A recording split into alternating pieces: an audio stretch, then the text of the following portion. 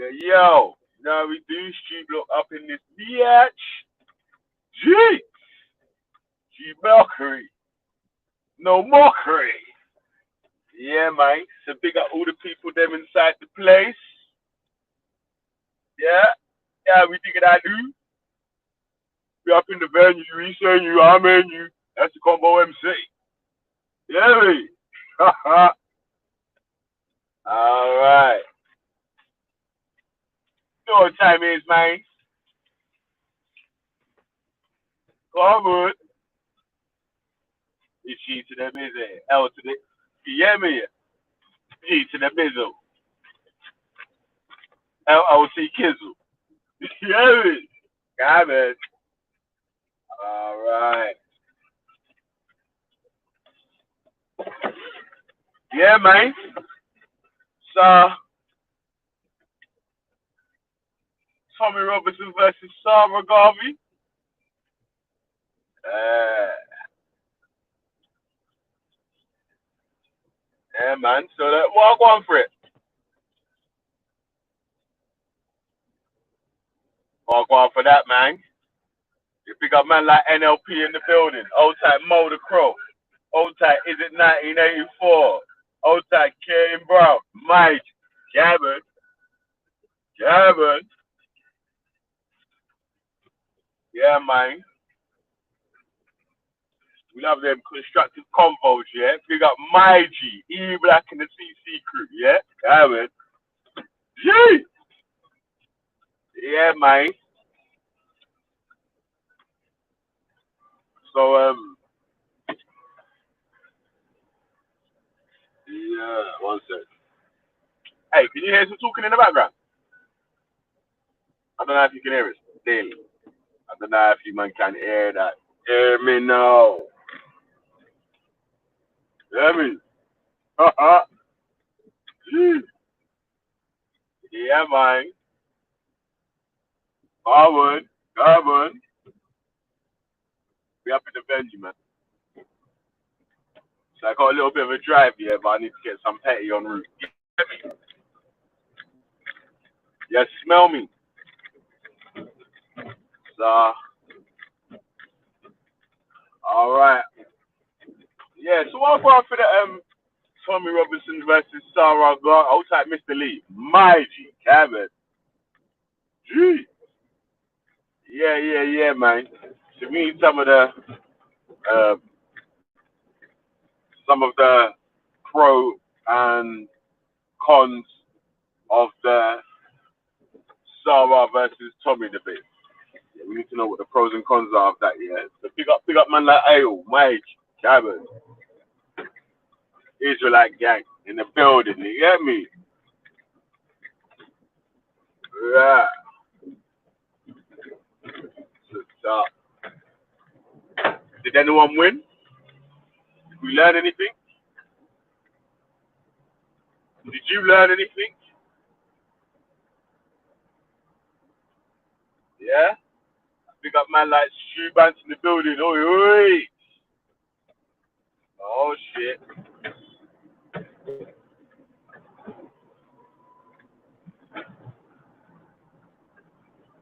Yeah, oi, oi. David.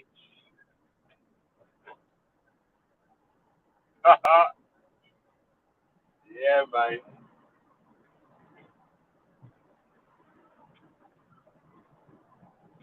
So, did yeah, man. I know there's a few fences between um Sarah and Tommy. Some people like Sarah and Tommy. I sort of want to hear from some of them people.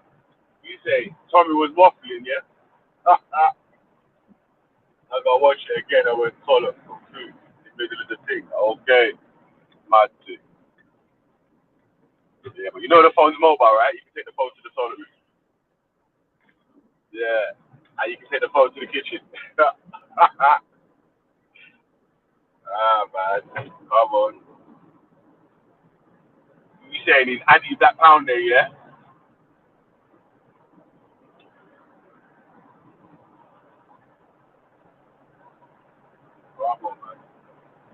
Come on. I don't need to give another explanation for Black Pound there, because I fixed that one already, yeah? When I was over on Rogers, when I was trolling Hassan for a beat, and he became my mate in the end. You hear me?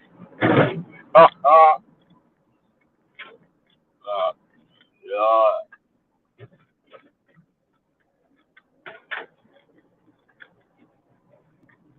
Yeah, man. So what? I think there's a point that I thought was true, man. It seems like whenever there's like a movement of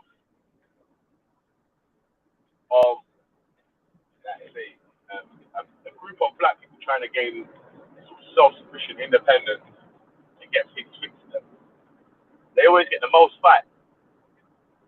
Anyone that just smiles and waves don't get no fight, man. Might be a new tactic, man. Smile and wave to the top and then fucking bring out, start telling people your true thoughts when you get to the top. You hear me? Outside work back in the building. Yeah, man.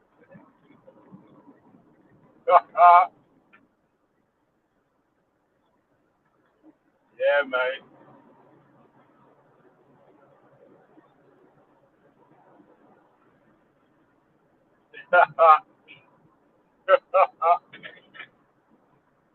Yeah. I think they educate each other. Zara more so. And that's why they need to do more of it. Yeah. Yeah, yeah, that's good still. We got NLP on that one. Balance one, yeah?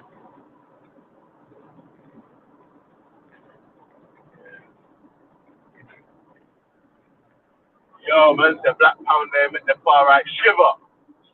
Made them stutter, stutter, stutter, stutter. You get me? I can tell you crying. I can tell you lying. You stutter, stutter, stutter. Man start stuttering and shit. Like, what? Black pound, eh? You can't serve your own community. You can't have a fixed community. Crazy, crazy, crazy. Man, I tell you what, man, they need to stop doing though. Stop listening to people about what they tell you you can and can't do when they've got no power themselves. Like they're actually another broke person. Like I'm poor and you're poor, and you're gonna tell me what the rules are you can and can't do. I'm just gonna believe you just because you said it online. Back up, man. You need to do your own research, B. You hear me?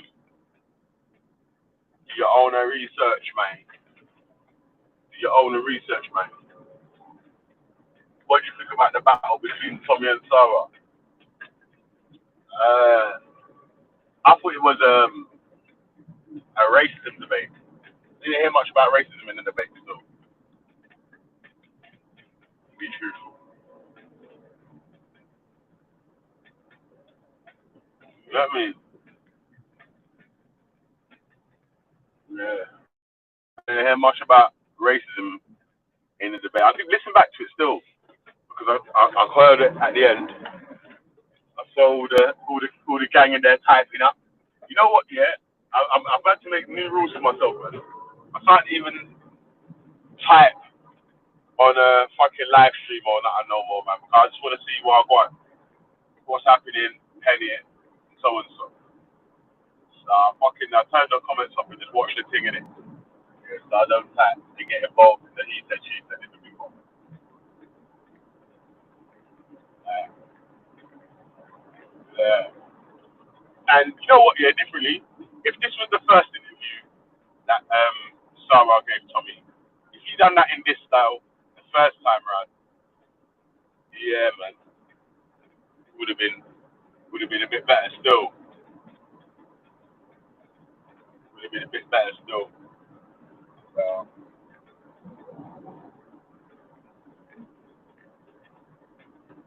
yeah, man.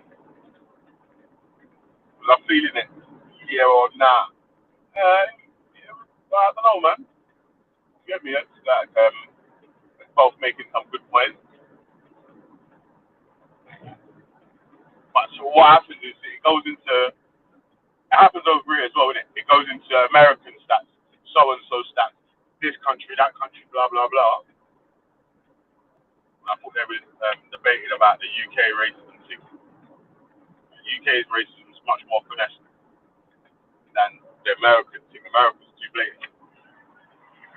The son of Satan, they see the killings too blatant. You get me?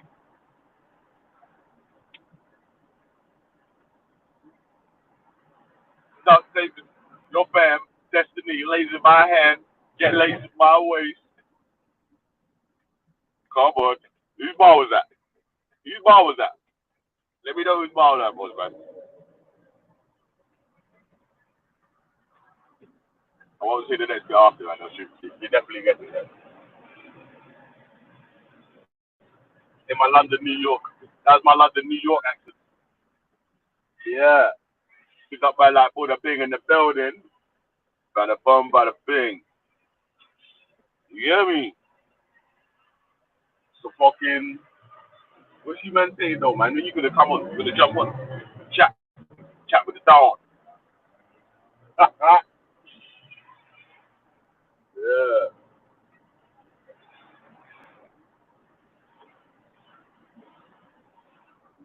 Yeah, mate.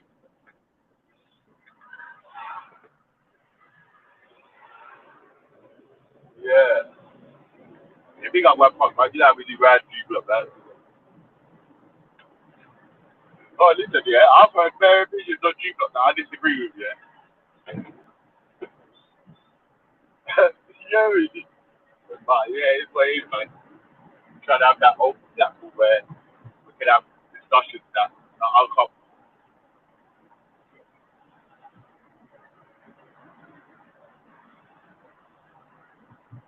Yeah.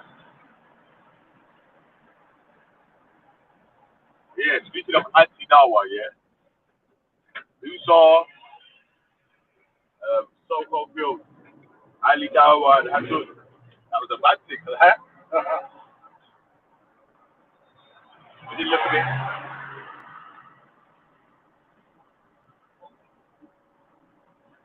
Everyone's really hate each other, innit? The Christians in the park and the Muslims in the park. I see Bob the Builder coming with some greasy face, fam, looking like he's gonna do something. You know, he looked like he was on crack, fam. Yeah, man was on crack. Trust me, trust me, crusty. Yeah. Nah,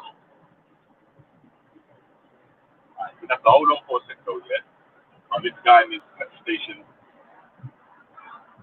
with some petty.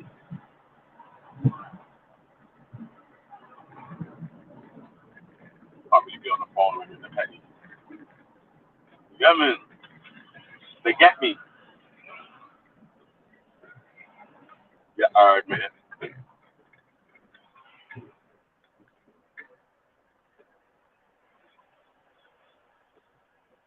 Yo.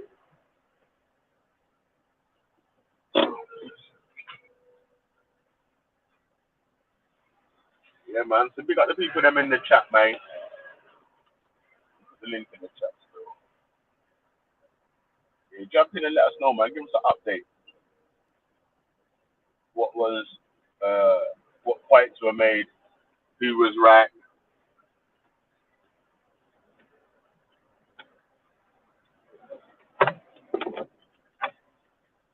And why is my man so concentrated on BLM, man? Got a shout out BLM, you know. You gotta shut them out. Love them or hate them, yeah, you have to shut them out, cuz, because they're doing bits, man. They're doing bits, mate.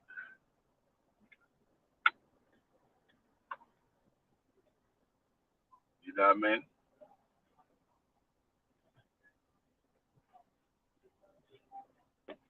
Yeah, so. It's a matter, trust me. the headphones on. Hold on. One sec. One sec.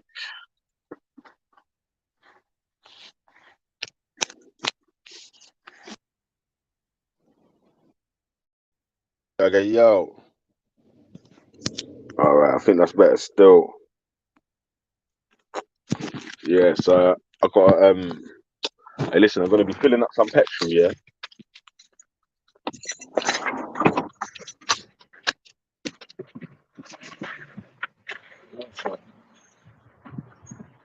I'm not getting the pay.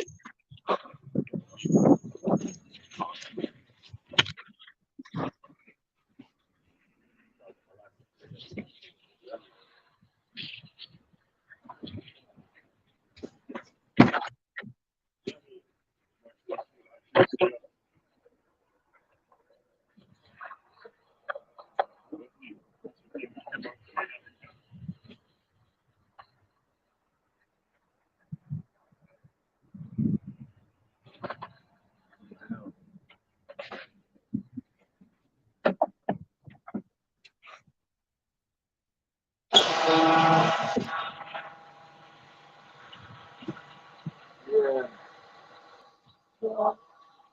What's that? Could be 11, man. They're doing it. Really? What's BBM? Okay, you got us, yeah?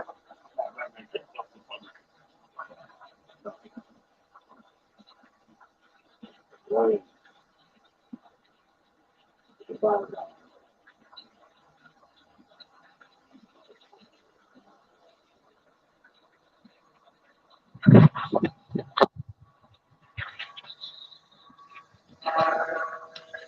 Yeah.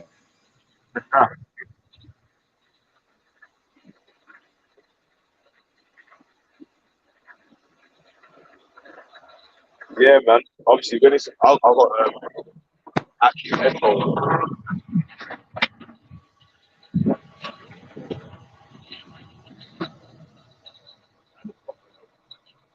Background music.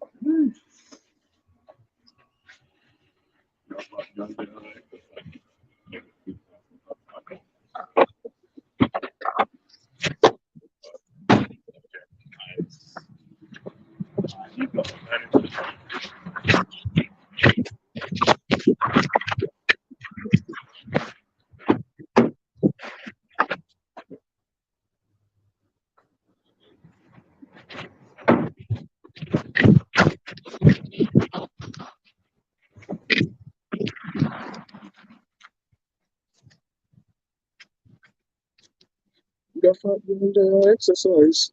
Everybody tries what that party is.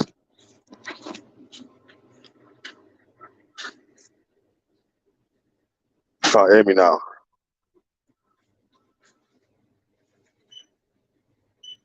Breaking up.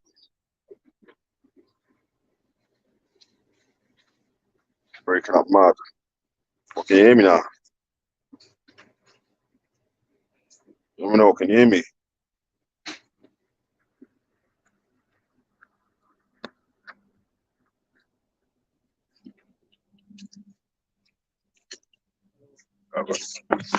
Yeah.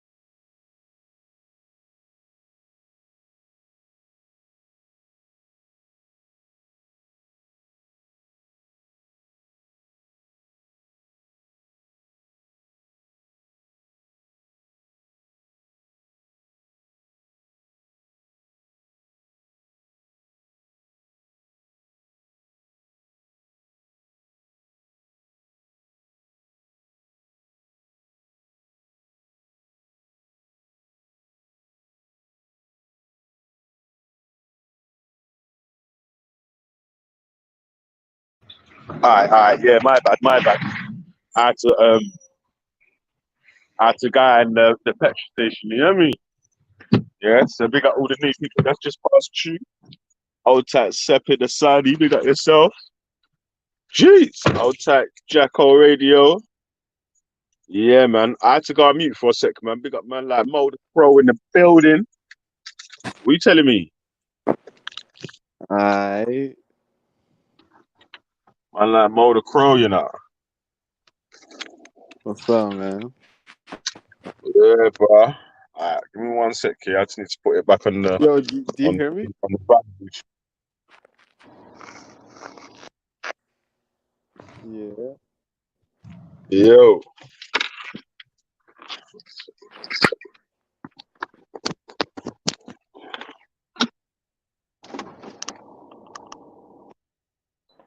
Yo.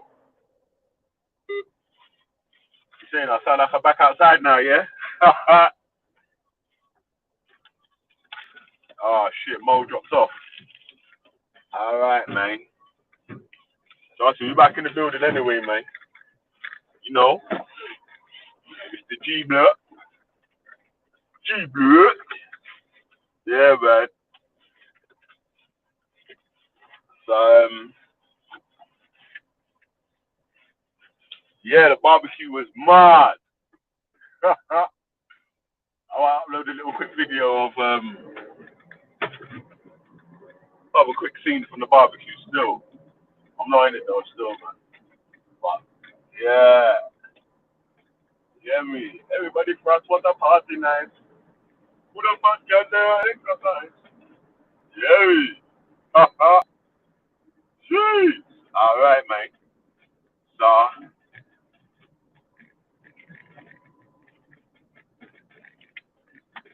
let's have a little quick chop up about Sunday while some people jump on. And then yeah.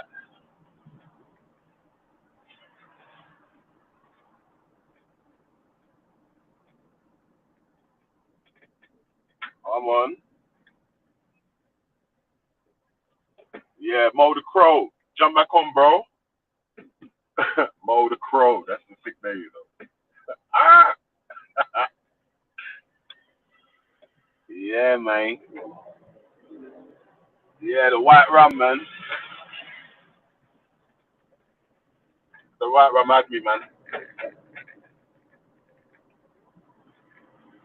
I was like, boo. Yeah, me. I went sick on that. I was mad.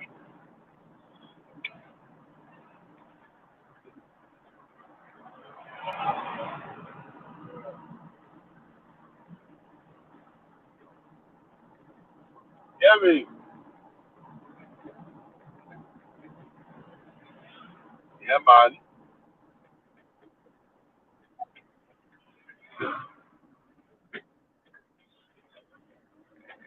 So,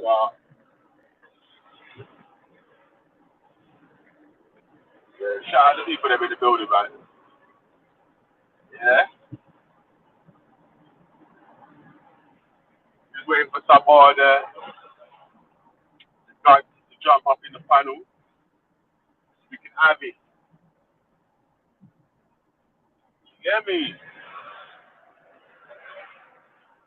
Man, like Trigger Bells.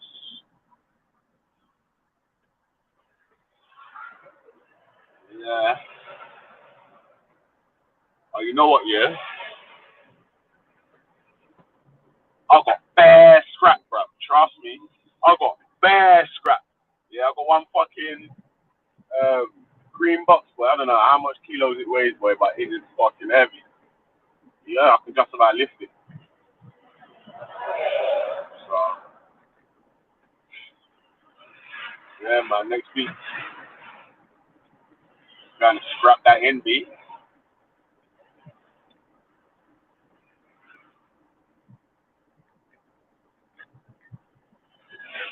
Yeah, me. So, yeah. All right. So what I want to know for speakers cool, yo.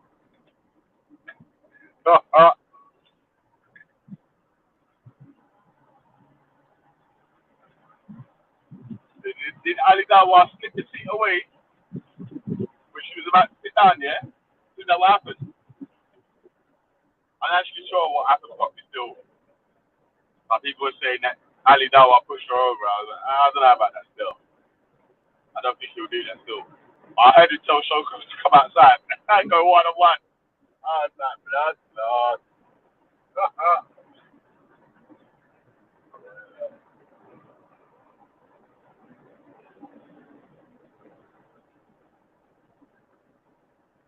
When did Sarah and Tommy debate?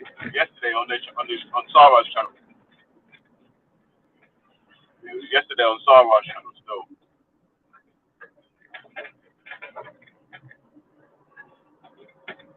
Yeah, Ali Dawa moved the chair. Yeah. That's the limit. That's the limit. You know what though, yeah? What Ali Dawa's got to be careful, because yeah, if imagine if that was like a Muslim girl that was gonna sit down in the chair and one Christian done pulled the chair from her. You man would have been wilding, fam, back kicking all over the place. Yeah, me. Though I might have laughed at that still. I'm saying. But I would have laughed at whoever it was, innit? Yeah. But I'm just saying that there would have been two different reactions for the different reactions for different sets of people, innit? So, man, still. Man, still. It is what it is, man. It is what it is, man.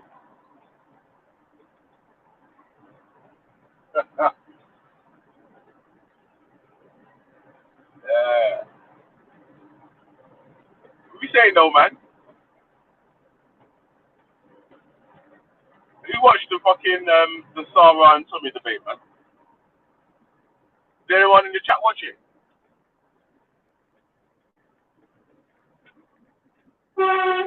What are you talking about, man? It's crazy. Can't indicate and stop in the middle of the road, fam. Political courage, man. You need to shut up. Yeah, man. Did anyone in the chat that was in the chat? Now, did you lot watch the Sarah and Tommy debate? So let me know that. What was it? Sarah? Who took the debate? Did Sarah take the debate? Did Tommy take the debate? Who actually made points that actually mattered?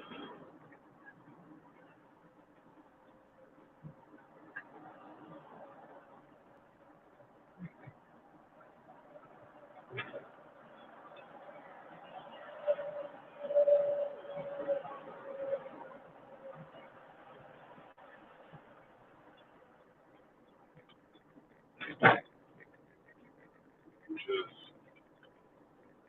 yeah, man.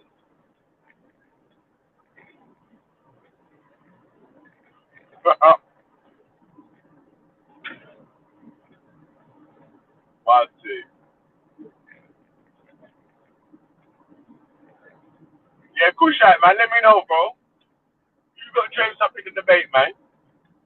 I did see you in the chat still. But I turned off the chat, man, so I don't get sucked in. NLP said Sarah if there was a winner. So it wasn't really a debate like that, yeah?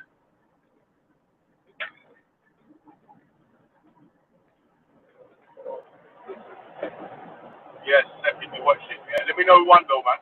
Or who you took it. Let me know who you took it and how they took it, man. Get me?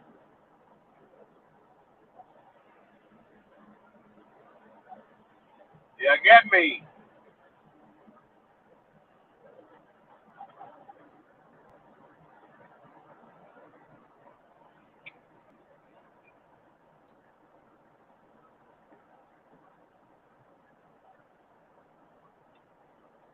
Sarah took the L. Right. The L, yeah? He said somebody by the Sarah push out, yeah? Alright. Yeah, you know, it's the last 15 minutes. You could just be talking about the people you watch, yeah? I didn't like the points for it, to be honest.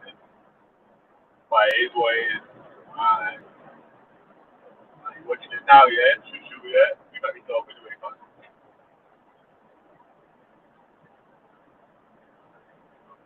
Yeah, come on. Yeah, in the building. Yeah, yeah. Like, you know what, yeah? They used to be John American, they used to say that. Boxing.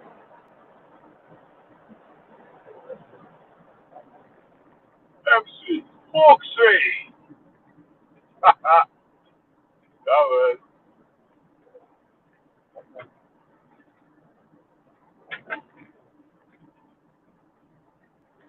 yeah, man.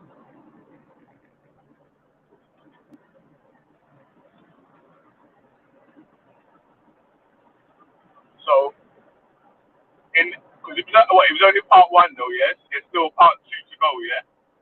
Still got part two to go. So, the part one between Sarah and Tommy chatting, going back and forth. What do you think happened? You think that we man in the building? If the whole point was to show Tommy was racist, then Sarah off out. Okay.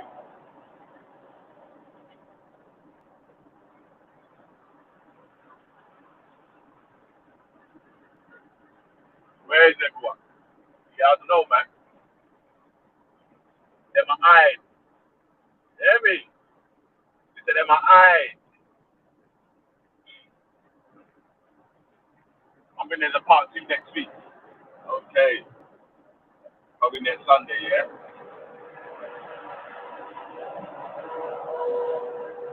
You get good numbers though, man. I see over a thousand people watching the live. So that's fucking dope, bro.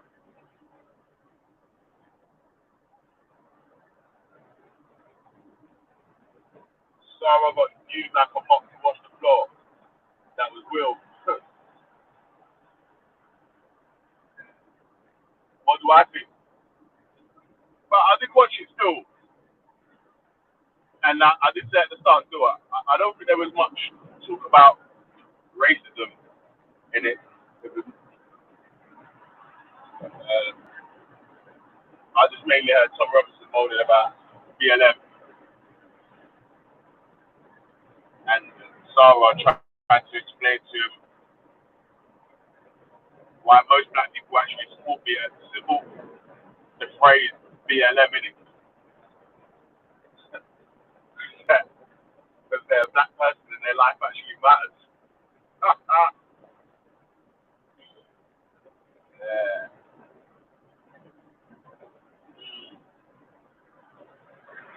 Thank you talking about this Marxist thing. Marxist. BLM's a Marxist movement. It's supported by white people. Yeah. Alright.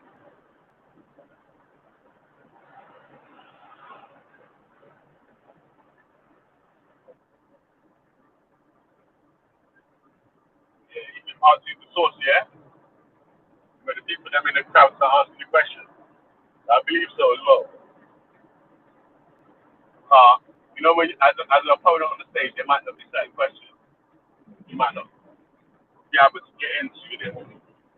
But one of the viewers sitting in the they're gonna ask you questions they don't give a fuck about that.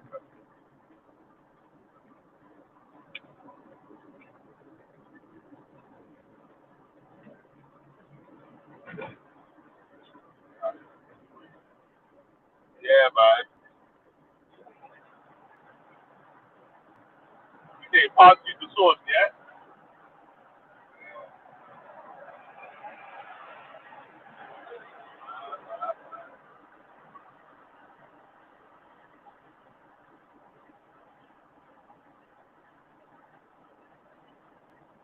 Yeah.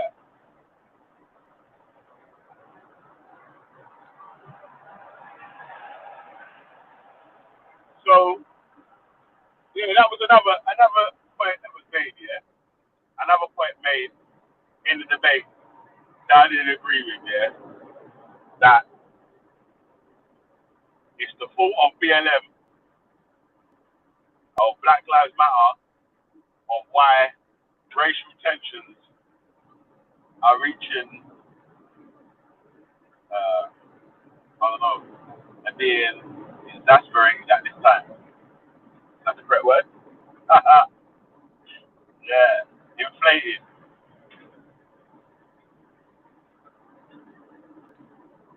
But that's bullshit, man. That's that tolerance thing. Yeah. There's some people that are just tolerating other people,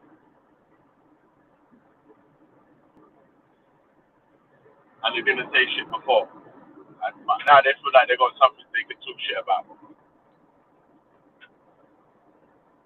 Now going on that instead.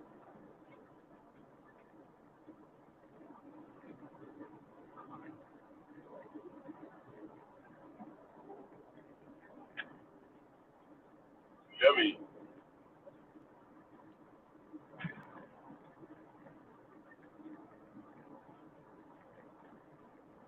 Yeah, man. Hey, wait. I'll tell you what I did see yesterday, yeah. Now I thought was, man, this brother is gonna be a fucking lunatic. Yeah.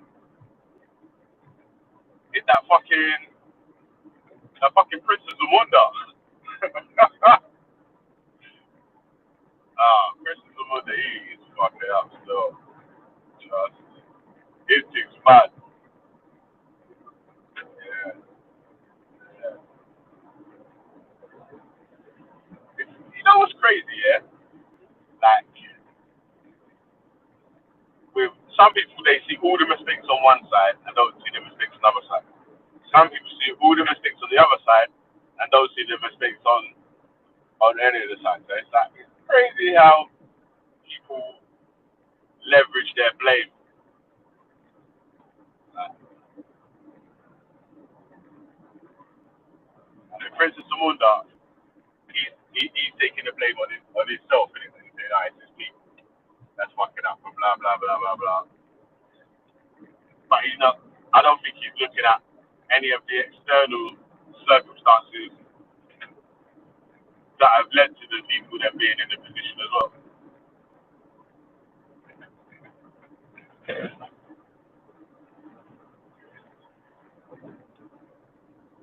You know what I'm saying? It's mad still. Yeah, but a man's got a dressing gown and a MAGA hat.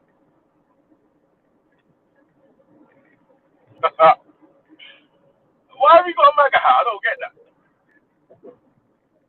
don't get that part of it still. Oh shit, frozen.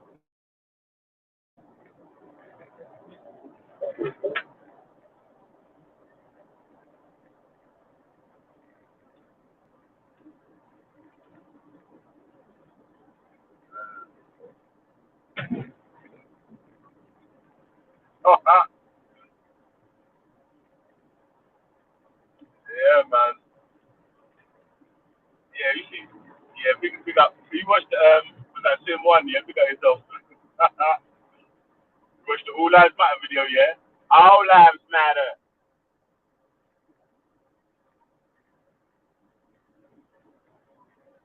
Who sponsors BLM? I don't know, man. I don't know. Like, I don't know still. So it's not really that political like that, yeah. And I've got the BLM up there really with people up in it. So we go to nerves. Not really anything else in it, man. Controlling purposes. Yeah. What does Tommy give Sarah the night of day? Why does Tommy give Sarah the night of day twice? I think they're both paid to create division. Okay? Both paid to create division, yeah? Serious allegation, man. He's an agent. Yeah, who really actually watched it? Yeah, you know what? Yeah, I think most people did watch it. I had to rewatch it from the start still. I didn't catch it before, so I rewatched it to where I came in watching it from.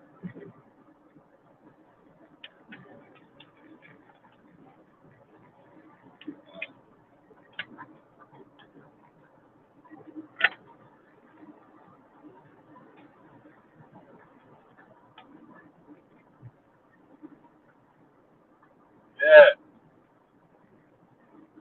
I did watch it, but I think that's right, man.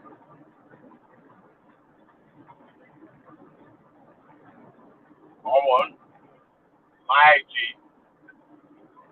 you star midfielder, you get me?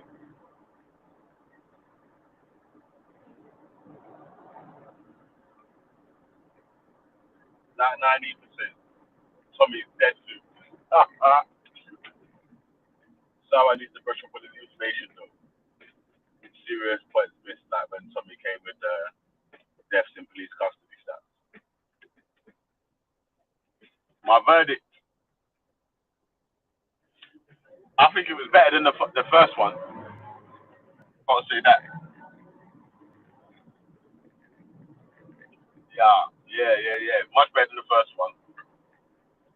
Again, there wasn't much talk about racism or whether Tommy Robinson is a racist or whatever. There was a little touch on it still, but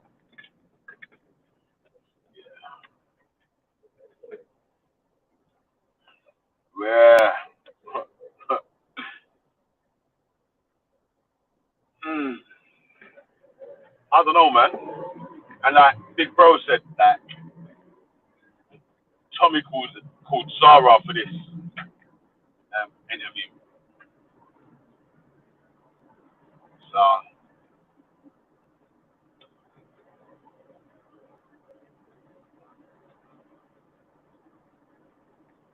was it just a PR interview on Tommy's part? Probably.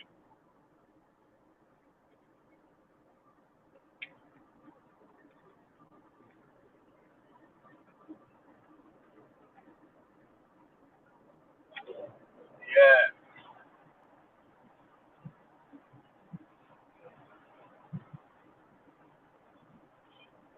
We say the next police custody that Robin Food, yeah?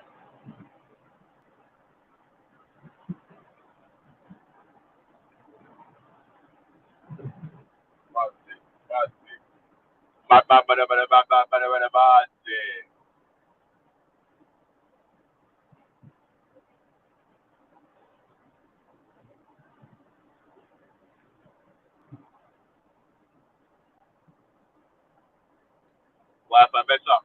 Yo, yeah, I saw the debate.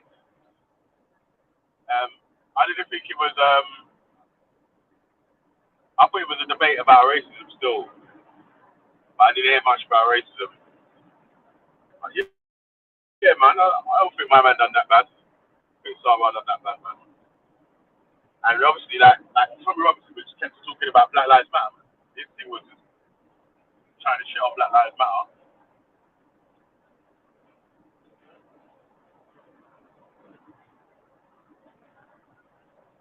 You know what I mean?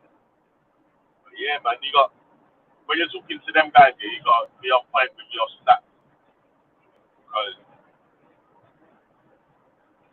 uh, facts and figures matter, be.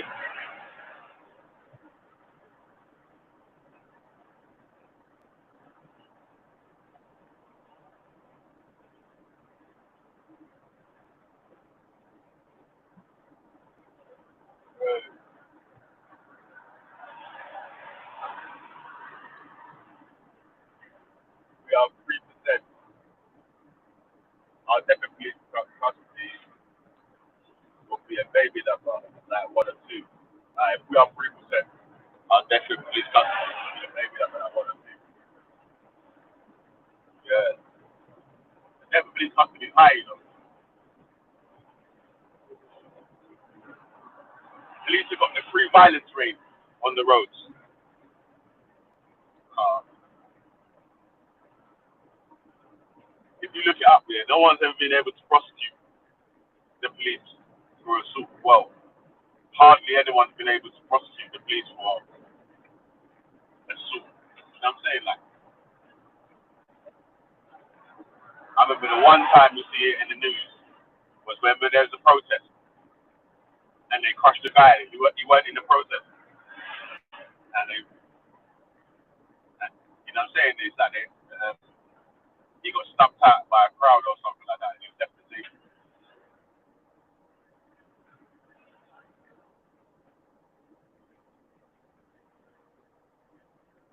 why? Why you know that? Why that Tommy was waffling? What was he waffling about?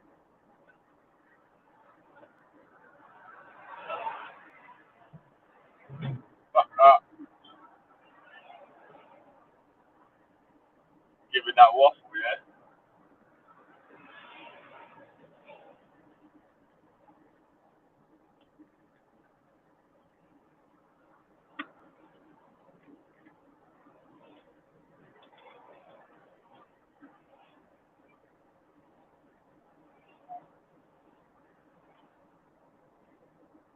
My bad.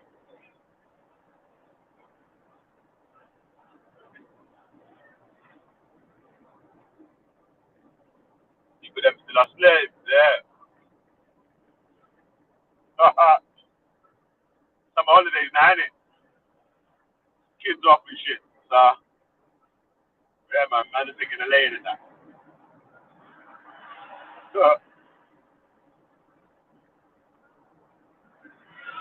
It's what it is, man.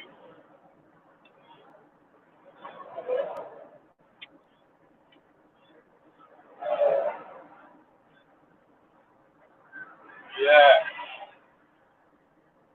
Spice is right though, man. We need some new gangsters to come on the paddle as well, you know. Not just the same old dogs. We need new dogs at the paddle as well.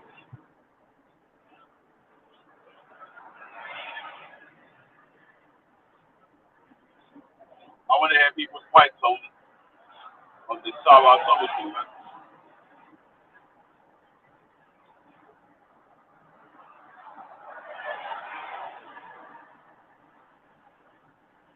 Yeah, man.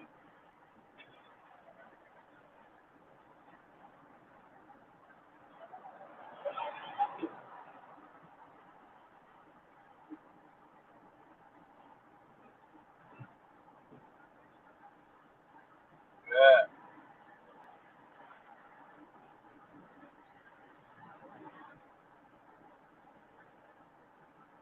Didn't want to talk UK.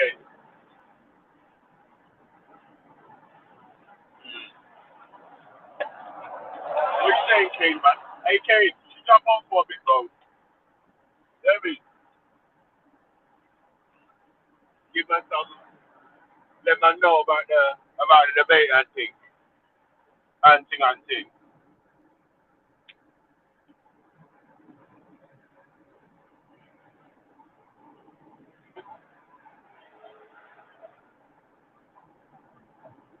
Yeah, man.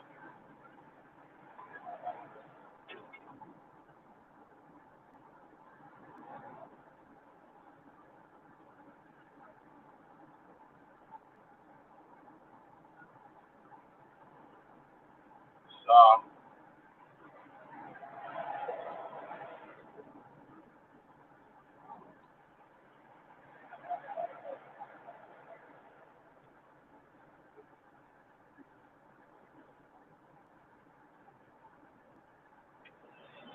yeah, man.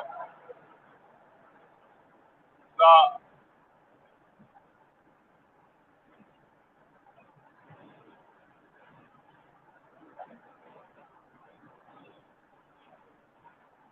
yeah, what's the beef with BLM, though?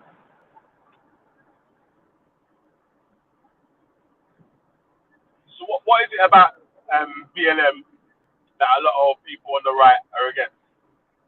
What, that they want to attack police brutality, or that they're supposedly funded by and funding white people? Is that what it is?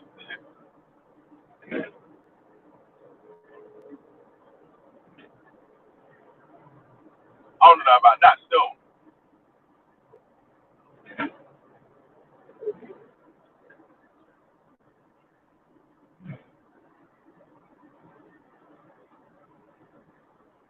they're complaining about stuff that's not happening, yeah, maybe there'll be stuff to complain about. But they're complaining about or they're protesting about shit that's actually really happening, and you know it's happening. Why should anyone be against it?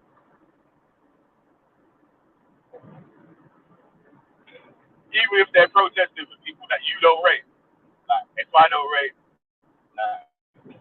a tranny or a homosexual or whatever, don't mean that they're still not black though. You get me? I mean I don't rate it. So if there's a group that's trying to protect or trying to stand up for all the black people,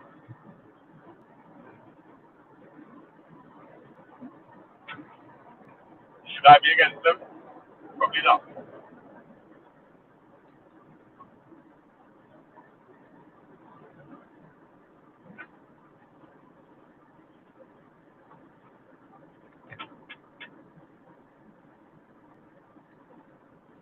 Because some people don't believe it's real. Um,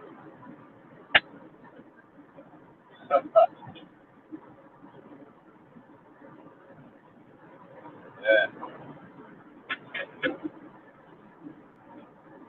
crazy.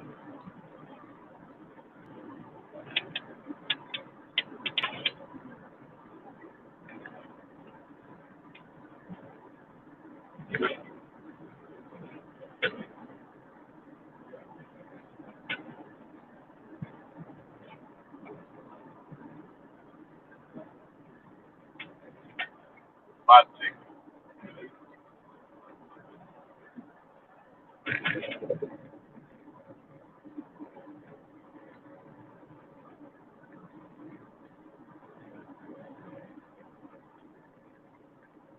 Yeah, man, the thing's mad still.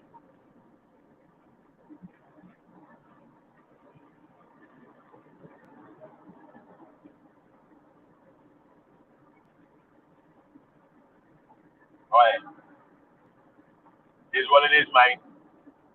It is what it is, man.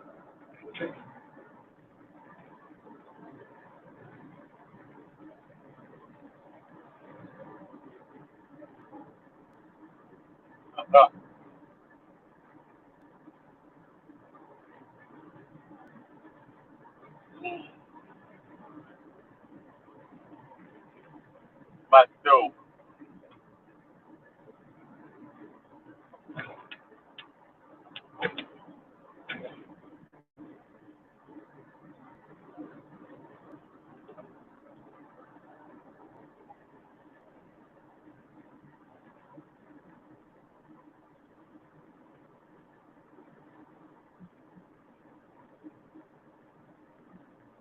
yeah, man, it's mad still. Yo, yeah, you better try it, man. You better try it. Stop. Yeah, bring up some topics, man. Let me know. We want it. What do you want to hear me talk about? There's a few people in the chat, man. You get me?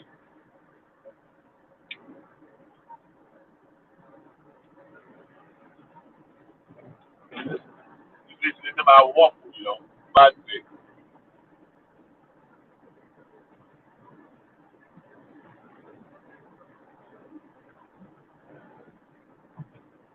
Uh,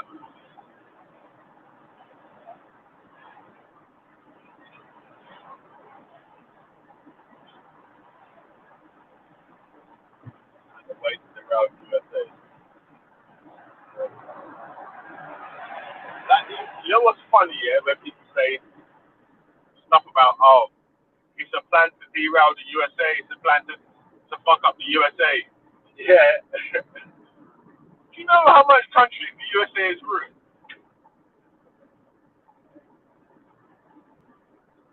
in the world? Every country with an army base in it means that USA is fucking had it up. Crazy, man.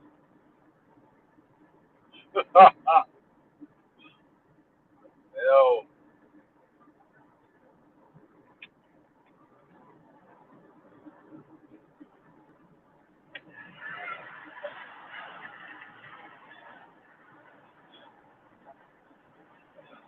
USA been ruining other countries'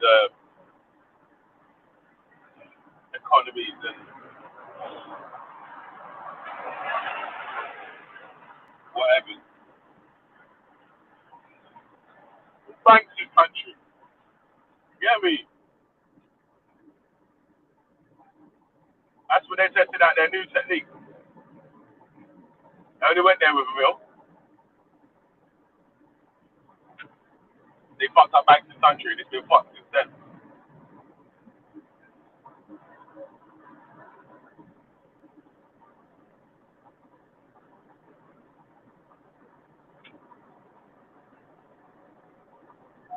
Yeah.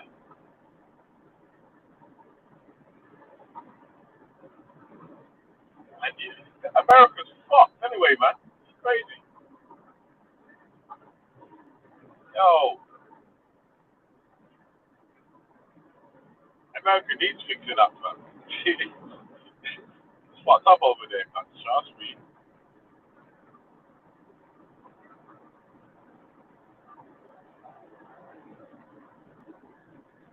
Yeah, man.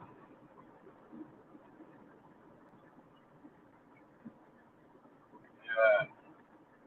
Their economy relies too much on people being hurt, man.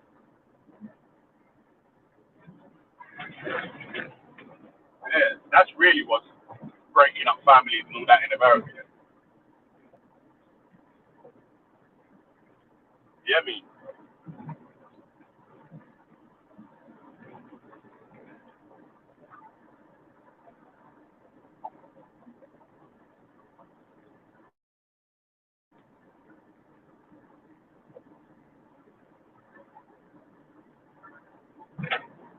Remember,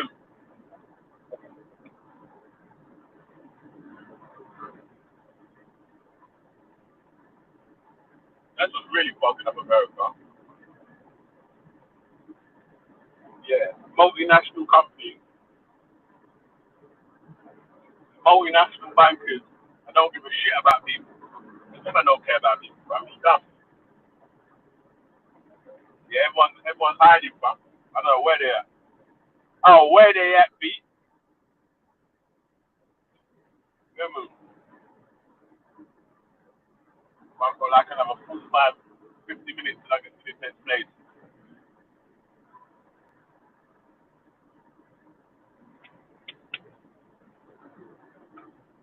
Mm. Cameras on. You get me? Yo, big up, G. Yo, Big up, G. G Unit in the building. What's happening? my God. Yes, yeah, just a short one. Man. Just stopping by, bruv. You know how it is. Just checking in with the generals, with the generali. Mm. Yeah, I mean, what you saying, though, brother? I see your headline. I saw that. I saw something about he was gonna have another tea party with him. But I don't know. Maybe it might be a bit more of a exciting event or deal between the two and meeting, because I think last time it was very dead, right? It was like this is your life, you know. It was like this is your life instead of heated speakers corner debating. Yeah, you know. Have you seen This Is Your Life? You know when man reaches 100, they yeah. Have you have you seen that? No, but if he, no, I mean, it was just a bit boring the last one, man. If you know, if he comes with some serious questions where, you know, the guy's he's sweating, put him on the ropes a bit, you know what I mean? But have you seen it though, bruv? What was it like? Okay. Yeah, I watched it still. I don't think it was an actual debate. It was more like a discussion sort of thing. Right. And yeah, I voted. Yeah, you might have to watch it though. Still. You might have to watch it. Watch it and then give your take on it. You get me? Because you can give it the gold review. You get me? Bro, I don't know, man. I just got a feeling that there's going to be a whole week of like intense scrutiny and analyzation from you know who, and I don't know. I'm going to have a look anyway, but sugar. I was gonna what I'd ask him. What would you ask Tommy Robinson though? What would you ask him? I know what I would ask him. I don't give two shits about Tommy Robinson stuff. I wouldn't give me. I mean, personally, anyway, yeah. Differently, if I was doing an interview with Tommy Robinson, like, yeah, what would I ask? It's a good question, really. But, I mean, like, if to me, right? Obviously, if you've got a channel and you're trying to address everyday problems that are happening, you're going to probably want to possibly, if you're a black person, like, interview Tommy Robinson. But like, when he asked Tommy, is he racist? Yeah. No, Tommy asked Sarah, do you think he's racist? Yeah. And Sarah said, well, yeah, like that in between sort of, when someone's like there's the KKK on one side, and then there's someone that's like totally not racist or maybe just a little bit suspicion of racist. He said he thinks he's like in the middle of them two. All right. Look at that. So he didn't fully admit it, but he basically said, "Yeah, I'm for my own." No. Yeah. That's what Sarah said to Tommy. Oh. And then and then Tommy said, "Oh, you think I'm racist?" And then he started talking about how he stopped the BNP taking over EDL and then some other bits and pieces. Okay, so he's kind of tried to justify that actually, or try to argue the fact that he's not racist, and the reason why he's not racist is because he stopped all the radicals coming into the. All right. Okay. Okay. Come on, my life got root in the building. Come on, man, Pele and Magay. Pick up every day. Yeah, bless him. Yeah, man, what you say, my brother? Every day, man. More on the gully side, mate. Now you know how we do. But yeah, good subject today, man. Do we need to really chat to them? And the answer is no. I always Did you watch the debate? Sorry? Did you watch Sarah versus Tommy debate? No, I know I don't need to chat to none of them. So I'm just giving you my point of view. I don't care about I'm saying Pacific.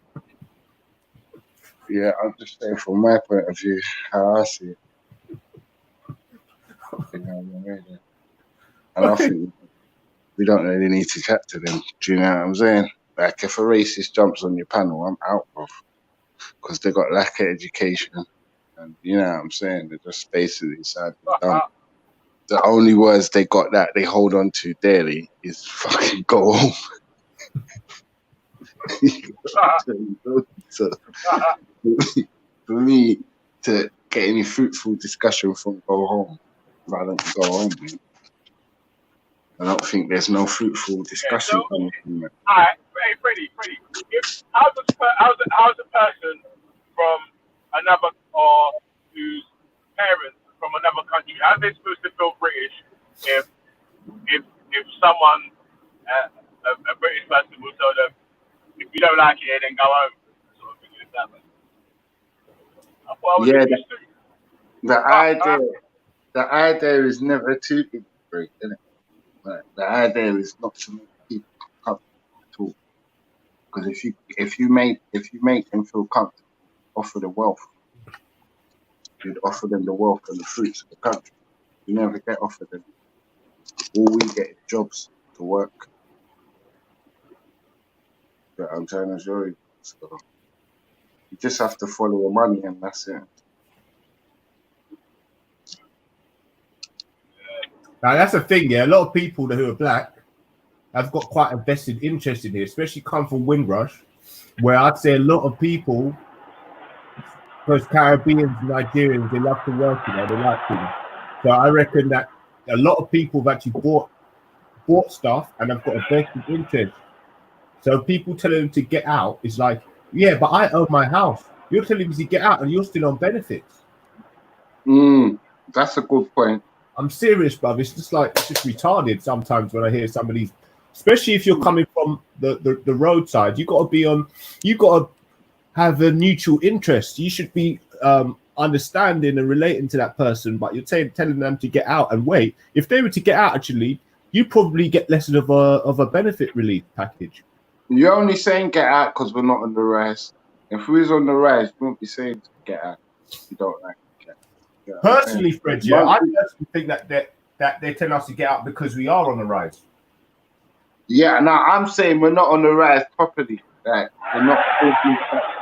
As soon as every man gets their own business, that's when we're on the rise. Or just as every family has got a business in it, that's when we're on the rise. And that's what they don't want, I think, personally. Hopefully, it's gonna get like that still. Yeah, I can't wait, bro. I'm just expecting it. Yeah, I want a job from Belay and McGee. You know what I'm saying? I want to be able to take Belay and McGee, get a job, or get some type of piece from them one day. You know what I'm saying? Yeah. Are you all thinking that? Sorry, Kai. I said, you're a dickhead, Bernie, man. Shut up, man.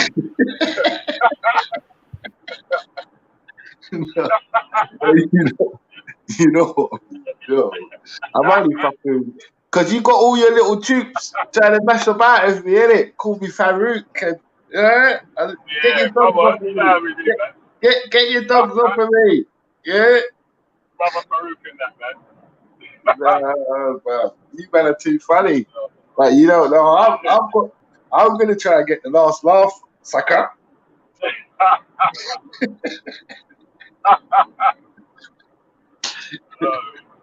No, but yeah, bro, man. Balay and Magai, you know.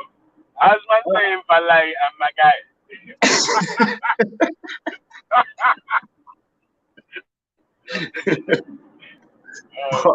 But you know what though, boom there. I think, Phil, man. Trust me, if we chat to these fam, we're a bit crazy. Do you know what I'm saying? Because it's the same argument, Phil. Like, there's no injustice for you. You're all right here. Like, stop complaining, basically. You get what I'm saying? Stop moaning. Hey, wait, Freddie. You see, so is it like talking to what's the word? Talking to like who's Tommy Robinson like, and what policies can he change? If you need to be moving to or trying to debate anyone, yeah, you need to be trying to move to the man them in the top. Bro, fuck the influencer, bro. But wait, let me finish the already, yeah. But for someone to be able to speak to them people that are in the upper levels, he's got to go through the lower levels and the middle level. You know what I'm saying? Middle tier first. Yeah, but what I'm saying to you, so what? Roll up Vel, he holds little. Blah blah blah. Sorry to cut you, Vel. He holds little to no power, bro. So talking to him is like talking to a fucking brick wall, bro. Do you get what I'm saying? The only power he does hold is from people that are undesirable in our society, if that makes sense. Do you know what I'm saying? So why would you go to the undesirables for change? Do you know what I'm saying, pal? I'm just looking at it from a society aspect. You know what I'm saying? These people that support Tommy Robinson aren't welcome in the mainstream now. Do you know what I'm saying? So I want to deal with people like David Beckham. Do you know what I'm saying?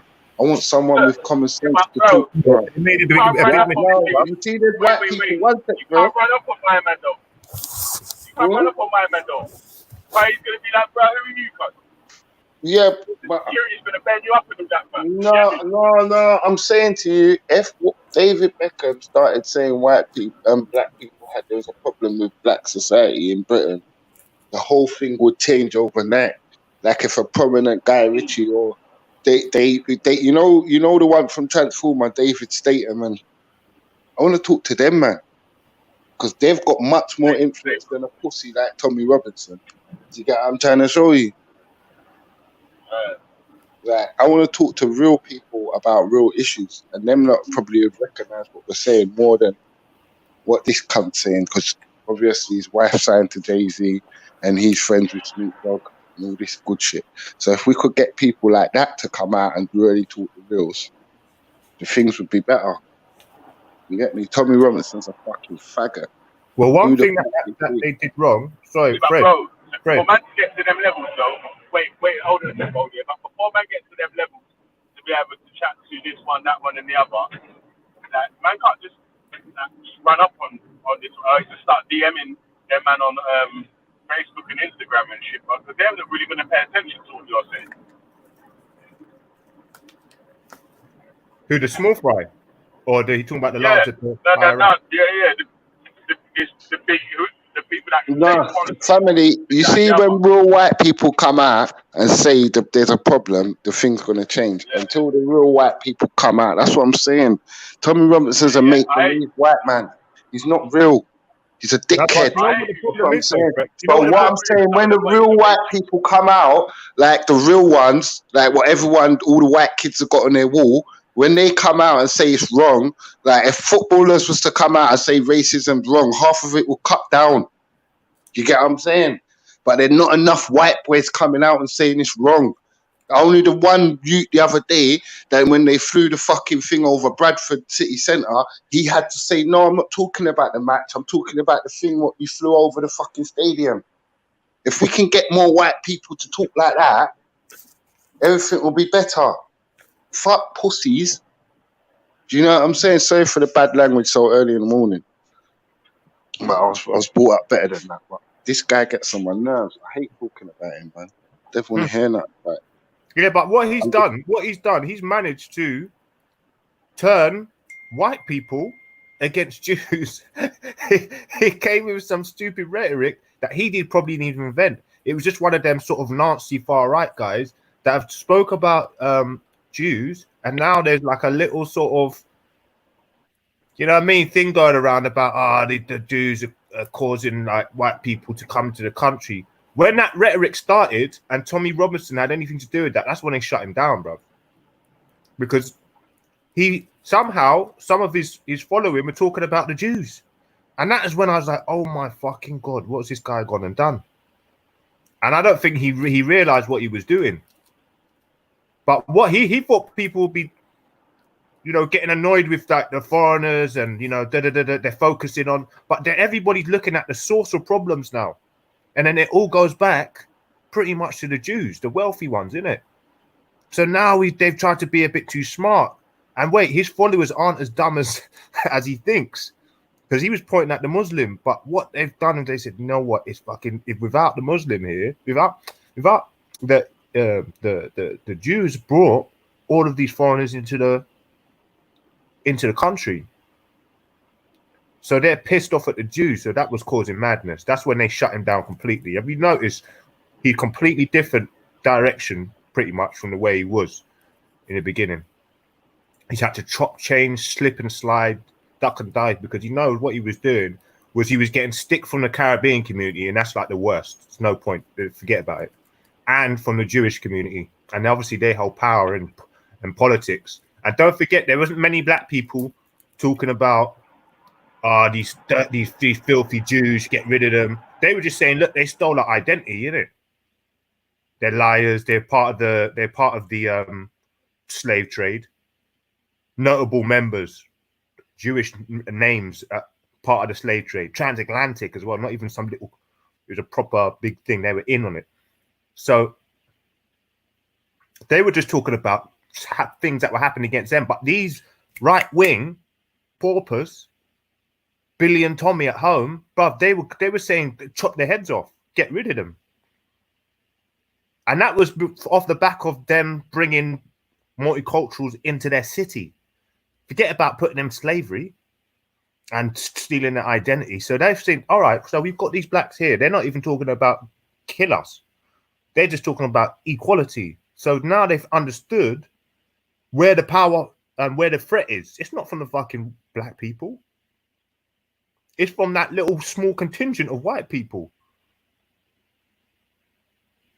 And you'd be surprised, bro. And that's the thing. That's one thing I've started to learn now is that don't feel like it's all set up. Some things are genuinely happening here, bro.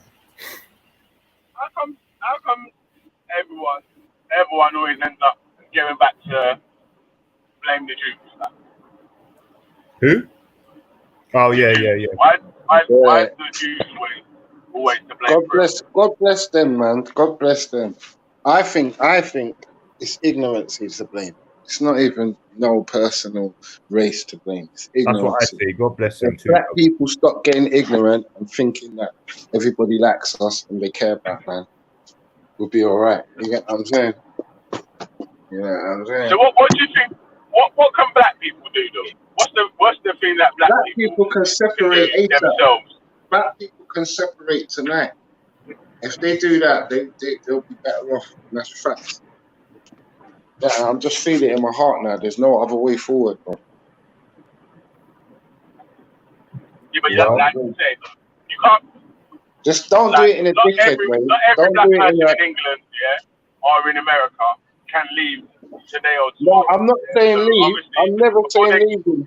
You know, Vel. I'm just or saying when you do whatever it is, the way you do your business, the way you live your life, separate if you can, because you ain't getting no respect in this one. This one, they're not giving the man the right rating. So all You we know can that. do You know that. That's is 100. just fall back. Just let fall, me ask can't. gold. Let me ask gold. Go on. Go on. Like, finish your bit, Freddie. No. That's all I was gonna say, man. Then I've come up with that. Like, Innit? gold. What Yeah. do you think that black people can do to better their situation in the West? I would say do what they're doing. What now I've seen is the doors been opened for business. England want to be the first richest country. Don't think they want to settle with 6.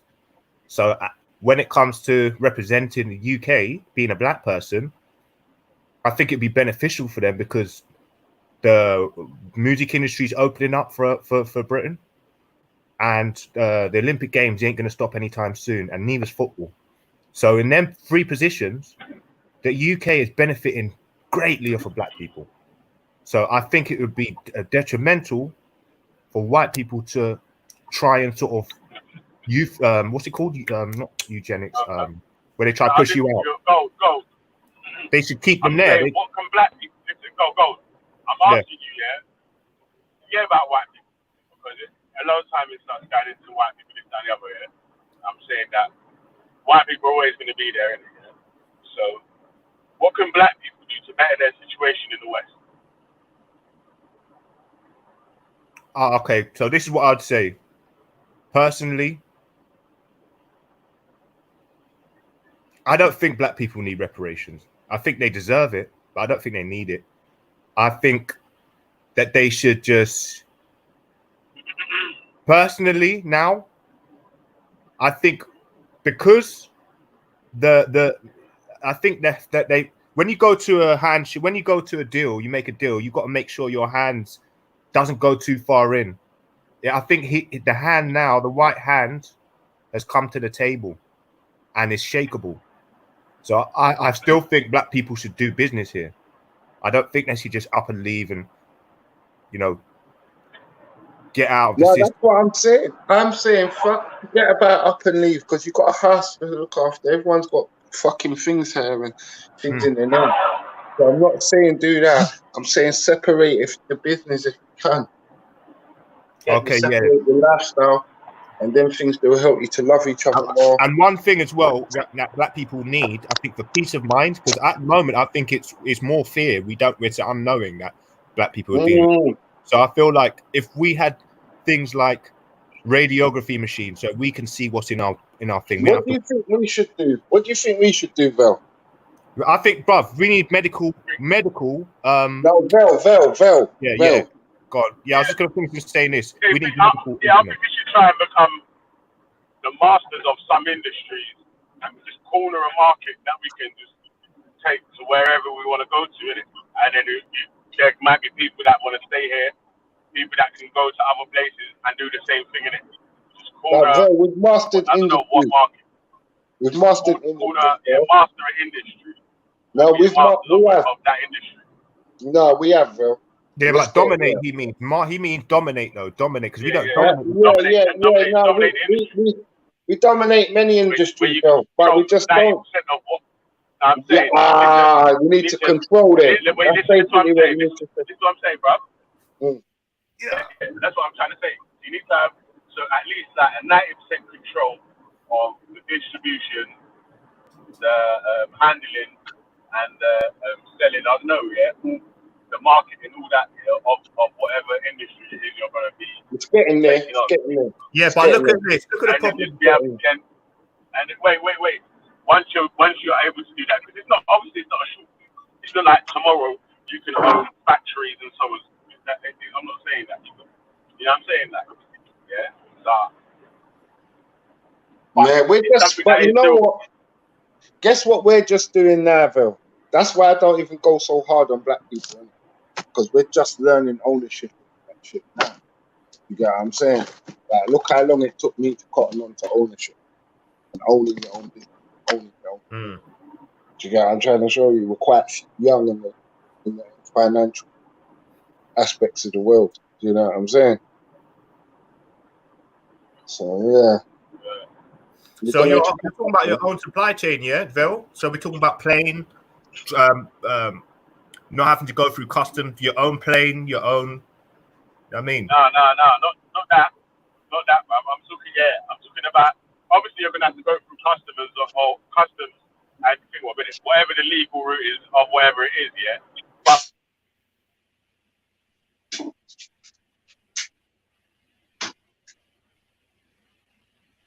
yeah. I don't know. Man, want to get it to a stage where your whole team's black in it.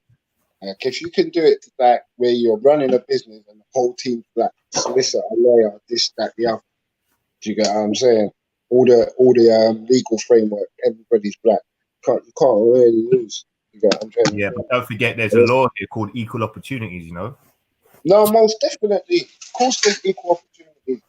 That's what I'm saying. But I'm saying if you want to get your business or black people in the right position, you just want to have it where 80 or 90% of us are black, just like everybody else. Because a lot of people do what I'm that. saying? A lot of people do that. You get what I'm Even saying? though I don't think You're never gonna get a West Indian shop with bare Chinese people in it. It's only like, I don't know, probably in China you get that. You get what I'm saying? But you're not gonna necessarily get like a West Indian shop and they've got all Chinese workers. Everyone's, you know what I'm saying? Don't make sense. Yeah. We could arguably say that there'd be You're less. gonna get probably 80% of the staff are black in it. Caribbean. You're cutting out, Vel. You're cutting out, Velly. You're going underneath a bridge or something. I can't hear you, G. Yeah, so it's the hottest day of the year. I think this is the beginning of this heat wave, family. The most. That'd be a good vibe, man. You can get some nice weather. That'd be a good vibe. So yeah. Back to working when the sun's hot. Yeah, it's the best type of UV ray light at this time exactly, 10:30. There you go. So this is the time I'm gonna get my ass outside. 100, man. I'm already. I'm just because my girl takes long. I'm just waiting for her to come on. I'm running it. I'm fresh on the road again. See, now if all weather was like this, I don't think the weather would be a factor when it comes to black people feeling comfortable. You know what I mean? Because I think one of the main reasons why people want to leave here is because it's purely because of the weather. But I'm telling you what, if all summers were like this, now trust me, man. It's not even just want to leave here because of the weather. It's because of the attitude, man. The attitude matches the weather sometimes. You get what I'm trying to say? Like, it's true. But the thing is when you go to China and places like this, different places around the world, you see the kind of different type of recognition. Yeah, go on. Yeah, we can hear you, G.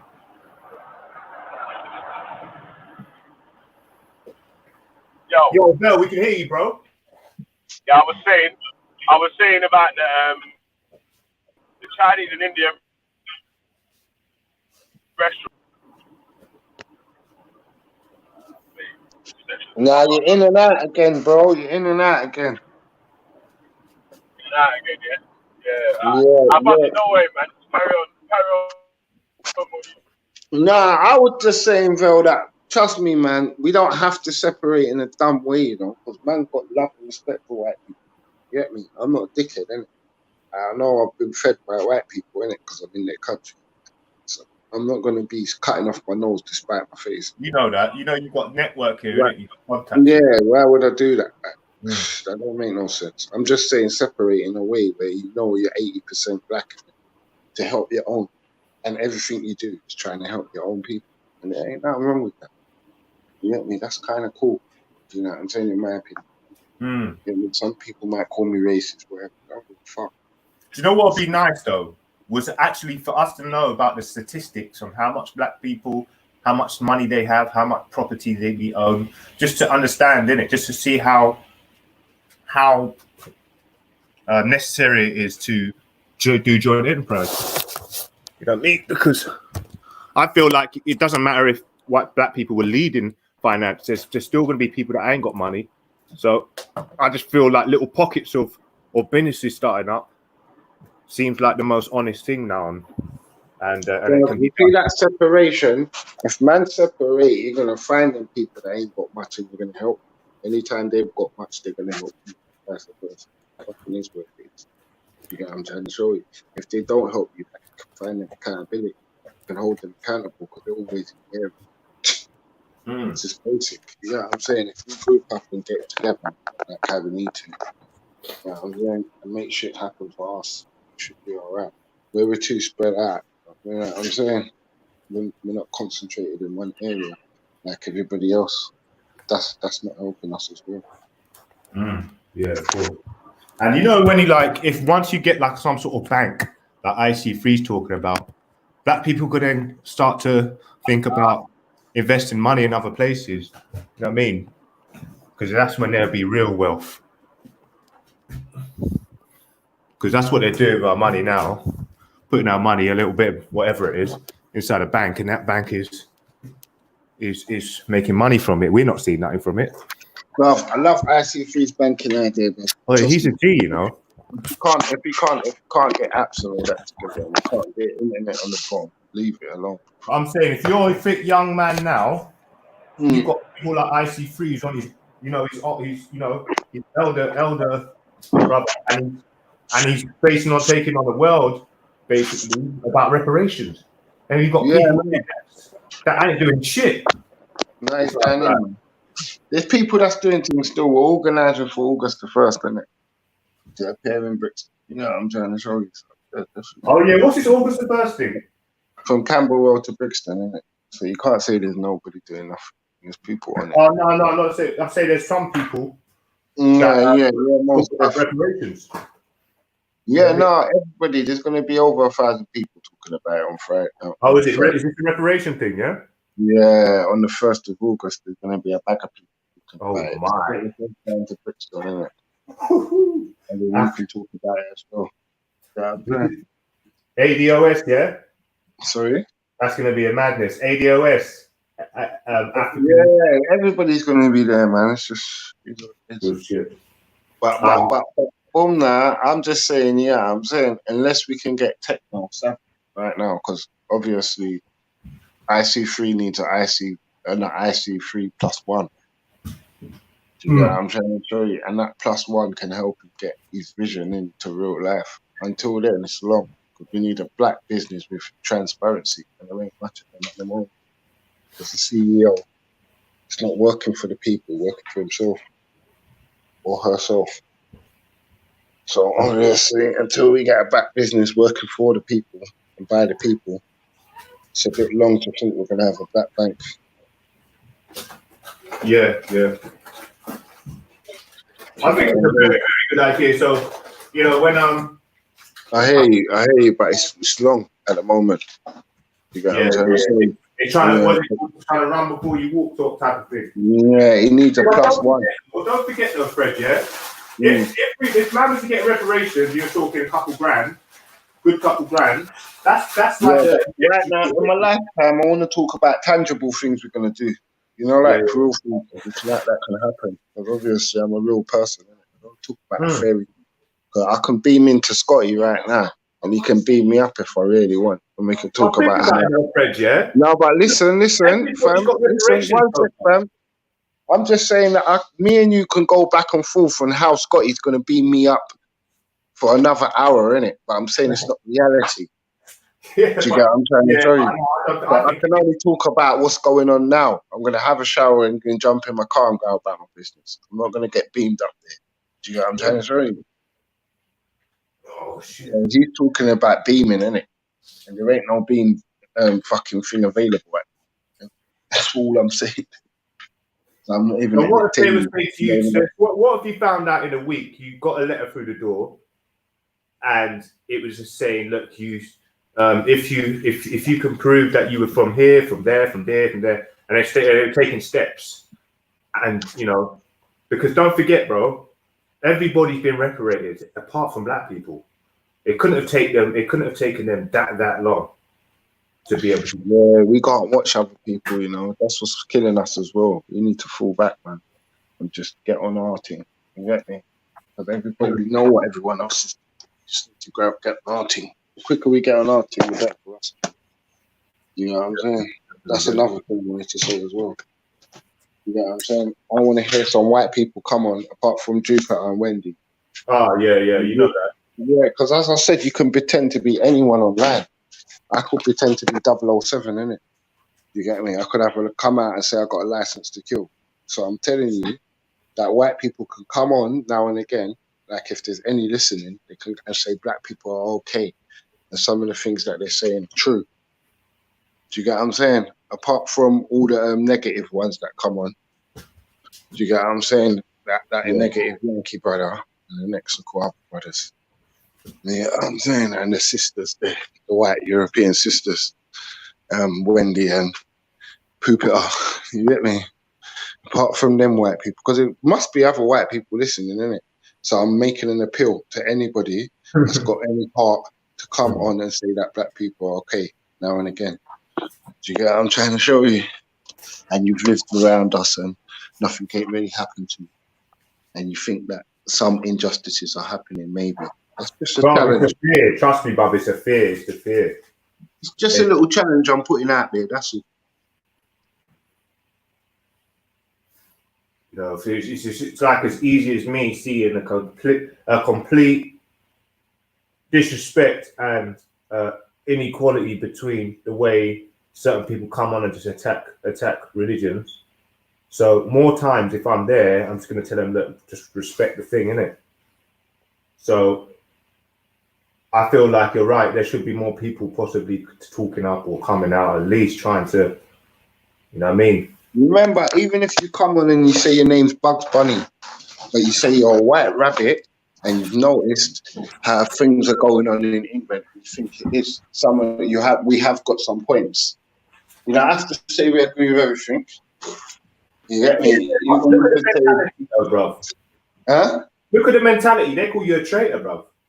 All you have to say is we've got some points now and again. You get me? And that there's no buts. There's no buts. And like, you can just finish the sentence. You can say, yo, we've got some points, and that's it. We're going to look into them. I'm going to tell my white community to try and look into them, and that's it. Do you know what I'm saying? There ain't no people like that coming on. It's just the same racist people. That's just making me think, fucking hell, man, you might have a problem. That's what I was thinking, you know. There's more people that are just dumb and completely trying to go against logic than there are people like, you know, anti-fascist people coming on, you know. Yeah, because remember, there's a man that can be called Ryan Smith. Not David Smith, Ryan Smith. You can just pretend his name's Ryan, innit? Smith. And he can come on and put a little colour flag. You don't have to be any Pacific nation. It can just be red, green and gold. Do you get what I'm trying to show you? And he could say, nah, I live with black people. My girl's black. This, that, the other. Anything. You get me? Just to get account of you from a European. Like, because we always talking about racism. We're always talking about what we need to do. You get me? It'd be nice to get some type of, you get what I'm saying? Feedback on what they think. Apart from go home. Yeah, yeah. So, you know, when you're talking about illegal ownership of people's goods, you can't argue against that. It either is or it isn't. So that's why I think people know what it is, but they're just a bit too comfortable or scared or feel like they're going to be out of that as a racist or, I mean, a traitor. So I think that's the main factors that are holding people back. And you can see that they don't really want people. How can you be scared to talk about the truth? Bro, I don't give a fuck. Like, the whole black community can hate me, bro. If someone black's doing something wrong, I'm saying it. I think it's wrong against us. Yeah, but you got integrity, though. That's your integrity. Huh? You got a strong integrity. But I hear you, bro, but fucking hell, man, just pretend, innit? That's what I'm saying. If you don't feel comfortable, mask up your voice, pretend. Like, you know what I'm saying? Like, just show a little bit of love. It's not hard to fucking reach out and show a bit of love now and again. If you listen to the channel and you're a white person, you can't count on someone what a Jupiter's saying. You can hop on. And don't make Britain look so vile and ugly. Sorry, D, 1 second. I'll take this call. I'm gone anyway. Peace, people, man. Have a lovely day, man. You get me? I know I've got faith in white people. Some white people will come on, apart from Empress Becca or whatever. Yeah, or the regulars. You get me? John Wallace, I can't count you because you're even in the US. You get me? I can't. Who are you? You're not even living over here. We need some people over here to just talk up the thing and say that Veli's okay now and again. Be cool to say that, you get me? But it's blessed anyway. Yeah, well, peace. Yeah. Yo. I feel like there's a lot of people talking about black oppression from the white side more than ever. Listen, I need to sing a song. Hold on. I need to sing a song, yeah? What is love? Baby, don't hurt me. You say, what is love? No, what is that? What is love? Baby, what is love? Baby, don't hurt me. What's the Chichi Man song about, though? Yeah. Bruv, why are you at 10:54? Like, I thought it's a little bit of a Chichi Man song. Yo, no offense, brother, but what's with the Chichi Man song so early? Nah, man. That you was Freddie, man. You talking about need some love in it. Oh, that's from Freddie Mercury, isn't it? Was that Freddie Mercury? Man was singing "What Is Love." No. Oh, it was a black man. That's it. I'm sorry. Excuse me. He's a black man.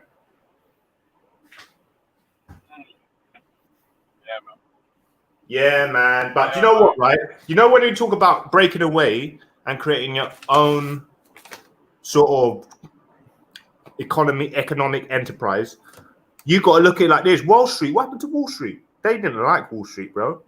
They're not going to come and try and do some, some sort of inbred type of fucking, savage attack on black people. But I know that they're not going to like it. Right? Oh, where you going? The commodities. Who? Oh, yeah, they're not going to like it. They're not going to like it. The economic jackals and people who deal with finance won't really like a Wall Street type of vibe going on in London. I don't think. Because I think at the time when in America with Wall Street, I don't think it was as established as England is now. So I think they wouldn't like it. It wouldn't be beneficial for them to have more competition It just means less money coming into their Sainsbury's, Tesco's, their banking system.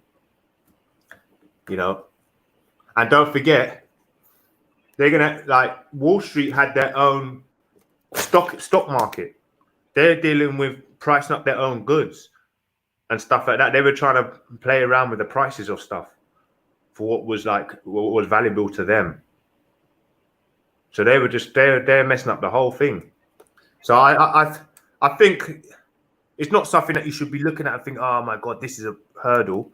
You know, business is business, work to your, but just understand you're gonna have to protect your assets, bruv. And there's gonna be some testing times. Protect your neck. Bruv, that's the testing times because if you think you've seen cockroaches, bruv, you want to really get into some sort of business position where you're challenging authority, bruv. That's when they turn into cockroaches, bruv. Yeah, they'll do some funky shit to your business, bruv. You know what I mean? They don't play games when it comes to business. Next minute, you'll have someone with a phone. Put the phone on record. Come to your customers. Tell them that it's a scam. Your customers will get their money back. Spread the rumor about your shop being a scam, and they'll have the police on tap. So they'll have paid the police for protection before they try and apprehend your business. That's how them men are working. Because that's what happened to me. So I don't know if I'm saying all of them are working like that, but I never really had real problems in the business sector. Only until I started competing.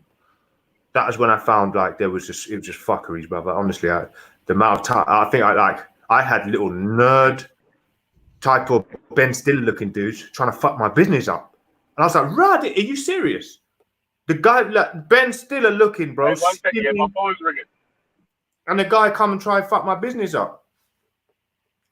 I'm thinking, nah, man, this is some rotten shit. I'm not saying all white people are like that, but I'm not gonna lie. I've had a bit of a bad experience coming up in the business industry in England, bro. When it comes to business, it's not so easy. There's going to be a lot of hurdles, a lot of competition. I mean, especially at this time, man. They're the sixth richest country. They don't really want any other competition. I mean, so just remember, man, just be smart of your shit. No, hey, one sec, yeah, I just got to reconnect my Bluetooth. All right, G. Yeah, it's a lovely day though, family. This is going to be one of the hottest days. There will be a time where we transition from heat to cold.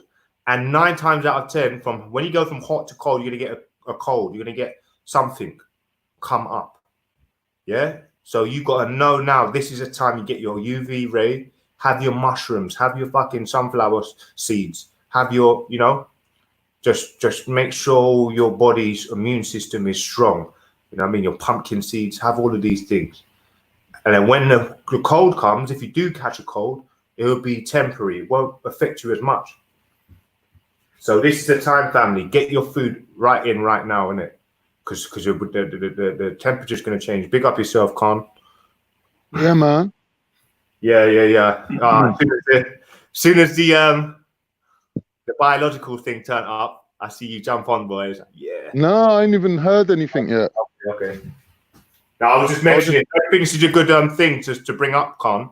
Basically, this is the time, like the hot time of this, like the summer, is a good time for you to like invest in your body and nutrients, because when it turns cold, you're probably most likely going to get a cold from the, you know what I mean? Yeah, they're predicting.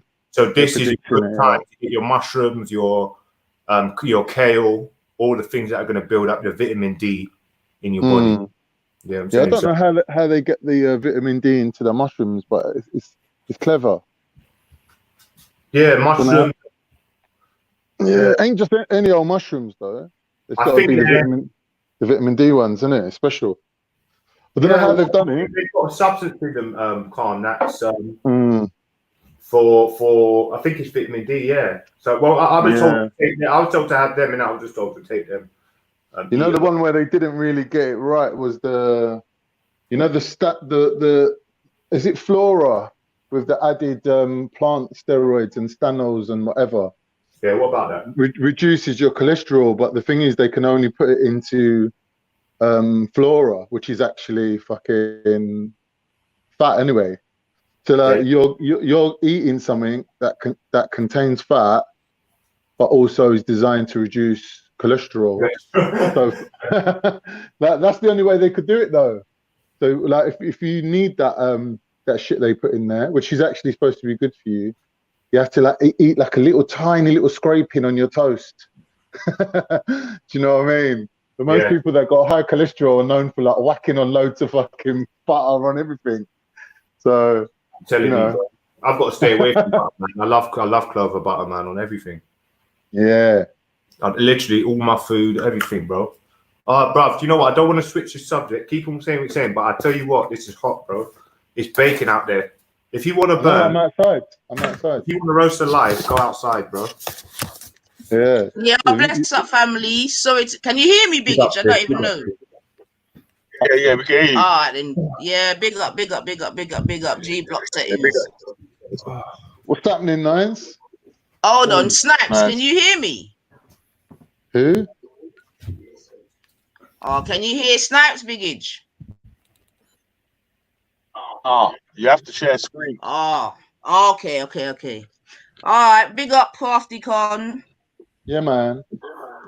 All right. Yo, big up 9EFA. Big up, sis. Okay, Mr. Gold. Salute to yourself, young man. Salute to yourself. Right. So what am I sharing, Biggage? Because you know that the first thing I... Oh. What to share? Yeah. Snaps. Yeah, you have to. I think you have to share your stream, Okay. like on the tab on YouTube. And click I'll work it out. How's everyone doing still in the meantime? Yeah, man. Blessed day, innit? It's lovely. I'm a good man. Good. I got to go on mute though, yeah, because I need to. I'm like outside the customer's gate, innit?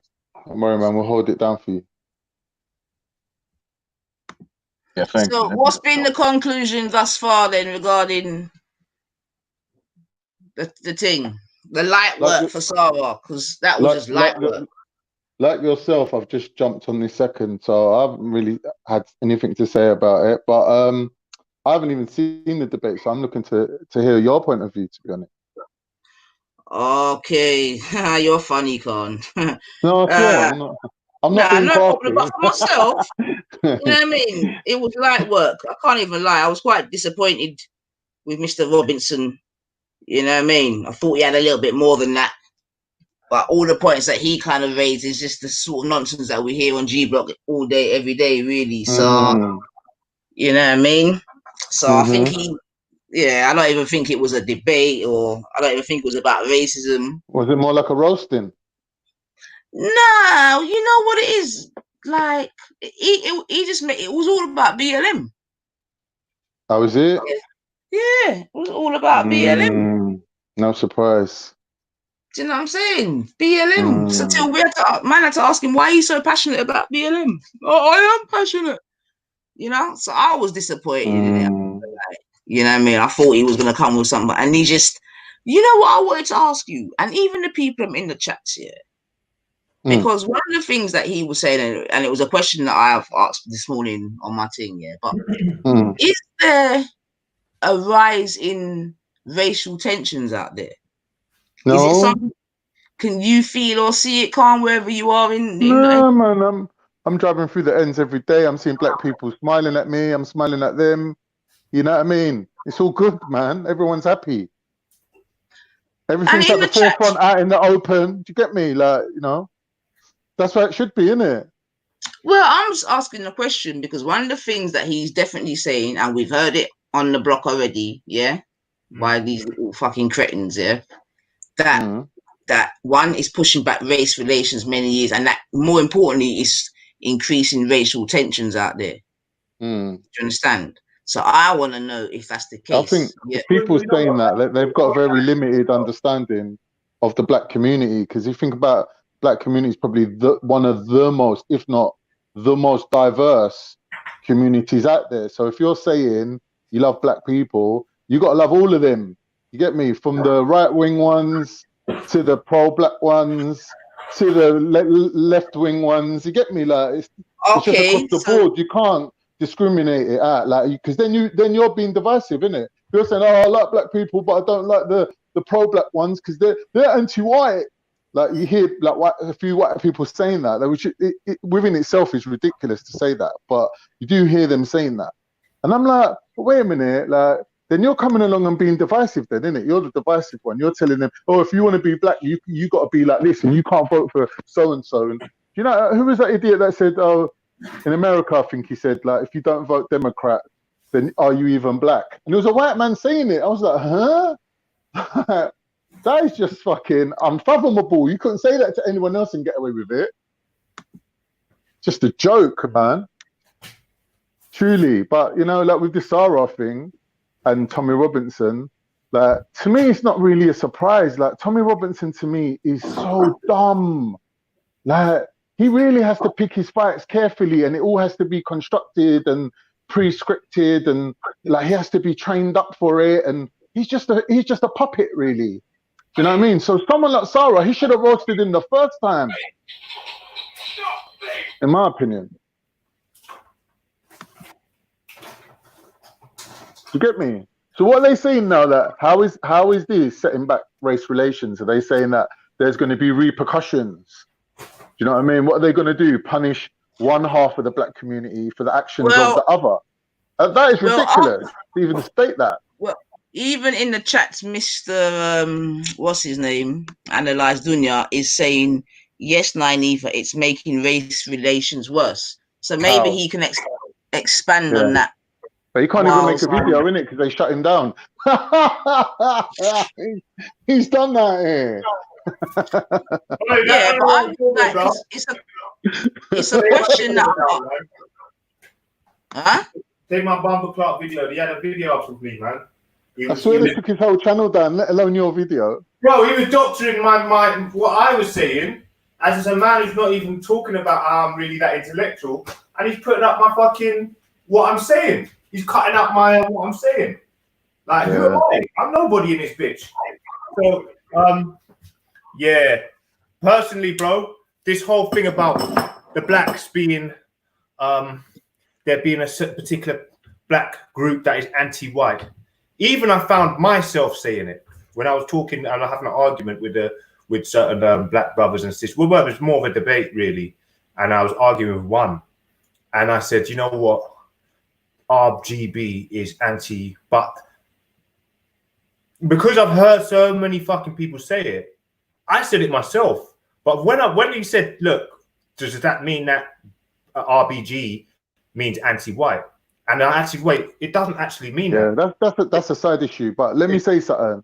Yeah, like I said, if they're saying that one half of the black community is going to get punished for the other half's actions, yeah, like that's bullshit. Because if that's the case, why is Tommy calling Sarah for a second interview?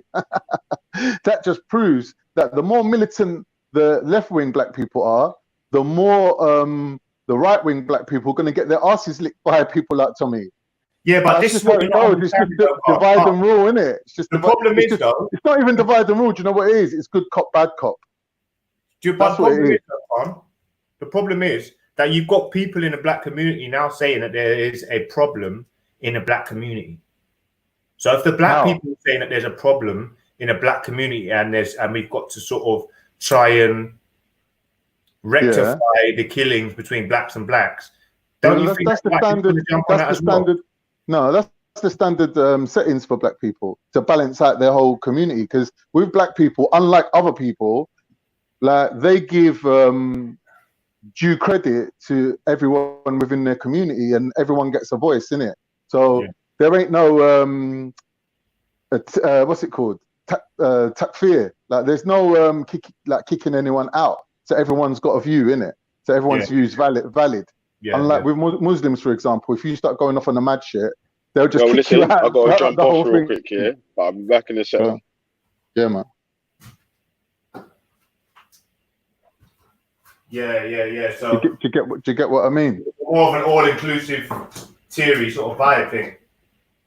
Well, yeah. So obviously, like, there's always going to be people that disagree on politics or on religion. But obviously, if their overriding thing that brings them together is the fact that they're black, then as long as you're black, you're in it. Like, you can't really get kicked out of the black community unless you're some total sellout, which is very rarely the case anyway. Very, very rarely you'll see that. Like, you know, like them two geezers that went up to Respect at Trafalgar Square. For a second, I was looking and thinking, is one of them black? And I was like, nah, it can't be. Can't be. I was just looking, and I wait a minute. He's just got a tan in it. It's just like, yeah, but you can pay shaved his head. No, He's got a shaved head. You can't see his hair. Do you know what I mean? Like, it was just a bit of a undescribable kind of like thingy kind of guy. Like, it wasn't really having any sharp features or anything like that. So I was just looking, thinking, for a split second, I was like, nah. Like, do you know what was shocking to me the most? I was thinking, rah, this white geezer, he's fucking clever, rolling up with his black brethren to chat to these man. I thought, wow, he's clever, taking his little token with him. But then I was like, nah. I know these white boys, they ain't that clever. Do you know what I mean? Like, they're not going to get that thingy with it. Diplomatic. 1 They second, ain't Carl, looking to yeah? be diplomatic. Sorry to cut in. 1 second. No, go on. Orthodox Moors made a comment, yeah, that I have to concur with. So Orthodox Moor said, Sarwar was able to agree on the negative aspects of BLM. Then, oh gosh, then Tommy started taking the piss out of Black Pound Day. Blew my mind, yeah. And I have to agree with that because it seems that was another initiative that's just got people climbing out of their pram. And Black Power? Don't tell me you Black Pound Day. Black Pound Day. Nah. Yeah. Oh, Black Pound Day. You're kidding me, bro. Yeah. You're fucking fooling. I'm not gonna lie. I can't understand again the disdain that I heard about Black Pound Day. Now I didn't even know that Raj had done a show, but someone said he had done a show, and I had a little look.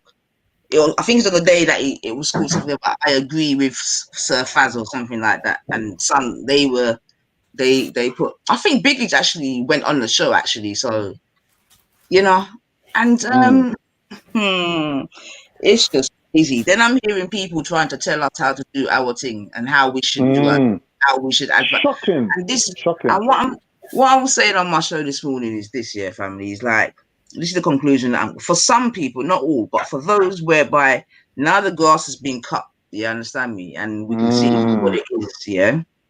There are those that, whilst we are entertaining them, it's okay. You understand me? When we're entertaining them, yeah.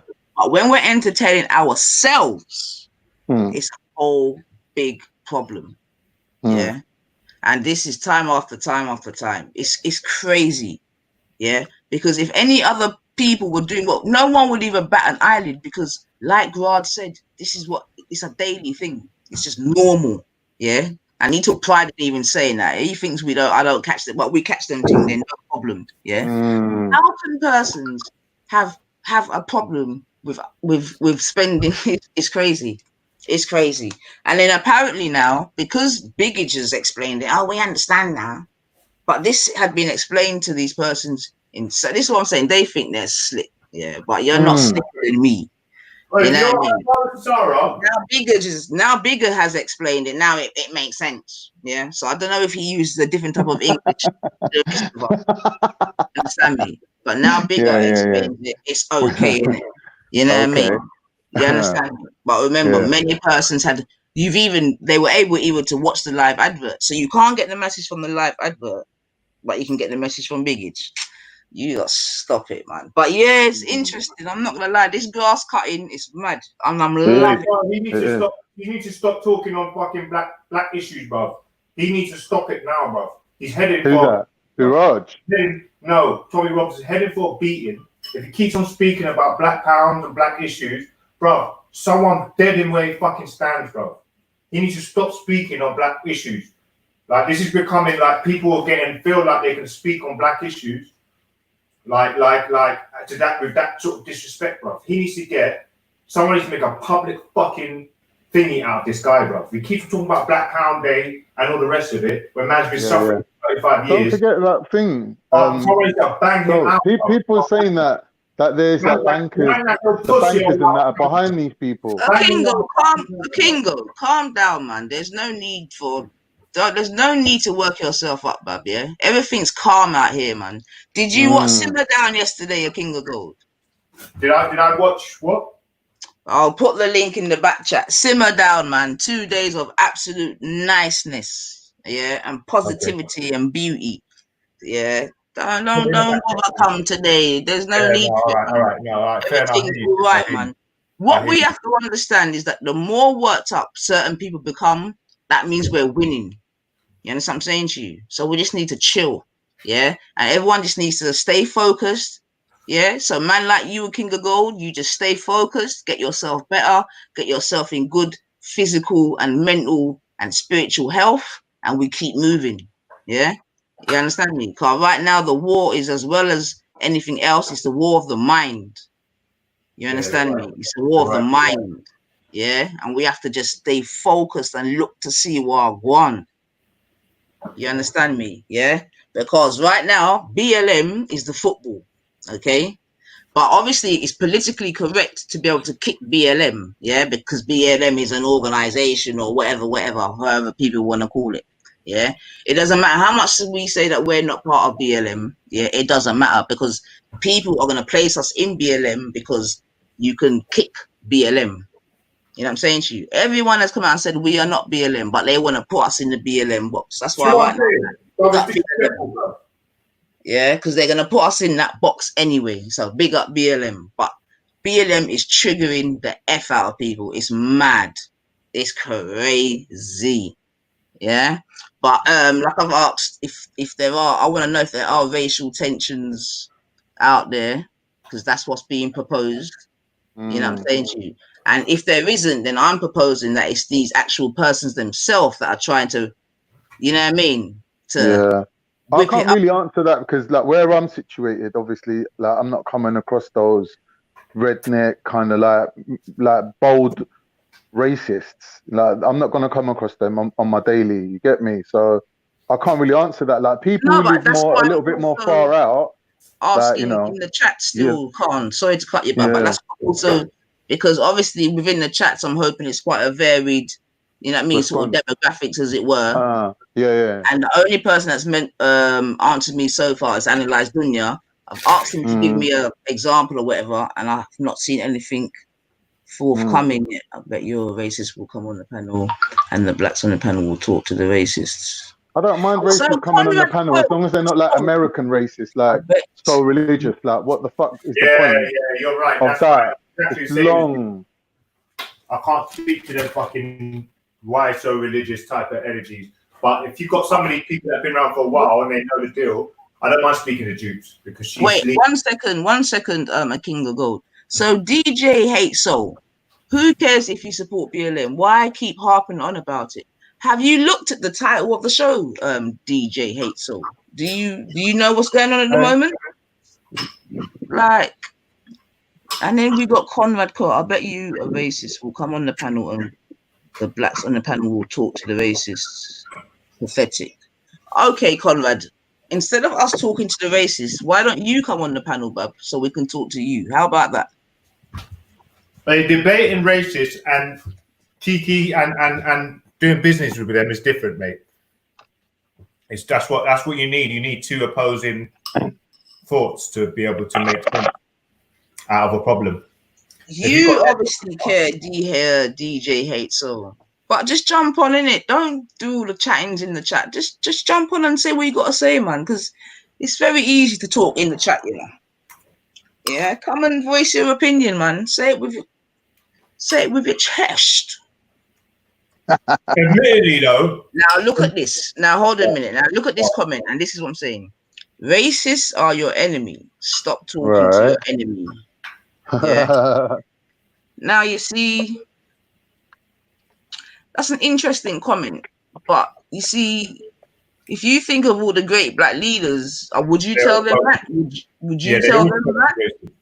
Because they've all sat down with racists, man. And if you, what are you saying, man? Racists are your enemy. Stop talking to your enemy.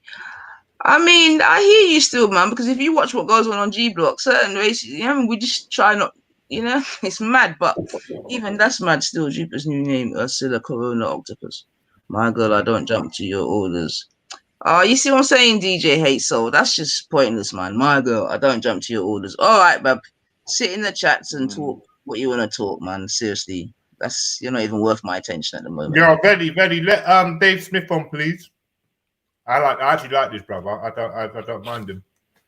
Really? This guy's being groomed by two fucking witches. It's mad. Watching grooming in motion, it's crazy, man. It's like the dumb leading the dumber, leading the goddamn dumb, man. It's crazy. Yeah, but all right, fair enough, Tony Brown. So when they come on, I just give it the silence, innit? That's all we can do. But I'm sure you've seen us do that, though, man. I think considering that it's G Block, for them to say don't talk to the racist is a little bit like you don't know what this channel is about, really. You know what I mean? Because this ain't like a echo chamber. It's like, if anything, it's the opposite of that. That the way how really set it up is for there to be opposing view on every subject. Like otherwise, it's not a party political broadcast, is it? Yeah. But you see, when it comes to the violating, which I see going on, that's a whole different story, man. You get me? I don't mind opposing, but when you got people calling people stupid and pieces of shit and all that, you get me? Fuck that, man. Like, come on, disrespect. The disrespect is real, man. So, and that's not really gonna work with the family. Yeah, but these disrespectful types, they're just lowering their own status, because no one's going to pay no mind to you when you're coming with all the abuse. Like, if you can put together an intellectual argument, like, you have a lot more power in your position. Like, people like that, they just sit in the chat and they just abuse people. And he's probably got about 4 accounts on the go. Do you know what I mean? Man, juggling them like. Nah, Tony, I'm not gonna do that, because what happens, Tony, is that we do that and then we end up looking mad. You understand what I'm saying to you? And we end up looking like the angry this and the that and all the rest of it. Yeah? Make the man them bund them out, star. Yeah? Because what they try to do is be slick around the man them and then let the man them bund them out. And that's what I'm saying, you know. Nothing don't change from the plantation, yeah? Take bigger man for idiot. Yeah, let the man them bund them out. Because remember, Big Age is okay. Yeah, the rest of everyone else is a piece of shit. And this and that. Big Age is okay. Fuck that, man. You know what I mean? Fuck all of that. Must think we come down in the last shower. Yeah? Tell you, stay focused, family. Familiarity breeds contempt. Madonna. It's true. Yeah? You got fucking old witches on here calling people pieces of shit. And calling big man stupid. Crazy. Yeah, just like that. Oh no. But yeah, man. But me, I'm cool, man. Because like I said, if that's how people are gonna be allowing themselves to be spoken to, then boy, for them business, that's never that. Understand me? Because when we come out now and tell, then man. So then go on, man. But right now, I know I'm living rent free in people's heads. You get me? So I'm just claiming rent every month. It's lovely. Since BLM, I've been collecting bare rent. Listen to this, Con. Listen. When I say I've made it, I have made it. Yeah. Go on. So one of the witches, and I'll let me check if you know which one. Yeah. One of the witches was like, I think Nalifa's been having a word with Sora. Meaning? So, like, she's saying, like, she's hearing what Sarah says, like, she's hearing from myself. You know what I mean? So she's like saying, like, she's trying to say you're singing off Sarah's hymn sheet, basically. No, but that's the wickedest thing, man. That's what I'm saying. I've landed. Like, in their mind, or its mind, like, I've had an influence on Sarah. Oh, you're the puppet master. I'm the fucking... You're Sarah's ghostwriter. Oh, my God, Bridget. I laugh so hard. Listen, if you want to have a laugh, you've got to listen to the Kangaroo Court, man. if you want a little step back in time, you have to listen. It's amazing, man. I didn't It's realize you were so influential. Like, after Bridging. that, I am big. Oh yeah, yeah. The 9 ether is real. Yo, mad thing, mad. Big up Jamaica, big up Jamaica, big up Jamaica. Because look like Jamaica's triggering people as well. Oh, bad triggering. Anyway, we're gonna hear something now, Carl. I'm gonna go on mute. Let's see what I go on. I'm gonna start calling you Zubi 94. let's check the lay of the land for today. Let's see what I go on. Let's see what I go on. All right. Bro, at least you're taking on Zabida's. I don't even want to mention her name. She goes on mute. That's interesting. You took on Zabida's clout, boy. Dave, if you heard what she said, I'm sure she wouldn't mind you like putting your side of it, because obviously that's what you're here for, isn't it? If you wanna. Did you hear the thing, Dave? The conversation between Sarah and Tommy? Yeah, I heard it. Yeah. I'm not gonna lie, I ain't even heard it. Can you show it? Yeah, show it. Hey, Nine, can you show, or Belly? Are we allowed to show? No, it's copyright strike. It's copyright. So, in your opinion, Dave, how did it all go? Smooth? To plan? What? In what regards? What do you mean? What? Well, no. No, start from the beginning, innit? Like, what was the need for like a second interview after the first one went so bad? Yeah, that's the question that we need to be asking. Why did you need to go back and interview? When you say the first one went bad, in regards to who? Well, they ended up saying bad things to each other, innit? Like, Sarah's going to him, what? So you're not a racist? And then he turns around and goes to him, oh, what? So you're not gay then? Like, it started to get a little bit handbags at dawn sort of thing. Yeah, I don't think that really registered with many people, you know. I think that's the sort of well, I was on the floor wetting myself. I don't know, it must have just been me then. Because when he goes to him, like, Tommy's thick as shit, but when he come back so quick with it, like, it was like, oh, what? So you're not gay then? I was like, oh no. It's like he was waiting to drop that bomb on him. Yeah. Anyway, like you said, leave that one to the side, innit? Well, the rest of the conversation, it seemed to be sort of like more serving Tommy's agenda, in my opinion. You know. Yeah, Tommy Robinson was there to dominate talk about Black Lives Matter. Yeah. No, I meant the first one. I ain't seen the second one. The second one, you're gonna have to explain. No, I was more interested in Nanifa's comment where she said, if anyone else was to see Black Palm Day, that doesn't bother me, doesn't interest me. But when Nanifa said, if anyone else did that, no one would have a problem.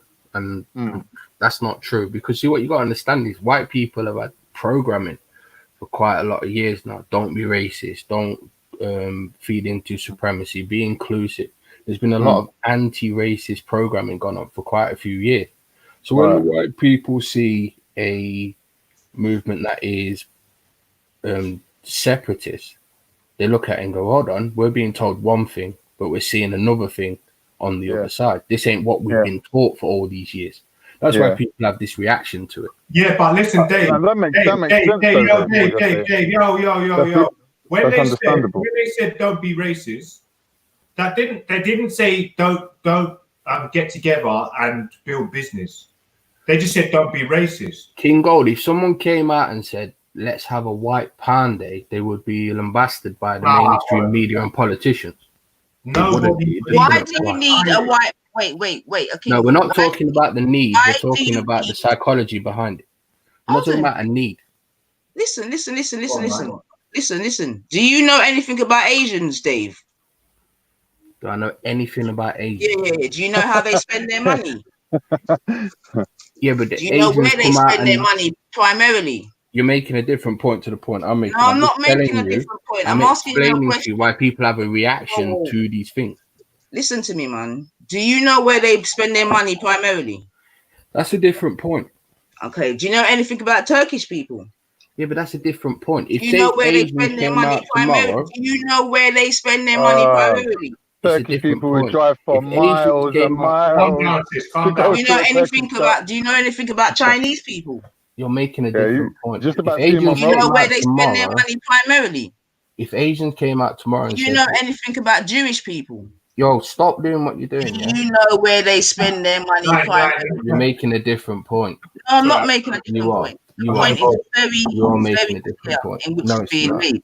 Oh, Yeah. yeah. All of what those the point- communities that I've mentioned, that's how they spend their money. Yeah. Yeah, and that's an empowerment. That's a different point to the point that I'm making. though, isn't it? Okay. So all we are saying is that for that day, that's exactly what we're gonna do. What's the problem? You're making a whole different point. No, I'm not making a whole I'm problem. telling That is you. what it is. I'm Yeah. telling Now the you. way in which you and persons like yourself want to interpretate it, now that's a whole different You're thing. projecting again. Look, at the end of the day, I'm telling you the psychology behind it. If people are white, if white people, I'm telling you, if white people have been programmed Not white a people. certain It's way for persons all like these yourself. years, Don't and then put when all they white see, people. and then when they see, Yeah, let's make that distinction, Dave. Like you're speaking about a certain subsection of white people and a certain subsection no, of, I'm of talking black about the people. majority of white people in Britain have been programmed in a certain way, and had have a lot of messaging over a lot of years about racism. And when they see it happening on the other side, they're like, "Oh, Yeah. this ain't what I've been taught all these years. Yeah, We've been yeah. taught But to be the model, So the model. One minute. Hold on. No, Dave, I'm the just telling you the thinking the behind it. 1 minute, Dave. The I'll tell you model why you're people using have to a describe reaction to it. communities is different from the one we're using. What I'm saying is every community has its polarized sides. So you've got the right wing and the left wing, and it's all about the middle taking sides with either their left or their right. That gives power to anything, that makes it move in a certain direction. So these people that you're talking about, these black people that are voicing their selves now, they've always been there in the black community. Yeah, but the other maybe you're side's not always been there. understanding what I'm Now, saying. now with white Now, people, it's the Anifa was same talking thing. about why does it bother people, and I was trying to explain No, that. it's good that you're giving obviously representing for their mentality that we might not fully understand. What I'm saying is for us to be able to compare what we're talking about, we have to use the same model. You get me? So if you're saying there's this bubble and inside it white people live and the forces from outside influence their behavior, that's not completely true, because within that bubble there's always going to be things that pull the majority to either one side or the other. You got to bear that in mind. Like there will always be like 20% or less than whatever of each community that's like right wing, fully not looking to incorporate with other people. There will always be 20% that's looking or mixing with everyone and anyone, but the majority of people will be in the middle.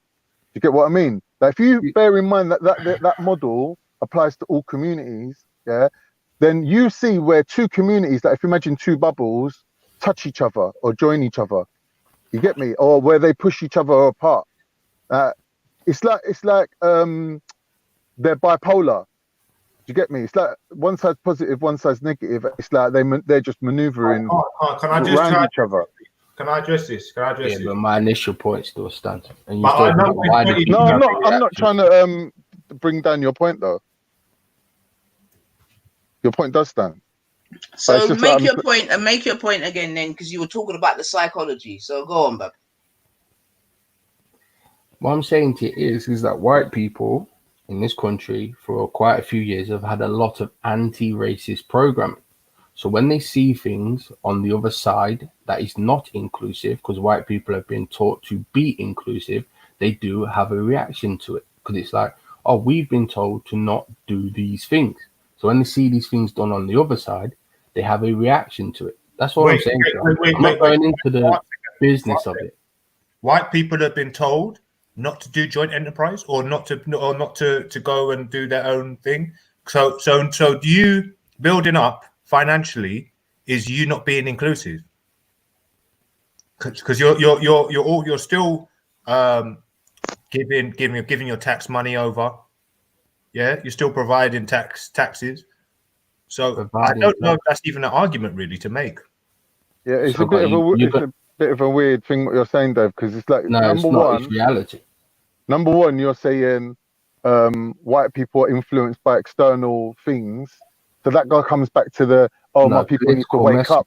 My people need to wake up sort of thing, which is a little bit weird, because you're trying to say, like, forget their brainwashing. You need to listen to my brainwashing.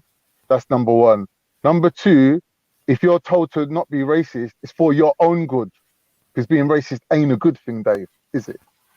You know, for you to say we've been taught not to be racist, It's like you've been told, like you're equating not being racist with bowing to other people or putting their needs first. No, not being No, racist is I was what making everyone that should point be on the taught, innit? basis of the reaction to this thing. Someone said, "Why did they have such a problem with this?" And I was explaining the thinking behind it. I That's why understand you're that. going into all over different areas now. You're veering off.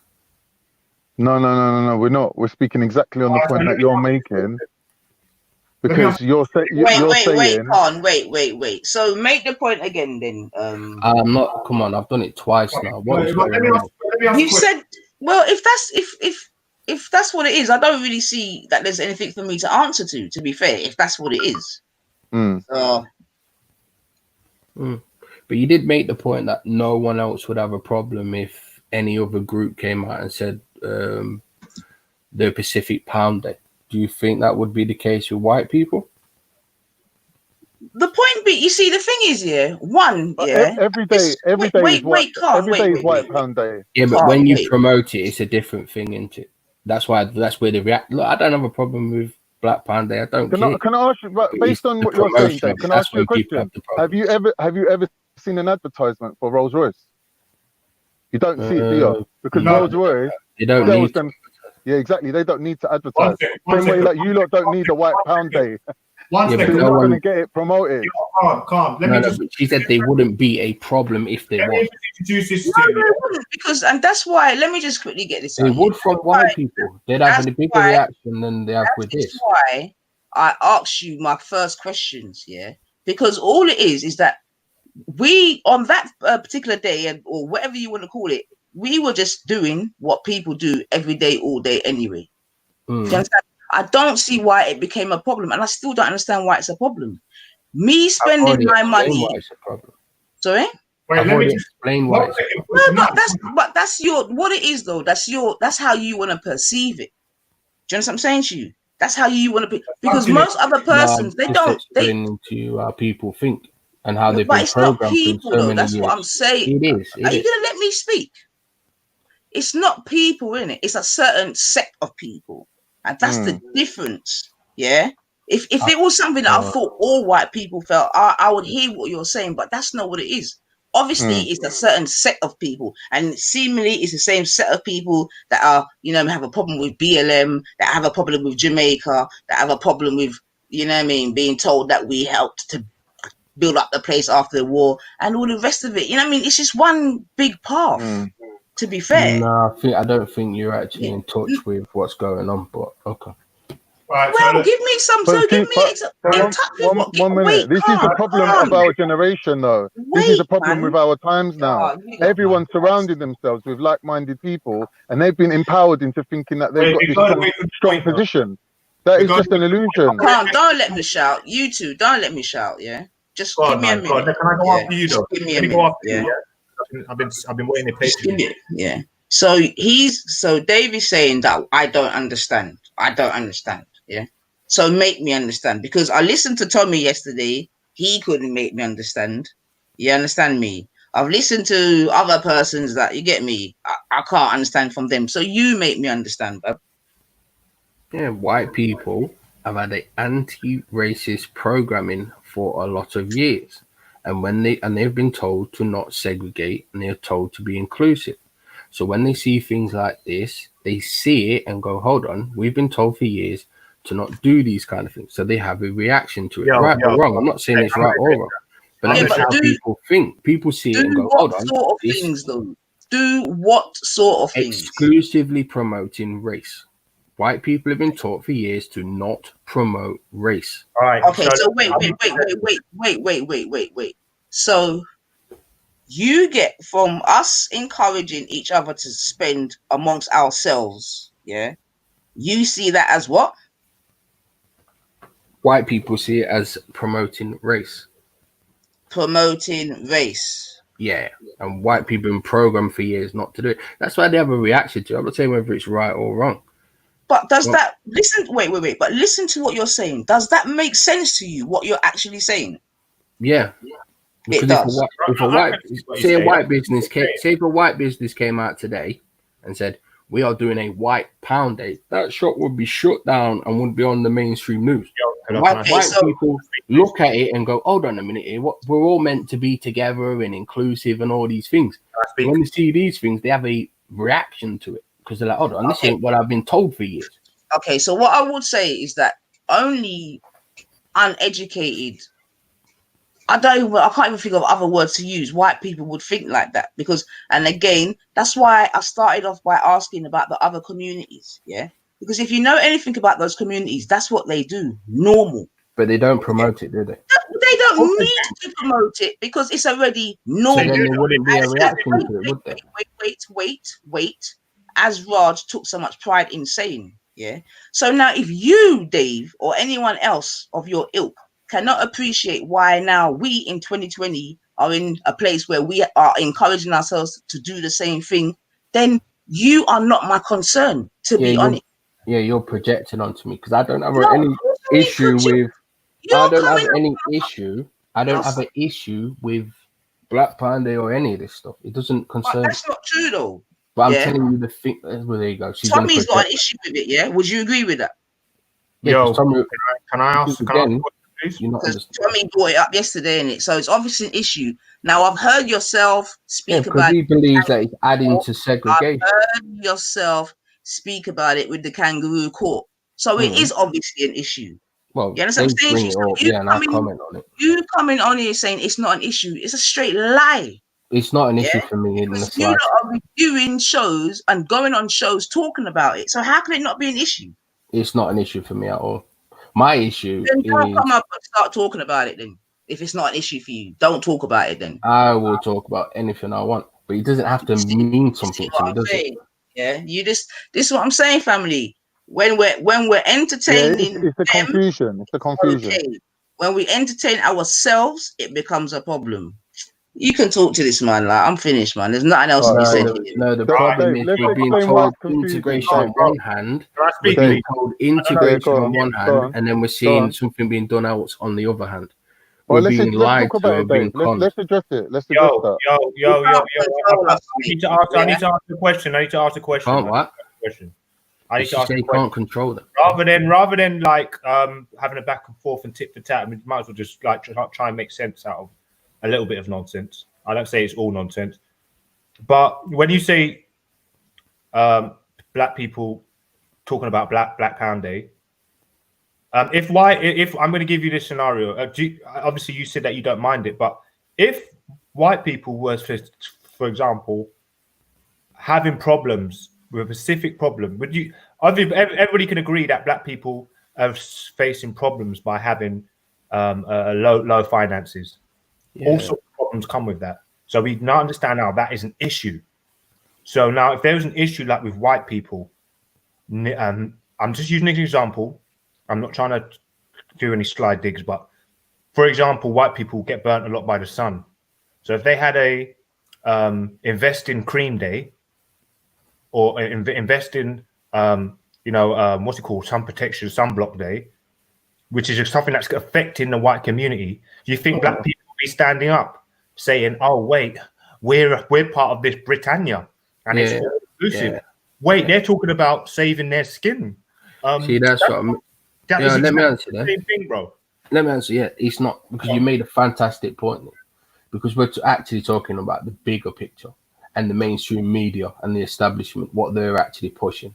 Themselves will shut it down. It's not about black people. Black people is not the main issue. This is the thing, though, Dave. When you're saying things, obviously we've been on these panels and we get what you're saying, because when you're saying the mainstream media, what you're basically saying is these left-wing Marxist or whatever you lot call it. Well, I forgot what you lot call it, but yeah, we're being told one thing. Sort of political. You're making out like there's this political influence. Yeah, the masses are being taught to be docile. Yeah. We're being told one thing, right, and then the other groups are being told another. But here's the thing, though, Dave. Like, if you're a white person living in a white country, and the left wing and the right wing are both predominantly white, and whichever one of them's in power has got your best interest at heart, why would you then be walking around like people like Tommy, like people like Jupiter, always pointing the finger at the authorities and the police and saying they ain't doing their job right, and where does this come from? This like right wing kind of like I can do your job better than you attitude. Like where does that come from? Because obviously, if But there that's is an the thing, though, influence, Carl. if Sorry there to is an cut. influence, They're not even doing that. This is what I'm saying. All of their like when I'm listening to them, yeah, all of their complaints, all of their fears, whatever, has nothing to do with us. It's all to do with their government, their ministers, and the people that run the country. But yet yeah, you're continuously coming to us, talking about it to us like we've got any sway in it. That's why this whole kicking BLM is bullshit, man. Yeah, Yeah. what Lanifa just No, said there is a very, BLM very is strong the point, attack Dave. dog of It's a the very, very left wing. strong point. That's what Very BLM strong is. point. You lot, man. Tommy's dead food anyway. You get me? That's one thing. Like I say, if that's your great hope, you lot, you might as well try a thing, Dave. You get me? You and Exactly. Jude Yeah. might as well try a thing if that's the best. Have we lost? Have we lost? No, no one's Clearing saying that. Wait, It's just Carl. it's just a Wait, Carl. personality cult, though, Dave. It's a Flag personality cult. That you're Without after. Tommy, you got nothing. What is it that you want? What is it that you want ultimately, Dave? I want people to realize the hypocrisy of what's going on. We're being told one thing, and then the other group is being told another thing. What's your We're being aim? told to be docile and all-inclusive, while the other groups around us are extremely segregated and extremely racist. Okay, so what's your end game? What do you want? Like I know Ralph wants everyone out of the country, this, that, and the other. So I know his thing. What is it that you want, Bab? What is it that you come amongst us every day, all day? What is it that you want us to hear from yourself? You keep saying come amongst you. That it's not. This ain't your channel. I don't understand why you keep saying that. You take things very personally.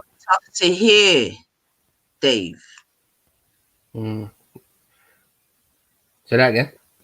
What is it that you want us to hear? And when I say that in view of obviously you're not surrounded by people with your sort of You do know there's white people and patriot black people who watch these channels, right? I'm not here for that. Yes, I'm here to speak to them. They are not. If you care to listen, I will explain myself, but they don't think like you. That's the point that I'm making, yeah? So obviously you would agree that even in this chat now, as diverse as it is, that your opinions and other persons like yourself are in the minority. You would agree with that, right? Obviously this is not Wendy's station, yeah? So you would agree with that, yeah? That your opinion here is in the minority. Would you agree with that? No, not really, no. You wouldn't agree with that. So what, you think that your opinion is in the majority in this chat here now? Nah, it's a bit closer. What, you think it's 50-50? Yeah, a bit closer. Interesting. That is interesting. That says a lot. That does say a lot. So that's what you could call that white privilege. You know what I mean? It's like when a white man says, I should be able to walk through any neighborhood in this country because it's my country. Yeah, but black people can't do that though, can they? No, it's not. Let's not get off track. If you've got no privilege of living in your own land, what the fuck are you doing? That's what I'm saying. Let's All right, not. so your trying to take that position's away from already me. skewed. You're trying to No, take that but I'm away from saying me. your position's already biased. Like, but what Nanifa's asking you to do is state your position, I love to what say you where just you stand, and I you're love what having difficulty doing that. That is also what's happening as well. So I should have no privileges for living in my own land. Can you imagine saying that to a Pakistani in Pakistan? Oh, look, Dave. What do you want, man? That's what I'm trying to. I don't know how else to ask you in it. So what is it that Turk told me I got white privilege? Yeah, Turkish people should have privilege in Turkey. What do you want? We do. No, hold on. Should Turks have privilege in Turkey? Yeah, we do have privilege in Turkey. Yeah. So why don't know if you're saying that to me? Oh, you lot are just. I don't You know what? understand what you're saying. You see the messaging in the programming. Yeah, we should have some privileges. This is our indigenous land. We should have some. Yeah.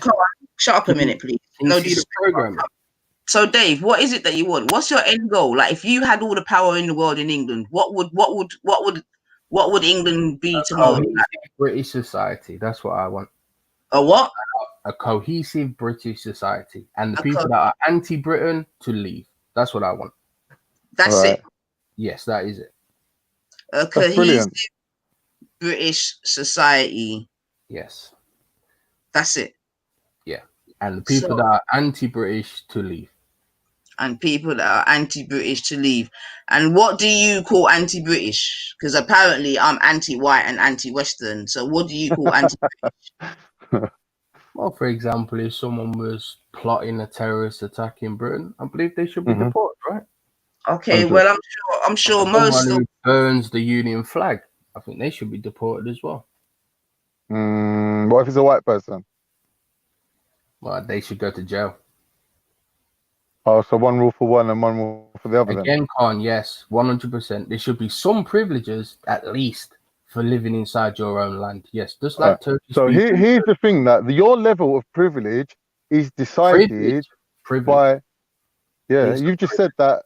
You just said that you should have privilege. No, but you're saying that you should have privilege, right? It would make sense, wouldn't it? Right. So what I'm saying is your level of privilege. Strip me of my national identity. Hold on. What I'm saying is this: your level of privilege is decided by who? Decided by who? Yeah. Well, it seems to be you, don't it? See, this is like what 19th was saying. It's not. It's the people that's in charge of you. No, and you're following out their actions, aren't you? By coming on the panel and saying to me, "Look, this is white privilege." You're indoctrinated. No, Dave. It's an observation. An observation that I have a white privilege in Europe, in Britain. No, in England. Right. We're talking about our own right now, yes, innit? Yes. We don't really give England, a shit about country, Europe at the minute. In England, a white country, yes. I would expect Africans to have black privilege. But here's the thing, though, Dave. Here's the thing, right? You're being given privilege by the people above you based on the fact that you're the majority in terms of numbers. But what you want your privilege to be based on something else. The reason being is when there's areas with predominantly ethnic minorities, your privilege goes down a little bit and that bothers you. So you're saying, wait a minute, when we're going by numbers, majority, up north or wherever, the population of ethnic minorities is so low that whites will always be severely dominant. And we're not seeing that all across the country. So this thing about going by numbers isn't really suiting your agenda because you want to be supreme. Like you want to be across the board in every place. Like I said, a white man wants to be able to walk through any neighborhood and go, this is my country, waving his flag, and no one to even think about questioning that. Okay. Should you be able to walk through any neighborhood in England? Yeah. Walk through, but with respect to the people that live on that estate or whatever. So if I'm walking through a redneck estate, I'm not going to be walking through there shouting things that's going to antagonize them. Redneck, you get me? Because you know what I mean, redneck, innit? Like Javi, like council estate, innit? Like proper rundown estate. I know the kind of people that are coming here, for sure, and I know what they think of us. Yeah, you've just no. I'm saying like worst case scenario. There are places like that where, do you know what I mean? You can't deny that them places exist, innit? I can take you to places like that in London. But anyway, I'm going to charge my phone. I'll be back, family. Wicked. Right, so Dave, what I'm saying is, what you're saying is, instead of it going by the numbers, instead of it going by majority rule sort of thing, whiteness and Britishness should be regarded as the same thing. Yeah. So then you become an ethno-nat because your battle is, you become a civ-nat because your battle is a cultural thing. You're saying, I don't really care about the numbers as long as culturally I reign supreme. So that means that even where the numbers ain't in my favor, the people in those areas should also have the same culture as me, or at least accept my cultural supremacy. So then it goes from being about numbers to being about culture. Do you get what I mean, Dave? So let's say we look at Turkey, yeah? Yeah. So, or any other country in the world, really. Is this not really just the standard thing? Yeah. What you're talking about? Is this no one's denying that. No one's denying that. But here's the thing. The power comes from up high. It comes from the leadership of the country saying, we're going to unite everybody under one culture. So these minorities are going to get marginalized, but we're going to give them the opportunity to incorporate themselves into the majority. You get me? But in England, that's not what happens. In England, they want to keep everyone divided to a certain extent. They don't want one England with one culture and one ethnic thing where everyone's all mixed together like a melting pot. They're trying to keep it separate. They're trying to keep like people like against each other so the government can kind of like have it easy. The reason why they do that is because England's actually a really small country. If you think about it in terms of population, in terms of space, comparing it like you said to Turkey, Turkey's 4 times bigger than England. Like the whole of England, like including everything. Yeah, Turkey's like 4 times bigger. That's what I'm saying. The land mass is 4 times bigger. The population will sort of reflect that, innit, to a certain extent. Get me? So England, what I'm saying is England's a small country. Go on. So you do agree that the establishment and the powers that be are eroding away the national identity of Britain? Nah, I don't think they are. I think what they're doing is they're saying we want to be able to keep everyone separate. We're not going to fully integrate everyone into one movement because then they could overturn us. So what we need to do is play the numbers. So like when things like Brexit go through, you see it's only like 51%. It's always like what they're trying to do, yeah, is basically balance off both sides against each other. And then the little bit in the middle is the deciding factor. So then they got to put less effort into the tipping point. You get what I mean? So rather than trying to move a whole nation of people in one direction, they just balance off the left against the right. And then the middle is the tipping point where everyone's fighting over that little space. Does that make sense? So what do you think would be the biggest uniter? What do you think would be the best tool to unite the most people? That's what I'm saying. You could do it based on culture if it's inclusive. That if you're saying to everybody, yeah, you will all be treated equally. If you kind of like come along with this, like what you're saying, oh, let's not be racist and this and that. You're saying that that's the indoctrination that's being handed out. Yeah. Now you're seeing that from your side of the equation, but if you look at it from the other side of the equation, people are saying, "Wow, is this the best they can do? Is this them actually not being racist?" Because to be honest, I can still see bare racism. Yeah, so then people start having. You're talking about first world problems here, aren't you? Really, if we look at the rest of the world. But we're talking about tipping points, Dave. We're looking at tipping points, isn't it? So what I'm saying is, if you're inviting everyone to the party, but then you're having like a 2-tier party where, like, you know, like certain people are allowed in the kitchen to help themselves to the fucking what's it called, the punch, and other people are like, you know, not allowed in the kitchen. That's a different type of party, isn't it? Like, there is that in this society where some people are more equal than others. So you're saying, oh, we've been told not to be racist. We're told this, that, and the other. So why is there still racism then? Well, not en masse. You're talking about isolated. But this is what I'm saying. So when people are objecting to racism, you're saying, oh, like, because obviously, how do people object to racism is a different situation, isn't it? Like people objecting to racism aren't coming out throwing flowers on the floor, like crucifying themselves and going, oh, look how meek and humble we are. Like that's not that. Some of them are.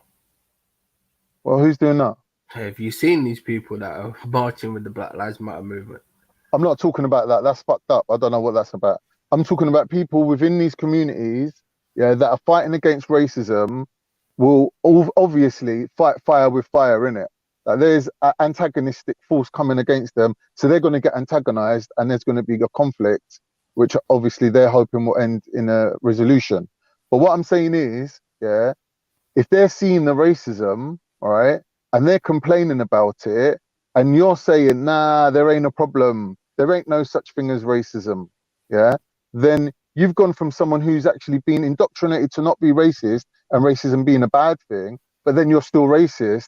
So when someone calls you racist, you get upset, but you don't realize that you're actually being racist still. By you veered off ignoring, way, mate. Seriously, what is going on here? I'm trying to make you understand. I'm trying to make you understand that it's a bit more complicated than your kind of like black versus white or white versus everyone else sort of mentality. Well, you've put in you've put in a racial component. But there is, but there is a racial, component. Answer was the anti-British and anti-Britain sentiment that is going on in this country. I never mentioned race. When she said, "What would you do?" I know you never, but I'm saying race is a component. Wait, Con. So what give us some examples of this anti-British. Give us some examples, bro. Well, Khan's a perfect example. The things he said about Britain. We've got one right here. Oh, sorry, I left the building. Right. Give me another example then, apart from Khan. Because obviously you don't even know I can Khan. show you a video of 1,000 people saying "fuck Britain." That's it. This is what I mean. How people react to racism, you can't dictate to them how they react to racism. Okay. Are you pro-Britain?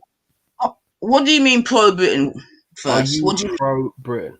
What does that mean, pro-Britain? Well, I have to explain it, then you're obviously not. Are you pro-Britain, Khan? Yeah, obviously. You are pro-Britain? Of course. You want the best when I go to Turkey or when I go to my country where I'm from, like ethnically, I'm repping for Britain, innit? I'm repping for our football team. I'm repping for the Queen. I'm repping for London, the diversity, the culture, the music, the dress sense. I'm repping for us, innit, when I go over there. More so than anywhere else. When I'm here, obviously I'm Turkish. But when I'm there, I'm British, innit? Fucking hell, Carmen. But that is the reality of it. That is the reality. That is the reality of the situation. It's like when you've got like a Labour MP. You'll never see this in another country. It's quite phenomenal, really. But a Labour MP who sees a photo of someone flying, the England flag outside the house, and she actually had the audacity to put on Twitter and call this person a racist. But where does that come from, though? The way they where does that come from? Like that flag, what does it represent? What is it the flag of? England. Is it flag of a football team? No. It's a yes, it is. The St. George's Cross is not a flag. But predominantly, it's a football thing, isn't it? Cross is older than any football. Yeah, we know that. Yeah. But in this day and age, if I saw someone driving their car with a St. George's Cross on it, I'm not going to be thinking, "Oh, he's a member of the RNLI." Am I? I'm going to be thinking, "What, is there a match on?" Yeah, and that's another part of the propaganda that's gone against certain things. The way they've tried to demonize our flag. Who demonizes what flag? I just told you there was a Labour MP who called someone a racist for flying the England flag outside their house in England. Okay, and you're saying because he's an MP? Okay, let's look into that a little bit. Okay, so you're talking about the St. George's Cross, yeah? Yeah. Okay, so why did that flag become synonymous with racism? It doesn't matter.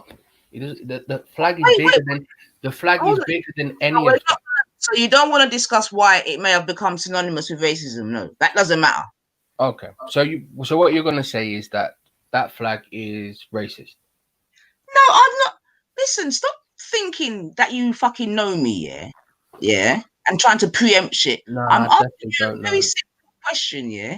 How did that flag become synonymous with racism? And I'm answering you. It doesn't matter. That's your answer. That is my answer, 100%. Then, Dave, you're coming back to what I'm saying about cultural supremacy. You're saying my culture cannot be questioned. That's cultural supremacy is what you're saying. Yeah. So other people question it. You're like, it doesn't matter. You don't even get to question it. Oh, if you want to call our national flag racist and you want to attack our national flag, then yeah, 100%. But Nanifa ain't done that. She's just trying to talk to you about how did we end up in that position. That conversation. Our flag is bigger than any of that. But it's not a flag of your government. It's not a flag that's on my passport. Yeah, governments it's not a flag that I would even be familiar with. Governments come and go. That flag will remain.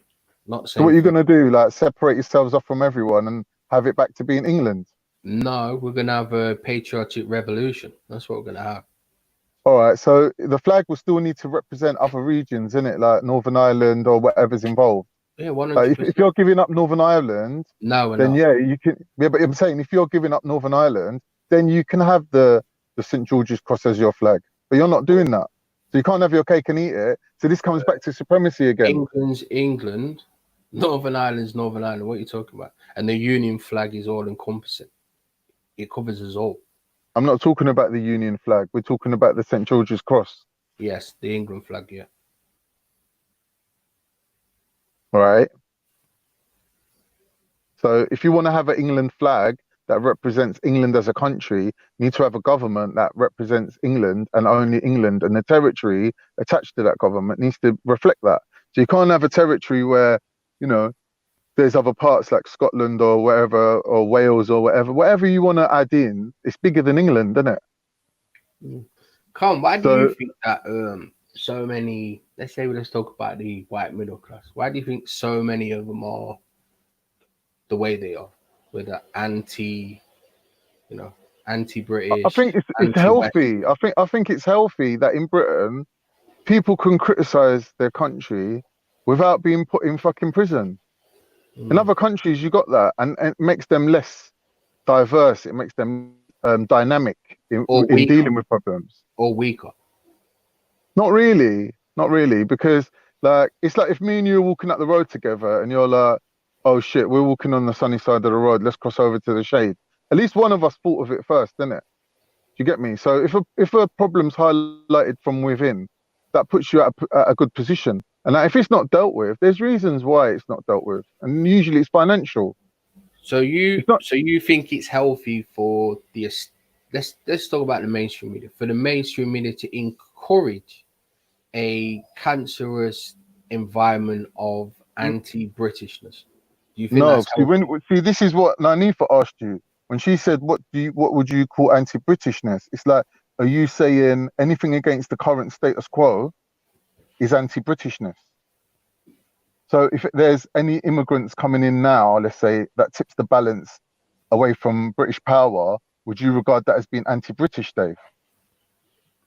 No, right now we're talking about the people that are. Let's look at these. There are two geezers at Speaker's Corner. Yeah, you've got two fellas that have come to the country very recently. Yeah, and they're standing in Speaker's Corner saying "fuck white people," "fuck England," and all the rest of it. What do you think should happen to those two people? Because they don't seem like very grateful guests to me. But they're not guests, though, are they? Like do you see the bizarreness of but the thing is that you're making out that people are like blown by the four winds and end up wherever they end up. People in England they came to this country for a reason. 5 years. Yeah, but they come here for a reason. Yeah, what to insult the land and the people? No, what I'm saying is, like, in the middle of Speaker's Corner and say "fuck white people." It's like, do you think that's logical to let those kind of people into your country? When people are saying things like that, it's obvious that they've got no relationship with white people. So they think they can say that and nothing's going to happen to them because they're not really being included into society. They're on their own. This is the thing, Dave. Like a lot of people, like even with me, it took me years to understand British culture and British values and British people and not take everything as a attack. Yeah. So for example, when you come out your house in the morning and your British neighbor walks past you like you're invisible, you're taking that as an insult. You're like, yesterday you was all chatting to me in the garden, and today you're walking. That's the London thing, really. But 1 minute, but the thing is, if you think about it, where people are squashed together in a small space, by ignoring each other, you're giving the illusion of it being more space. Do you not see that's a bizarre set of circumstances, though, that you could have somebody I don't know, like it's obviously in the last 5 years and stand in the middle of Speaker's Corner and abuse white people? Do you not see that as being a bizarre set of circumstances? Because it won't be tolerated in any other country. But here's the thing: the precedent that you're setting, what you're saying is, people should be grateful for the opportunity to come to England, as if they've done nothing, as if they've not paid into the country without even coming here, which they have. No, I'm talking about these specific people, Con. I'm talking about that situation. Are you talking about Afghans? Who are they? No, where are they from? The two guys from Africa, and they were Hebrew Israelite people. You've seen them. But Hebrew Israelites are different. Hebrew Israelites. 1 second, let me just finish my sentence, and I just want to say, Hebrew Israelites are different. They're just different to every other group of people. Like you've seen videos of them 20 years ago, or was it 10 years ago, in America, standing on the side of the shops, just cussing people as they walk by. Like everyone's seen them videos, isn't it? Like they're nuts, isn't it? point. They're nutters. The culture They're that not. has been created. They're not a community. They're not a community of people that I would have on my list of communities in England.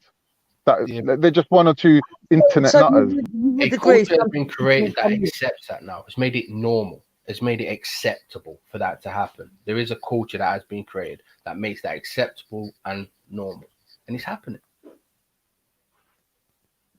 So what's your point?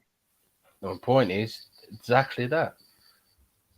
So you're saying freedom of speech should go out the window when people are being anti-British, No, I don't. but freedom of speech is not set in stone. Like it's not part of a constitution, but it's part of British culture, isn't it? It's like that is basically you're complaining that your culture benefits other people over you, but it's your culture. This is what I'm saying about opposition, No, isn't it's it? not. Our culture doesn't benefit other people over us. But it does. What we've got is multicultural gone so far that the other cultures are being put above British culture. No, where- what you're doing No, is you're that's trying to not what- redefine Britishness. No. You're trying to The British redefine culture- Britishness, Gone. which ain't your Dave's position to do that. No, British culture has not caused this problem. It's not British culture that's caused the problem. You don't understand. If British culture is saying someone can walk down the middle of any road going fuck England, and no one will come out of the house and beat the shit out of them because England's a tolerant country and tolerance is one of their values. So those are laws. But you're Those trying to are- redefine those that. laws You're the one are- who's anti-British. Yeah, I mean, anyone who's against the words "fuck England" can stop having sex with their lovers, because that's what you do every day to the people you love. You fuck Yeah, them. no one's against that. No one's against people saying. No one's against people saying certain stuff. It's the way and the manner that they do it and the actions that follow. But What? the So people now are you're- finding So themselves when you in an get- environment I'm which gonna is called explain. Britain, right? Gonna explain. So when you get someone saying "fuck England," I'm gonna blow it up, and then they blow up Manchester. Yeah, pop concert. But you've just changed it now. Like fuck England Mm. to I'm gonna blow it up. They're two massively different things. She does that. She does do that a lot. Yeah, No but I one just was told saying- you that I don't have a Yeah, but- problem with fuck I think England. I told you I don't have a problem with that. Everyone would have would be able to disagree with the person The who says reason why I'm I going to changed blow it it- up and would have a problem with Yeah. that. But if people have died for our free speech, where we can say "fuck England," then we should be allowed to say "fuck England." We should be Yeah, but allowed I've to burn the agreed with flag. you on that. So you're arguing a mute point. I've already agreed that doesn't. bother me. She doesn't mind it as long as it's like certain people saying it. No, I don't mind it as long as there's no nasty negative actions, and that's where it stops. If it goes over into hate speech or inciting violence, then I've got a problem. No, what I'm saying is you've got a double standard wouldn't whereby say you're fuck saying England foreigners necessarily. should be so grateful for living Wouldn't here say that that they would once. never dream of saying fuck England, even if saying fuck England is a very British thing to do. Say that again. You're saying that it offends you when foreigners say fuck England because you think that they should be so grateful for living here that they would never dream of saying that. However, saying fuck England is a very British thing to do. You must have some sort of memory loss. I just agreed with Lister. I don't have a problem with it. Unless they're foreigners. I never said that. You've said that before. No, I haven't. Yes, you just have. You've got a explained two-tier something. system. I You've got a don't like two-tier system foreigners for running around saying we're going to blow up England and praising fucking terrorist groups that want to blow up England. Or Britain. that is true. I'll agree with you. Under this current climate that we're living in, that is a very antagonistic thing to say to people, that I don't give a fuck about terrorists blowing up England, fuck England. Like that is going to be antagonizing. But we're not dumb, innit? We're intelligent. We know that England's foreign policy is what's leading to that. That's not them people just being cunts. That's them reacting to millions and millions of people getting killed for no reason. Innocent women and children are getting killed, and they don't call that terrorism. But that's state-sponsored terrorism. Big up yourself, Khan. Can I just catch a minute, Khan? Yeah. Of course. Unfortunately, Dave's looked like he's jumped off or he's dropped out. But I asked him a question and I think he refused. Yeah. to answer, which happens a lot these days, seemingly. But what I thought I'd do is just take a couple minutes, if you allow me, just to read a little article that was in the Independent a couple years ago, yeah, just regarding the St. George's Cross, etc., yeah, because I did ask the question, why is it that the St. George's Cross has become synonymous with racism? And he said I can't ask him that, so no problem. So I'm going to read something quickly. It says, for years, the far right has shamelessly tried to use St. George for its own selfish gain. Ordinary people across the country should take a stand against this by celebrating St. George's Day and honouring his memory and example. Being a former member of the EDO myself, I understand why the group's badge is the St. George's Cross. The far right has a history of hijacking symbols and causes. Britain First does it with the Union Jack. The EDL does it with St. George. They take things that matter to people in Britain and pretend to care themselves. It shows how unpatriotic they really are. It's why I joined the EDL, but also why I left. They found me because I commented on a video of Anjem Choudhury abusing British troops. I was so angry, especially because I was fundraising for the army at the time. Within minutes, an EDL recruiter had sent me a direct message and we ended up chatting for hours. The recruiter made it seem like he cared about the same things I did. Before long, I wasn't just going on demos, I was organising them. But even though I liked the lads, I didn't really feel like we were doing anything positive. For example, we'll talk about St. George and flying the flag all the time, but we didn't even do any events on St. George's Day. To be honest, a lot of people get sucked into thinking the same thing I did, but really, those recruiters just wanted to use us. We were angry about issues affecting people in our country, but all they cared about was having more people on their side, blaming everything on foreigners, especially Muslims.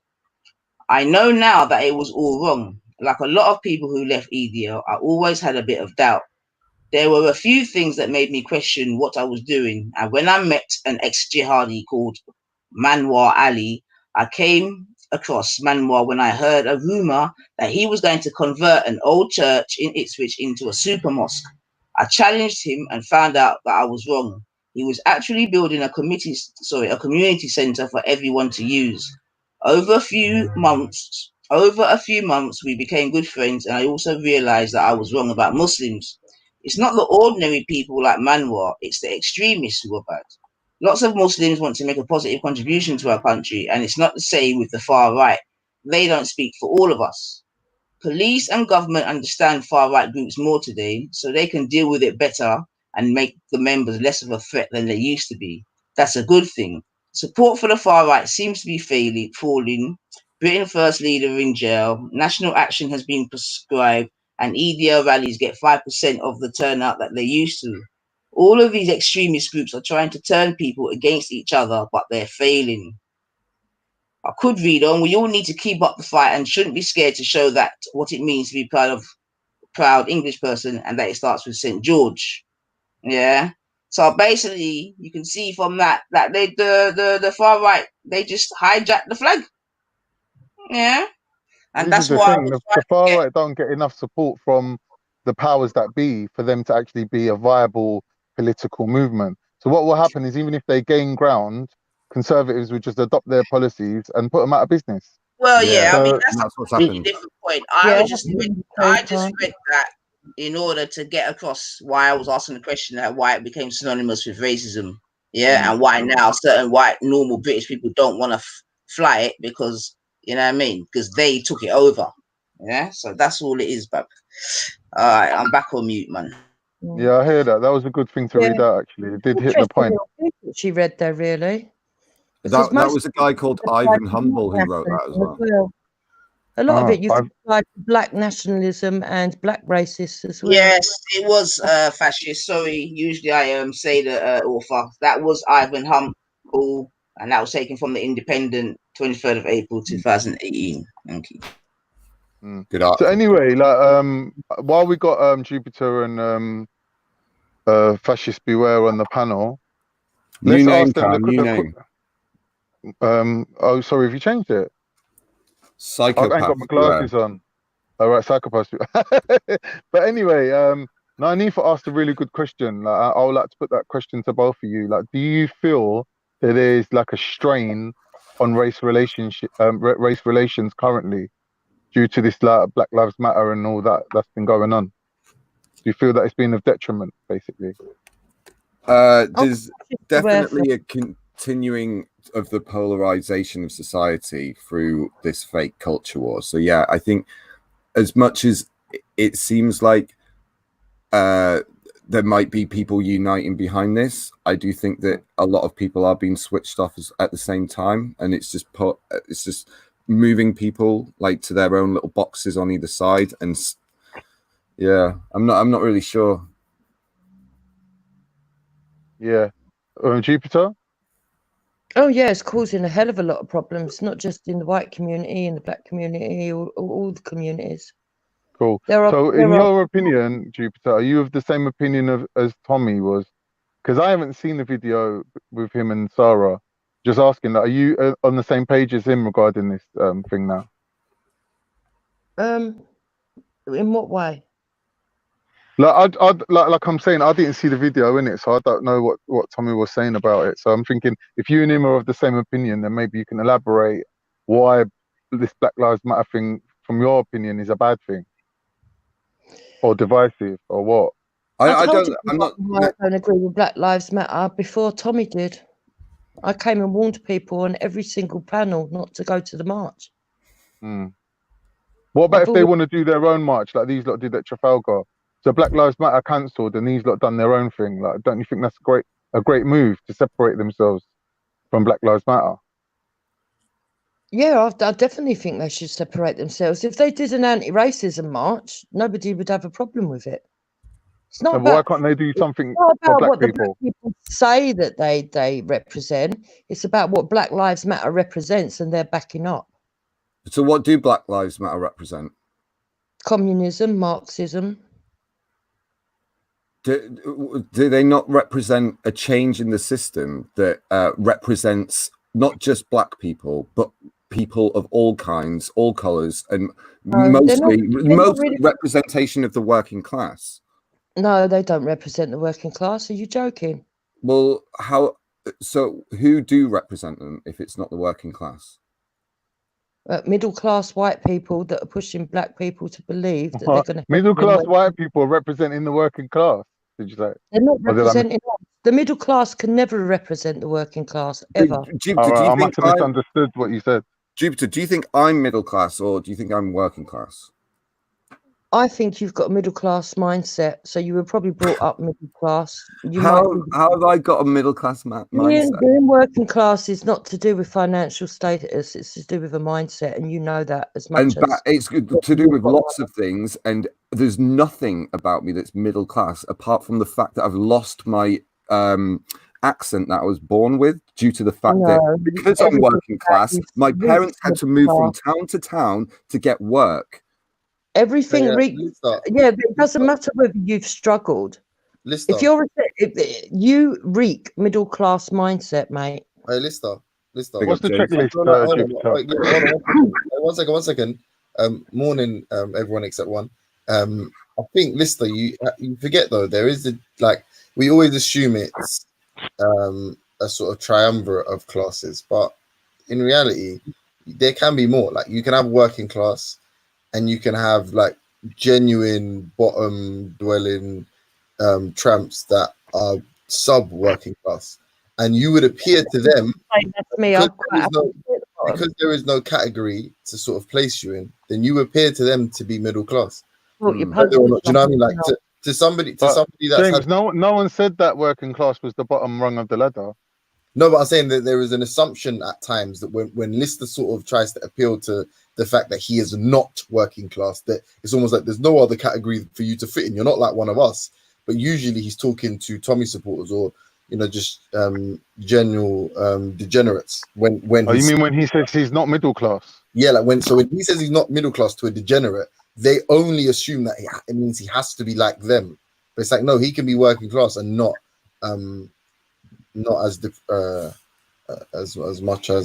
much of a degenerate as the person he's speaking to. I just wanted to give my 2 cents on that. But it's just like if you saw a goth or like on the street, it's so difficult to know what class of person they fit into, because they're already in this costume that takes them out of the class that they're like, they don't wear trackies or whatever. So like, you just can't look at someone at all. Like, some people, even some working class people, want to look like they're middle class, so they are just middle class in appearance. Lister, we all know what makes a person middle class, right? Obviously, but I'm saying maybe Jupiter's got her own personal checklist. But hold on, of things that you might accidentally fall into.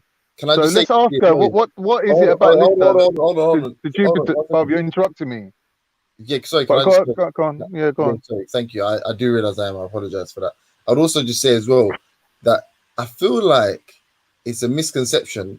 Well, because they label everybody that disagrees with them as being some kind of vessel for this cultural Marxism. Yeah, like there's this assumption that Marxism itself, or any kind of sort of socialism, is an exclusively middle and upper class ideology, when in reality it was targeted from like an ideology. Why are you saying that? It was targeted toward the proletariat, which would, so as in, for someone to be like, take that Dark Magician or someone, for someone to be an inveterate communist or Marxist, in my opinion, it serves the working, like that ideology would serve a sort of working class agenda more than it would a middle class. So when you look at someone like Lister, I would have assumed, had I not spoken to him personally, if you just told me like his profession or whatever, I would have assumed he was more like, not in a disrespectful way, because obviously this is my boy, but I would have assumed that he was more likely a working class person. It's just funny how now, because they keep using he's the thing though, James. It's hard to be working class when there ain't no work.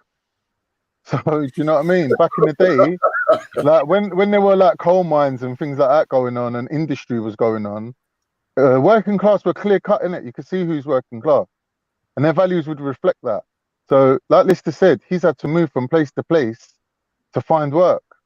See what I mean? So he's got a very broad sense of what goes on in the country.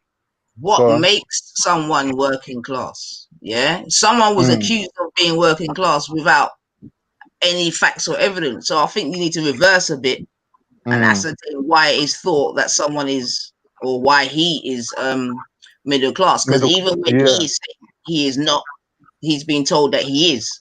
So try to find out why that is believed to be the case. Jupiter, do you want to like elaborate quickly? Just give us the checklist of what makes Lister a middle class guy. Well, to start off with, he's probably had what do you call it? It's university education. People can't go to university. Wow. Okay. Even when university was free. Wait, man, let her talk, man. He's probably been educated to a level of university, but that's not the only factor. That like he just said, working class can go to university, but that's just one of the factors. He's probably been brought up with a mother and father, very middle class. But most the state of the country. That makes Jupiter middle class. Wait, man. Don't laugh. Yo, let her go. Don't laugh yet. Let her go. Let her go. Let her go, man. Do you lot love listening to this retarded Rick and Morty? James, just wait a minute, please. I can't want to ask you about Fino, to be honest. I know. Just wait. James, let the thing flow, man. Let her go, man. Let her go. Little patience and tolerance. I don't have any tolerance or patience. Go on, hurry up. Learn something. Okay, so education and being from a two-parent home. Anything else? No, a married two-parent home. Okay, normally, married two-parent homes. People that uphold those traditions. Then also the fact that both the parents probably worked. You probably had one main earner, and the money was probably combined between them. What are you saying? That your mother was a whore, that your whole family's benefits? Yeah, basically. None of you have ever been to No, hold on. We don't need James, I beg you, man. I beg you, like I'm begging you, innit? Just let her. Just wait. If you think she's hanging herself, let her hang herself, innit? At the end, what? Why do you care to see her hang Yo, herself? brethren, Why the do you care? fuck, man? Why do you care to see her hang herself? I'm Oh, so this is you know what? You chat then, brethren. You fucking talk, man. No, but why? No. I'm super interested. Why do you care to hear her speak so much? No, because she is just hanging herself. Let Yeah, her no, go. but I'm saying, what? Yeah. So you didn't know she was stupid? No, we all know, but Did you sometimes assume that viewers, so what sometimes revelation? viewers What kind forget. of revelation are you gonna? What are you gonna? What is this gonna reveal to you all? Yeah. That she doesn't know what Actually, she's talking about. my mother and my family would consider themselves middle class now that they've Jesus worked their way up through society, James, if that's what you want to These understand. man, they catch life, yeah, because people give a shit about what they're saying. No. That's how, My parents that's stayed together for life. how They it were is. never on benefits, James. They don't exist any other way. So that Never makes you ever middle class on then, benefit. Jupiter, because my In parents fact, actually did benefits, split up benefits, when I was a kid, benefits, and they did live benefits separately literally, for at least a few benefit was years. literally created in their lifetime. So it sounds like Jupiter's Yeah. more middle class than me, having two parents Yeah, that loved each other and basically. stayed together. And Yeah. what's Yeah, it well, about you've the only got parents two that things work? on My the dad list, had mate, so my you dad had can't say three. that. My dad had 3 jobs, which meant that Yeah. he worked at least 12 hours a day, and I Yeah. I hardly ever saw him. So You please sure tell your me how you, that you makes sure your me dad middle weren't class. Asian? That's Lister, very middle class. that ain't Right, working class. That's also, Asian. it would consist of one worker. It would consist of a level of income that comes in, but But that is here's not the the main irony, factor. Jupiter. You've stated that it's Hold a on, I haven't mindset. finished. You said I that the haven't middle class finished. is a mindset, but you I haven't haven't been able to finished. It is a explain that. mindset. I haven't But even tell us moved on to then. the mindset Tell us yet. then. But start from there then. Right. So that's the social status of it. Where it comes to income, you'd have to earn a certain amount of money. But when it comes to the mindset, you're of a mindset where you believe that you're above other people. You look down on other people. You believe that because you may or may not have had a better education, that you think that you know better than other people. It's a mindset where you don't really understand what it's like to struggle. You think that you understand what it is to be every single other person and don't listen. Is this your personal assessment? No, Yeah, this is what No, Khan. this is middle class like. No, Khan. This is the And their dictionary. aims and aspirations Like followed you- by money to just go up through the I don't want to. No, yo, don't argue with this bitch and chat shit afterwards about she's dumb and all this because you lot. There's only a few. They people enjoy symbolism. They engaged enjoy with this symbolism, and they enjoy their status. There's only a few of you. Okay, so let me just go through Fucking these hell, bro. in relation to me because Jupiter, you think that it's all about the mindset that Yeah. I look. So you think that I must think that I'm above other people and that I look down on others and that I know you better do. than them and Yeah, that you're very judgmental. huh? Yeah, You think But it's not Yeah, the. you're very judgmental. So Am it's I? not the. Oh, bruv. What is this violin duet gonna end ever? So hold on, Jupiter. I'm not judgmental because when You are very judgmental. no, so when No. people always cry about the fact that I call them racist, but it's never me that uses that word. It's them that uses it, and it's like, oh, you're calling me racist. Like, I never said that word. You just said it. So I'm not judgmental. It's the people judging themselves when they speak I'm to not someone bothered that's about you different judging to people for them, being that racist thinks because differently, and they put that judgment onto themselves because they hardly ever put themselves in front of these people that are different to them. So when that happens and they see that not everyone is like them, that's when they start questioning themselves, and then they start thinking, oh, maybe I am a bit racist, and that's why they use the word. I don't use that word. So you say that I don't understand what it's like to struggle. I just told you my dad had 3 jobs. I never got anything that I wanted for Christmas or birthday. My parents split up when I was younger, and they separated for at least 3 years. So Jupiter, all these things that you think are middle class are just not me. So but hey, listen, You know, man. I feel like you don't need to defend would yourself. never say that they didn't get nothing for Christmas. Brother A man. working class person would value the fact that they celebrated Christmas together. They wouldn't Yeah, be saying, sometimes we didn't "I never got celebrate what I Christmas wanted together. for Hey, listen, Christmas." Did you not just hear that my parents split up? please, Middle class people were more materialistic. Hey, please, it's Monday. It's Monday, yeah. Listen, yeah. please, I don't know if you guys have done this already, but please can we speak about this guy's video? Now, proper was interesting. Yeah. Come on then, James. Your Swear time. down, you were the person I jumped on to speak to. I wanted to know what your opinion of the Tommy and Sarah thing was and what you thought, how you think it was. I'm not gonna lie, I haven't seen it, innit? I ain't seen the Tommy Sarah thing. I came on here for the TLDR. What's that? Too long didn't read or too long didn't watch TLDW. Oh yeah, I don't mind. Do you know what it is? But because I'm proper neutral, it probably isn't good for coming from me. But people have accused Nine of supporting Sarah, so I just want to know how. Because apparently she's his ghostwriter. She's his scriptwriter. Apparently, she has a massive influence over Sarah's thinking. Apparently, this is what we've discovered today. What I know about a real, like a genuine accusation is made from people that don't necessarily hate Nyanifa is that she supports him. That's what I heard. So was there much disagreement in this debate? Yeah, but over stupid. I mean, if I'm honest, because no one really. You can see that they were both desperate for the PR, like both in their own right. So unfortunately, it didn't seem genuine. Like it seemed like they were talking past each other and talking to their respective audiences. If I'm honest, Tommy came with the the sort of the right wing talking points. It's not black people, it's Black Lives Matter. And Sarah's got a weird style of discussion. Like he sort of belabors, in my opinion, insignificant points. I agree with that. Yeah, he also had some statistics, but they didn't necessarily correspond, and he seemed really unprepared. Raf, have you ever done that? You handed in a piece of homework with a different graph. The graph didn't match the conclusion. That's wrong. Standard, isn't it? Yeah, but you know what? I think like. Go on, Raf. Go on. Yeah, so I want to say about the Sarah thing there. Like, obviously, it was. He should have checked up the statistics for the UK, because obviously, if he had checked it up, then his argument would have been more solid. When Tommy tripped him up, Tommy tried to trip him up on that. Basically that more white people are being killed in police custody than black people. So therefore, do you know? You just reminded me. Why I know Sarah's not like wherever scientific method is. Watch that and tell me this man's a good debater.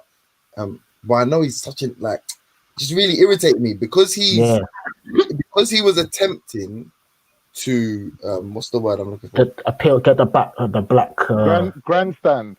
Yeah, well, not necessarily grandstand, because he was essentially, it's not the word I'm, but like not disrespectful. He was attempting to appear intellectual. Sometimes when you're not listening to what's being spoken to, you're planning sort of your next move. Yeah. Because he was doing that, he let Tommy say. I mean, first of all, if anyone's a Tommy fan, and that has understanding this basic arithmetic, please explain to this man what fucking proportional or disproportionate means. Because he said something like 19 people have died. He said there's no such thing as disproportionate murders in American police custody. 19 white people have been murdered, unarmed white people have been murdered, and 9 black people have. Well, I mean 13. Yeah. Black people have died. Okay, 13, yeah. Is that proportional?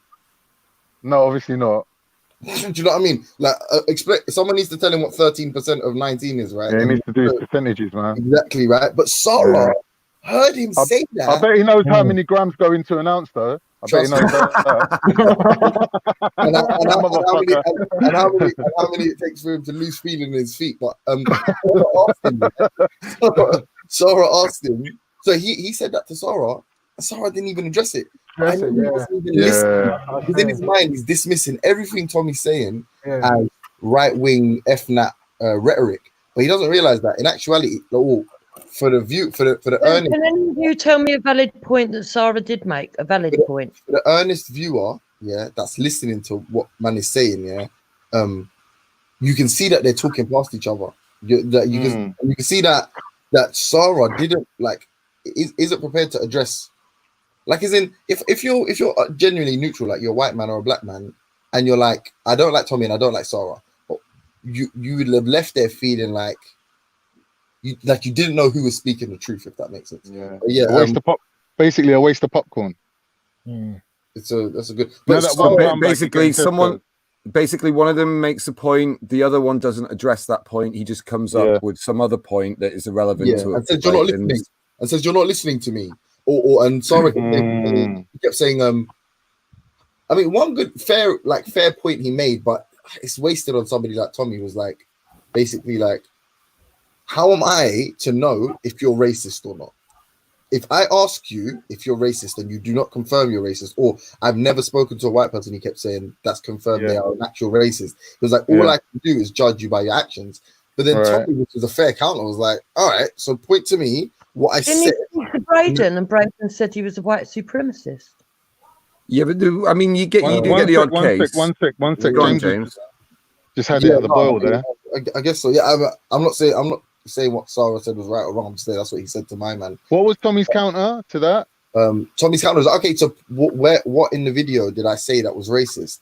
You know, his little rant, and then Sarah said our country, and Tommy basically implied like our country could mean your country as well. Then and then he also, I feel Sarah said something else. He said, like, I don't know, man. What's mad is listeners' argument. Yeah, like the Somalis or Raspet or whoever, anyone that's got legitimate criticism against Tommy would bury him because there's nothing he can say. He said, but Sarah chose to go on. I've said this about Sarah before. He doesn't do his homework. He turns up with this egotistical attitude of, yeah, man, I've got this, and he always flops. And the only thing that keeps him going is that same attitude of, nah, man, I'm all right, you know. Yeah, like, I've got better. Like I don't know where it comes from. Like he calls it pride. I call it ego. Like it's good to have pride in it. Ego. But that's just ego. You know what he said? He said no. You know, actually, I saw the one thing that really left a bad taste in my mouth was and sort of disillusion or made him appear delusional. He said he was like I don't think people should tear down statues. He was like, when I have my own not we, when I have my own nation, he was like, you're gonna feel the full force of the law if you tear down any of our statues. Wow. Wow. What country is he taking over? I don't know, but probably this is what I mean. This is what I mean about they're anti-British. They are actually more anti-British than anyone. These people. I think my point. Sarah, I think my point stands. In a very, very bad way.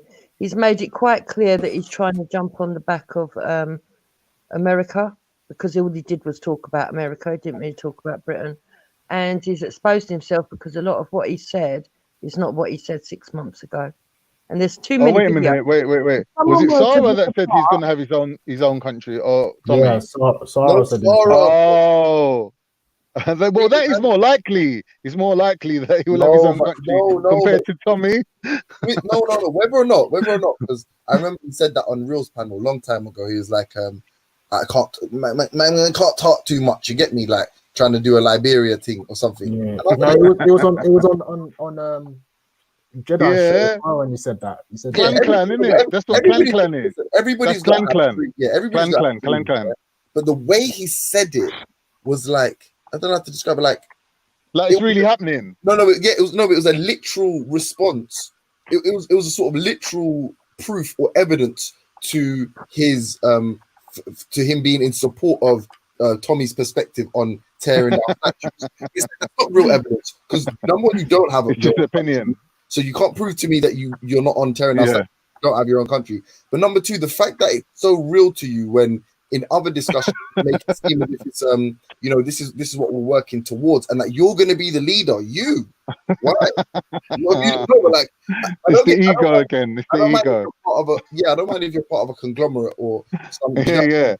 But it's like you're saying you are going to be the leader. Are you insane? Yeah. So can I ask you a little question? Did you all agree when he said that when Tommy brought up that little boy? I didn't watch the whole thing. I just watched that one bit. Sorry, go on. Which okay, boy? well, I'll tell you what happened. Tommy brought up Chris McDonald, and Sarah Garvey said that's nothing to do with me because the attackers were not black. Yeah, because he wasn't prepared. No, he wasn't. That's another example of Khan, to take your point. He wasn't prepared, and you could see like he's freestyling. So when Yeah. Tommy brought up a good point, he would just be like, is that to do with me? All right, then rather than intellectually engage it, I'm not gonna at all. I'm gonna say it's Pakistani men. Are Pakistani men black? No, I'm here to defend black people. But in actuality, he made a claim which I hate to say it, but I mean, I agree with him. He said white people are unjustly outraged. I agree in a lot of instances they are, and I agree there's a lot of instances white people are not. There's a justification in there. But that's just a soundbite he's picked up somewhere. Yeah, and he's dropped it. Yeah, that's all he's done. He did, and when that's what Tommy brought up as a response. He said, "What do you mean white people?" He brought up grooming, Telford, all of that. He brought up this one, he brought up that one, and Sarah weren't prepared for that. He just literally just shifted the focus and said, "Well, that's Asians and that's not black people. What have black people done?" He kind of went into something about slavery, and I think that's a really good argument. Continuation or continuity in slavery and colonization is a great argument to say we deserve a privilege that other minorities do not have because we've received worse treatment than they have. But he didn't bring that one home either. Like he just didn't. That's the thing, James. Like a lot of people, and this is what even a lot of people are not aware of when you go into certain things like the organizations that still survive today from colonization, like UNICEF or things like all the companies basically that are involved. They're not aware of that. So when people like Sarah, like you said, he was pretty much just freestyling. So it was. He's not techie. Like he let Tommy get away with that Elrond argument about black people have killed X amount of white people and white people have killed X amount of black people in the past 3 years. Like, and you know what's sad? Yeah, it's like when this is. Don't get me wrong, I definitely shouldn't be a leader of any country. I shouldn't even probably be a leader of a family. But yeah, when people like him should never be at the front of these kind of discussions or arguments, when the man on the panel can hear like an Elron make an argument and not have done any research and say, "Don't worry, I'm going to engage your point. I think you're chatting shit, so I'm going to ask you a few more questions and we're going to see if the story checks out." The fact that he was scared to do I think Sarah's dispelled the myth that he's actually listening to us right now, because if he was listening in, he would be in a much better position. Yeah. Oh, yeah. Because he obviously has no education. Well, he hasn't bothered like educating himself on certain issues that he's then claiming to be the front man for. And then even on specifics, he can't be precise because he hasn't done his homework. Yeah. So on 2 counts, he's just doing a disservice to people in general. But this is what someone was saying to me about Sarah. They were saying that a lot of his, even though he tries to seem like he's, I've even argued this with some of the black people on the panel before in it, that a lot of you guys, apart from the fact that Elron says that things like, that black people are more violent, and what's it called? You pretty much agree with each other on the fact that you want your nation for your nation, and you want the predominant people to be. So you guys pretty much agree upon that, and this is where Sarah basically agrees upon what they're basically saying. It's just the fact that he hasn't got the arguments to argue for, and I feel like a lot of people disagree, but a lot of the people on the left have the better arguments for these type of situations. Yeah, but his thing is so random and scattered, the approach. He was like, at one point he was talking about... Hold on a minute, because you lot must have been watching something different to me, Yeah. I watch a little and James, for one, was there even a debate? I called, Nine, did you hear? Number 9, I called, before we got into this, I asked for your opinion first, so if you don't mind, can you give me what you thought about it? Because that's why I come on to speak to you. Yeah, I thought it was light work for Sarah, to be honest, James. I don't think that there was any real points I was quite disappointed in Tommy, to be fair. So what do you think? I ain't gonna lie, one funny part about it was where he kept going, "I've lost me mates. I've lost me." Who said that? Tommy. He's like, Tommy. I've lost all my black mates. They won't talk to me. And Sarah kept going, "Is that your fault?" He's like, "Is it your fault?" And like literally like a clean 50% of the time, Tommy said, accepted that it was conceded it was his fault, yeah, and then the other 50% of the time was just blaming Black Lives Matter for everything. But that that's happened. what I'm saying, James. For me, it was like a damage limitation exercise on Tommy's part. Yeah, On the way both their the way the man was suited and booted in the first place, I was like, rotted. This man means business. You get me? But the point being, I just think it was a damage limitation exercise, yeah, on his behalf. Obviously, he knows he fucked up when he made his Thank little rap, because that's what most of his thing was about. And obviously, himself, like many others, are jumping onto this whole BLM thing and all the rest of it. Although, in the first instance, Sarah Dunn said, "I'm not BLM," like we've all done.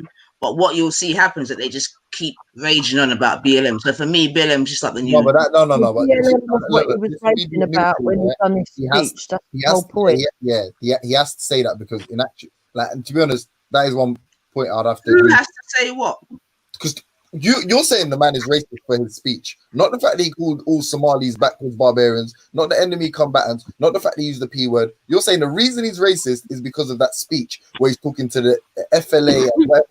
You have to. I didn't. No, wait. You didn't hear me. No, not you. I'm saying Sarah. That's what Sarah's argument is. That the evidence when Sarah had he's not doing his homework. To call this man out on being racist, he didn't. Yeah, he didn't call him up for the Somali thing. He didn't call him up for that. Now he's saying, "I've got evidence with your actions of you now being a racist. This is my second challenge to you." Well, Tommy's defense is he's going to have to defend himself by saying, "I didn't mean black people. I meant BLM. Prove to me I meant black people." And Sarah couldn't. So to be fair, every time you refer to the man as a racist based on that evidence, he has to use his defense, isn't it? That's his sort of program defense. Like anytime you say that video made you racist, he's gonna say no, that video is towards Black Lives Matter. Sarah, do you agree with Black Lives Matter? Sarah says no. He says then why am I racist?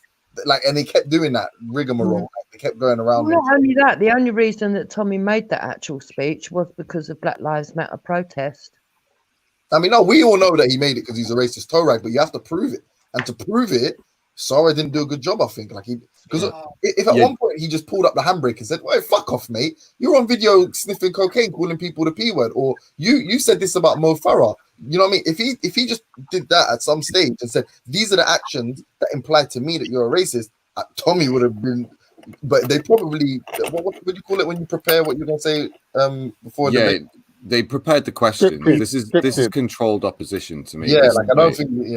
And some things that were just not allowed to be asked. Self-proclaimed black nationalist asking someone, "Are you a white nationalist?" to try and infer their race. Yeah, Nines, as well. But I think I agree with you. Definitely, Tommy is a damage limitation PR type of thing. But I think it was for Sarah as well. I think he was using this. He was just like, I don't know, man.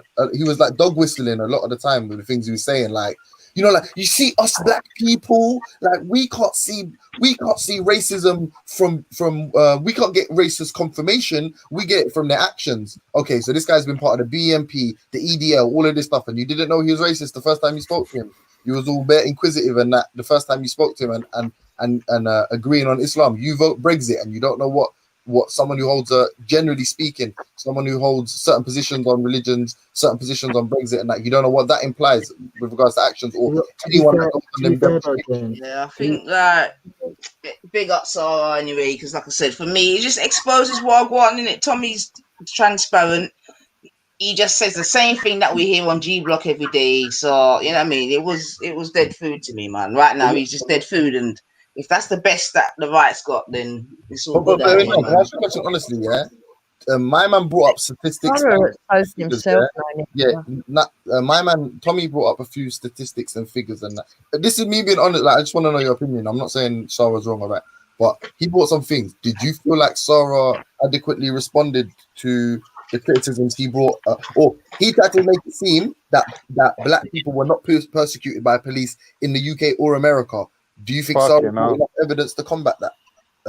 I swear it was UK when he was making that statistic. No, he made claims, and Sarah, the American one Sarah used was about lynching. The black people are getting lynched today, or black people are at lynching parties. There was lynching parties where young. You know, he missed the trick as well. He should have said all. But you know, it's. I understand what you're saying, you know, but obviously it's all good to say these things in hindsight, innit? You know what I mean? You're in a situation, whatever, and I'm sure Sarah himself would think that he could do better, whatever. But I'm not going to be here, like I said, innit, I watched it. I didn't get, you know what I mean? I didn't hear a debate about racism. I just think that my man just come to damage limitate, try to clean up himself a little bit amongst certain parts of whatever communities and keep it moving. You know what I'm I saying? just want to ask Jupiter a question. Do you But what I think do want to know is where is this racial tension that he's talking about is happening? That's what I've asked on my show, and I've come to ask here, and I'm not getting no evidence. Yeah, I'm hearing it being said, but I'm not hearing the evidence. No, but Yeah, now I know it's online because I can hear the hate with Wendy and the ilk. I get that.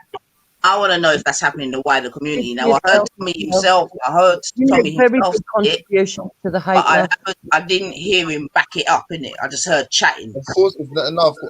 So I know you're not asking me personally, but I would say that it's exclusively amongst racists.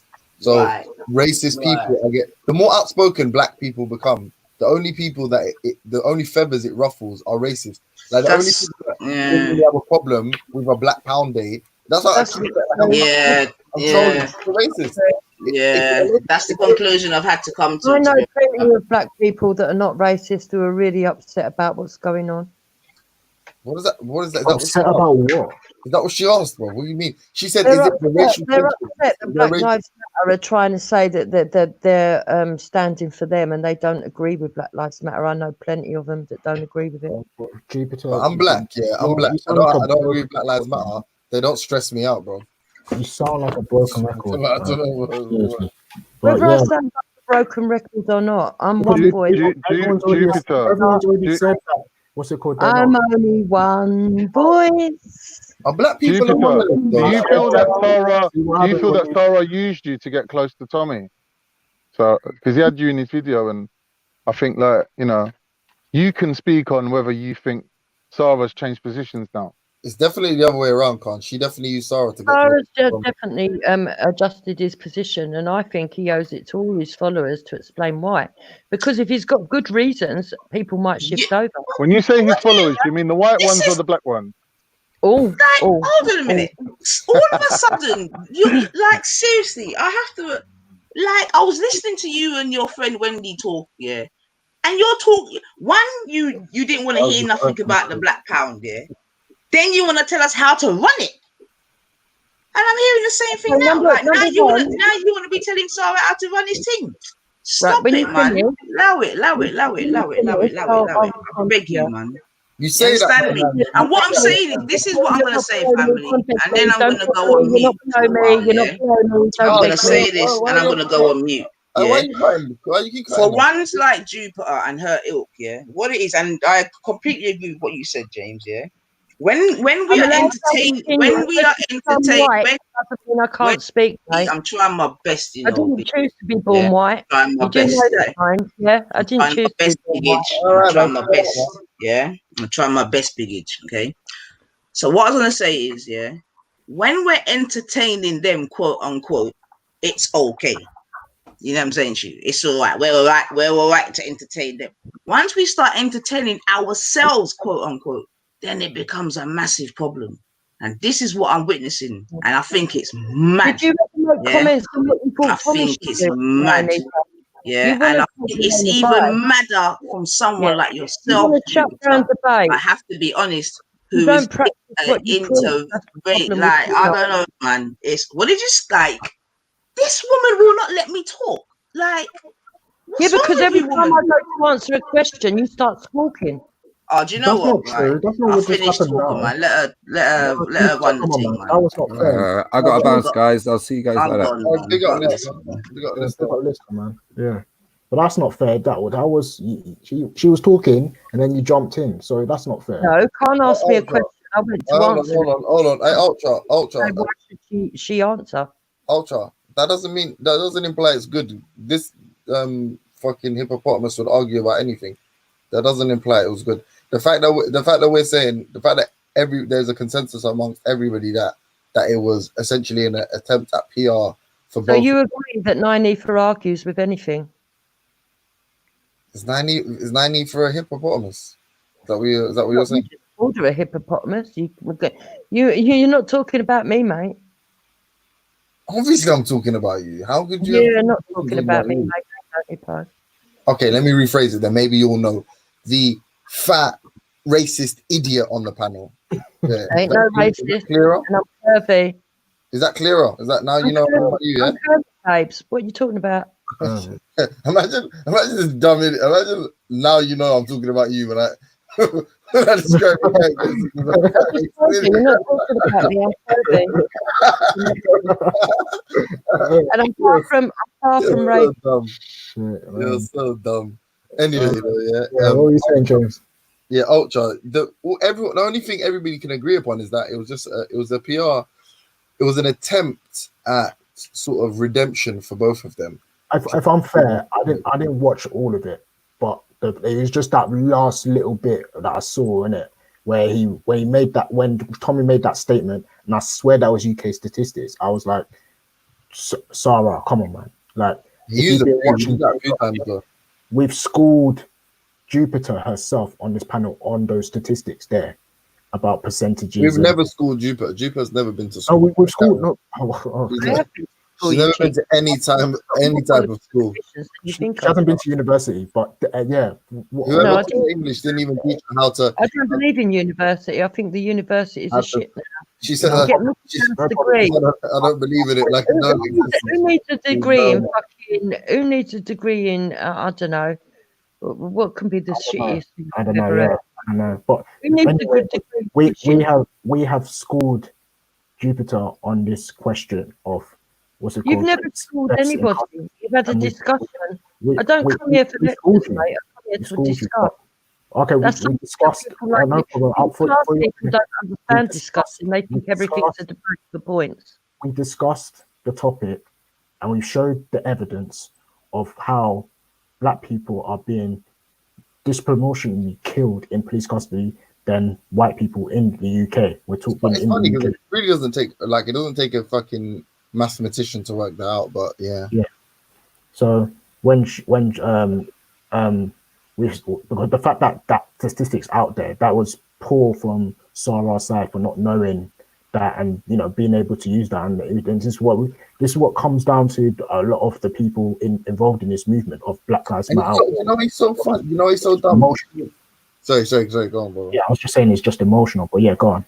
No, he should have he could have leaned far more on the Jewish example when he was talking about pound. How the pound circulates. He should have leaned on the Jewish example and basically said, well, if indeed it is the case amongst most Jewish people to support, or what is the reason for the Jewish pound circulating the most with regards to like an ethnic group, and do you condemn their sort of exclusivity? Like, he should have focused on that.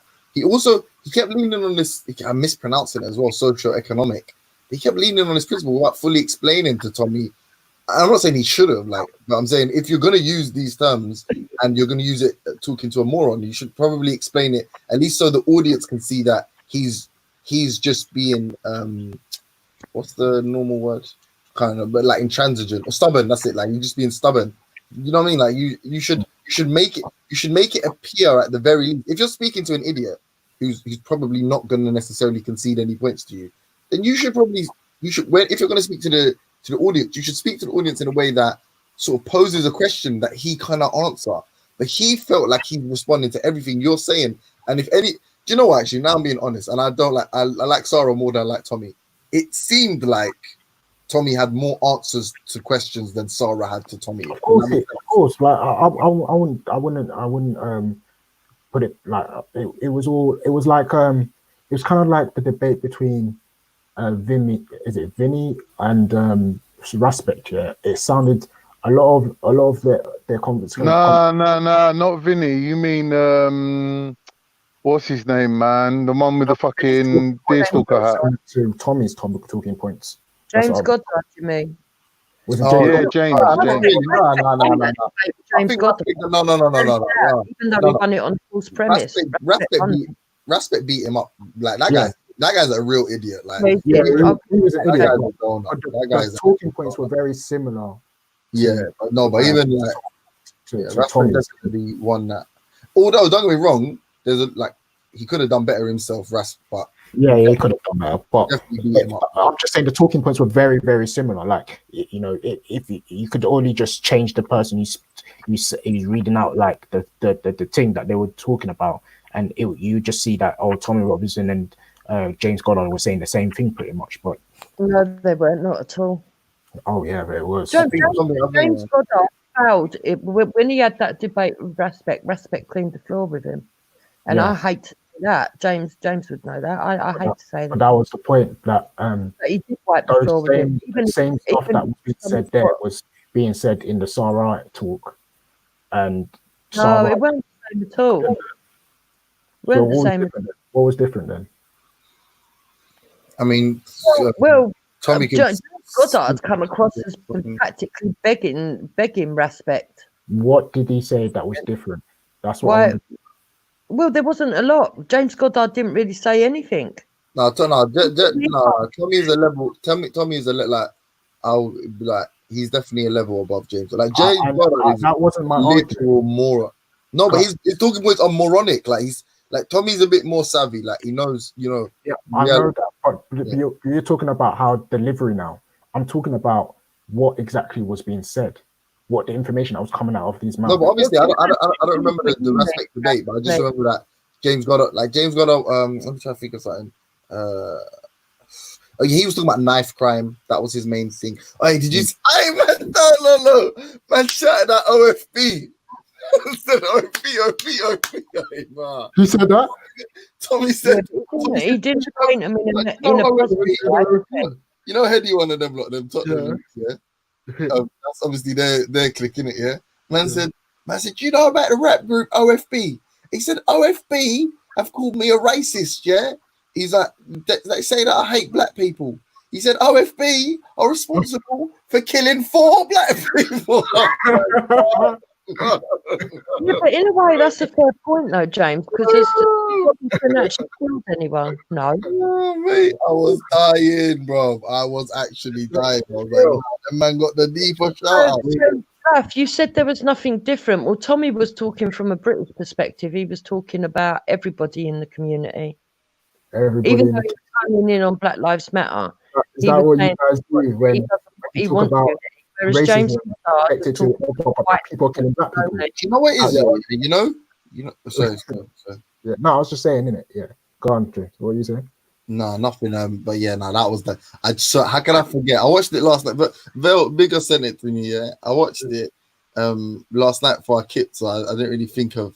I forgot about whatever, but I think I was fucking belling up when he said, OFB. I was like, he can't be. I was like, because he said something about BLM, and he said OFB. I was like, he can't be talking about them rapper youths. And then he was like, they're a rap group from Tottenham, from North London. I was like, nah. The man down Twitter getting at him or something, telling him, bro.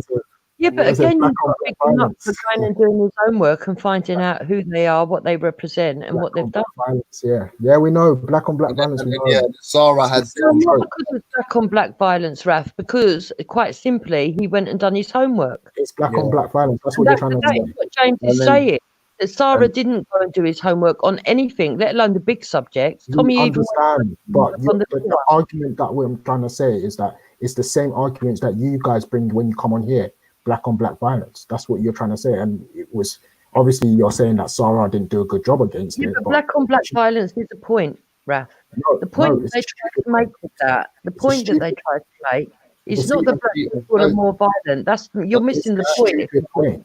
No, if that's what you think the point is, the point they make when they bring that up is to say, why do you only care when it's white people killing black people, but you don't care when other black people, even though there's more black on black killings. That's the point.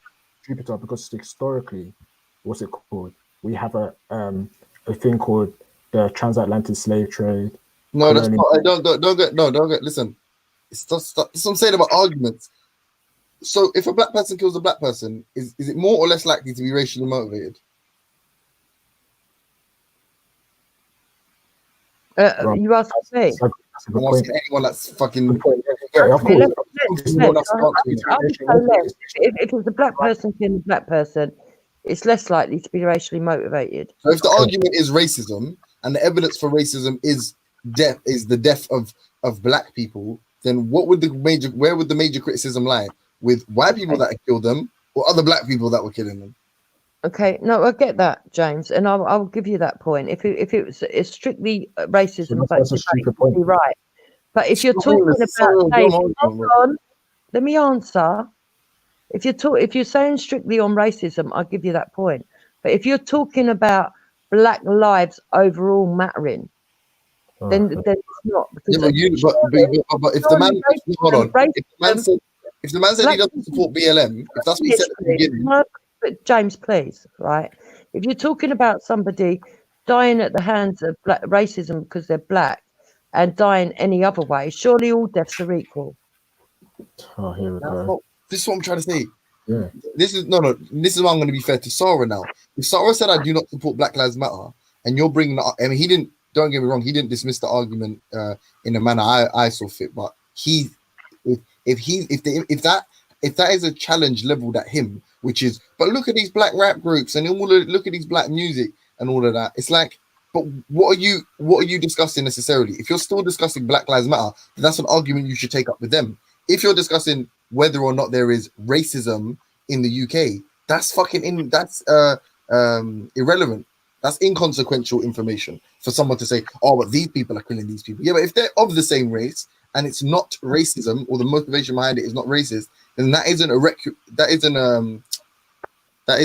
what's the word? Like a, is it racially like motivated attack? No, but that isn't a commensurate response to what I'm saying. Like that is a non sequitur response. You're just randomly, you're just trying to muddy the waters because, and it's the same with disproportionate. No, I kind of get what you're saying because the debate was supposed to be about racism. And I'll tell you one thing, and I'm hoping the second part that does explore this, but I'm not sure that it will.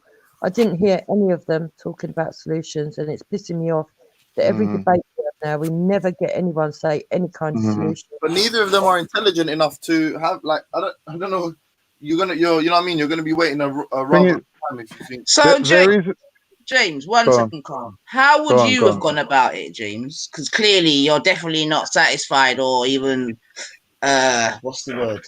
Thingy bobs. I can't think of a better word. So how would you have approached the debate with Tommy Robinson? But I'm accused of this too much here. But I dismiss stupid people. The first dismissal would be I wouldn't be there, innit? I wouldn't have been speaking to him. That's number one. Two, like I wouldn't invite someone like that onto my platform. But again, Sarah's viewers, like, well, this is a man who literally said, "I'm not going to vote, but I would vote for Brexit." That broke my heart because Sarah's an atheist. He's smashing people like me and shit. How would you have gone about it? Sorry, I didn't answer it. How would I have gone about it? I would have been far more confident in letting this man speak and debunking each of those points individually. As in, I would not. Yeah. He began with a pre-prepared statement that, in my opinion, was, I don't know, Srandalite. It just wasn't really necessary. And it was this. He kept referring to this. If you remember, we don't get verbal confirmation of racism. It's proved by the actions. And then literally went to reference one video. How about the fact that you went to another country and assaulted an African man? How about the fact that you've joined countless racist organizations? How about the fact that there is written? It would have took half an hour to research all that. Half hour. Big up Dan for this one. Yeah, Dan showed man some black cutes saying that Tommy that their cousin or someone asked them to come to something that ended up being an EDL demonstration. Basically, he coerced and tricked and misled black people to make it appear that there were black people in the EDL. Like, how about all of these examples of you clearly not giving a fuck about the black community and you disrespecting? But was this thing yesterday about Tommy, or was it a general topic about racism? But why did he make that statement about Tommy then in the beginning? Then, if it's not about Tommy, like, why was everything geared toward the rant that Tommy had went on? Like, if that, it sounds like Sarah got used. But because Tommy kept speaking about BLM. Because that's based on the rant. You're being naive. Like, what's he meant to say? I'm racist. Is he meant to come in and say I'm racist?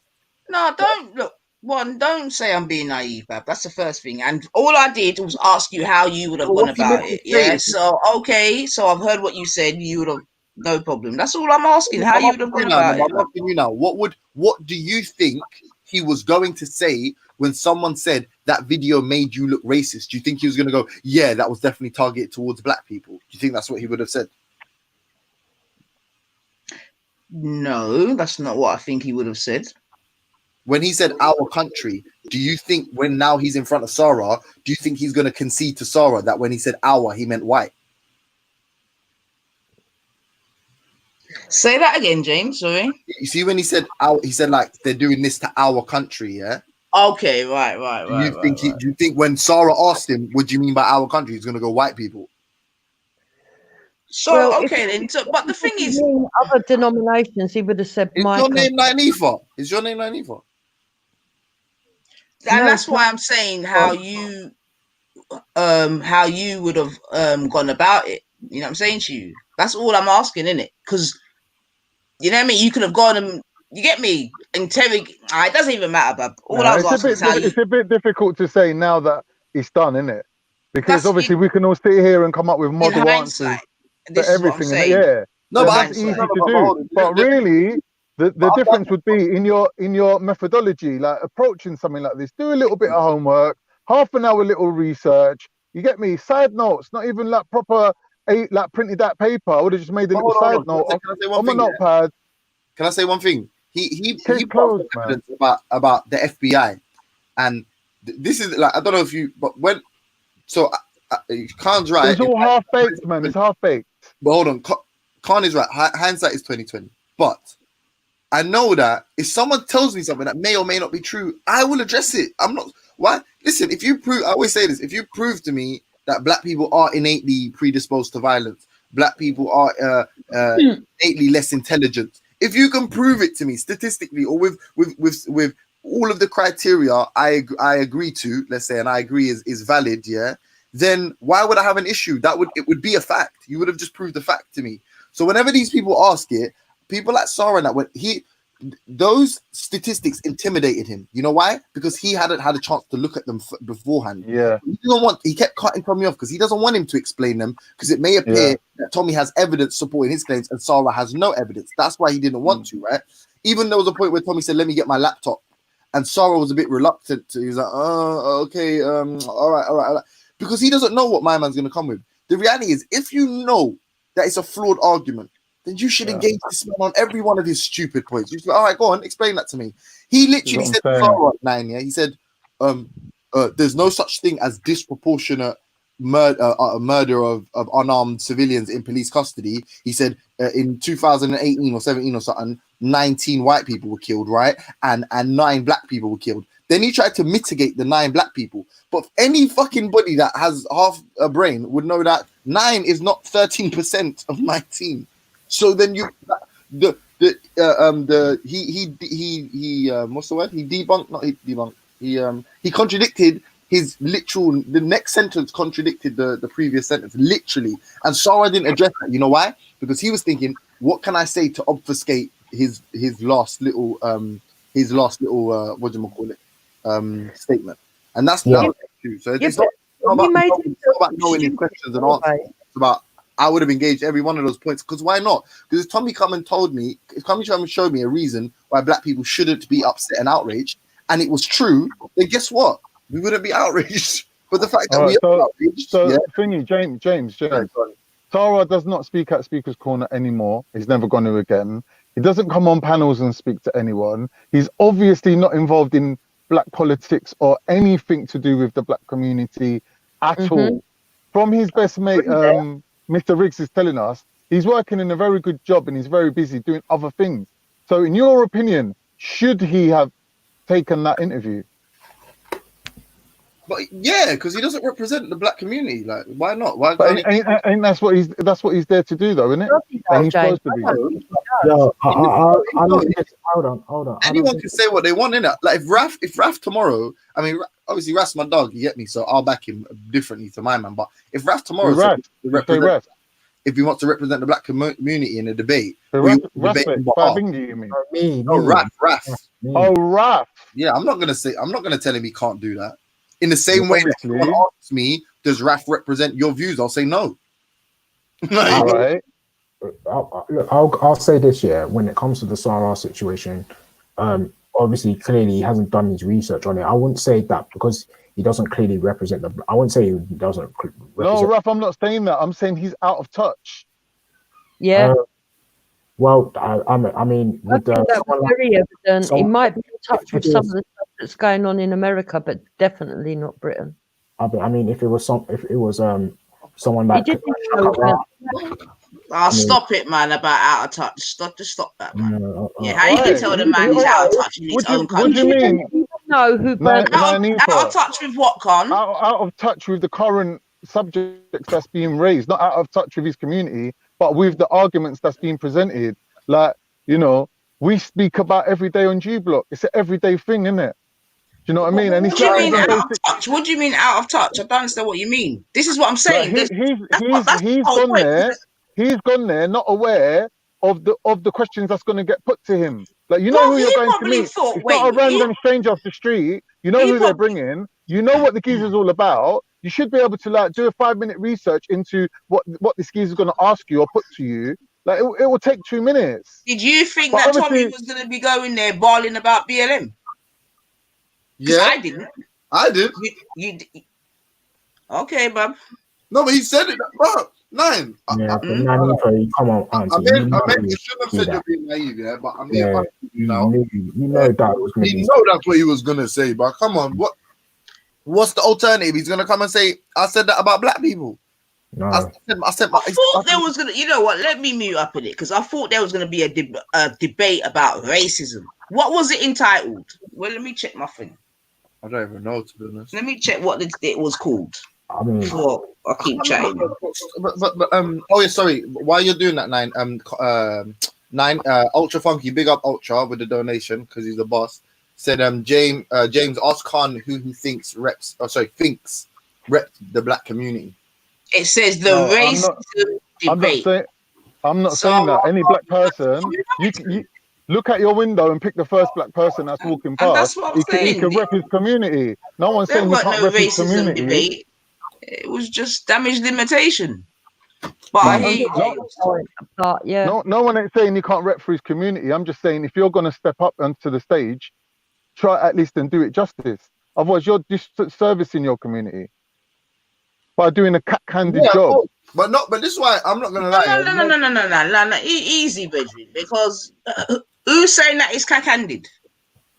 I'm saying it's evidence that he's not done his homework. He's not educated himself on easy with the cack-handed thing. That we're easy because the community that was watching didn't think it was cack-handed. You understand what I'm saying to you? Well, so that's very sad. Sad if you're saying we don't care. Like at this point, we don't care, innit? Yeah, Carl. I'm just saying to you, easy with all that because you're making some big statements with very little evidence. I don't understand. Cool. Hold on. Yeah? I hear you. So if you believe it was cack-handed, then you say that. You don't need to say No. Hey, can I hear what you're saying. I take your point. He's allowed to have an opinion. Hold on. No, but I hear what she's saying. No one's talking to you, man. How come you're always involved? I'm specifically talking to Carl and you have to come in with your shut up, man. Like, seriously. Carl, like I said, you've heard what I said. Like, the two witches are here. We've all heard you, but we don't need We want a discussion. We don't want people being quiet. What does cack-handed mean, Carl? Because I don't know if I agree or disagree that he was being cack-handed. What does that mean? Cack-handed means inept. It means like when you try to tackle something, your own innate lack of skill comes to the fore. Now you could have easily antidoted that with a little bit of research, a little bit of practice. Yeah, if you're saying ineptitude, I don't know about the innate part. If cack-handed refers to ineptitude, I personally, Nines, I would have to agree with that. He definitely. Cack-handed means there's no order, that it's not consistent, and it's kind of lazy. I think we've definitely heard your view, so I understand that, James. You've been very succinct in thinking. You get me how it went, but I'm just telling. So even if yourself and Khan think that, no problem. All I'm saying is that was not the view of the community that was watching at the time. That's the point I'm making. That's fair enough. I think that's the main point that I think a lot of people need to address. Like, black people are not a monolith, and that's what That's what Thing should have addressed as well. Sarah to Tommy. Tommy kept saying, but they're representing your community. Bum, bare black people probably support black BLM, bro. How you mean? Like, what do you mean? Exactly. Like, if there's a black man that supports BLM, then my view that I don't support BLM isn't necessarily. We don't share the same view. Oh, guess what? We're the same. We have the same, in your opinion, skin color. Like, it's just stupid. Yeah. The same way. So the point I'm trying to make. Yeah, I'm not dissing Sarah. What I'm saying, his strength lies in the fact that he's a personality. Same as Tommy. Tommy's a personality. Who's the leader of a personality cult. A cult of personality is what we're looking at. We're not looking at people with substance to them. It's just personality. I don't think so. Yeah. I'd say that Sarah makes good arguments on some topics, and he's not just when it came to that. Yeah, topic, Islam, mate. Yeah, and obviously, but when it comes to the topic of, racism, he should have, he could have done a bit more research. Obviously, certain things, like I said earlier, when I was talking about colonialization, going into things like UNIS, certain companies that are still thriving today, going into, the actual system and what it means. Raf, let me make one point here, Raf. Because it ain't about slating Sarah at all. Because we all wish we was Sarah and we had the opportunity to roast Tommy. Yeah. Because he would have got a roasting. Yeah. Maybe he would have fucked up. Let's say Sarah didn't do his homework on X, Y, and Z. Did he go there with at least one thing where he was like, do you know what? I'm going to pin this motherfucker down on this one point and then bring it home. Oh, and that's my point. Yeah. Listen to me. Yeah. This is my point. Yeah. Like, clearly, you know what? Let me mute up again. So I go on, car. All right, cool. So, hold on. She didn't make a point again. Interesting. That was an excellent point.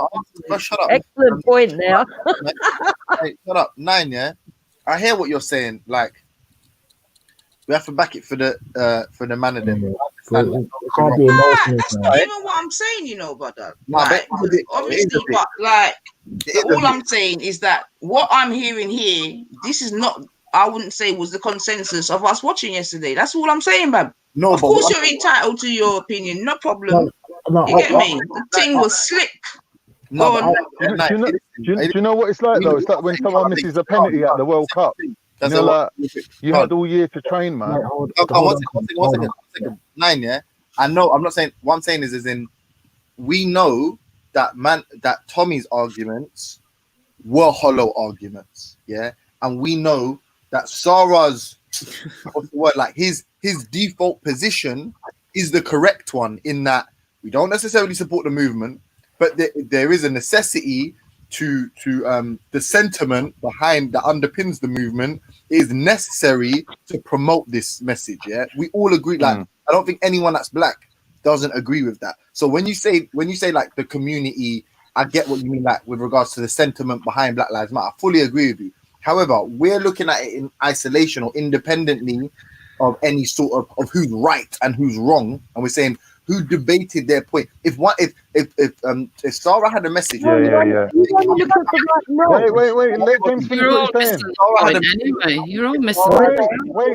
Wait your turn. If Sarah had a message which was, I'm going to paint Tommy as a racist, and Tommy had a message which was, I don't want to appear to be a racist, I want to appear to be anti BLM. I feel like Tommy was far more successful in his because Sarah's strategy was kept passing the ball back to him.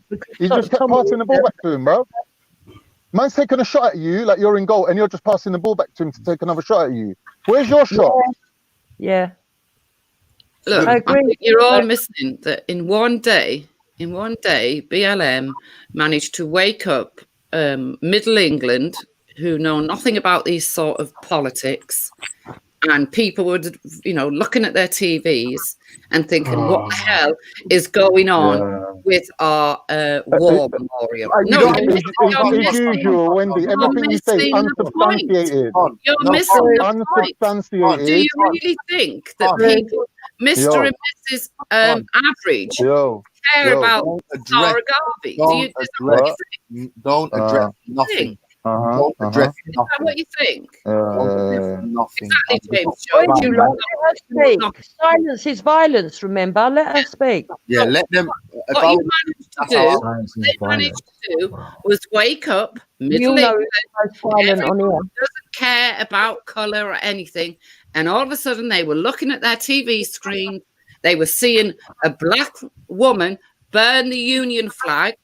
They were seeing all these things towards the war memorial, and you lot are sitting here, you know. Well, you've got any love, hey, Raf and Pond, and we don't you realise? Don't you realise how big what's happened? Don't you realise how big the divide now is? Yeah, what divide? If anyone's got any love in their heart for me, never. Well, I've not got no love for you. Never address. Never address. I try my best.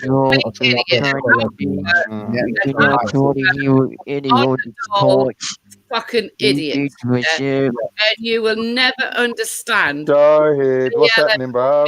BLM have done to England, who are not racist, who don't care. Man. I would rather listen to Shahid right now. Yeah, I would actually rather listen to Shahid. Idiot can't. You can't get it into your head what you've done. Like, yeah. Crushing down. Crushing down on the wall. Then you can laugh. Then you can laugh, yeah? I think it's amusing that all you can do is throw insults, yeah, because you know I'm right. You know I'm right. There's more people in this country than you've got that live in London, right? Yeah, I think James Sarah just what's going on. And you don't care. You don't care because you think it's not going to come to a head, but it is. Boring Wendy. Say, we've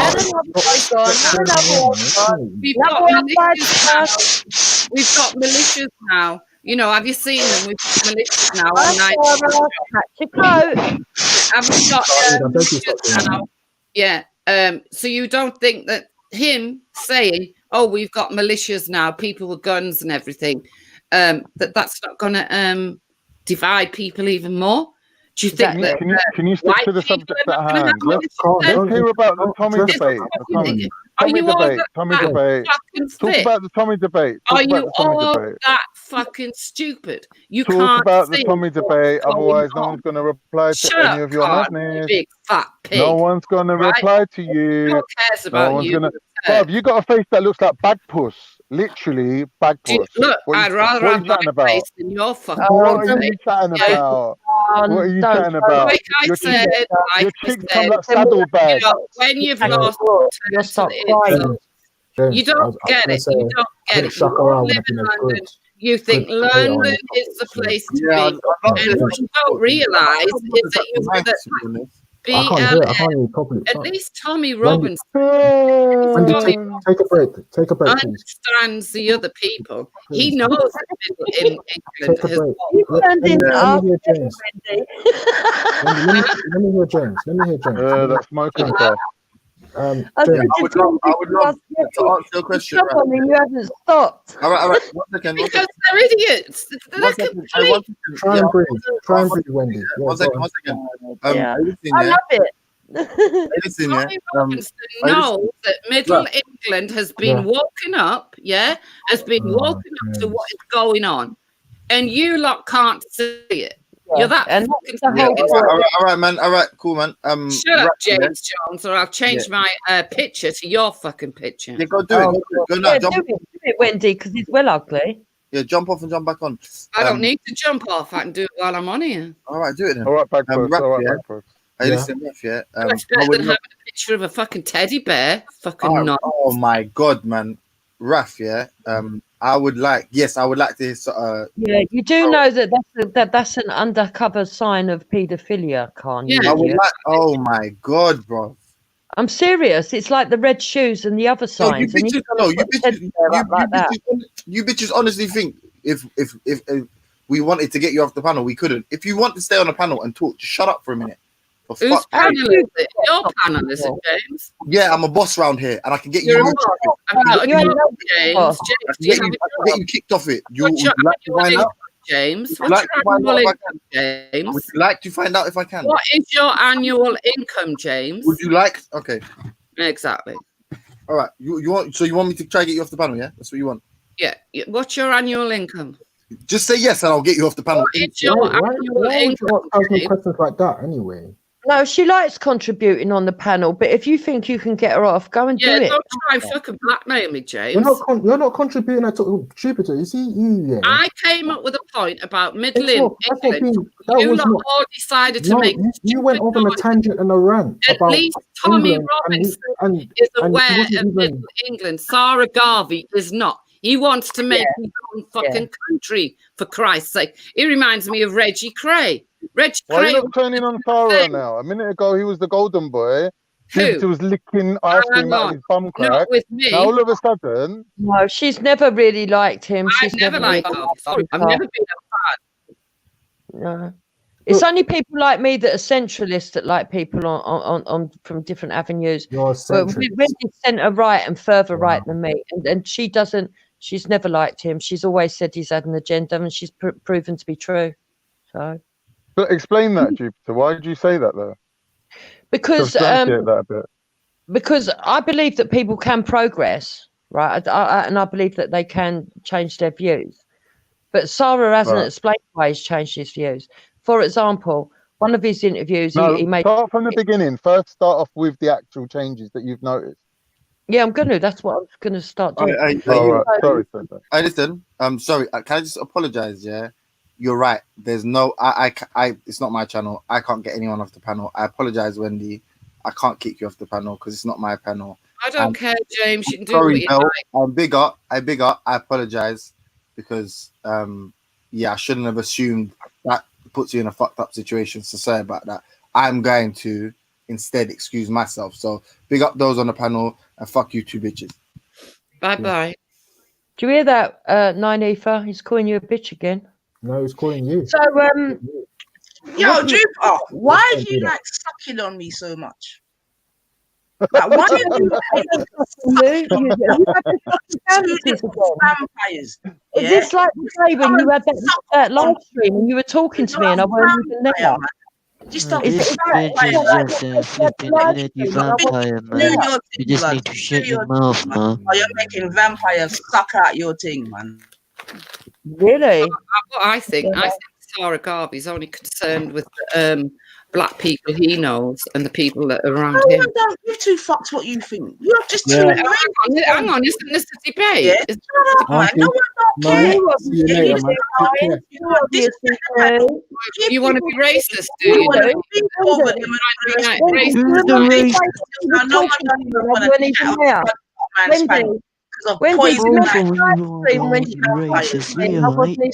Both of you are going to be racist. Oh, look, we're not allowed to have an Mate, opinion. you need to shut your mouth. And we're not even there. All Sarah Garvey cares about are the people he knows and the people he's surrounded with. That's all he cares about. So anyway, I'd like to answer Khan's question. I think Sarah Garvey has moved positions for the following reasons. In his old videos, he's often talked about Candice Owen. He spoke about a position that was completely opposite to what Candice Owens thinks. He also, in his old videos, said that he felt British, and in this video, he said he didn't feel British. He's often given out videos after video after video about not being a victim, but in this video, he seemed to turn into a bit of a victim, going from the victimhood politic. And he's also spoken out about the black on black violence, but in this video, he didn't seem to be coming from that angle. He seemed to have been coming from the angle that that was irrelevant. So, yeah, I would say that he's changed his position a lot. And I would have liked him to express why he's changed his position, because if it's valid reasons, he might get other people changing their position too. But because he didn't do that, it just looks like he's jumping on the coattails of what's happened in America. I know that he has gone over to Instagram, and Instagram is full of Americans and very very Marxist Americans as well. So I would assume that he's playing to who he thinks he's going to get a bigger audience from. Well, Because yeah, he like So you're suggesting mentioning that the it's FBI. a calculated. You're suggesting that it's a calculated thing rather than it being like someone who's genuinely, been swept up by the mood of the nation or the time that we're Yes. living in. Like, why Yes. would you suggest that it's calculating like that? And if you use such a calculator, why was I'll you tell with you why, him because from the behind the start? curve. Because he's behind the curve. So Because what? he's behind the curve, and for him to have calculated it at this point, he's actually jumped at the wrong Out time. of touch. He should have done this 6 months ago if that's what he wanted to do, if that's where his politics lay. And that's number one. And number two, it's evident for everybody to see that it's a tactic. And when Nynefa says that it was damage limitation for Tommy, yeah, Tommy would openly say that he's reaching out to the black community to go and see them because he doesn't want a so-called race war, right? He doesn't want that, and he's reaching out to the black community to say, look, I don't want you to misinterpret my words that day. This was the reason why I ranted. So Tommy doesn't deny that there's damage limitation going on there. He realizes he's caused a bit of damage, whereas Sarah is doing damage limitation because he got a lot of grief over doing the first interview with Tommy, and he's had a lot of backlash over that. And a lot of his other videos that he's done, he got a lot of backlash over that.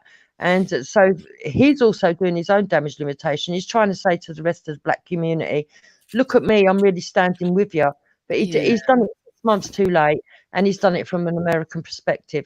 And that really shows up because he went on about American issues and not British issues. He didn't even know who burnt the flag, for fuck's sake. He didn't even know who it was. Male, female, what colour skin, what denomination. He did not know. And that tells you everything. You don't know All what's he going knew was on. about the FBI. That's about it. Yeah. All right. Well, that's your point of view, isn't it? Like, so you're entitled to your point of view, obviously. Yeah. So, Carl, why did he keep mentioning? Windy, I haven't watched the video. I'm just asking questions to learn about what happened from you guys because I haven't actually seen it. Oh, the video, like the second interview. So obviously that's why I'm just asking questions for today because I don't really have an opinion on what happened. Yeah. And that comes from somebody that actually used to really like Sarah. I had a lot of respect for him. I still do have a certain amount of respect for him because I don't. It sounds to me, Jupiter, sorry to interrupt you. It sounds to me you're more saying that he's done this for personal reasons more than being a community spokesman or someone who actually even loves his people. He's just doing it for his own furtherment. Yes. Yeah, I do think that, and I think that that's seems like rather cynical. That is rather cynical to say that, but if you know him better than me, innit? So. Not considering he posted the link onto Tommy's Parler, where there's I don't know how many is there, 138,000 people follow Tommy on Parler, and Sarah Garvey posted the link to that video last night on there. Wow.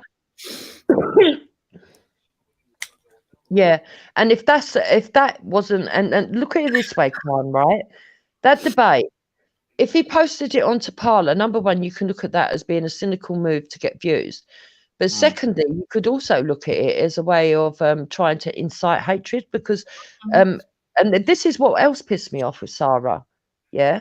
I'm not going to deny that amongst Tommy's followers, we do have some hardcore extremists, right? Extreme right that tag on, right? But that's not really what Tommy wants, but we've got them there. We're not going to deny that they turn up.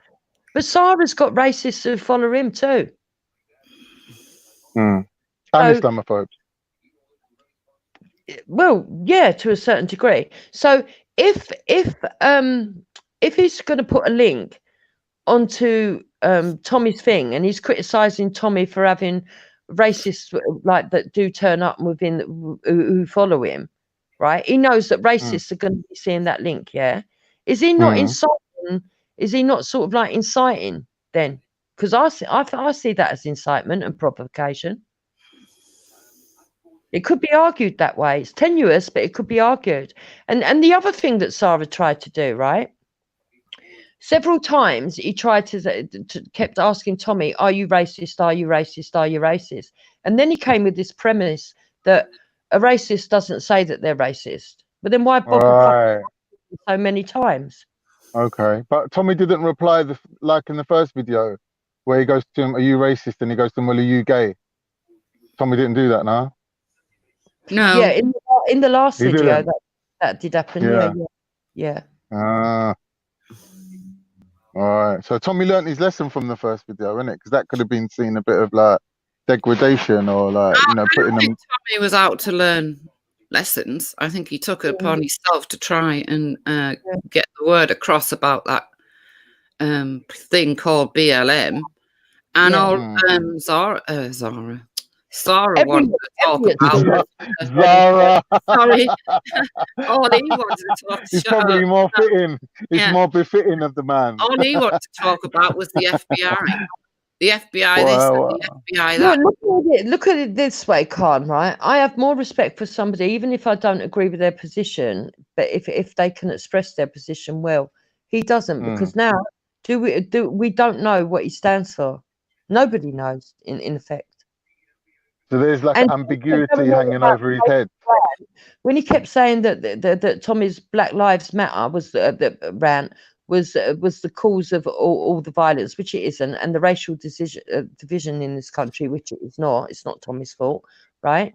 When he tried to put all that on Tommy's shoulders, he didn't even bring the video to show what it was that he claimed was racist. Totally unprepared. But you know, like Tommy's got a lot to answer for. Like I think we've kind of grilled Sarah enough in it. Like let's just like talk about Tommy a little bit. I think to make it fair, innit? Like I personally think that Tommy Robinson's got a lot to answer for, and I think that video that he done did incite a lot of what happened. Like I'm not saying he organised, you know, the protest. He might have jumped on the bandwagon of someone else's protest, but him doing that was like a catalyst that made things a million times worse. So he did add to that situation, and he should be responsible for it. The same way he should be responsible for that geezer that drove the van into the guy and killed him. No, should he be responsible for that? Because the geezer had Tommy videos on his phone. Like he was into Tommy. Tommy admitted during the debate that he admits that what his words said wasn't very helpful, and that he did add to the problem, and that is why he did the video 2 days later. He conceded that. In fact, he conceded about 4 times. Well, he's never conceded that he's to blame for Darren Osborne. He wouldn't, because he'd be seriously liable for some serious shit. Because look at who's that guy that killed that MP, Joe Cox? What was his name? The guy, and they had pictures of him. They had pictures of him at a rally. And then like working behind the counter, giving out leaflets, and then like it was all denied. It was like, oh no, he weren't nothing to do with us. He just turned up on the day. Like these kind of groups, they should be responsible for these sort of things if it's found that they're insightful. And I think with Tommy, he's insightful. He's sort of like relying on the fact that majority of his people are. He's relying on. Can't. What caused Darren Osborne to do what he did was all the terror attacks that happened in 2017. Yeah, but that's in your opinion. And he's actually let us state it. It doesn't say anything about Tommy. It talks about the terrorists actually.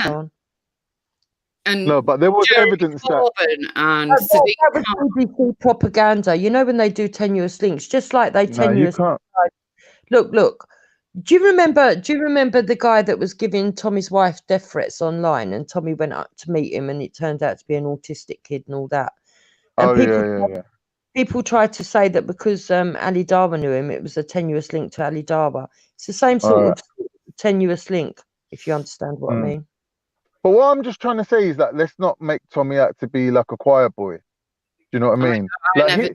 No, nobody believes he's perfect.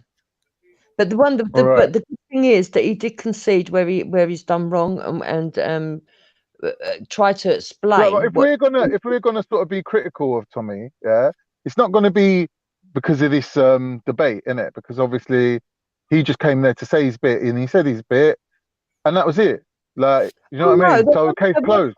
But if we look at the reason of why he felt he needed to make that readdressment or that rebalance, then you got to admit that he did fuck up. Like he got emotional. He jumped on social media and he was saying things that led to other people getting attacked at Trafalgar Square.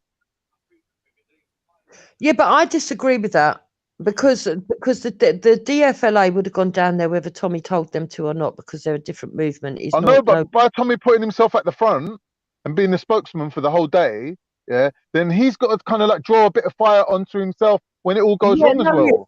He concedes that, and that's what he does concede, that he added fuel to the fire. But to say that he actually caused it would be a far stretch, because they'd already put out they'd already put out a call. The DFLA had already put a call out. Number one. Number two, Tommy stated in the first video that he was only going there to observe. He wasn't calling people to go and stand with him, but he was saying that he would like to see British men, and British does cover every denomination, by the way, come down and defend statues. So he didn't say I'm pulling out the DFLA. That's what people have put into his mouth. No, he said, what was it he exactly said? He said, where are all the British men? Where are all the British men? That's what he kept saying. Yeah. But like, obviously, he's not referring to people who are out with Black Lives Matter. He don't count them as British, does he? Well, because they're Antifa and Black Lives Matter, well, of course not.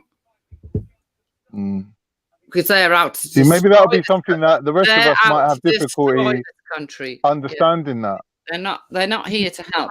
People like Lister are out to destroy this country. I don't believe that at all. Really? I think Lister actually loves his country. Otherwise, he wouldn't be putting all the effort in that he does. No, he doesn't. What he loves is Jeremy Corbyn and things like that. So you're saying Jeremy Corbyn don't love his country? No, he doesn't. He probably likes Jeremy Kyle. You got to laugh at, ain't you, Wendy, right?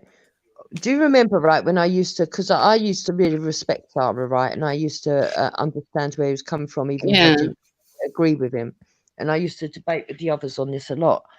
I've got to laugh because so many of the chat, when I used to defend Sarah and say he's got a right to say what he says and say that I kind of understood where he's coming from and stuff, used to say, you're not white, you can't be part of it, Sarah Garvey's not for you. Now I'm saying and criticising Sarah Garvey. You mean you're not black, you mean? Yeah, right? Yeah. Now I'm criticising Sarah Garvey from my own opinion, not because other people have told me to. They're saying, oh, you got to look, this cracker, she used to like Sarah Garvey, now she don't like him. You don't want me in your movement. Everything is everything. Fuck off.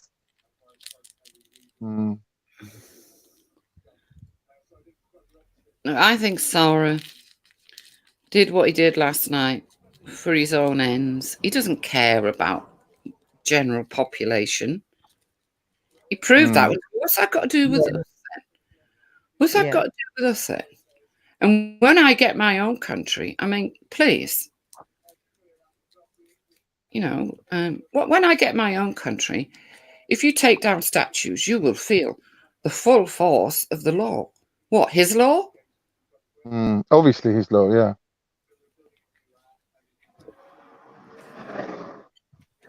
The thing is, Sarah Garvey he didn't have any arguments really that were worth listening to. Normally he has a quirky sort of edge on things.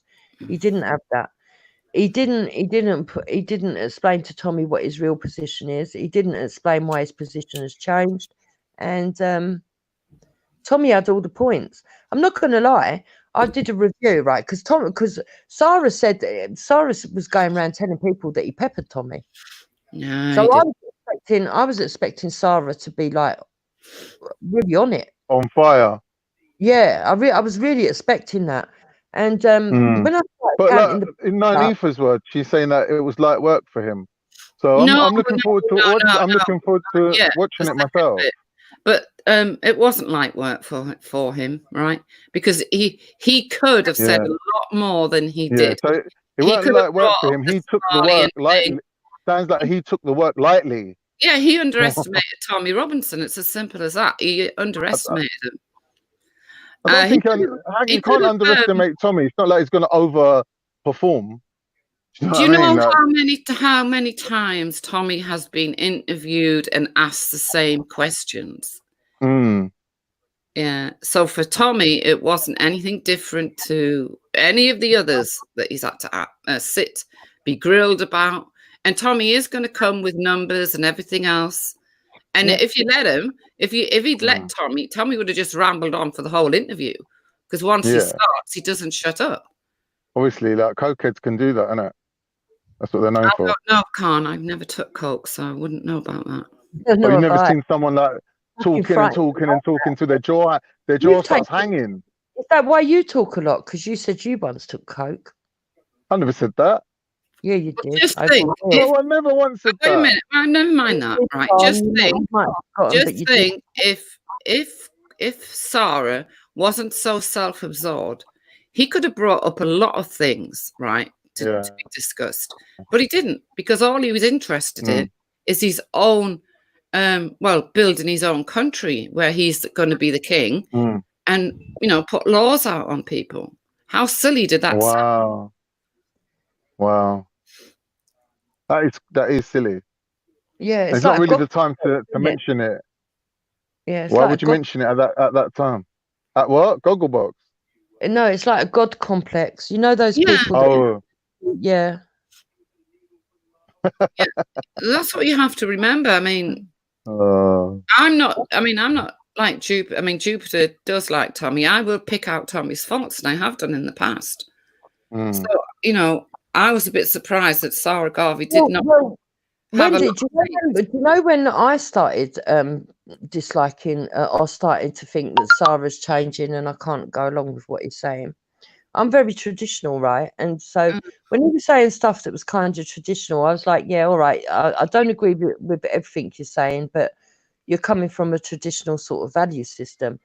There was this one video he put out where he was saying that he believes that he's ready to try sort of like having more than one woman and this kind of relationship and stuff. And I was like, oh my God. Yeah, I was like, oh wow. Do you know what I mean? He no longer believes in monogamy anymore. At the same time, and I was thinking, oh, does he want a harem or something? That's a bit weird. That is weird. Good afternoon, everyone. You all right, Tash?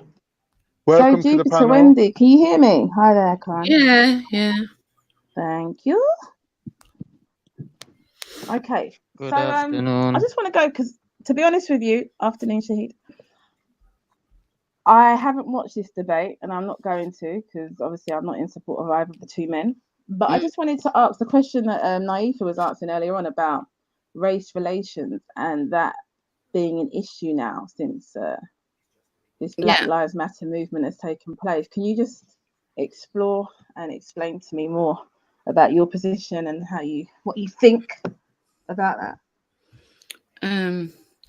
As far as I'm concerned, when Tommy Robinson says, that Black Lives Matter has really hurt race relations in this country, I know it's true. Yeah. Because a lot of this country who were never interested in any of this, got on with their lives. Yep.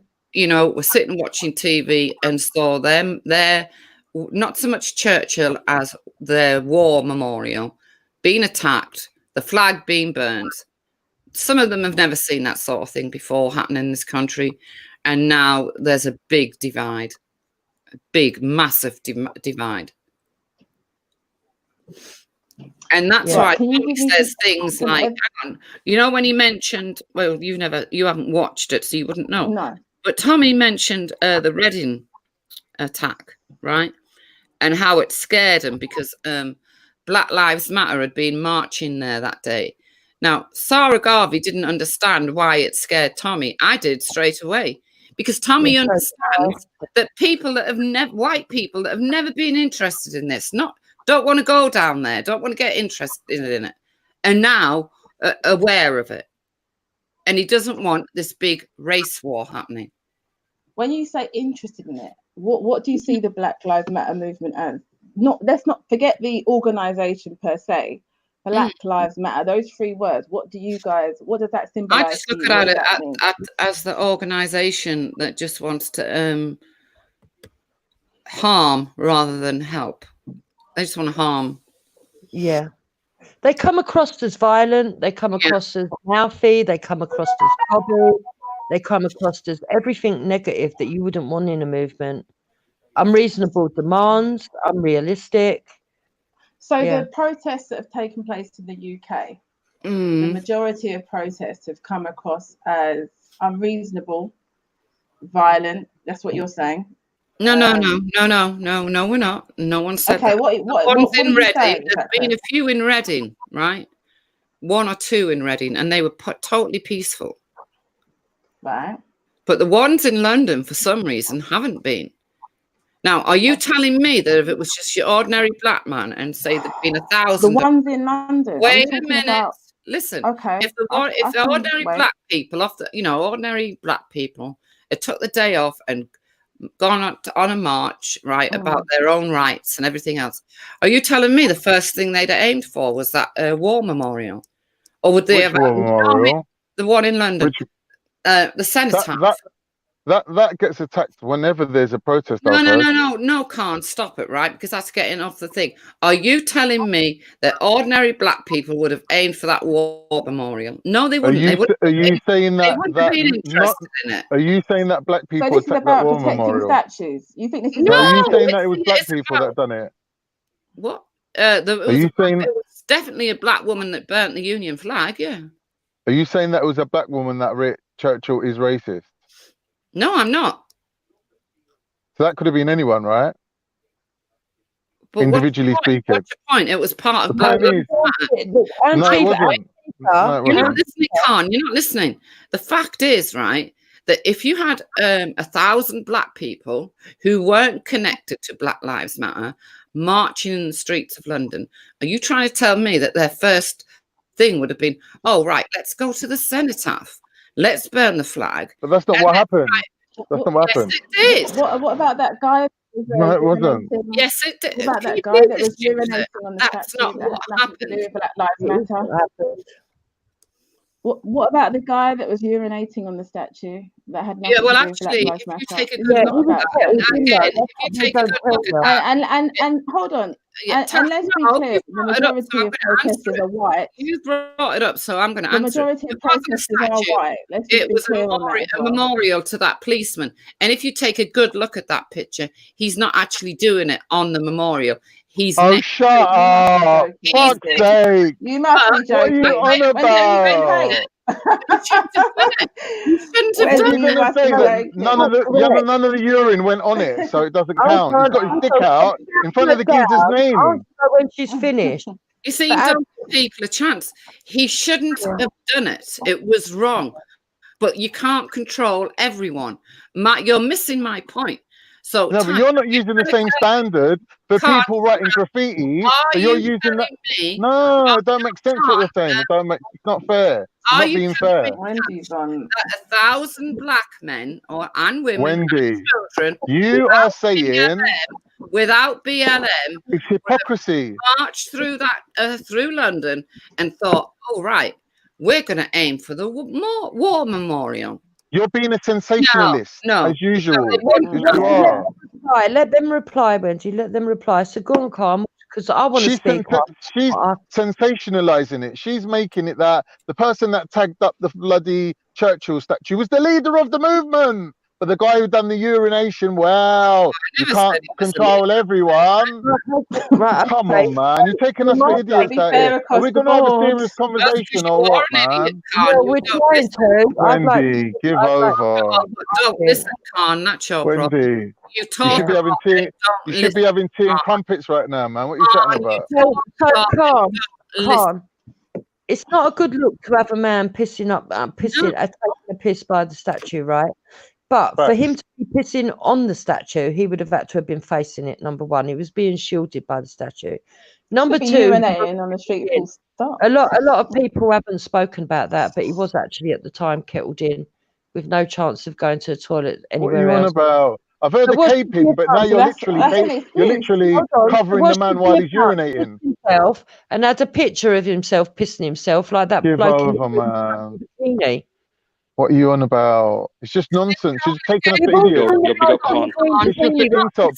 Big up. It's an insult to our intelligence, man. It's an Khan, you're insult to talking a intelligence. lot, but you're not listening. That's what you do. No all one's listening to you and your sensationalized version of events. You're literally You never a listen jerk. to anything. You just talk. Big up Khan, big up Wendy. Tash. You You're never listened. sensationalizing it. I You're said, sensationalizing I it. said, You're using your own rhetoric and your own again. colourful language to tip the balance on Mm, two sides of the scale. You're yeah. making one person sound like they're the leader of a movement and everyone was up there behind them and everyone endorses this statue being tagged up. And then the second one, you're saying, oh, no What one blames that statue? person. Hang on, what statue? The Yeah, I fucking don't understand the Churchill point he's statue where making. there is a racist on it. Cenotaph. I'm on about the war memorial. Yeah. Yeah. Are We you were telling talking me that about we were ordinary talking black about people? I don't know Yeah. what you're on about, If Carl. ordinary black people hadn't had Black Lives Matter involved in that march, that war memorial would never have been touched. Yeah. And what happened the following week would never have happened. It's an overly simplistic attitude that you have. It's the truth. No, it's overly It's the simplistic. truth. Yes, it is. Hello, can anyone hear me? Yeah, hello. Yeah, we can Hello. hear you. Hi, hello, panel. Sorry, just one quick question for Jupiter and Wendy. So, what's the solution then for black people? What should they actually do differently to, Get away from Black Lives Matter, think of another name, and do your marches and everything else like that. Yeah. Don't be involved with Black Lives Matter. Right. Anything Because else? so many black people say that they stand for Black lives, and why wouldn't they if they're black? I agree with that, but they don't agree with Black Lives Matter. So why are they under a banner of Black Lives Matter? Why don't they do it independently? Look, everybody in this country is against racism, or most people, because there's always going to be racists, right? Some really hardcore racists. But the majority of people in this country are against racism. I would go on a genuine racist march. I would. But Jupiter, Dave was on here earlier saying that we've been brainwashed into that position. That there's cultural Marxists telling us we're not allowed to be racist. That's what he said. Well, there is. I don't think I've been brainwashed by anybody not to hate. I was brought up by my parents. So if you're going to say that, then my parents brainwashed me. I was brought up to look at people's character. I still believe in the Martin Luther King. I still believe in judging someone by character and not colour. Unfortunately, like I've said before, there is that author Robin DiAngelo, which is behind a lot of the things that Marxists now believe. You know that they've taken up some of her issues and used that and then entwined it into the Black Lives Matter movement. I don't believe that we should be in a standpoint position where you've got to recognise colour and treat people according to colour or race. I don't believe in that, because then I think it segregates right from the off. I don't believe in segregation. It's not about but do treating you people realise according that to their by colour, it's saying about that, equality, Jupiter. yeah, but It's by about saying the that, oppression of Jupiter, in equality. one fell swoop, you've just basically eliminated anyone asking for their rights when they're abused based on their colour. That don't make sense, does it? No, I haven't done that at all, because we've still But got you have, laws. because you're saying don't talk about colour. No. In other words, Khan, I don't believe that I should look at you and stereotype you before I carry out my life. All right, but what if I'm being abused for something to do with my colour and I'm raising that as an issue and I'm going, listen, Right. If there's you're being racism here, and abused- you're like, nah, we don't talk about race. Okay. No, I never said don't talk about it. I never said don't talk about it. I believe in free speech. And for people who don't understand in the audience, I'm not a free speech absolutist. There's a difference between champion free speech and stopping at the point of hate. I don't believe in hate speech. And yes, it's a very fine line and it's very difficult, and there are questions around who judges. Yeah. So, Khan, no. If you're getting treated unfairly because of your skin Oi. colour, you've got a right to speak up and say that. But it's the manner in which you do it, and it also the banner in which you stand under to do it. Sorry, man. It's a one-off thing, isn't it? Yeah. Oh, I don't know what's going on. We've now got a dog on the You're right, panel. though. Jupiter and Wendy. On the thingy, live chat. Jupiter. Yeah. Sometimes when you're speaking online, I find that the standards that you want black people to follow are quite unrealistic. In what sense? For example, I don't know. No. Whenever something happens When to a they, black oh, you person, mean the video of it's him like actually we just have to dying? like kind of like turn the other cheek. Can you mute up, please? Because everybody can hear you, and we want to listen to other people while you're talking. And they just go pow, pow, pow. It's just Right, don't know. it's shit, man. But you know, I'll catch up with you in a bit. I need to get something to eat. I've been sitting out there because I ain't got a permit for the car. So I've had to sit there till 2 o'clock. Now I'm collapsing. I need to go in. Can you hear us? Not really, because Carl's talking over you, saying all about They his didn't deal with the complaint. So now, like, yeah. It's fine. It's fine. Oh, Right, hello. go Is on. anyone still there? Yeah, go on. Okay. Yeah. Cool. Yeah. No. It's just sometimes when I've been like listening to you and Wendy, it's just like I just think, raw. I just don't really get the compassion. Like when you have like your views on like the Rotherham girls and stuff. It's like I don't really hear that with any black people at all. Like the same level of energy and stuff. Do you get what I mean? What do you mean you don't hear compassion from us for the girls, or? No, like for like any black person being killed unjustly. I don't know where you get that from. I I've don't know how been you listening want to me you to for a express. while. Okay, let's go into that. How do you want me to express my compassion? I tell people I think it's disgusting. I think it's distasteful. No, Before but not it the same became way. fashionable to talk about slavery in Libya, my Facebook had it up there talking about it for months. No, okay, like with the George Floyd thing, like Yeah. like how he done all this stuff in the past.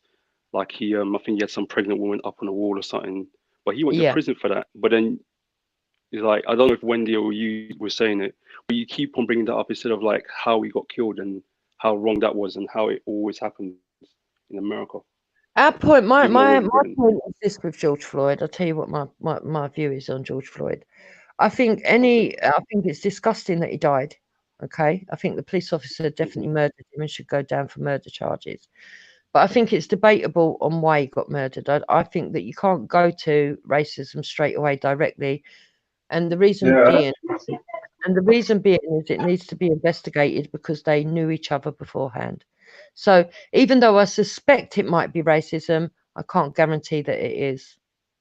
There is another possible motive. That's number one. Number two, I think that even though we should sort of like, if the Black Lives Matter movement had been asking British people to help them put pressure on the American government, I would have agreed if that's taken aside all the Marxism. So if they were a movement without the Marxism and the communism and all the rest of the shit, just asking for pressure being put on America to sort out their police force, I probably would have agreed with them. But when they've made it look as if George Floyd lived in Britain, was brought up in Britain, and we've got exactly the same problems, I find that disingenuous. So that's my second point. The third thing that I would say about George Floyd's murder is that there are many other black people where that they could have upheld their murder that were would have been much better as a martyr. And what I mean by that is there was a little boy killed, an innocent little kid that was killed. I think he was about 3 years old in America in the same week. And he was caught in the crossfire of gang fighting and stuff and got shot. And I think if they were going to say Black Lives Matter, yeah, and you and then bring in the problems afterwards, they would have been far better having an innocent at the helm. So that's why. But when I criticise his background doesn't really come into it to say, okay, he should be killed. I agree with you. It doesn't justify his death at all. But when I'm talking about his background, what I'm trying to say is that do you really want somebody that was unclean as somebody that represents the movement? Do you follow what I'm saying now?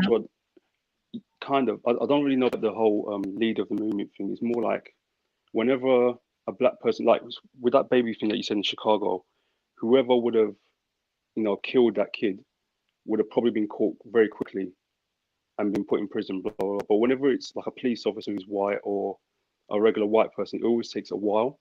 And I just find that quite strange, and that's why Black Lives Matter, are angry and stuff, and okay, it always takes ages for. Go on. Well, if you look recently, well, we might have gone that might have been the position once. I don't think that's necessarily true today. And the reason I don't think it's necessarily true today is because if you look at this week, there was a video going around, okay, where it looked like there was a little white police lady who, to be honest, I don't know what she's doing in the police force. She's too slim, she's too small, and whatever. But and they've fired her now anyway, which is quite sad. But the video went round, and it was saying that she was kneeling on the man's neck, right? And I have to admit that when I first see it, I was like, for fuck's sake, I was outraged. I was, for fuck's sake, I only see a small clip, yeah. I was like, for fuck's sake, she's kneeling on something. But what is the matter with these people? After what's happened in America, and now we've got it going on in Britain, don't she know what the outcry is over? This is disgusting, right? But when I took the time to go back and play it screen by screen and watch the fuller video, she wasn't actually on his neck. She had her knees as close to his neck as possible to hold his head in a position so she could put her hands on his neck, right? But don't get me wrong, it was still messy. It was still a messy arrest, and I would still say that all them police officers needed better training in how to apprehend someone. But when I discovered that he actually had a knife on him, yeah, and that was the reason that he was stopped, I can understand. I can understand that he should have been arrested, and that he was willing to use that knife, and therefore, does he deserves to be arrested accordingly and in a proper manner. But you can understand why they were so sort of like heavy-handed, even though she wasn't kneeling on him, because I went back and re-examined it. And I didn't think that she deserved to lose her job. What I think should have happened is that, number one, the police need to think about sending 2 small women to deal with a large individual. And we all know, because IC3 comes up here every day, that there are codes to tell you what denomination they are and what height they are, and etc. etc. And sending 2 little women of any creed, could have been Asian women, could have been small black women, sending any little women, 2 little women, to go and deal with somebody that's quite evidently over 6 foot and got a knife is a stupid thing to do, even within the police force, no matter how trained they think they are. And number 2, what it quite clearly showed is that those 2 women needed to go back through retraining until they can actually apprehend somebody much bigger than them at a level where they're not going to make a messy arrest. That's what I would say. Can I just say something? I actually saw the same video as you, and I reckon they did a good job. And I doubt if the woman was fired, because normally what happens in police, especially in America, what happens is they'll say on the news, "Oh yeah, she got fired," but really she just got transferred somewhere else, or she's doing desk duty. And if there were those 2, I couldn't really see their face, but if there were 2 women that did that, I would rate them highly. If there were 2 little women like you said there were, so I reckon they did a very good job. And you was right, there wasn't kneeling on his leg. It looked like it was, but it was a hand on his face, I think. So I doubt if they've been fired though, because Well, that's not worthy. the latest that I've heard is that she's been fired. First of all, she got suspended, and then people are saying that whether she quit, I don't know. So Probably you might be right. Her own safety. She might not have actually been fired, but I know for a fact that she was suspended immediately. And someone else that I know has told me that she was actually fired. She's been fired now. Oh, okay. But I'm willing to concede that the being fired is still open, because. Do you know what? Right, this is something I've noticed, right, Dupes. And I hope you take my opinion not as an attack, but just something, a pattern I've noticed. I'm very good at noticing patterns. I'm gifted.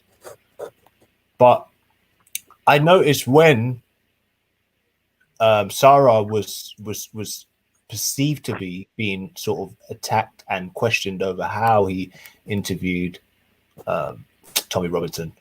Now, at that stage, he was like the best thing that had come out. You know what I mean? He was like the new thing on the block when it came to, the people who usually come in here and have got that sort of not anti-black sentiment, but it's not very empathetic for black people. Now, when he was perceived to be sort of what you call a sellout, he was cool with you. But now it seems like maybe he seems to be trying to rein things back in with the perception he's got. So now it seems to me like why do you now dislike the guy? Not that I'm for or against him, because it's really not. I don't think it's significant enough for it to take my my attention. But now we're on the subject. Why is he now not in your favor? I think Jupiter already outlined her the issues with Sarah changing his position. But if you want her to say it again, I'm sure all right, she'll so be more than happy. I didn't catch that, but I think that the fact that it seems to me that obviously for a man trying to change his perception, maybe he came across a bit more of someone who was actually for black people and not someone who was trying to sort of make amends with racists or build some sort of rapport with racists. Because that was what I got last time. Honestly, I'm going to be very honest. That's what I got from it, innit? But and no one wants to build rapport with racists. No one's kind of ever. I'd rather just not be next to you, sort of thing. Obviously, change people's hearts. That's all good, but I mean, someone who's that deep in, there's just no redeeming that. There's no redeeming what he's done. You know what I mean? So to have a debate is one thing. So I mean, like, it seems like he's trying to change his appearance. So I think that's why they don't like him, because he seems to sort of be more gravitating by our perception back to the black community. That's why I think she doesn't like him. But maybe that's the way I'm taking it. So absolutely, that's why I don't like him. See now, what's wrong with that? See now, that shows me that you are just literally again. So, what do you think about black pounding? Hold on, I want to finish. I want to give a proper, in-depth answer to that first point. I've already explained that I think that he moved his position, but I believe he's done it in a calculated manner. I don't believe it's because he cares for the people that he says he now represents. I think that what he was doing was trying to get rid of the image that people misconceived, actually, because I believe that even though I can't tell you how to feel about something, yeah? But you said that when you see him talking to Tommy Robinson before, you got the feeling that he was friends with Tommy. Well, you didn't actually say friends, actually. That's me putting that in your mind. Your words were with racists, yeah? Seems like you're trying to build rapport with him, yeah. To a degree, yeah, right. I didn't get that at all when he was talking to Tommy the first time. I felt that they went in there equal. I felt that they went in their level and they both got points across. But my view of Sarah has changed because I believe he's not genuine. Because either he was genuine then or he's genuine now. Because, for example, I gave some examples. Can I stop you? Did that work in your favour then? If he's not genuine, how does it work in my favour? Because already you're kind of like, wait, why? What's this whole thing where you guys have got it equal? So if there's someone that's not genuine in a movement which is not necessarily something that you would advocate for because you think it's divisive, doesn't that work in your favor? So why are you even really sort of trying to? Yeah, whether Sarah agrees with me or doesn't agree with me doesn't work in my favor at all. So now you're trying to basically say, look, watch out, black community, he's not genuine. But why would that be in your interest? I'm not telling people to watch out for him. It's up to them if they follow him. That's so. But for you to bring it up, you're trying to bring it to someone's attention that he's not genuine. So obviously you're trying. No, I didn't bring it up. I answered your question. You asked me why. So someone came up to you and asked you, do you think Sarah's genuine? Because I don't think no one's actually asked you that. They just asked your opinion. Yeah, no, they did. Khan did. Fair enough. All right. So you're being honest. But the fact that he's swaying back to the black community a bit more, or it seems like he's trying to do a bit more to convince us that he's. Well, no, because I felt when he the first time that he was talking for the black community. It's you that thinks that he wasn't, and you're the black person. No, it's not me. Well, generally, I think that there was a general consensus that we felt like it was. I think before he was talking for the black community. I think before he was very pro-black. I think before he was pushing for the betterment of black people. Now I believe, because I'm against the communist Marxist agenda, and I don't like Robin DiAngelo's stance on things where, and let me explain that in layman's terms. I believe that black people are equal to me, right? So I don't believe in virtue signaling, because if you virtue signal like Lister does, yeah, basically the only person that gets a positive outcome from that is someone like Lister, because he feels good for virtue signaling, but he's still telling you that you're below him. You might not realize it, but he is, because number one, he's speaking for you. Number two, he's saying that you're oppressed. And he's making you, the black community, agree, yeah, we're oppressed. And therefore, that makes you trap your mind and see yourself as in some kind of entrapment. So that's why I don't agree with people like... So what you're saying is people aren't actually oppressed, they've just been convinced that they're oppressed by people like Lister. Yeah, I know. So you're saying racism doesn't exist? People There's no such thing as racism. All these rights you're fighting for, you've already got. That was Right, can unlawful to be racist. Yeah, can I explain that? One sec. Can I explain that, Carl? Can I answer you, or are you just going to sort of like blurt out stuff? Right. No, obviously so- I want to hear what you're saying. Sorry, Right. sorry, I just had to go on mute. Yeah, you've twisted it and made it sound worse than it actually is.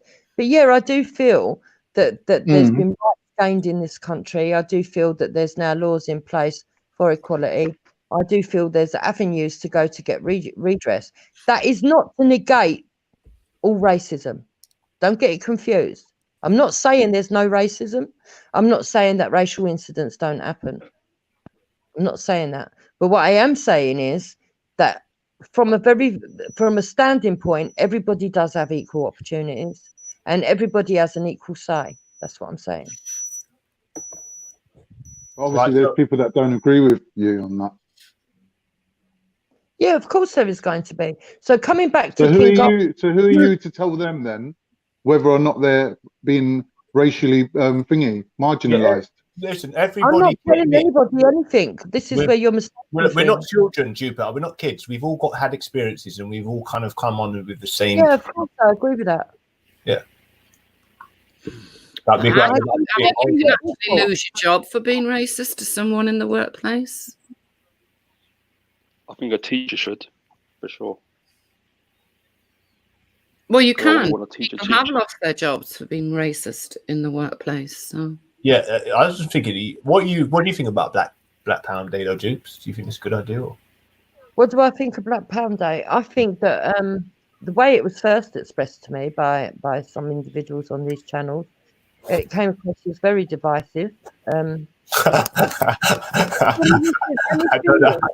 me finish. It came across as doing something to try and make a statement that we're against white people. That's how it came across. Okay. I've since had a discussion with Veli over on Raj's where he explained to me, no, it was about trying to get footfall into the black businesses so that people could see what the black shops actually sell and maybe come back again if they like what they're selling, right? But that wasn't the message that was given out from the beginning. And maybe it's because the wrong people were giving out that were the ones promoting it. And maybe it was because the way in which it was promoted, it was the wrong way. So I think the overall idea, if it's just about getting footfall and people going into the shops, is not a bad problem. However, if it's about keeping the black pound within the black community and all that rubbish that Sarah Garvey was going on about, then I think it's doomed to failure. Because it all depends how you promote it and how you promote it to the wider thing. Wow. So wait, 1 second. Hold on, let me finish. Especially when Sarah Garvey said he doesn't care if they spend their money in their shops and he doesn't really want the white community's money. I mean, when you're saying that, that's a foolish thing to say. Wait, I'm not asking you your opinion on what Sarah thought of it. I asked your opinion on it from yourself.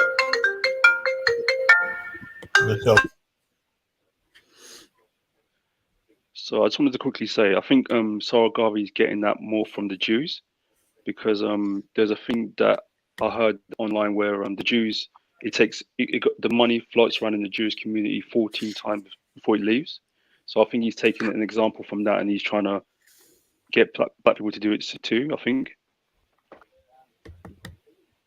Or what do you think? That's exactly where he's coming from. Yeah, but I don't think that's all it rich. is. I don't think the Jews are rich because they keep the pound floating within their community so many times.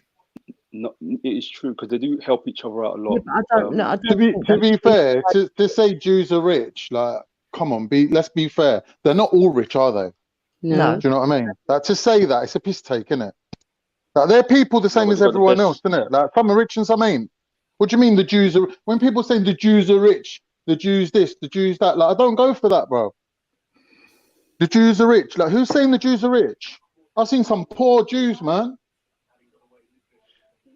Yeah. Do you know what I mean? I think with Sarah, Let's be with fair. Sarah Garvey, Just because they obviously invest their money in sensible things like buying houses and whatever, rather than designer clothes. Do you know what I mean? They've got different, criteria for how they live, which they should have in it, because their criteria is they're living religiously. They're not supposed to be, sending their wives down to get the nails done and whatever. They're spending money on different things. But to say Jews are rich, I think that's just like, setting them up to get targeted. I don't believe in that. To be honest, targeted for years, mate. Well, I would agree, Khan. I don't agree with it. Yeah, I would agree, I don't Khan. think you that should not be all targeted. Jews are rich. Not all Jews are rich. So Exactly. But the thing is that they do take care of each other. They've got this better community, which obviously black people need to try and emulate more, and that's where Sarah Garvey was, I think, trying to But say, basically, I think. the Muslim community tries to emulate that as well. In fact, Yeah, but with the Muslim community, it's not written in their beliefs. No, I'm just saying. I hear them saying about the Jews also. Yeah. Yeah, what was interesting? By the way, Sarah and Black Lives Matter does not represent black people. Yeah. What was interesting on Raj's was that he says that there's something called the brown party. Have you ever heard of this? I've never heard of What's it. that? The what? Raj said there's something called the brown pound. I don't know if they were being jokey or not, but according to him, he says that the Sikh community do it as well. That the Sikh community. Yeah, they should do it because all their silver got stolen out of their land, so they can laugh and joke about what they want. Might be a good idea. I think it'd be a stellar idea. I think. Okay, so my put and then someone came on and said, "Well, what about the Chinese? They do it." So this is why this is the reason why I don't agree with it, right? Because I think if every other denomination in this country is doing it apart from white people, white people are going to look and they're going to go, well, fuck you, mate. We'll keep our money within the white community, right? Now, if you're in a country where the whites are the minority, it might not be a problem. But if you're in a country where the whites are the majority, that's a problem for every denomination. Okay, so Jupiter, you see, the majority of this country is white. So they're benefiting from a lot of foreign trade and commodities. Really? Yes, the UK get most of their trade from outside the UK. Yeah, did you know that? Yeah, but that's to do with trade deals. That's trade. That's something else. So what I'm trying to say is that the white community has a lot of money anyway. The average is it £1 to yes, to they have a lot £40. of money. £1 compared to £40. You got 40 times the amount of the average black person. I think it was even 100 at one stage. It was, right. But So listen, what I said with that, why would you object to individual nations?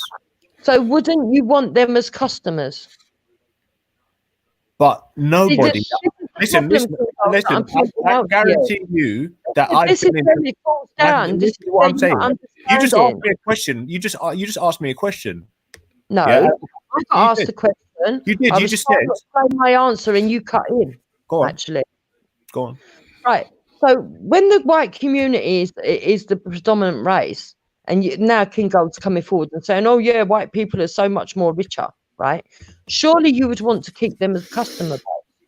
So like look, I said, I've not and heard you've you. got Sarah Garvey saying that we don't want the white, we See, don't look, care. stop saying Sarah Garvey. No, Sarah Garvey's nobody. He's got a man that's gone to a park speaking about dark energy to Muhammad Hijab. Come on, leave it out, man. Stop it. Look, he's not nobody, bro. This guy got Kush is more of a black advocate and is doing way more for the black community than Sarah is. So talk about Kush, if anything, got Kush. Because he's the one who's promoting Black Pound predominantly. What do you mean, Shakara? Fucking hell, nah, just a couple of people. Shakara doesn't want equality, so I don't want to talk about Shakara. So what you're talking about is spending. I like Shakara. Well, let me address what she came said. on this channel and told me and Wendy he doesn't stand for equality, and I'm interested in people who stand for equality. Now you're talking about spending. Black nationalists. Yo, you're talking about monologue, a black supremacist point of view. I can't uphold that. This I don't agree. hateful invoked monologue. All right, let me just say this thing, because you're talking about spending with people spending. Yeah, black people will take white people's money and everybody's money. What are you talking about? But if you want to go and try and say you want to be a CEO of that company, unfortunately, them positions will be filled. And so there's no black CEOs. There's no black CEOs. There won't be a need for anybody to try and get up into the hierarchy structure. There won't be any. Let's be honest. There won't be any If the position. money, let's say the money in the Turkish community does 3 laps and then goes into the general public. The Jewish hold on to their money for 14 laps. The Chinese hold on to their money for 20 laps. At the end of the day, the money's all going to the same place. Yeah, like who said that black people aren't going to spend in the UK? They haven't said, "Oh, we're not." And when we get our money that we make, it's all going to go foreign. Do you know who's doing that? The Polish and the Europeans. They're the one who's not, and you know the Asian. Yeah, they're the worst. I'm not saying it's a bad thing. That I think that's Yeah. quite smart. They're milking the cow. They're taking the money away, and they're sorting out other places that need it. But you can't say that they're not going to spend. They won't take if they say you can't come in a shop and spend your money, then yeah, there's a problem. Because some people No. It's a fact. It's a fact that all the immigrants that come to this country came to stay. Pakistanis are here to stay. Turks are here to stay. Yeah, they're not taking their money back home, or majority of them are not taking their money back home and building houses. The Polish, without a doubt, were all doing that, taking money out of the economy. Yeah, I agree. So they were an enemy to the country, that financially speaking. I can see how that could be a problem. But now let me just say this now. When you're working in this environment, you can't but pay taxes. You need to pay taxes. That's enforced. You can't do that unless you're South Americans, and even they've got to pay. So you've got to pay taxes. So you're already giving your into the fair system. share. Yeah, exactly.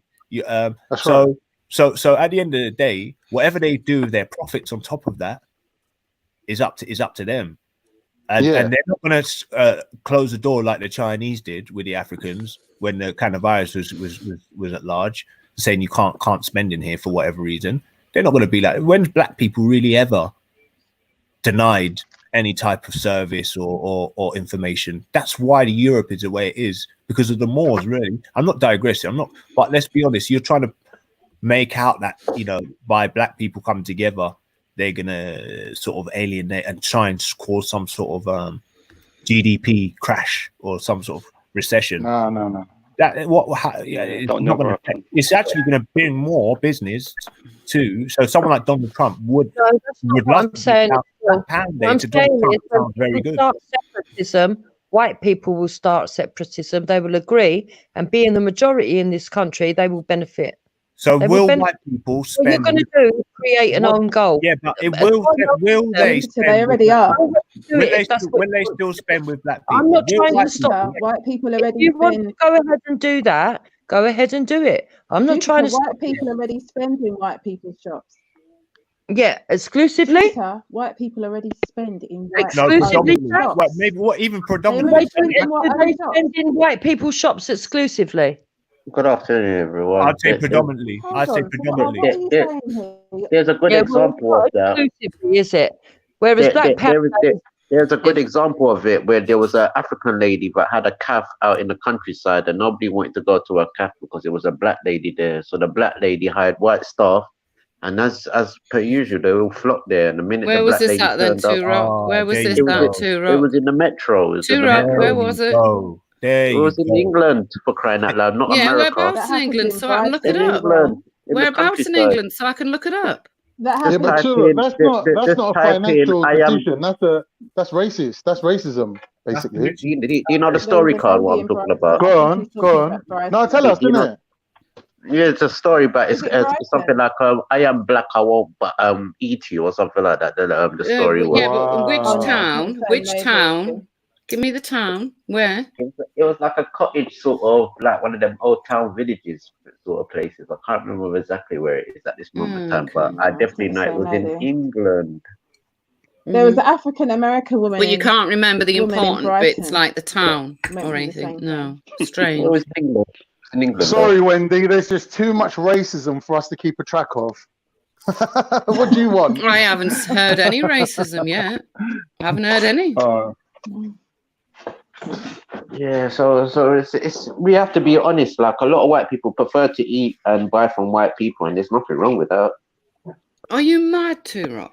Who wakes up and thinks, "Oh, I'm going to go to that Well, shop"? take for instance, when the Asians first moved over to the country, you'd be like, "Oh, is that smell? Oh, it's coming through my walls." Yeah, Because but that they goes weren't back used to to it. the narrative. You because take yourselves far too when you more walk importantly. Now around you think you're more important than you are. when you Come order on, out Indian or Chinese, you don't come on. Yeah, So let's that look forward to the narrative. Hong Kong people coming over. Yeah. Oh, you're going to be like, "Oh, I can smell it from the chimney." There's nothing wrong with the black pound circulating. You Nothing wrong know with that why we do, whatsoever. you know why the food is not spicy in England? It's nothing to do with the British. It's actually. What about the smell? I'm going to give you a bit of history. What We had about the a French smell? king. We had a French king that came and conquered the What British about people, the right? smell? What And we about ended it, Too Rock? Wendy, I'm going to tell you the true story here. We had a French Oh, king. you've got a true story, Jupiter. How come your story is true? What makes your story true, Jupiter? Tell all British people Jupiter, what makes your story true? and stuff was outlawed because he What didn't makes your story true now, Jupiter, and everybody else is getting rubbish? It's true. Go Google it. Go Google it. It's No, we true. don't believe you. We don't believe you. We don't believe that. You don't have to believe me. I'm not your leader. We to don't believe you. We just don't believe that. We can't believe it. We won't believe it. We more rather believe it's not butter than we believe your stories, I'm Jupiter. not playing any trolling We games. rather believe it's not butter than believe your stories, actually. Listen, I'm not here for your trolling. That was quite funny, though. I'm not here for your trolling. Can't listen to your story. Serious debate. I was having I'm having a serious debate. We rather can believe it's not butter than believe your stories, Jupiter. We can actually believe that. They're childish things, aren't they, Tarek? When you say No, them it's like actually it's actually rural thing. what do Exactly. you That's know? rural. Like, It's actually rural. Did you know that? It's yeah, rural. you cook with your oven. You see, now we're going to go down a silly little trolling avenue, aren't we, Oh, Tarek? we're going down the trolling avenue. You're lowering the level, Tarek. I have a No, quick question we for are lowering the Jupiter. levels. Everybody else's stories are fake. We don't believe that. This, that, and the other. But Jupiter's story, oh yeah, this is true. I have a quick question for Jupiter. What is Sarah Garvey's? I only watched 15 minutes of it. What is Sarah Garvey about? What is his position? Because people are asking us, saying, what does he stand for? Does anyone know? I'm not quite clear anymore, right reaction. Oh. He used to declare himself a black nationalist, but Oh, you now went on his he show. doesn't appear to be coming across as a black nationalist at all. You went on his show, Jupiter, with your nice dress. And that is Lady that. in the red, dancing in the night. Can you stop the trolling? Yeah, come on, Troll. Just keep it chill. He was on Sarah's show. It's all right. Allow him to troll. I'll You was later. on I'll his go show. and Now make you myself don't know. feel free to it. Carry Lady on. in the Bye-bye. red. Yeah, because some of us have seen the debate. I've watched 10 minutes, 15 minutes, about 10 minutes ago, and I can't figure him out. I'm not even sure what he stands for, so I thought you guys would know. Ralph, can I ask a question?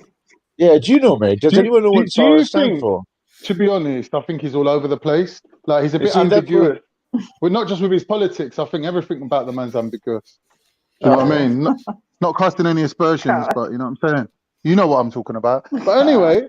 I hear you, bro. I hear you, bro. Right? Yeah, I know, So what yeah. I'm saying, wouldn't I'm 100% with you on the defense. considering Tommy wanted to talk about Black Lives Matter and the whole thing, wouldn't he have been better off talking to Respect than I think he would be than better off Tara? talking. He'd be better off talking to a proper representative black nationalism power, Shaka, any of them, Shaka right? even, yeah. Shaka, someone like Shaka. So why someone did he like go for Tara? Was it like the Stafford. easy? Is it an easy option, like a soft option?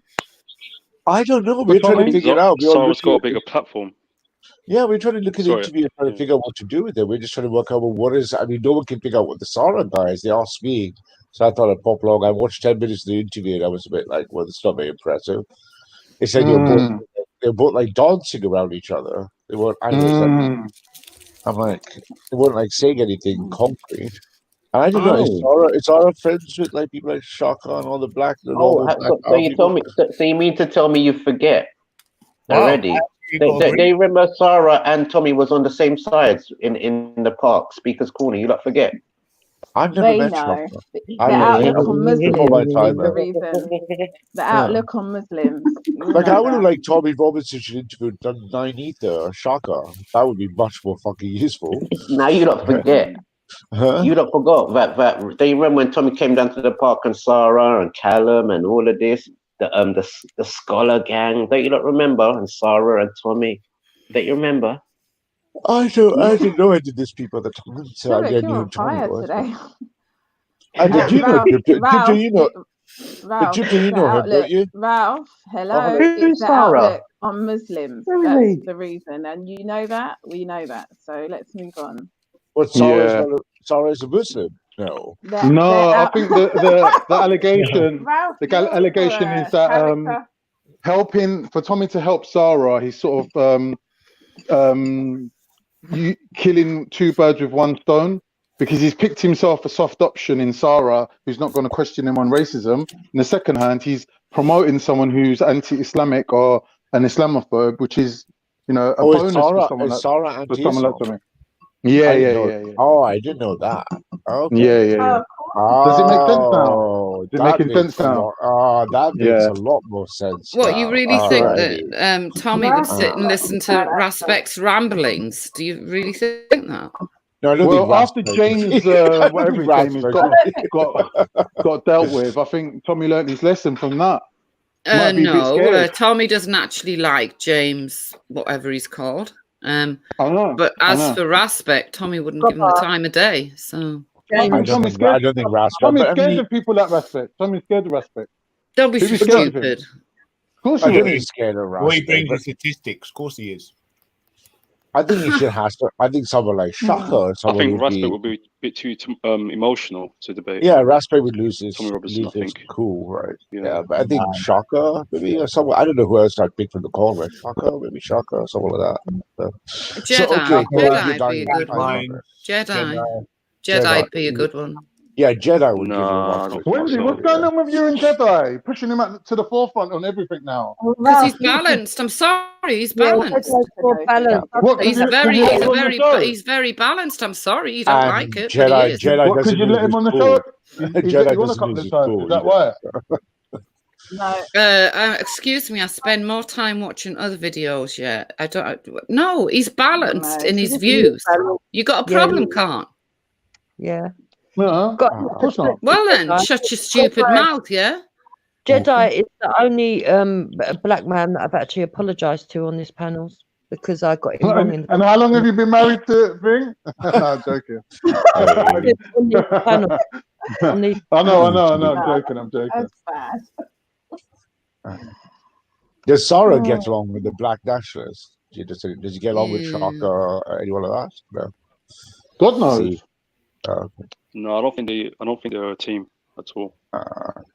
So I've heard Zara gets on with his own reflection. I think that's about it. Nah, that's what I'm saying. This is like you lot. Very apparent. You lot have gone from hot to cold on this guy, and I'm still trying to put my finger down on it. Because to me, it's just like a. I've never liked Sarah Garvey. Like a sudden change of heart. Yeah, Wendy never liked him. I just couldn't figure him out. Maybe I need to watch for his videos or something.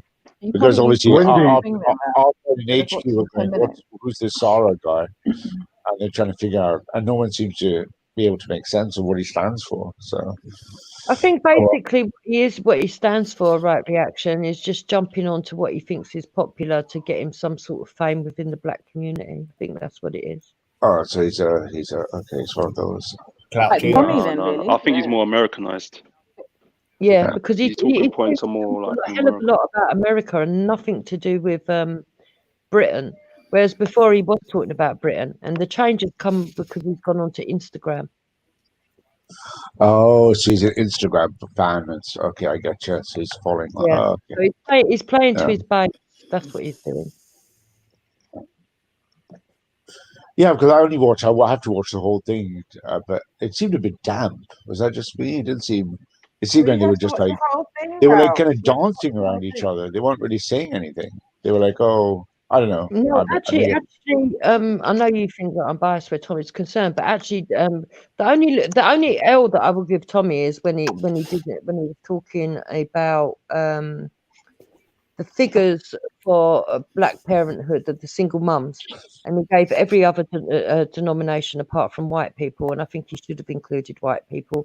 But it's a problem we've got within the white community as well. I didn't like that he did that, but apart from that, he was on point actually.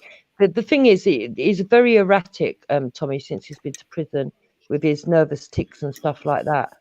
So, and that really sort of like came. That's not the only reason he's nervous. But There's well, you might. No, I wouldn't say. he's got financial pressures now. Well, but yeah, he's got. But so his his body language might come across as a bit. What do you call it? But apart from that, he was on point. He brought all the facts, all the figures. Sarah didn't bring any. Yo, walk on. You hear me? Barry's back. You hear me, yeah? Yeah, man. Right on, man. Yeah, man. Big One in the chat, one on the panel to what yourselves. Yeah, man. So, I wanted to ask Chica why you put up Sarah. So I do remember you saying that he was he needed to be the leader of the black community, and also he debated Tommy.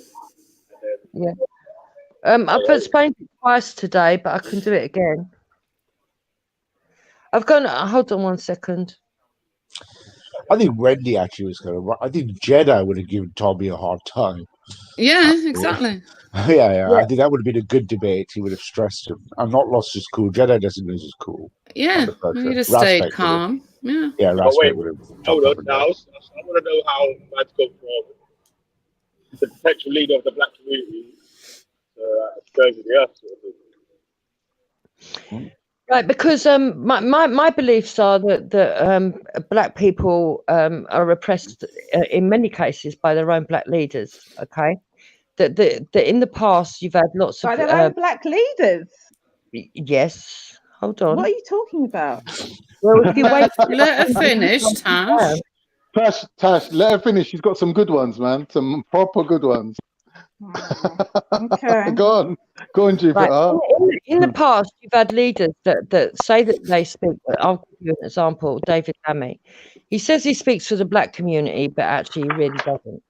So he'll do things that he'll virtue signal to the people that he wants to hear him, and he'll give them little dog whistles. But really, he's only interested in furthering his own career or making his own money. And he's doing it on the back of other people's like the majority of politicians, what they have, okay? And he pretends to represent when he doesn't. He clearly doesn't. And I think Sarah's turned into one of those people. When I first knew Sarah and heard Sarah and listened to Sarah, he was a black nationalist. Now, even I understand that a nationalist doesn't have to be extreme. Doesn't have to be extreme. No, you don't have to be extreme. Right? You don't have to be on the extremes to be a nationalist. So when Sarah described herself as a black nationalist, I didn't immediately think, oh, okay, he's extreme. I listened to his views on that, and he was very much on the same sort of thing as Candice Owens. A lot of what she said, talking about how if you enslave your mind to believe you're not equal, you're always going to believe that you're not equal, and therefore you're not going to take up the equal opportunities that you've got in the country. Now, Also, he didn't believe in equal outcome, and neither do I. I believe in equal opportunities, equal at birth, but not equal outcome. Because if you have equal outcome, then it destroys capitalism, and actually it would be communism. But communism is only good on paper; it doesn't work in practice, because you can never actually be truly equal, and that's the reality of life. Because we're all humans, What? we all make individual choices. Yeah, go on. Yeah, the main question was that what changes have you seen since before Okay, the well, community? I gave a few examples. Wait, hold I on. gave, Because yeah. in my point of view, it looks like Tommy went against Sarah, and now you don't like him. No. Because he had No, he's had no, the no, same no. all the same. Wait, listen, let me finish. He's had Yeah.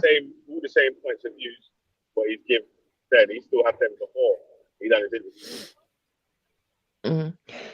You see, that's what Sarah did the interview for, to get the kind of response that you've just given. That's what he's done the interview for, because what he wants to do is he's trying to wipe up all the people that criticised him in the past.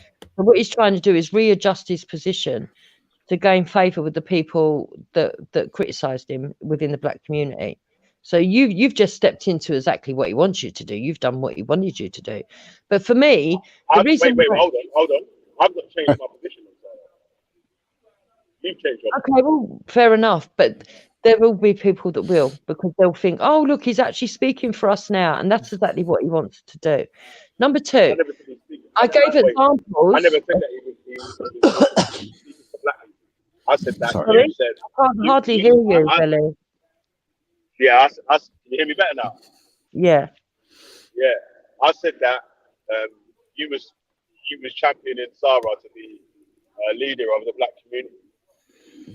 Yeah, because I believed I believed in what he believed, but now he's got a totally different set of beliefs to me. He's now coming from a victimhood status, and he's coming from a more communistic point of view, and I don't believe in that. And But that was he very had the evident. same point of view. No, he hasn't got the same point of view. In previous interviews, he said he was proudly British. Now, in this interview, he told Tommy that when Tommy said "our country," that he doesn't feel like he's part of that "our country," which is saying that he doesn't feel British. Okay, that's number one. Number two, in the past, he's put out videos about the enslaved mind mentality, which is what I agree with, and how it is detrimental to the black community because it kind of enslaves them and makes them feel inferior of the mind.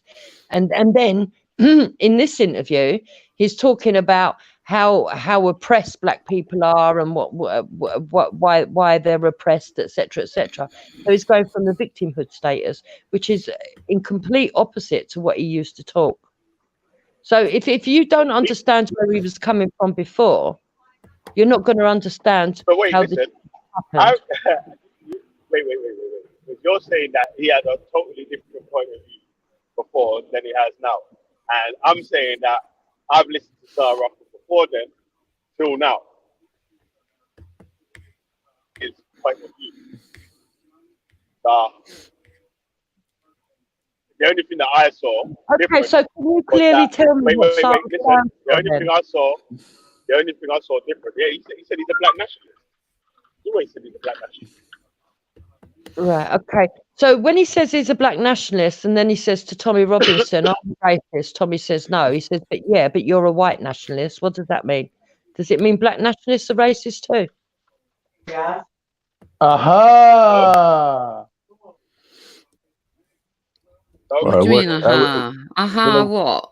It would be interesting if Tommy was a white nationalist. Jupiter knows what I mean by that. Exactly right reaction. But what I'm saying is, why did you try to go down the path? You know why? You're right, Jupiter. He seemed very left wing to me. Why it sounds funny? Let me tell you why it sounds funny to me. Yeah, why it sounds funny to me, like what you're saying. Yeah, because I've not heard a change in Sarah's opinion apart from what he feels about or how he was questioning Tommy since the first interview till the second interview now. Get me? Yeah, that's the only change that I've not seen him say, I'm changing my point of view on this belief now, or I used to believe this and I don't believe that anymore or anything. I ain't well, unless you've seen any videos that I've not seen. No, I think he quite clearly needs to do a video like that, because you can't stand for one thing in previous videos and then come and talk something else when you meet the second time. And if I wanted to take my time to bring Sarah Garvey down, which I don't, I've got no interest in Sarah Garvey bringing him down. The fact that I'm more for trying to unite people, because I really think the black and white race need to unite to sort out the problems that we've got at the bottom level in the working class. But that's beside the point. If I really wanted to do that, and I was better at doing those kind of videos, which I'm quite clearly not. Anyone here knows that. I'm not good at all that video stuff, but I could easily go through a load of Sarah's videos and pull him up and put it up against with what he said in this debate, and show that he's quite clearly moved his position and that he's doing it for his own. You know, Egyptian, he was preaching. He was almost like he was reading out of the BLM victim narrative sheet, as opposed to really giving Tommy a trying to boss Tommy, and Tommy was dancing in the mirror the other way around, going, "Hey, we're racist. No one's racist here. The DFLA are not racist." Yeah. You're like, man, you got 20,000 people to storm front into the town. I mean, Sarah. So Sarah's like, it's almost sounded like both of them were being disingenuous. Is that just me? I've only watched 15 minutes, so maybe I need to watch the whole thing. And I think, why is it Tommy should be challenged by a black nationalist? And Sarah Garvey didn't strike me as speaking for black nationalism. Maybe I'm missing it. He just didn't. No, you're right, Wait, Ralph. hold on. Let me respond to what Trigger said. Yeah. That if you can, would you be able to find any contradictions in the first interview to the second interview? Bring them up. If I could, that would be interesting. If I could be bothered to, but it gains me nothing in doing that, because Sarah is not really. It gains me nothing. His laugh. Yeah, it gains me nothing, and I'm only interested in furthering what my politics are. I'm not interested in furthering his. That makes sense. Or trying to show you what to do. If you want to do that, feel free, Veli. I've got other things to sort of concentrate my time on. But I don't think that there was any contradiction in what I feel like that he's still saying the same thing as what he was saying from the start. Okay, so what does he? So if you believe that, what does he stand for then? Tell us what he stands for. I told you that he said he's a black nationalist. He said that from the start. He's anti-religious and a black nationalist. Black and betterment as well. He said that from the start, and he ain't changed that. Okay, so why did he insinuate that if you're a nationalist with a colour denoting it before the nationalist, it makes you racist? I don't know. You have to ask him. I know. Remember, but you see, these are the things that I'm pondering, because I understand that being a black nationalist or a white nationalist doesn't necessarily make you racist.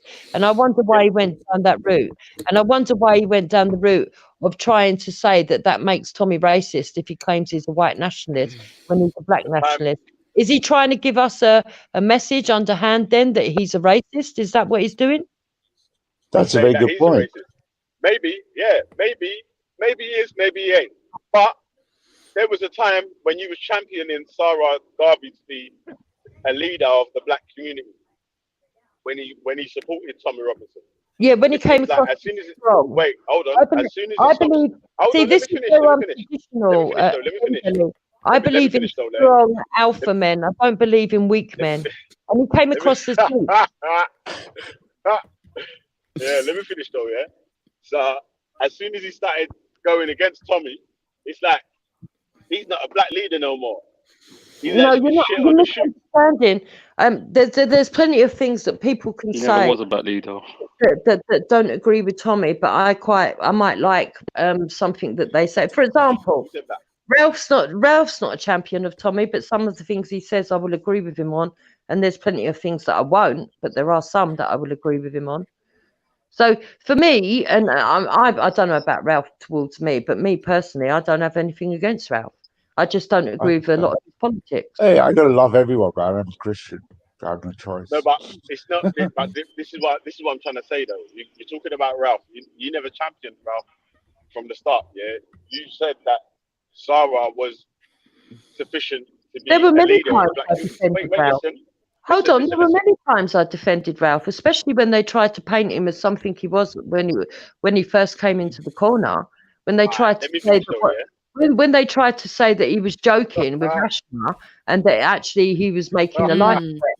When they said that he was making a threat on her life, I actually defended him because I knew that quite clearly wasn't true. Yeah. But the thing, can I just add one thing that you guys might? Wait.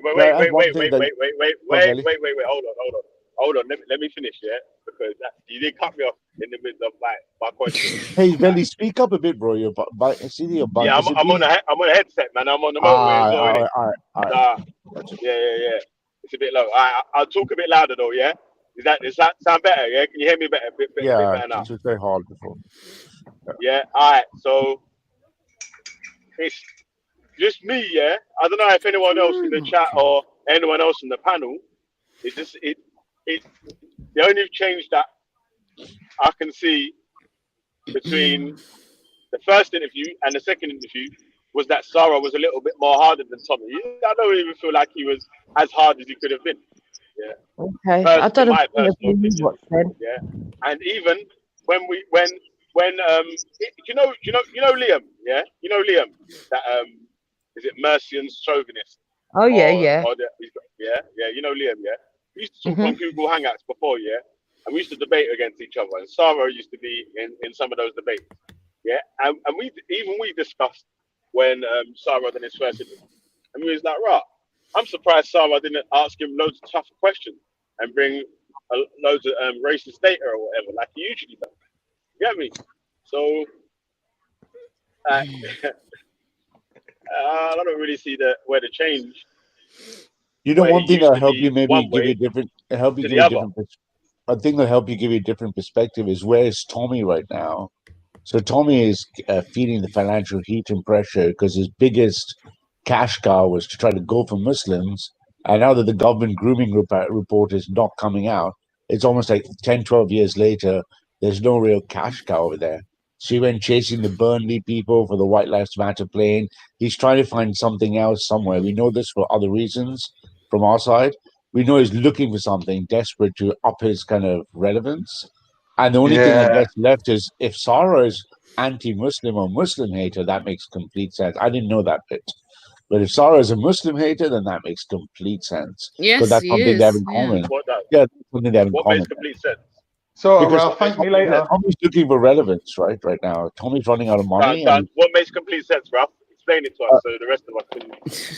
What makes complete sense is why he would have an Belly, don't interview. make out like you ain't a Muslim hater as well. We know what you think. Come off it. Me, I can't hate anyone, bro. Belly. Christians can't hate, bro. They're not allowed to hate. Sorry. If you Belly accept ain't Christ Christian. in your heart, you'll understand. But my point is, but my point is that makes sense. Because Tommy went running up to Newcastle, he went chasing, trying to get stuff off Hold on. There's enough Muslims that hate other Muslims, mate. So I don't need to get involved in the hate. Yeah, me. All right. But my What point I'm is, saying is, if you want to get your Sarah's glass, you got to press a bit That's harder. funny, Belly. Shut up, man. That's Belly. That was funny. Yeah, I don't know those fishy things, man. But no, my point is, if you went up to, look what Tommy did the last few months. He went to Newcastle, he chased, he was desperately trying to get a hold of the people for the Burnley plane. He's trying to find relevance because most of the funding was anti-Islamic funding. And now the big thing is the grooming gang report is dead. There's no cash cow there. So it would make sense he's trying to beef up his relevance with people who he aligns with. And that was an easy, soft debate. 1st of August, Rob. Yeah. Yeah, but how would how would this racism interview against Tom Rogan? Because I think for both of them, I think both of them. How was that have bettered their relationship? No, I think for both of them it was a safe bet. All right, so Sarah and Tommy, that makes a lot more sense in my analytical head because none of them are going to stress or pressure each other. They have one common thing. But Ralph, this is where I have to give Tommy credit. Tommy admitted during the interview that he is doing damage limitation because he accepts what he said about Black Lives Matter on the first day when he was ranting could have incited some people. Yeah, Be and it Jupiter, you'll align with him, yeah, because now if you look at what Richard Inman are doing here, doing Heart of Oaks are doing, what they've only got really left is either to go for the anti-children agenda or to go for something like Black and White Unite. Because BLM is kicking off, he's got a problem, right? Because if BLM kicks off, he can't belong to the opposite side because he's not a nationalist. So he's got no source of power there. All he's got is something that's like unite, right? Unite against, we're no, anti-BLM. I would disagree. The reason that I align with Tommy is because he stands for my views. I'm still against girls being groomed. I still think that report should come out, which is why Tommy's aligned with Hearts of Oaks are concentrating on that part of it. Yeah, but that's over. You know that, Jupiter, right? I also think that black and white people, especially among the working class, overlap with a lot of the problems that are affecting their communities, and therefore they'd be stronger together. No, I can see why you support him completely. I can see why you want the Black and White Unite agenda and all that. Yeah, but the larger section of society is polarizing at an increasing rate. So Tommy's kind of stuck in the. I think this Black and White strange Unite bit. thing coming. It depends on who it comes from. Coming from Jupiter and all them, like, they're saying, well, if black people throw their lot in with us, it'll be better for us. Yeah, but what are you doing for black people? That's not what I'm saying at all. I'm not saying black people not in. No, I've never said that. Because I've never heard you. I've never heard you, considering the fact that you're married to a black man. I've never heard you stand for one issue relating to people being black. Not one. Yeah, Khan, you stand for lots. You don't know what I do in my real life. You stand for so many. You stand for that many. He has turned black.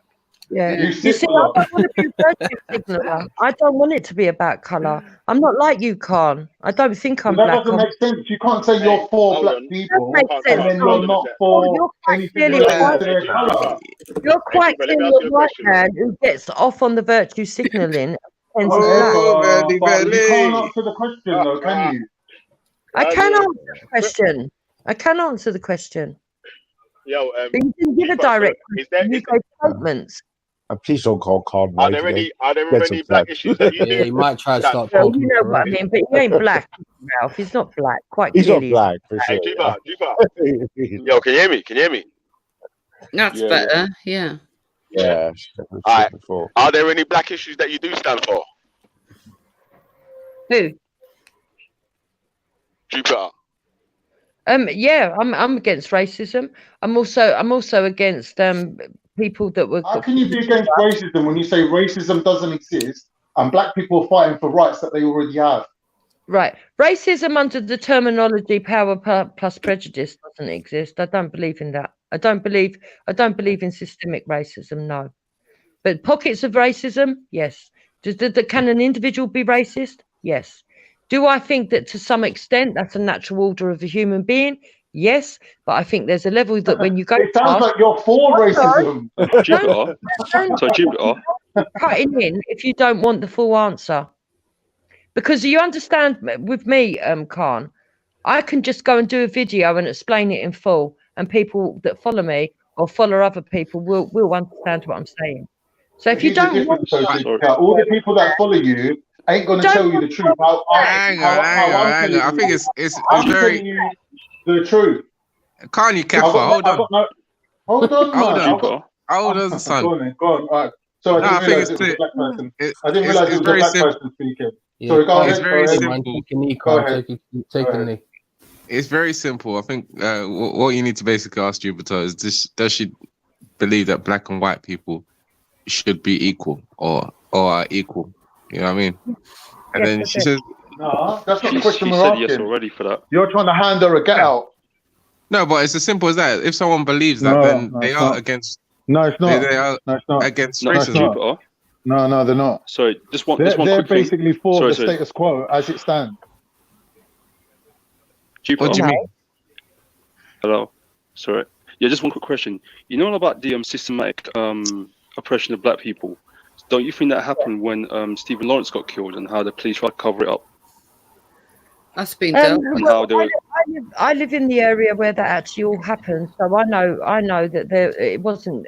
Look, the death may have been down to racism. The actual death Okay. That one, It was, I think. They're never going to accept this, dude. So you might as well not bother. They'll never accept what actually happened. No, what do you mean? What are you talking about, Dave I Smith? don't think Jupiter's got the same version of events as anyone else, though. Let her speak for herself, innit?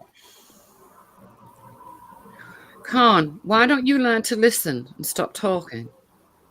I don't know why you're coming on like little parsley sauce. That's like a little side dish on everything. Is that when you racist? speak, everything you say is based on your own subjective opinion. Like a big fucking fat kebab.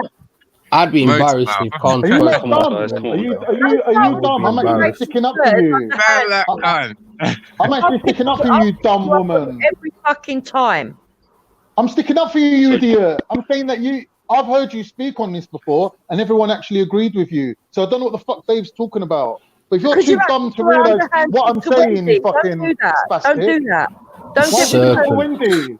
Guys Don't are Why get sticking up for serpent. Wendy? What is this team? get Is this a team now? Serpent Kappa. Oh, I thought you was independent. I thought he was an independent person. JB, can you I didn't finish, realise you please? and Wendy Sorry. coming Hang on, together. hang about it. Did she answer Belly's question? That's what people wanted to ask. Yeah, Jupiter. I've answered So, it but three yeah, basically, times today in Why are full. alcoholics coming on, bro? The pub's closed. Equality, but not equality of outcome. I So, think yes. you answer this question. You answer this question almost every week, Jupiter. Bro, what are you doing here, bro? What are you doing here? You're staying in a What are fucking you knitting doing? circle. What's he on about? Who is this? What are you doing? I don't even know who he is. It's I don't know, Reggie. he just comes to, We don't he know just who comes to he lick is. off. He changes Comes to nationality kick off. every week, this one. Khan, are you disturbed? You just keep on shouting. Why are you just shouting and Bro, shouting? Like, you're shouting. You're louder than everyone. you're just shouting. I can't even understand what you're saying. Just Stop your shouting. passive aggressive bullshit, bro. Who is this? Passive aggressive little weakling beta male It's bullshit. Reggie, Wendy. It's Reggie. Oh, it's Reggie. Oh, right. Okay. Yeah, hello, Wendy. I know. So Jupiter, continuing with the Stevie Lawrence thing. So the police wasn't trying to hide it, no? Right. Because they had failings in the police weren't down to race. The failings in the police was down to the fact that they were taking backhanders off of well-known gangsters. One of the children in the gang that killed Stephen Lawrence. Okay. Children? You mean Yeah, they man? were all children. They were all children. I think there was roughly about 15 or They look- 16 when it happened. So No, they had their own house.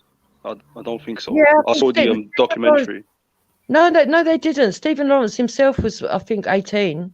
They was all around about the same age. They was all kids. One of them, I think one of them was significantly older, wasn't he? But if you don't believe they're Yeah, kids, like that's some of fine. them- Listen, if you don't believe that, I'll go 17 along with you and say, okay, we should try them as adults, and so should we with Shamima Begum. No, that's when fine. Jupiter, I think one of them was older. But The one with the anyway, gangster dad.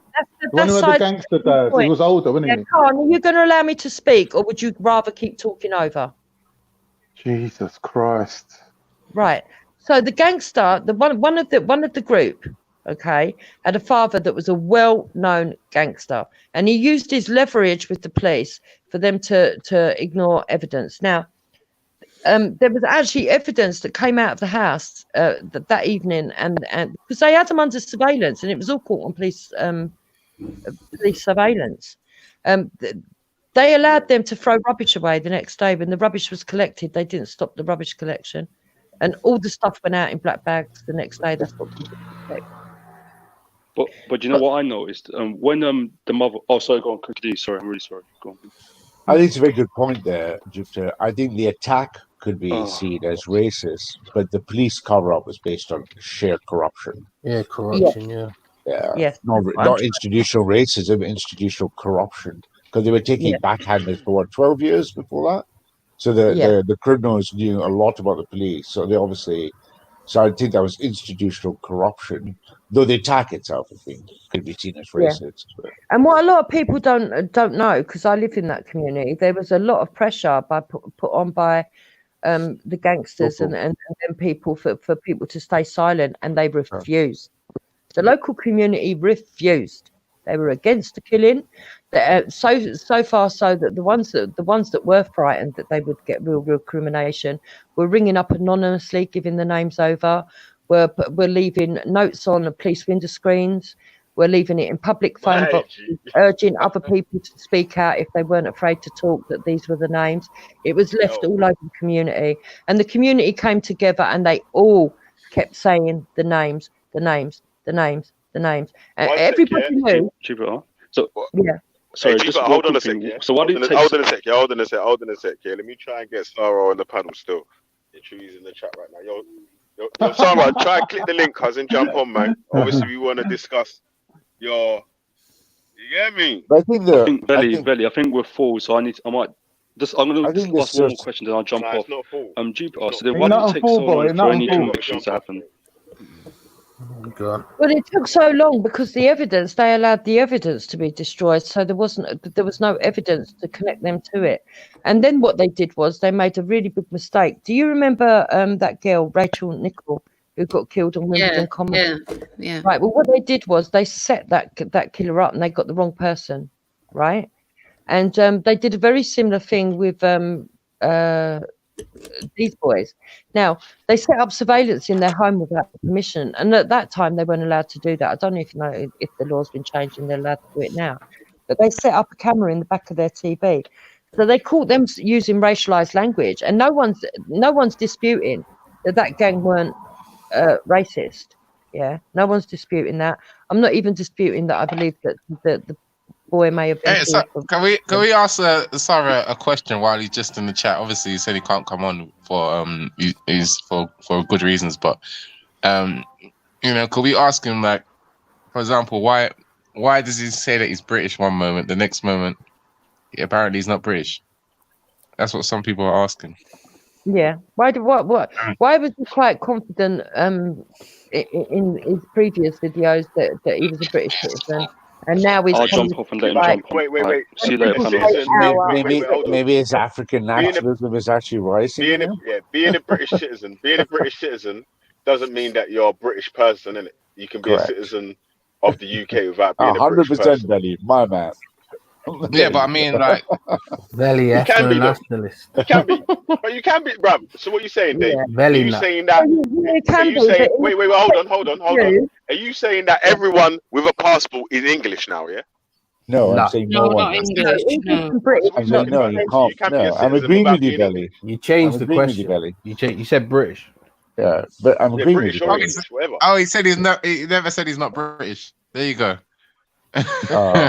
What he said was he doesn't feel like in context of the conversation when Tommy Robinson said our country, our community, Sarah said that he doesn't feel part of that. He doesn't feel that he's part That of gave me hope, yo. That gave me. I only saw the first 50 minutes. That gave me hope. I felt like I saw his black nationalism rising there, and then he went back to, yeah, we're all British.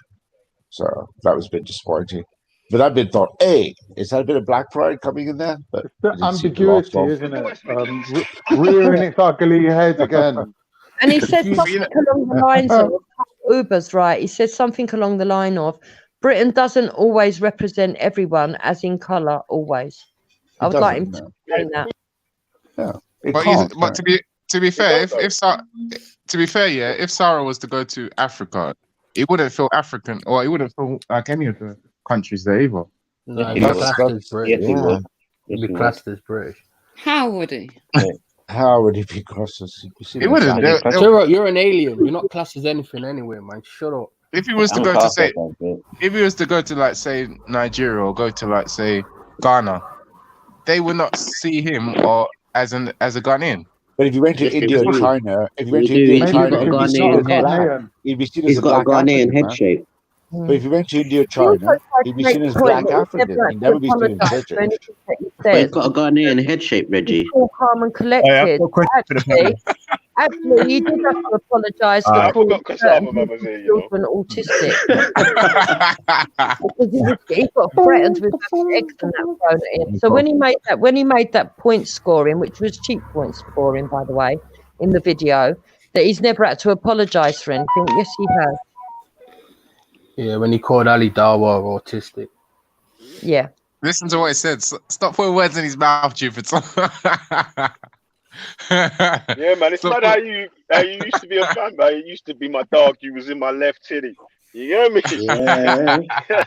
That's my dog. Man, you used to be Sarah fan, you know. You're telling that all the pit man them that Sarah should be the leader of the black community. Yeah, I Man used to does have one I interview used to against believe that he was going one interview I against no Tommy longer It Robinson. was all good a week ago. Sarah is a piece of shit.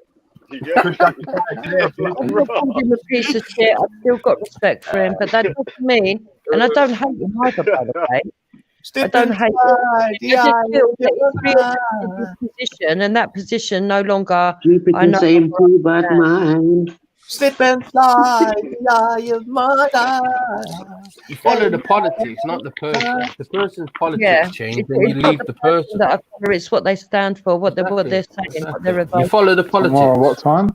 Yeah. So That you was say disappointing. Jupiter, you say these politics has changed. Is that what you're saying, Jupiter? Yes, absolutely. Oh, I think that you. Like, I haven't listened to much of Sarah, but I think you. Do you know what? I think he's would always be a good point. Yeah.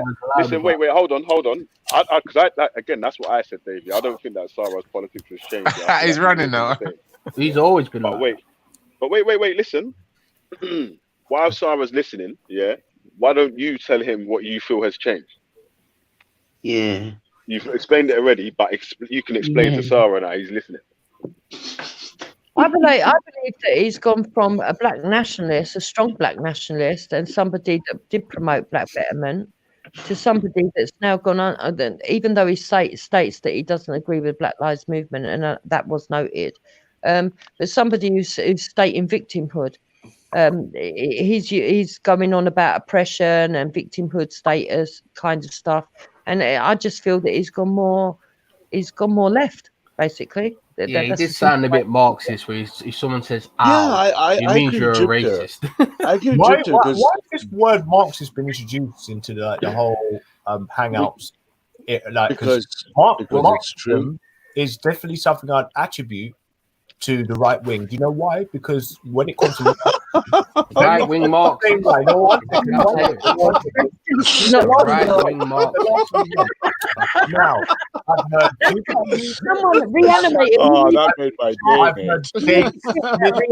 That is fucking hilarious. That's upside down one. I'm sorry, but you know, Marxism now is like is a new craze and a new word in, but really it was something. Really. Well, it is because I haven't been. Maybe you haven't heard it. I've been talking about it's been around for years. And I can catching up. No. What you lot have been trying to do is use his word. I watch patterns. I see patterns. Yeah, you missed this one then, didn't you? No, dead people. No, do you? No. I mean, Ralph, me and Ralph are not on the same politics, but I can quite confidently say that Ralph and myself have both spoke about cultural Marxism right from the beginning. Right. We don't like for the last 15 years, 20 years, probably. Okay, so you have touched on it, but recently it's been coming off your guys' tongues more often than not. Now, why is that? Because the movement's grown. Could it be because you're noticing it more? Yeah, but what was patriotism? First of all, patriotism was under scrutiny, right? The whole word patriot. So we know about that. So now this is Marxist word now is starting to creep. Well, the theoretical reason is we've been shifting the Overton window so right that what would have been a common talking point is now a central talking point. That's a theoretical argument, but the anti-Marxist, cultural Marxist stuff has been on YouTube since 2008. I agree with you. Now everything's come to light, which is what you just because the Overton window, we're moving it right. So what seems to be out fringe before is now a common let's be honest, though. Let's be honest. Now, if we try to compare, because I've heard it been used synonymously with the Black movement. Now, correct. It's cultural Marxist. So now why I completely laugh at that, and I've been laughing at it ever since I've heard Jupiter trying to use it more often than not. Now she's left, now she's lost a couple of words in her vocabulary, which anyway, I won't go into that. But anyway, it's not right. I'll tell you why. Okay, because the movement in Russia. Right when it's Soviet Union was at its peak. Now we're talking about a group of people who generally were attacking more sort of religious groups. These were people, I'd say, that were especially with Christians. Now we've got no excuse for Christians; they turn the other cheek. So they were getting murdered. Not all Christians. Well, it's that's debatable, but it's Really? it's not. You couldn't really say that they Shout were out a to the terrorist group. Crusaders. You couldn't say they weren't coined a terrorist group at that stage. When if you look back, I've looked at it, right? It was so, and we're talking about a group of people now that have been murdered by Marxist group now over quite a long period of time actually. So we're looking at people who were violent and against what we would say was more of a peaceful group, because I can't see how religious. I'm sorry, you're kind of losing me there, man. What is the point you're trying to make here? What I'm trying to say is that I've lost the threads. Has anyone all lost of the them, man. threads? What is your point? Kingo, let me ask you a question, please. I'd attribute that Marxist word to the right wing because they are more violent. That is like saying a black guy is a founder of the KKK. That's how stupid that is. Yeah, it's like saying a black hillbilly. It don't make sense. Yeah. No, the it does right make wing, sense. the right Why wing is not? foundationally Why? opposite. I'll tell you why simply. The right wing, let me give you the short answer quickly. Marxism believes in a concept because he misread Hegel. He believes in a concept called oppression. What you talk about in Russia, the Bolshevik Revolution, which you're partially right, was run against white Christian patriarchal Russians by the communists. Everything Marxism stands for, which considers its value system, we in the right wing stand against.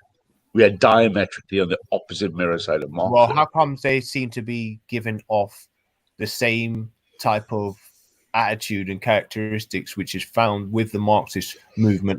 Maybe you're not looking at these attitudes in the correct mirror, the correct prism, because there's nothing. And Jupiter was right. Sarah was using, and that's why no black nationalist would be a Marxist. And I saw only the first 10, 15 minutes of it with Tommy, and he was emitting cultural Marxist signals. Yeah. He was talking about oppression. He was talking about racism. He was talking about black neo-Marxist speak. King a Gold, black if I nationalist, Shaka would not use that speak in the same way. Yeah, King Gold, if I said our country, would you deem that as being racist? Our country? Yeah. If I said our country, would you deem that as being It's racist? your country, Dave, mate. No, just saying. No, but by saying our country, is that a racist thing to say? It depends. It depends. If you was talking like if you basically trying to imply that it wasn't someone else's country, then yeah. But if you're saying country, everybody knows. If it's like my country, because I'm right here, right now, sitting there. It's interesting. So if I say that England doesn't belong to French people, am I racist? English doesn't belong to French people. Well, yeah, because it fucking doesn't. If they buy land in it, then clearly it does. But but if I say Frenchmen come over here and they buy some land, you're just pointing out obvious things there, aren't you? Yeah, but if French people come over here and buy land in England, does it make the French people bought land here? Does it make England their country? Well, technically, yeah. Yeah, technically, no. Well, it does because they legally, yes, but politically, so no. that's the technical. Yeah, legally, yeah, sure, maybe. Yeah. I know by what, yeah. So legally, yeah. So you're saying that everyone that came over with the Norman conquest should go back? Then is that what you're saying? Yeah.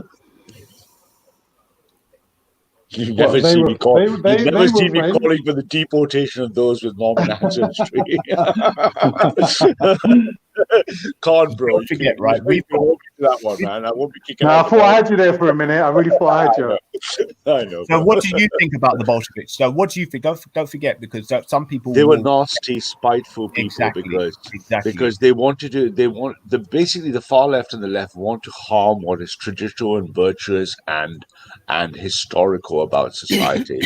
They don't like families. They don't like strong units. They don't like the best rising. They don't like groups keeping to their own. They care about what they call as class justice. Okay, so now the black movement. When have they ever diametrically opposed? Because that's what it seems what a Marxist is. Yeah, if you read BLM claim on their websites and everywhere else that they are Marxists. They say it in their own writings.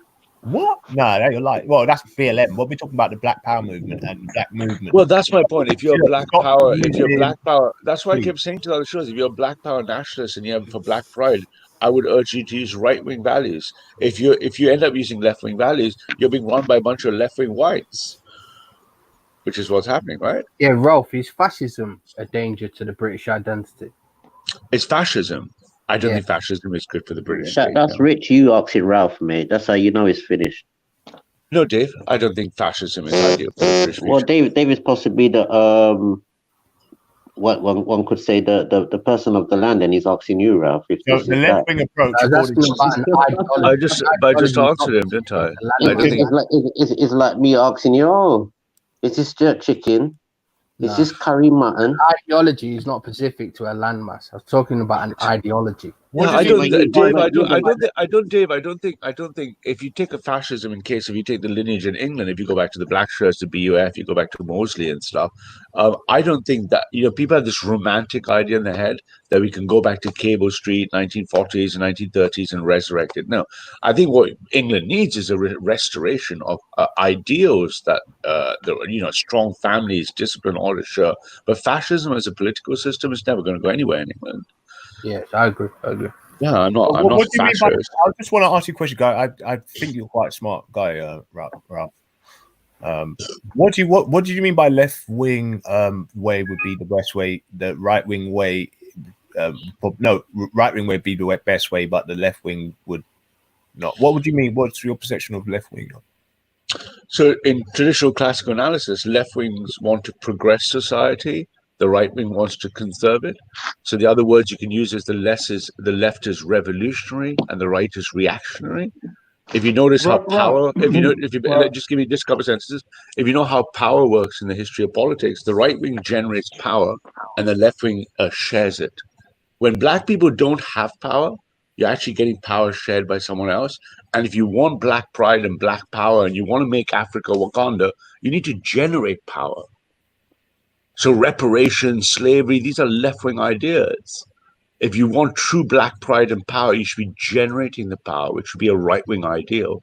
Because the right wing is not about race. Same in India, same in China. Only the right generates power and the left shares it. Think of the right as your father going to work and think of the left as your mother running the home and the family and the shopping.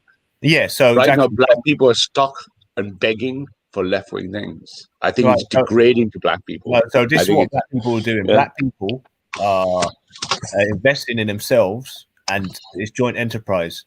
So with that being said, they're still gonna participate and give, and when it comes to taxes. So, and in what way is that? Because black people are they're an economic minority, and you're never going to be able to solve things like these things you talk about: racism, social injustice, Sir Stephen of Lawrence. All of these are symptoms of being a minority in someone else's land. True black power. But you can pride, still retain tradition by pulling in money. But you'll never be able to change the majority. You'll never be English. This is England. When he said it's our country, whose country? It's the homeland of the English.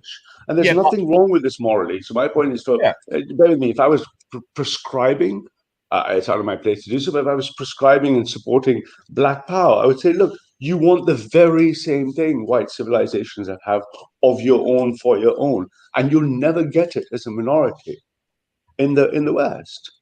How could you? It's not yours. Okay, so Ralph, can I ask you a question? I think it lowers black dignity. Ralph, let me ask you a question. Let me ask you a question. Ralph, as an individual, me, one person, Khan, surely to cut myself the best possible deal in this world, I would be a nationalist in my own country, but when I'm in your country, I wouldn't be. Yes, so you're effectively that's how the white people see you anyway. Most white people, even though they might say it to your face, see most minorities as a hostile outgroup. There you go. Case closed. They might not say it to your face. Why would I be because you're not informed, right? While I'm living in England. Well, this is the question. But the question is crazy. But that's the question, isn't it? What do you want? The dignity of your pride, or to sneak around pretending you're doing something else? No, that doesn't make sense. Which is a higher in terms of football. Forget about if we're looking in terms of football, I play differently when I'm at home and it's a home match, and I play differently when it's an away game. There's such a thing called aggregate, isn't there? Yeah, but it's not the same as virtue and pride, isn't it? I got virtue and pride when I go home. Okay. But the thing is with Africans, they ain't got that because you lot are running Africa as well as England. So they ain't got nowhere to hide. You believe that's the problem. That's the issue. Yeah, bollocks. That's left-wing drivel, right? Listen, man, and a black nationalist living in England is going to tell you, first and foremost, get the fuck out of Africa. And I would tell, if I was a Right? black nationalist, I wouldn't be begging and asking a white guy to get out. I'd be No one kicking ain't him out. begging you. Right. Yeah, you're begging. Every time you say get out of my continent, you're begging. If I was black, I would never be begging for white people to leave Nigeria. I'd be executing them and kicking them out. All right, but then you lot are That's moaning black about these pride, bro. South African farmers. The farmers in Africa. Oh, You lot yeah, are crying so like wait, babies about the farmers. Timestamp what you said They're You there. see being what I mean? forced The to kill difference them. between the left and the... Do you know what, Someone Combo? You see the timestamp difference what between left and right, okay? yeah? Someone just timestamp what you just said. If I was Nigerians, I'd be executing them, and that's black power. So that's you. So that's basically what you feel like it should be running. But that's what black pride. If you say Africa belongs to me and white people are fucking over, literally insane. white people are I've said that's nothing compared to what I've said on video and film. So you can timestamp that one. But my point is, if you, in the principle, if you're saying, "Hey, I really care about black pride, I really care about black sovereignty," I shouldn't be complaining. I should be doing something about it, or I'm just whinging like a bitch. Yeah, but if you see, have you seen Black Pound Day? I think it's getting to you lot. It's getting to you lot, isn't it? You can see the progression. What progression? You can see the progression. Like it's What all do you mean? so. From what I can see, is that Black Pound Day, right? And a couple of people that have come, have tried to have a couple of, meetings with quite prominent figures in the right-wing community is kind of made you guys worried. I think. Which black people have spoken to anyone right-wing? Tommy Robinson is not in the right-wing community, right? When you look at it like whom this, are you talking about? When you look at it like this, Sarah right? Garvey will not talk to us in the right. That would be a proper conversation. He's going to go talk to a fucking shill like Tommy Robinson, right? He's not going to speak to us because we'll tell him some whole truths about black power. Who's been whole buying truths about black power, man? Do you know about Queensway? Do you know about Queensway and Whiteley's? Queensway, Whiteley's, the department that area. Yeah, it's just off of Hyde Park. Yeah, Lancaster Gate and stuff. Yeah. Loads of Chinese shops there. I know the area, but what's happening? Bayswater, yeah. Now that has all been bought by who? I assume Arabs, Chinese. Yeah, the Arabs. You got it straight on. You're a smart guy, so I know you knew. So they're literally near enough every building there around there. So now are they having a left wing view at trying to establish themselves as It's only the global neoliberal West that has this problem. The rest of the world doesn't have this problem. This problem is going to resolve itself one way or the other in the next 10 to 20 years. Racism has risen from 58% to 71%. At some point, this thing is going to go down one way or the other. You just dance that like Boris. Our job is to accelerate. Talking about post boxes. You dodge that like. I'm sorry. So ask me a question. I don't dodge any questions. Ask me again if you feel I dodge it. You dodge it like Stephen Hawkins, but I just sure. But the Arrows buying up all the brick and mortar in that west area. Okay, yeah. And what is the question? Dodging? What people were trying to do. I don't blame immigrants and migrants. The richest, most powerful diaspora community in the world is the Indians. The richest people in India are Indians. That's why people come I don't to blame I don't blame the migrants for trying to do well. They're the consequence of the problem. I don't blame a migrant for immigration. They're the problem. They're the symptom of the problem. They're not the root cause.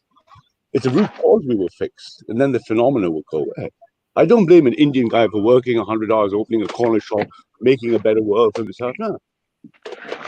He's a symptom of the problem, right? All right. So you don't. So there isn't a problem with black people in the community then coming together and joint enterprise. No, we in the right love it. We are using Black Lives Matter too. I mean, our recruitment rates are going through the roof. We can't even keep up with our processing rates. Yeah. So you think, I don't know if you label that psyops or whatever, but you do understand that the majority of genuine black people here didn't have any type of involvement with that movement. I don't know, but I mean, I've seen 6 BLM protests now, including one yesterday, and they all looked like there were a lot of black people there. And a lot of them looked really pissed off. I got almost 500,000 views on my White Lives Matter shirt. Right. Okay. So we talk about black people not being involved, not being pissed off. I saw Martin Luther King running amok around the world. I posted a tweet yesterday. Said, "One day I have a dream that a man will not be judged by the color of his skin, or the size of the television he has stolen. Copyright Martin Luther King. You got black people running riot all over the US. What are you talking about? You know, it's funny. When I asked Jupiter about what she thought about Black Pound Day, she straight away went to Sarah Garvey. When he hadn't actually got, he hadn't got anything to do with it. He actually has. I don't know. Yeah. I He don't may know have if been it's related or something. I don't know. I can't really speak to it. It would be unfair for me to speak about Sarah Yeah, Garvey. I haven't seen his videos. I don't really know where it stands. All I know is I saw an interview that was a bit docile because it was like he's not talking to the right, and Tommy's desperately trying to find something that will give him some credibility. But the power will always reside within the Asian community, and this is why Shamima Begum is able to come back to Britain, because instead of having the 3 degrees, you have the 3 goodness gracious me's. Sajid, the London mayor, Preeti Patel. Then you have Adnan, whatever his face is, what Jupiter was saying. I think so. Yeah, you got him on the subs bench.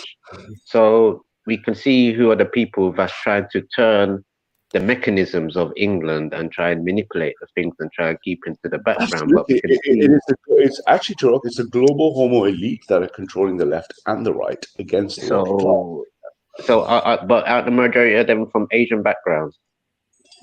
Indians excel everywhere. India is the most powerful world diaspora. The richest man in England is Indian. Half the cabinet's Indian. Most prestigious scientist is Indian. India runs Google, Microsoft. India's kick-ass. Right? Yeah, but this is what I'm trying to say.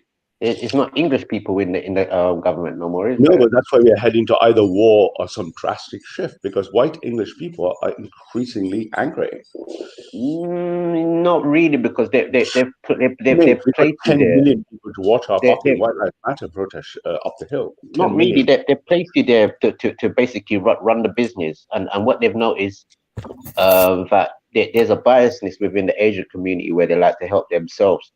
Correct. So this is why the white community might be angry at the black community, saying, "Oh, you don't want to do this, but we just want to be like the Asian community, very prosperous, doing their own thing. Don't really have to." And ordinary white people just want their country back. I don't think so, to be honest. I know so. It sounds good, but you can't have a lot of these unfamiliar faces running your government, to be honest. Correct, exactly. The English government, the English government and the English cricket team should not have a bunch of foreigners running it. Yeah. So I don't want to see the a whole Muslim point is, Indian guy, a guy with a beard, a couple black guys putting on an English cricket shirt. yeah, but at the end of the day, they're happy with each other. That's the whole point. So we can't really judge Racism them. has gone from 58 to 71% in the last 6 years. Yeah, because who's our London mayor? White people are not happy. Discontent. Yeah, but you show the graphs of where the most racist countries are in the world, and who's our London mayor? India is the most racist. The most racist people are the Indians, followed by the Arabs. Yeah, and who is our London mayor of a multicultural society? A Muslim traitor, yeah. No, an Asian fella. It's a Muslim traitor. No, he's an Asian fella. Well, that's one description. Mine is more accurate. No, that is the full description. Why? He's Muslim. Check. He could be LGBT tomorrow morning, or he could be Christian or Buddhist at 5 o'clock today, whenever he feels like. So he's an Asian fella, so he's just doing what genetically and DNA. He's just doing what genetically prone of him to do. Well, I'm sure. I'm sure you can be a massive fan of Sadiq Khan if you like, but we're not. Well, Preeti Patel, the man who's the cabinet minister in charge of all the money, they just, you know what I mean? No, we know. Yeah, exactly. That's what we're fighting the war for. Exactly true. No, you're fighting for them to run the country properly, but they can't run the property like the Chinese. We're fighting for them not to be in a position to run the country. Correctly or incorrectly? Realistically now, the Asians are actually doing bad for the country, and we've seen it over time, to be honest. And this is why the country's in such a state where it is, because there's too much racism, too much prejudice. Yeah, and racism is to be honest, they're not rising. Racism is rising all across Europe. Hate crime is rising. It's not even racism; it's just genetics, really. Like when you look at it, they're not really. they're not ingenuity with people that look to the Correct, future. because mate, let's just cut to the chase. They're not English. This is England. No, If I what I'm went to trying to say India, to you is that if I went to India and I no, tried but to get yeah, but three, this is why if I get three this is Caribs also or three, why the Hong Kong people are coming over, because the yeah, Asians have been doing a horrible job. well, that's your theory, and it's obviously bollocks. But my point is, I Obviously, took we can three see Caribs. who's running the country.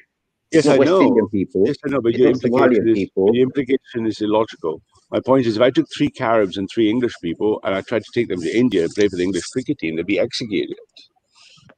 Yeah, but that's cricket. I'm talking about the actual Yeah, running of the but country. because only 11 Indian men will put on an Indian cricket shirt. We're talking about people. We're talking about people that's been displacing native people, white people of this country, and placing them all over the parts of the world.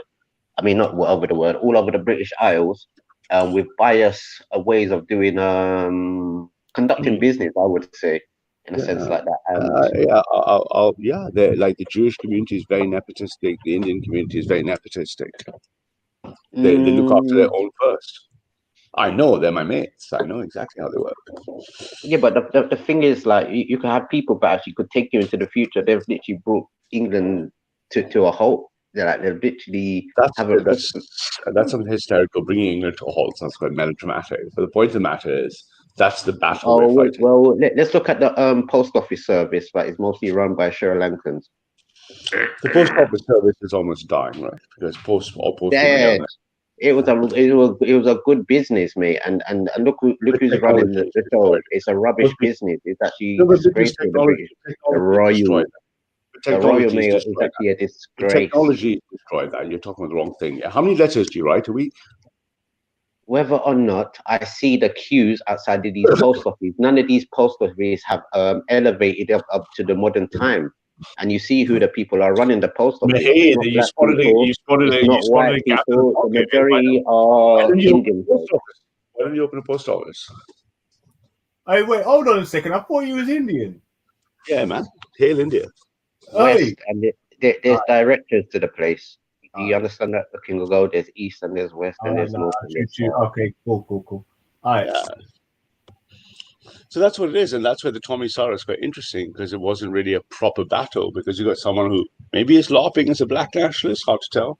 We couldn't figure it out yet. I'll leave the black nationalists a King of Go to continue. All right, calm down, mate. Calm down.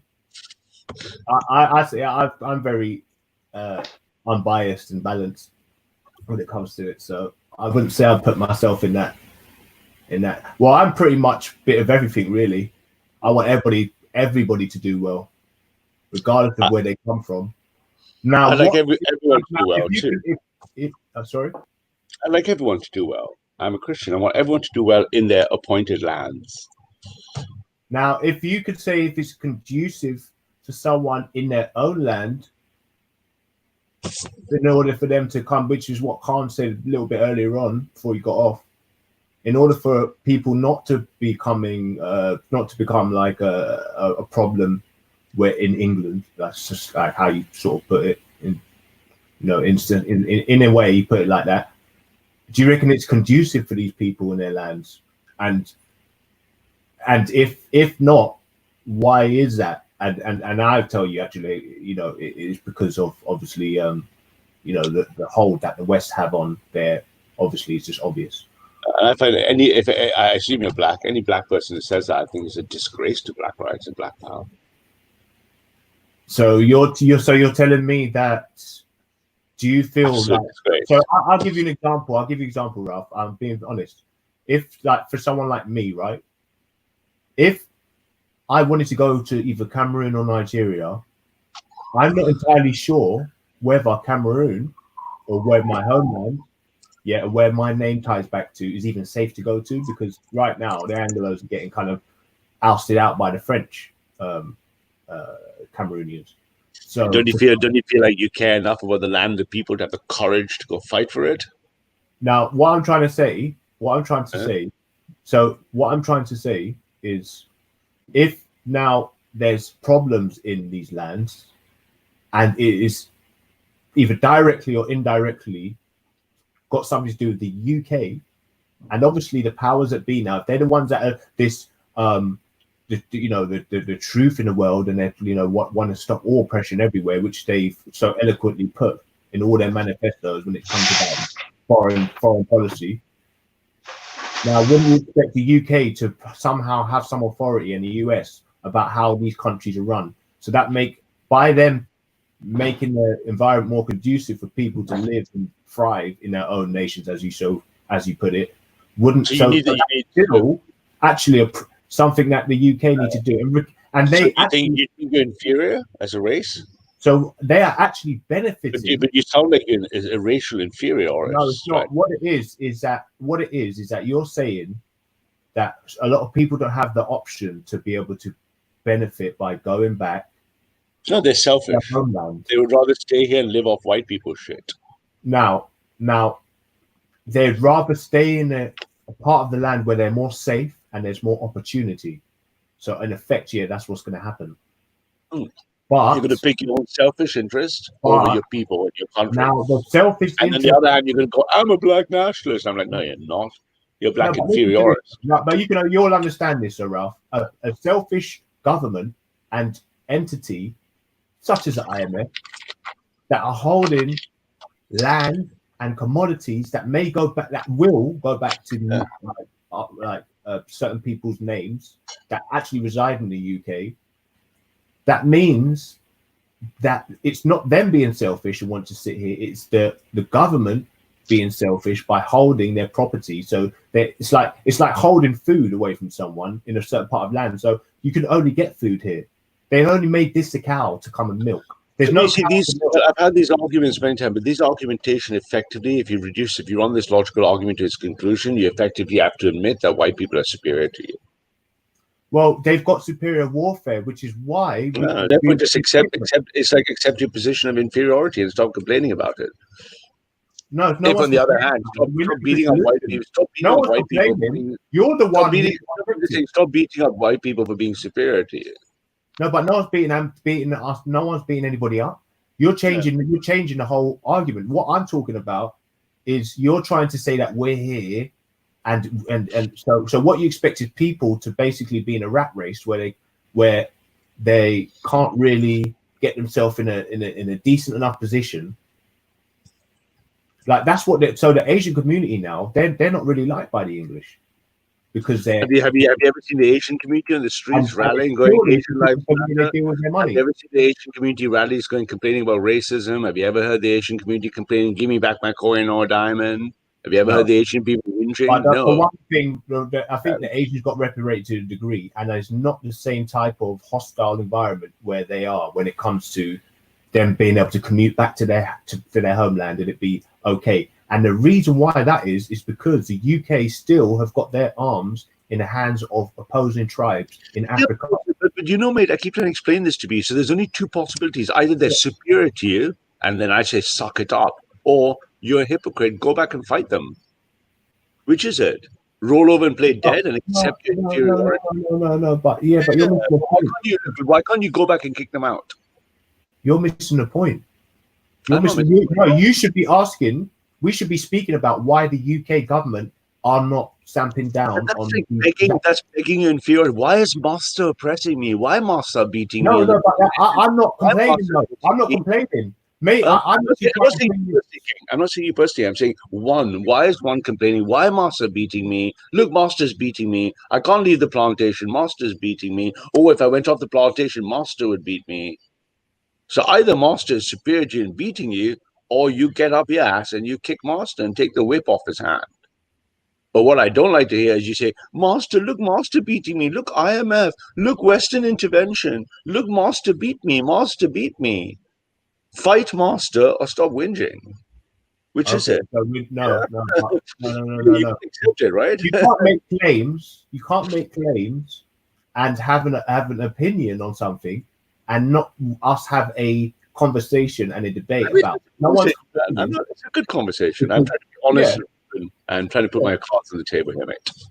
Okay, I hear what you're saying. You're being honest. You're being quite honest with it. Absolutely honest. So if you look at the two other large superpowers and supercultures of the world who also colonized, i.e. India and China, There's no such culture of think. There's no such culture of thought speak. The left is smashed down. Anytime this cultural Marxist thing tries to rise itself in India, it's beaten down by hardcore Indian right But wing you think. can't disagree. But you can't disagree. So you haven't really disagreed. You're just like, yeah, do something about it. So you'll do something about it type of attitude, which to me is still a bit questionable. But you can't do nothing about it. Well, if you can't, then you Marxists beating you should know your place, right? Right. Yeah. Okay. Cool. So now you can't then say anything about Marxist movement if people are trying to generate money in a part of the place and going in on themselves, because that option's not available. So you then can't say they're Marxist, because you're not taking away out of the factor that they would have actually gone out and fought Mars or gone and taken the. No, actually, Marxism, for example, as a ideology to fuel counter-revolutionary movements, would be useful in countries like Central America and Africa. Yeah, so you're doing that here. Because I'm not doing it here. I'm not a Marxist. Well, in effect, you are, mate. To be fair, because you're trying to label us as Marxists. So only people speak about Marxism from the right wing or the white people, or the people that feel like they've been forgotten or not heard. That will be like, oh wait, and you lot emphasizing. Yeah, but you're confusing. We're not fighting black people or brown people who are Marxists. We're fighting white Marxists who are using blacks and browns as their biological tools. Okay, we're not claiming, hey, the black guy's Marxist. Black people don't have any power. We're after the white Marxists who are using blacks and browns and mass migration to promote their Marxist objectives. Personally, I think that they've got no power, so that's an element that I think that's like an invisible wall. All they can do is just throw statues in rivers. So just nothing to worry about. Well, we're not worried about those people. We have plans, and we're going to keep going on our plans. What can we do, man? When you're fighting the struggle like we're fighting, we're just going to keep struggling, isn't it? It's a struggle, isn't it? All right. Okay. So when they leave, them guys are going to be like, all right, these guys are established now. They're good. They're going to leave. They won't be speaking anymore about black people. They'll just be speaking about BLM, won't they? Again, I keep trying to stress, black people are a symptom, or the migration, etc. All these things are symptoms of the problem. They're not the root cause of the problem. The cause of the problem is the battle between the left and the right. And those who forget their history, and it wasn't that long ago, we had our last World War, we are walking towards war. Listen, I'm going to tell you something now. That where in the world has anybody wanted to see just white people or just see just black people? No one's going to be able to see just white or just black and people. Social interactivity between nations by people living or migrating or whatever by tourism is But never. but no one's stopping tourists. You can come and go on holidays. Yeah, but the majority of the world are women and men like a variety. How would that be how is the powers that be or any of the state officials or governments or whatever you want to call them going to be able to stop that love? You're not going to be able to do it. So well, you're claiming there's this love, and you're claiming people want to live together, but all the data is against you. All the data is against you. Look at BLM kicking off. Look at the racism accusations everywhere. Everything is racist because they're not meant to. Dictatorships can get overthrown so easily.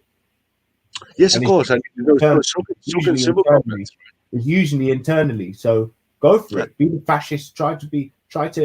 Yeah, I'm not a fascist. So I'm not saying you. I'm saying try. Yeah. If anybody. Yeah, but the fascists aren't going to come anywhere near power. The point is that we are heading for conflict unless we can find a political solution.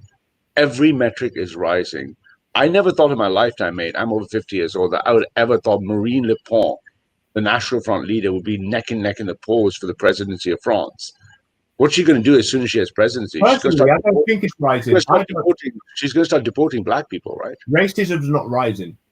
Racism is rising in all the data sets. It's not. Go look up the data sets. No, it's not rising. I'll tell you why. Let me tell you why it's not rising. I tell you why. I tell you why. I tell you why. Because I've never had such a good response from the public when it's coronavirus Grenfell, the rest of it. We could never be more together. That's You know, No, deepest that's a respect. lie. Your That's a personal lie. experience is not the data No, set. no. I'm talking about Yes. London. No, I'm Your talking about personal London. I'm talking your about London. personal You're lived talking about them. experience. You're talking about the people up in North, in certain places where they don't No, even you know, the majority of the people do not because- live in the bottom of London.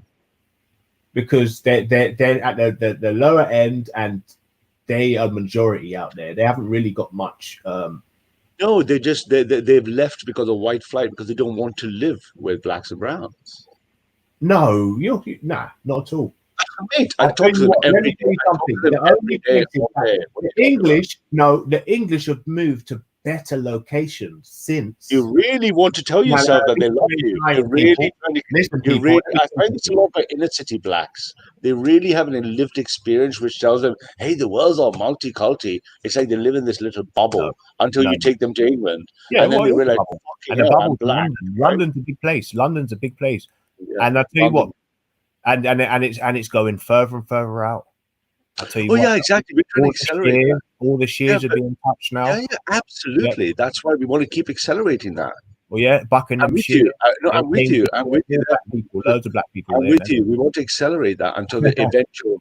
Absolutely, I'm with you 100%. We want to accelerate that so the final thing comes quicker. Oh, is it? Do you feel no? But that see, the thing is now is that white people don't mind that. Yeah. Once you've got to experience it first. Sure. That's all it is. Yeah. There'll be a black person they use sometime soon. There'll be a black. I hear you. See, now that was getting a little bit more real there. There'll be a black. There will be black gang in every shire by 2025. Ashe. Yeah, at some point it's just gonna click. At some point it just clicks, and Windrush would be like you'd be begging for Windrush. Windrush are gonna multiply. You'd be hoping there was a nice ship. But you know what? We'll see what happens. Only time will tell, my dear. But by the way, for your case, in case you didn't know the national data, last 6 years, non-whites have reported there's a racism metric studies has gone from 58 to 71%. The highest. I think it was after isn't it the 40 however many million that was going to the European to Europe. Spike happened after Brexit. So it actually the anger was actually directed initially from the lack of funding from. Are we right? Am I right in saying that? You can explain. You can try to explain however you want, but the actual data shows that more ethnic minorities than ever are self-reporting racism.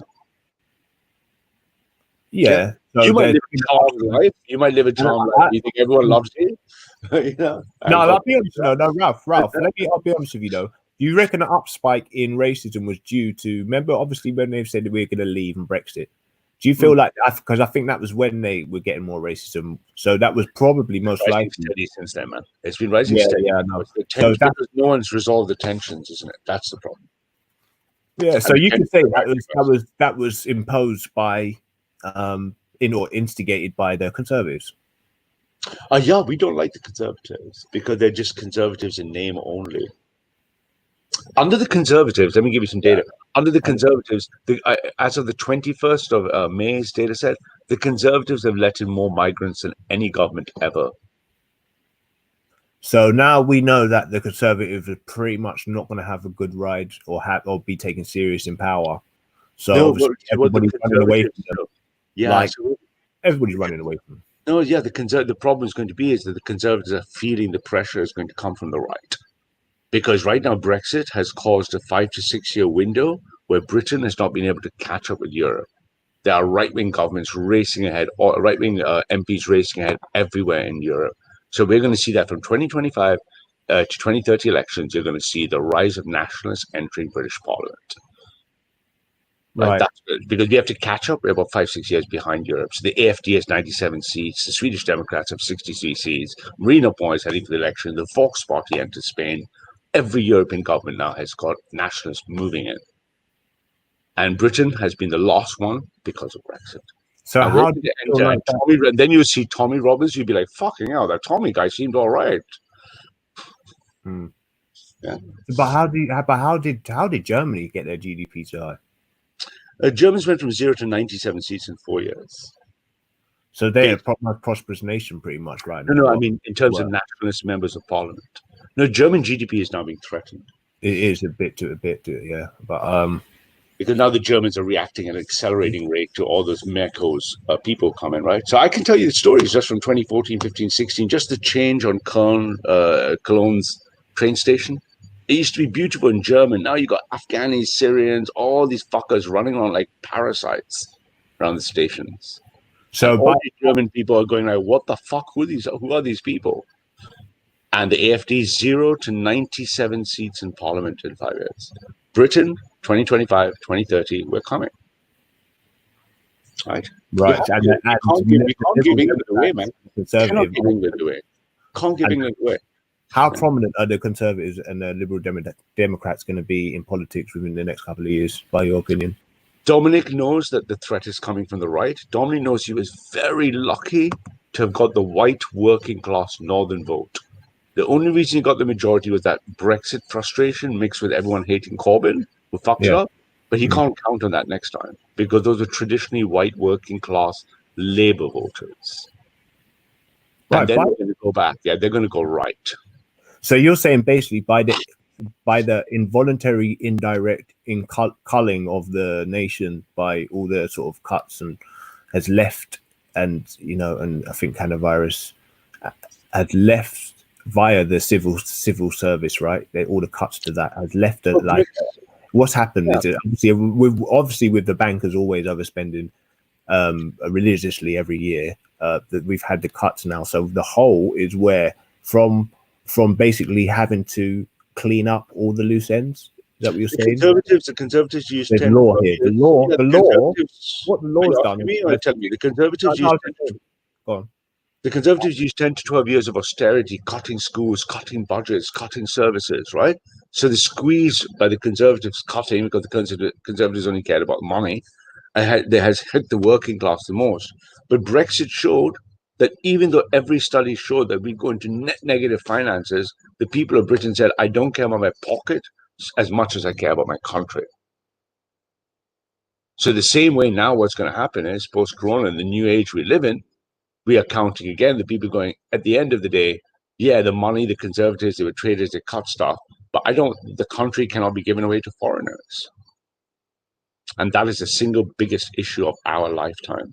And that is the battle of Europe. If the right loses that across Europe, we will see World War III. So basically what's happened is Windrush have come to a stage now where we're starting to establish ourselves. Yeah. So what they did is they put cuts on all the services. Yeah, everyone's impacted. Told everybody indirectly, but as through the result. And now, but what's happened is the people that haven't, have still been up and surviving, because it was actually very hostile. Now, if we're talking now, the people that survived, they're protected by law. So if they put all these cuts in and don't give you what you're meant to get, or you're not receiving what the Constitution was made for you to receive, then the law has protected you. So you're owed now. They're in debt. That's why they're in debt. That's why the government is in debt. Yeah, what they did, they illegally stole money from the people and didn't give them what they meant to get in a form of adult social care, in the form of benefits, in the form of school. Look, I've worked in the city for over 10, 15 years. Let me tell you the true financial story. 1997, Labour comes in, and what they did after the first wave of capitalism under Thatcher, they reversed the government, the long Labour government, and they overspent and mismanaged the money. The famous note is there's no more money left. The Conservatives come and they do the exact opposite. They cut everybody's money more than they ever should have. You had one extreme from the left spending money like the left do, like idiots, and then the right coming in, the Conservatives cutting schools, budgets, playgrounds, healthcare centres. So both the Conservatives under Cameron's watch and Osborne's watch was trying to cover the Labour's mistakes, but they could have done it much more gently, but they didn't. They went in with a fucking knife.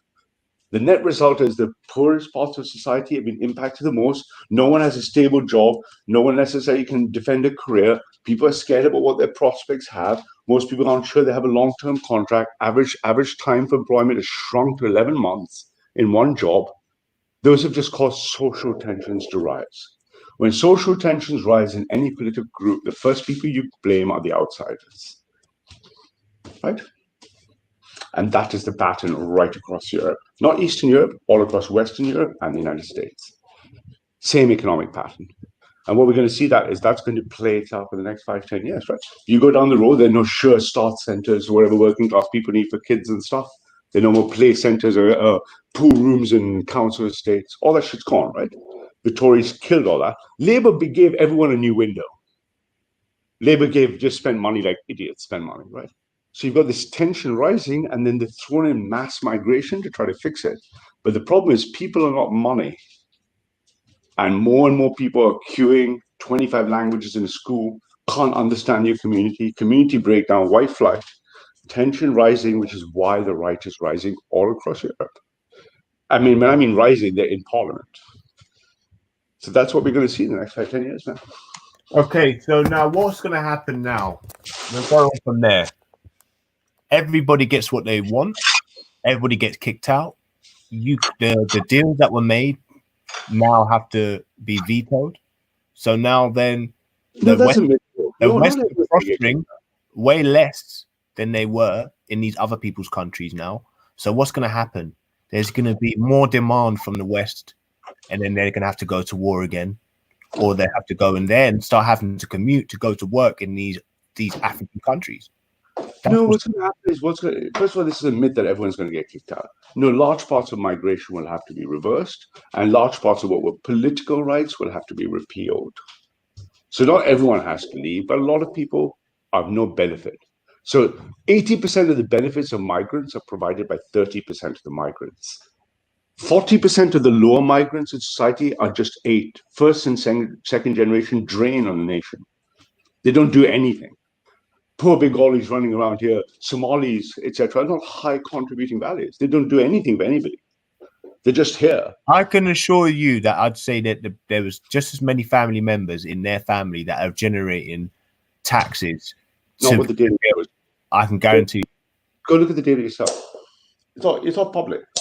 Go look at the ONS, look at the data yourself. I'd say, I'm not going to try and be rude here, but I'd say more so due to the fact they're immigrants than white people, because immigrants have to work to survive. I think you missed my point. My point is, yes, but all immigrants, everyone always assumes all immigrants are the same. They produce the same. No, they don't. They massively outperform each other. So a large chunk of these migrants that only came in after 1997, remember, and Tony Blair, a large chunk of them have no benefit to us. They're just here. They're just another one like that one, like that one, like that one who does nothing. They don't produce it. Whereas the high-performing migrants, a Turkish guy runs his shop, works 120 hours a week, those ones, okay.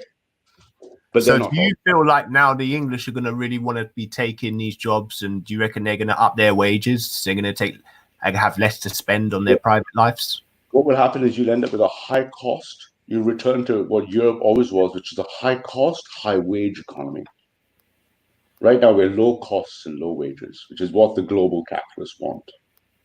They want you to buy the cheapest thing with cheap flood products and pay you the least.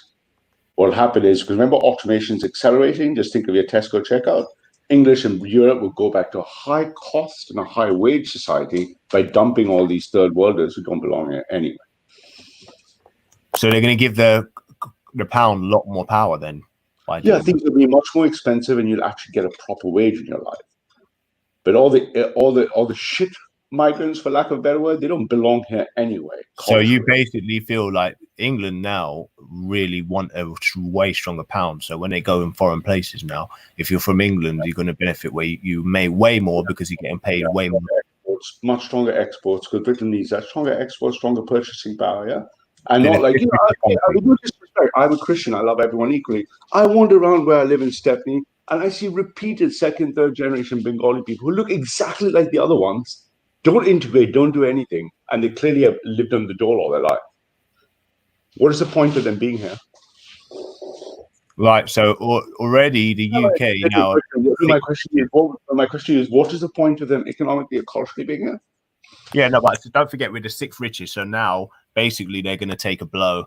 They don't, because ultimately they're benefiting. My question for the third time: what is the value of those people being here?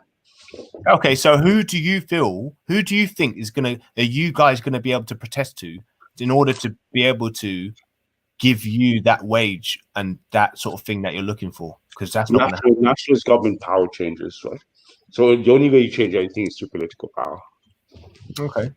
You have to get parliament. That's August 9th is going to be a good day for us. So check out August 9th, man. I need to go to the munching. I don't want to be rude while I'm on. No, that's cool. I need to munch as well. I need to get up actually. Peace. Yeah, it's a far. If you're reaching quite far there, it's a drastic change of environment. It's a complete paradigm shift. It's coming. It's already happening everywhere. It's coming. Can't you feel it? Yeah. You don't sense it. You don't sense something is not quite right. Okay, so really, what we're advocating for is this immigration, and we feel should we be letting in people, or more people?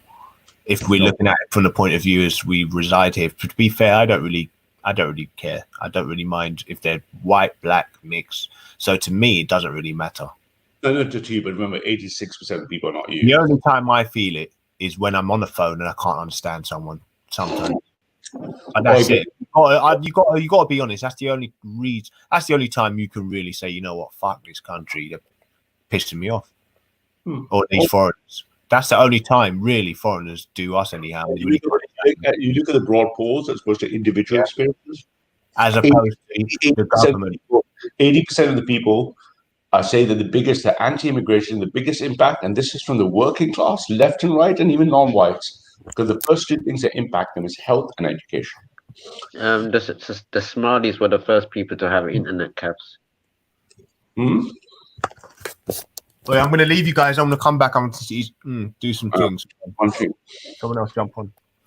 Yeah, so the Smarties were the first people to have internet cafes in England and Europe. Somalis, eh?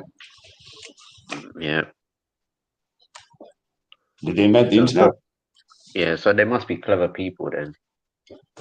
What do you think the average IQ of Somalis? I'm not too sure, but some of them are clever people. Most of them are they do mostly medicine sort of things. I find. I said, what's the average? Not the. Of course, they're smart Somali people. You know the average IQ of Somalis. I'm not too sure, to be honest. Worth a look. How are you two? Huh?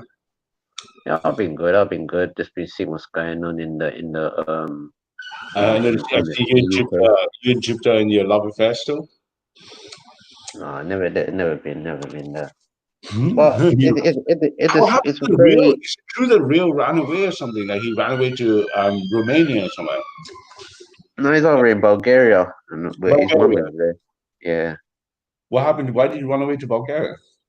No, he goes there back and forth. Like his mum lives there. Oh, she bought a house or something, didn't she? Oh, yeah. Yeah. I heard some rumors that he ran away or ran out of the country or something. So that you might know, because you and Real are buddies, right? He's not a runner. Okay. So that's all over. Yeah. Yeah, but there's a weird case going around. There's a case of two twins, and they were born in England, and one of their parents are from Grenada, and I think the father's from Dominica. Both of the parents are deceased, and something happened where they've gone into prison for GBH, and now the government wants to deport them, but they don't know what island to deport them to. Why? Because they don't know where they're from, or? No, because their parents are from two different islands in the Caribbean. But Dominica and Grenada.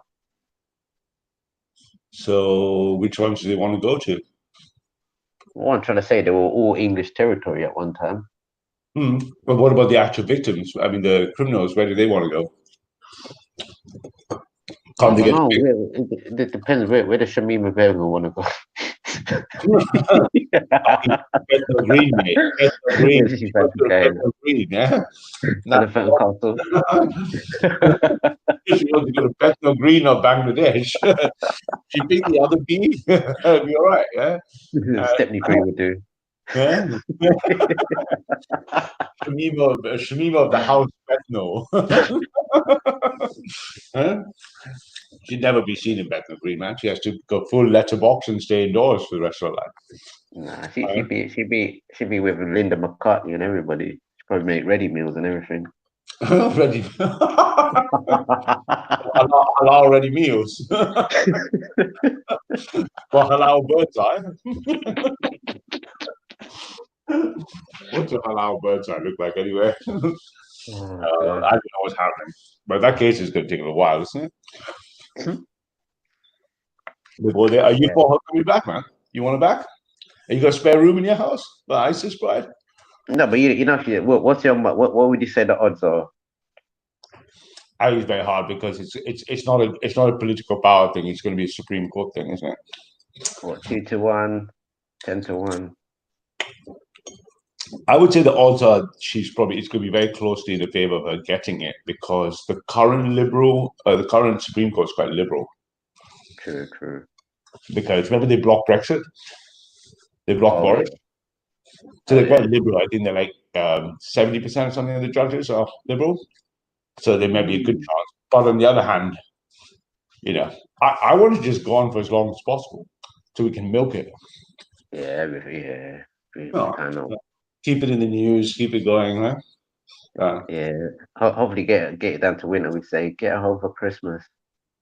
Get just for Christmas. Shanima's coming home. Shanima's coming home, man.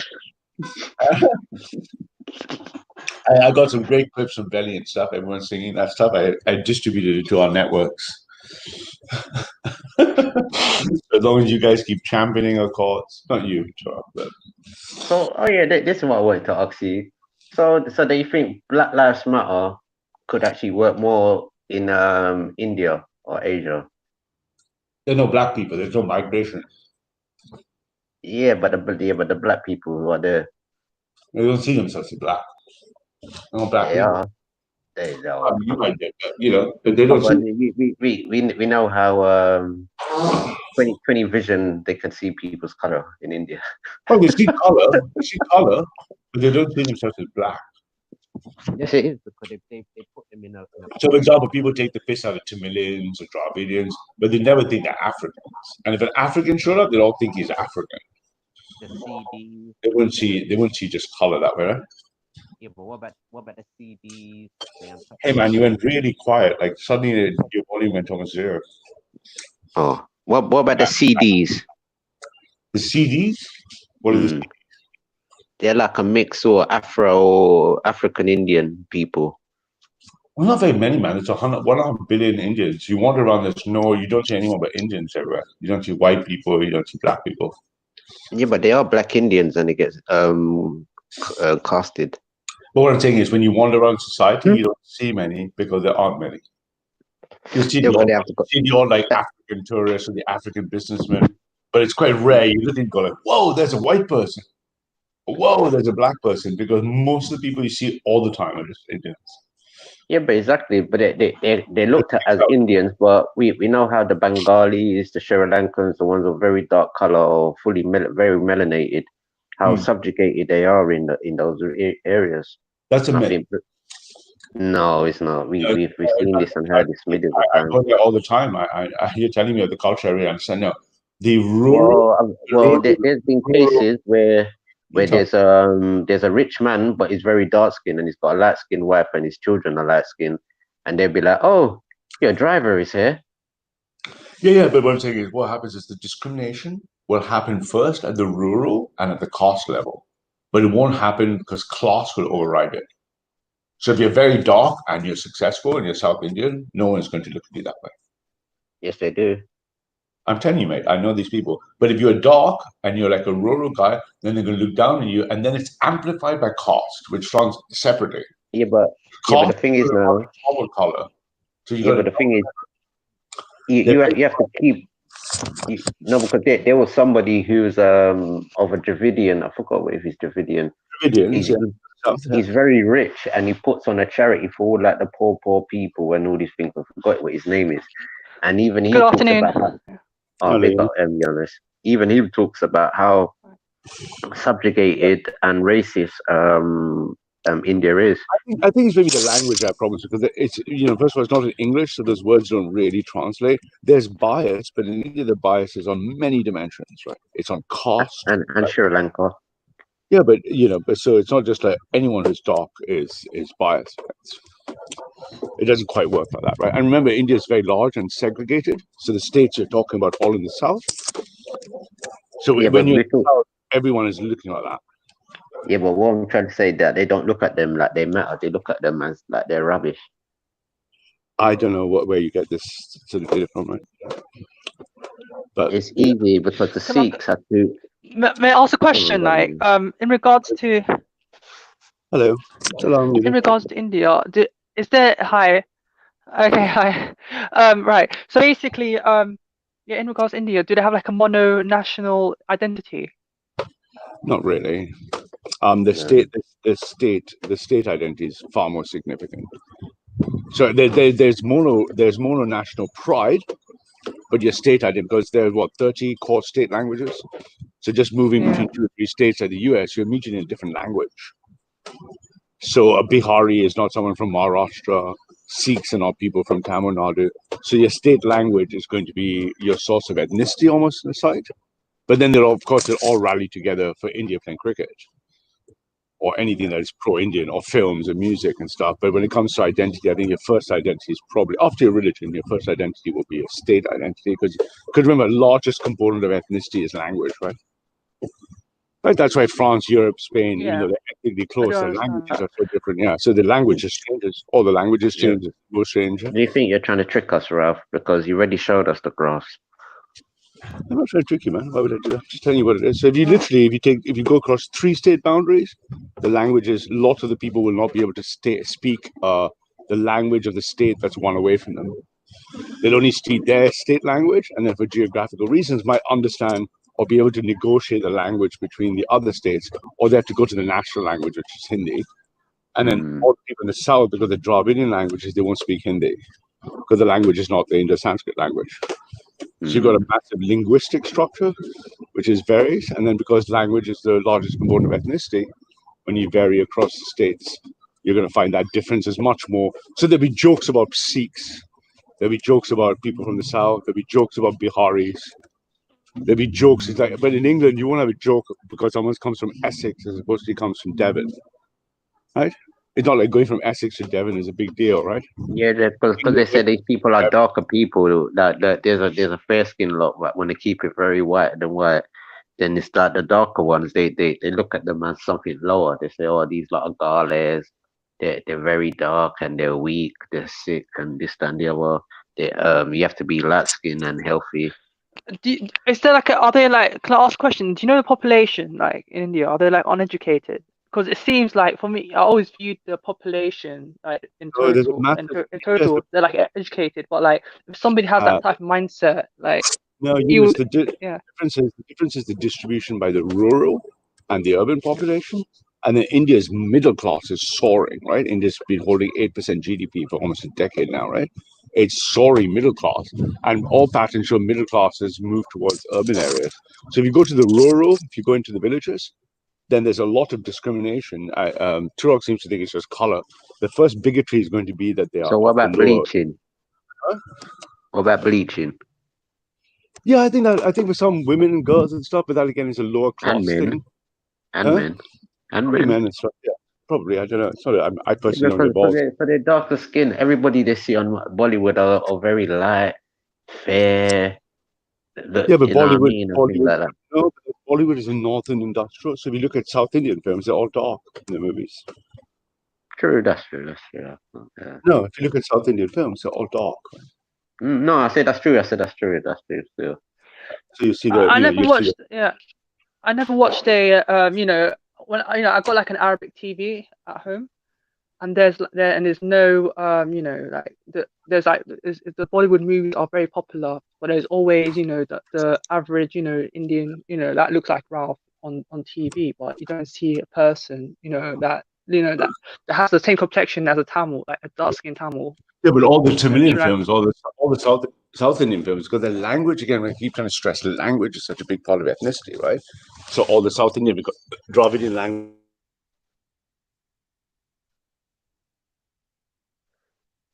Hello? He Hello? might have a phone. I think he might have a phone call. Oh, sorry. No, sorry, I hit the mute by accident. No, all the South Indian films are full of dark people because no fair person could speak the language. So they can't act. Because they couldn't get into those industries. They can't because they can't speak the languages. The languages are not even on the same language tree. Yeah, but and they happen to be very dark. No, that's something. And most of the movies, what they No, show you, they show if you take the famous light-skinned actresses, they can't star in the films because they can't speak the language. Yeah, but they always show you that because these love stories where there's a lower class person was obviously darker, and you've got these rich people, and that's like the narrative of a lot of their stories. You know, I know you really got this thing in your head, like you've got some kind of thing about the dark skin thing, but I'm telling you, that's not the way it works totally. It works across ethnicity as well. They're literally I understand that, Ralph. Don't get me wrong, but people are bleaching out there. People are feeling bad about their melanin out there and certain things like that, and people are making them feel bad for being black. And these are the facts.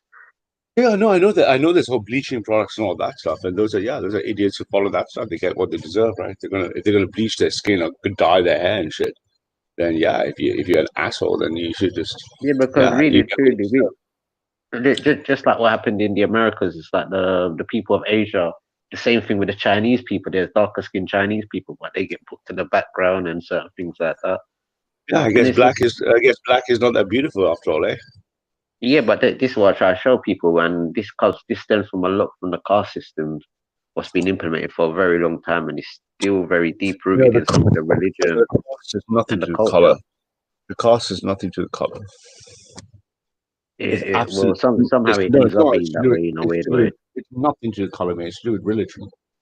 I could understand that, but sometimes when you really look at it, who are the people at the lower end though?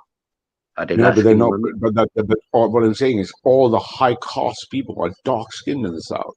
Yeah, but are the lower caste light skinned people? No, but again, for the fourth time, caste has nothing to do with skin color. Are there light skinned groups that are what we'll deem as low caste? Yes, and they're dark skinned black looking people are the highest caste. Caste is a religious concept, right? It's part of Hinduism. Oh, is that because they've made their wealth? No, because it's Hinduism. Hinduism is not about color. So they would be, one could say, the Brahmin lot. Correct. So all the South Indian Brahmins are black as black, and that's the highest caste. It's not color, it's caste. Caste is a religious idea, right? It's nothing to do with skin color, absolutely. It's just not, there's nothing in the Hindu scriptures to say anything about that. It's about caste, which is your role in life. That's where the Aryan invasion comes in. No, Hinduism is not about the Aryan invasion. Hindu is an organic religion, right? So it's not about that. So you basically have dark-skinned, high-caste people, and you have light-skinned, low-caste people. Yeah, so caste is nothing. Caste is a different variable to color. Yeah, because the Aryans came there now, and they subjugated the people and put a barrier from the north and to the south people. No, the southern people were there anyway. There was very little migration on the Deccan Plateau. They just came in from the north. There's a little bit of migration south, but the southern people were Dravidian, were not genetically connected to them, right? You know that, right? So the Dravidians are not. Think about the Bristol Black Mare being racially abused by Black Lives Matter. Huh? What's that, Jib? Sorry, I'm not well, something like that. Bristol's Black Mare has just revealed he's been racially abused by supporters of Black Lives Matter. Yeah, it's hilarious, isn't it? What do they call him, like Uncle Tom or something? Well, they've had to go at him because he got the statue of that protester removed off the plank. Yeah, you see, but you know what, Jibs? It's not about that, is it? It's not about black. The BLM are not about that. They're just about left-wing boxers, right? They don't care. He's a mayor at the end of the day. He has to do a job, isn't it? Yeah, but it's interesting, isn't it, that they use racism to attack him, though? Doesn't that show their mindset? Oh, don't be a snowflake, Jupiter, now. But Jibs, it shows it's racist. It's Black Lives Matter. But Jupiter shows you the It's not like you, Jupiter, being a snowflake. I'm Good not being afternoon. I'm really pointing Who something. are you? Did I hear? Who was Good that? afternoon. Good afternoon. I thought I heard I thought I finally heard a European person. Elron. Hey, Ralph. Yeah, Jupiter I Turok. got. Hey, Everything wait, I okay? got a song. Yeah, big I up, got a big song up. for Ralph, man. I got a song for Yeah, Ralph. yeah. She's coming home. She's coming home. Hey, She's coming. Very. Look, I clipped that and sent. 3 lions on a shirt. I sent that all over, man, buddy. You're famous now. I also sent I sent a picture of your face with your scrap statue division. I love it, man. Hopefully Every they'll time direct a statue of me in Trafalgar Square. You know what I mean? yeah, that's the one we want to bring down, isn't it? I mean, The great Melly. Melly and Badil. What Badil about and Skinner. Let's get to this. all right. people? What do you think of the naked Athena? What's that? The lady that stripped off in Portland, stark naked, opened her legs up and sat there protesting for Black Lives Matter. Doesn't that just show you what she resembles? A whore. Just really unnecessary for her to do that, isn't it? It is what it is. Yeah, man. I need to see some evidence on that. For research purposes. Yeah, I need to see some evidence first of all. Type it in Google, you'll see it. There's pictures of her. Oh, really? Did she? I saw Jupiter. Did you see? I think it was some other protest, maybe Seattle, where they were all like shouting. They're all naked women. They're just screaming, like roaring and stuff. Yeah, big up- what's that all about? Hey, Ralph, 1 second. Are you listening? Yeah. Hey, Ralph. I'm posted morning, afternoon, everyone. I post except for Jupiter. I posted a Times of India article in the side chat, and it's a study. It's basically saying skin color tied to caste system. Study says, and it indicates that the social structure defined by the caste system has a, in quotes, profound influence on skin pigmentation. The team studied 1,825 individuals belonging to 52 diverse populations across India with regard to the caste color concept. Yeah, but there's nothing in scripture, in Hindu scripture, that ties to color, mate. Yeah, but what Turok was saying was, if we could we find a large amount of, I don't know, light skinned Indians relative to the amount of dark skinned Indians in like commensurate with the top of the caste being highly populated by dark skin and the bottom being highly populated by light skin, that would dispel the myth. And I don't think this study would confirm that. But it's up to you. You can read it. No, but you know what? I tell you why, James. Because in the South, all the South Indian, the really black dark people in the South, the Dravidians, so the states of Tamil Nadu, Kerala, etc., are very, very dark and black. All the Brahmins there is black as black, because everyone is black there. I think he conceded that it wasn't solely based on that, and I don't know enough to agree or confirm or deny. But I think sort of the issues that one would have being that it seems to reflect sort of the attitudes worldwide. So the attitudes in India seem to be a reflection of the attitudes worldwide with regards to. Oh yeah, black is not. Remember, Indians are the most racist people. So of course, if racism has a skin color effect, and black is not seen as good as white, yeah, the Indians would be like all about. Okay, yeah. Then you guys are fundamentally agreeing with each other. Then there wasn't really any. Oh yeah, Indians are racist as hell. Anyway, to everyone, including themselves, Indians are very racist people. That's all I came on to clear up. Anyway, the article was there if anyone wants to read it. But big up, like. So yeah, man. Yeah, let's just say, black people don't always have the best time on holiday in India. So that's why Black Lives Matter needs to go there then. Yeah, good luck with that, man. The Black Lives Matter India division. I'm just trying to imagine what would happen to you in India if you did a Black Lives Matter. You wouldn't make it to the end of the street, really. What is that? What is that? You'd be executed. Why?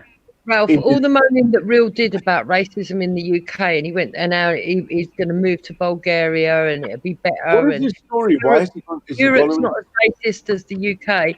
He went to Bulgaria, sat on the beach, and got racist abuse. Yeah, he goes to Eastern Europe. He's going to be, they're going to hit him hard and fast, man. He probably misses. Where was it? Sunderland? Where did he live? North Hartlepool or somewhere, was it? I forgot. Somewhere up north, right? So what Can happened? I heard just someone told me he ran away or something, or because something went wrong. I don't know. I got this. I haven't followed. It looks like he might have fell out of his mum because he was staying with his mum, and all of a sudden now he's getting his own apartment. He sat on a beach counting money, making it look like he's loaded. It's quite comical. So really, what happened is, at the end of the day, Raspek ran him out of the country. It's quite funny. guys, can I just quickly answer a question in One the sec, chat? yeah. One sec before you go in, Aaron, yeah? Let me check who the new guy is. Yeah, made in England. I'm in your mic, sir. What is with my mic? Not you, Elron. Not you, the new guy. The made in new England. guy. Ah, I'm the made new in guy. England. I call it my kingdom. She may let me down. She would never take a bow for me. Nice. Nice. Anyway, I had a little discussion in the chat with someone called "Everything is Everything." It's That's probably Sarah, isn't it? Ain't that Sarah? okay, yeah. So Oh, it's okay, not. the question is, No. someone stated Okay. that some minorities are highly on benefits, and he wants to have stats. I know that many people, especially since the left, pushes that narrative that the minorities have built England, Germany, and so on. Yeah. So and also you need that narrative because why else should we bring in minorities, right? It is this neo slavery narrative What you that don't that we understand are only that the evil white man only gets them in, so he works for the white man, right? Yeah. So let me break up with this narrative here, and saying, for example, the Turks here in Germany, they are at a rate of 48% on welfare here in Germany. 48 fucking percent. Okay, Wow. so right now the white man, I'm of course talking about the middle class and the working class, not about the elites. We are also slave to the elites, okay? But we are also slave to the average Turkish guy here, yeah? So we are getting fucked by everyone. That's the problem here. Where's your taxes gone? Where's your taxes gone? Where's your taxes gone? Where's your taxes gone? Where do you win, Rush? Big up the Where Turks. do you Big win, up the Rush? Turks.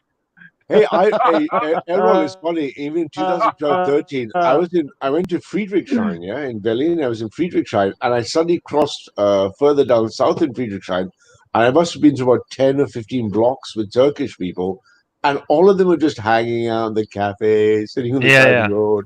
And I asked my mate, I was like, "What is this? What's going on today?" He said, "Nothing. They're like this every day, man." They're just like hang, and I swear it must have been about 15, 20 blocks of Friedrichshain, yeah, other side of the river. Yeah, and by that also, look, they have all the free time, right? Sitting in the cafes and everything like this. And then what they do with it is also showing strength on the street with that. They have the free time to show strength on the streets. Yeah. Yeah, that's It a kind is, of- and probably it is in their mind that they have the right to do that because we should be slave to them. You know when you see the lions resting, letting the bulls regenerate, you know, they can do some Yeah. good fucking. You know That's who's what the you're real saying. lion who is resting right now or in sleep right now? That's the European man. He's at sleep right now, but he's slowly awakening. And there's no running away when he's awake. Quite funny. It is, yeah. I hope they wake up quicker, man. Yeah, Like, me too. Oh, dude, how are you anyway? How's everyone? It's nice. I forgot that Khan's Turkish, so that should be good. We got another one, Land of Kelp. Land of Celts in the building. One. Salve. Hey, Land of Celts. Yeah. People think that you're someone else, you know. They think that he was Uric. Huh? One of our guys. No. There's a black guy from Ireland here that comes on No. here. Not a black He man. don't come on live no more. It's a white man. See?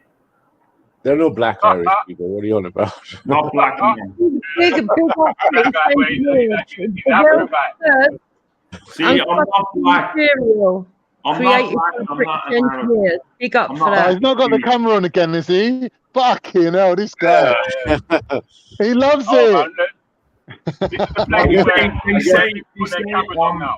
I'm not. If you want to find out who someone is, yeah, I'm not. tell them to jump on G Block Ball. We can now put their camera on. I guess a black Irishman is just like a Turkish German, yeah? Anyways, I'll land He's African, yeah. He's from Sierra Leone or one of them, yeah. But obviously got Irish accent. We moved off the Indian thing anyway. Got man like right, you get me? So what is it? Orcs now that after? Your mic's a bit fucked up. Yeah, I know. It's just a shitty laptop. No, you mate, Belly. I think Belly's. I think you. Oh, you already headset. Are you working? Yeah. Sounds You got, carry on, man. Carry on talking, mate. Hey, Colin, what do you think about the Turks in Germany? I love them, man. Obviously, they're my people, innit? I feel sorry for them. They've had to suffer living in Germany. Like, you know, they should have had the benefit of living in their Oh, own they're land. really suffering. They're really suffering. When 48% are on welfare, they're suffering enormously. Yeah. Have you ever been to, listen, have you ever been to Turkey? No, I've been It's two like times. a paradise. He's like a a lawyer. paradise. He's never been to Turkey. And where's those 48? Where did you get this? I still call it Byzantine, by the way. Where's the statistics? Where does he get the statistics for the 48%? Where did he get it from? No. When it comes to statistics, he's the one for making up statistics. Where's the What? What? You? When did I ever made up statistics? Germans are ridiculous fucking record keepers. I can tell you that. Tell him to give us the 48. You come on. What you're asking for my source on that? Yes, give us it. All right, it is a mainstream media article. No, you give us the mainstream media article. Come on. Yeah, let's go. We're gonna Not fact the check you now. Global Times or some Chinese conspiracy or you know. Here it is. German Made in article. China. German science made in China.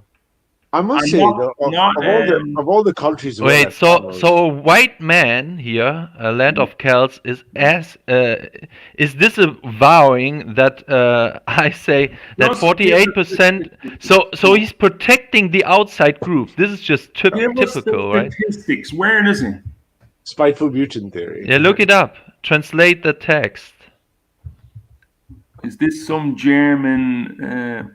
Yeah, surprise! It's from Germany, man. German. No. I'll tell you what, of all the countries I've traveled to, I'll tell you one thing, the Germans are fucking meticulous record keepers. So there's one guy that expect to trust a number from the Germans. They keep the trains running. Yeah, they just like recording data. They're good data recorders, man. If they learned one thing from the Romans, it was that, wasn't it? By the way, the Germans, average German on welfare is 9.7%. Yeah, there's a lot of unemployment in Germany, I know.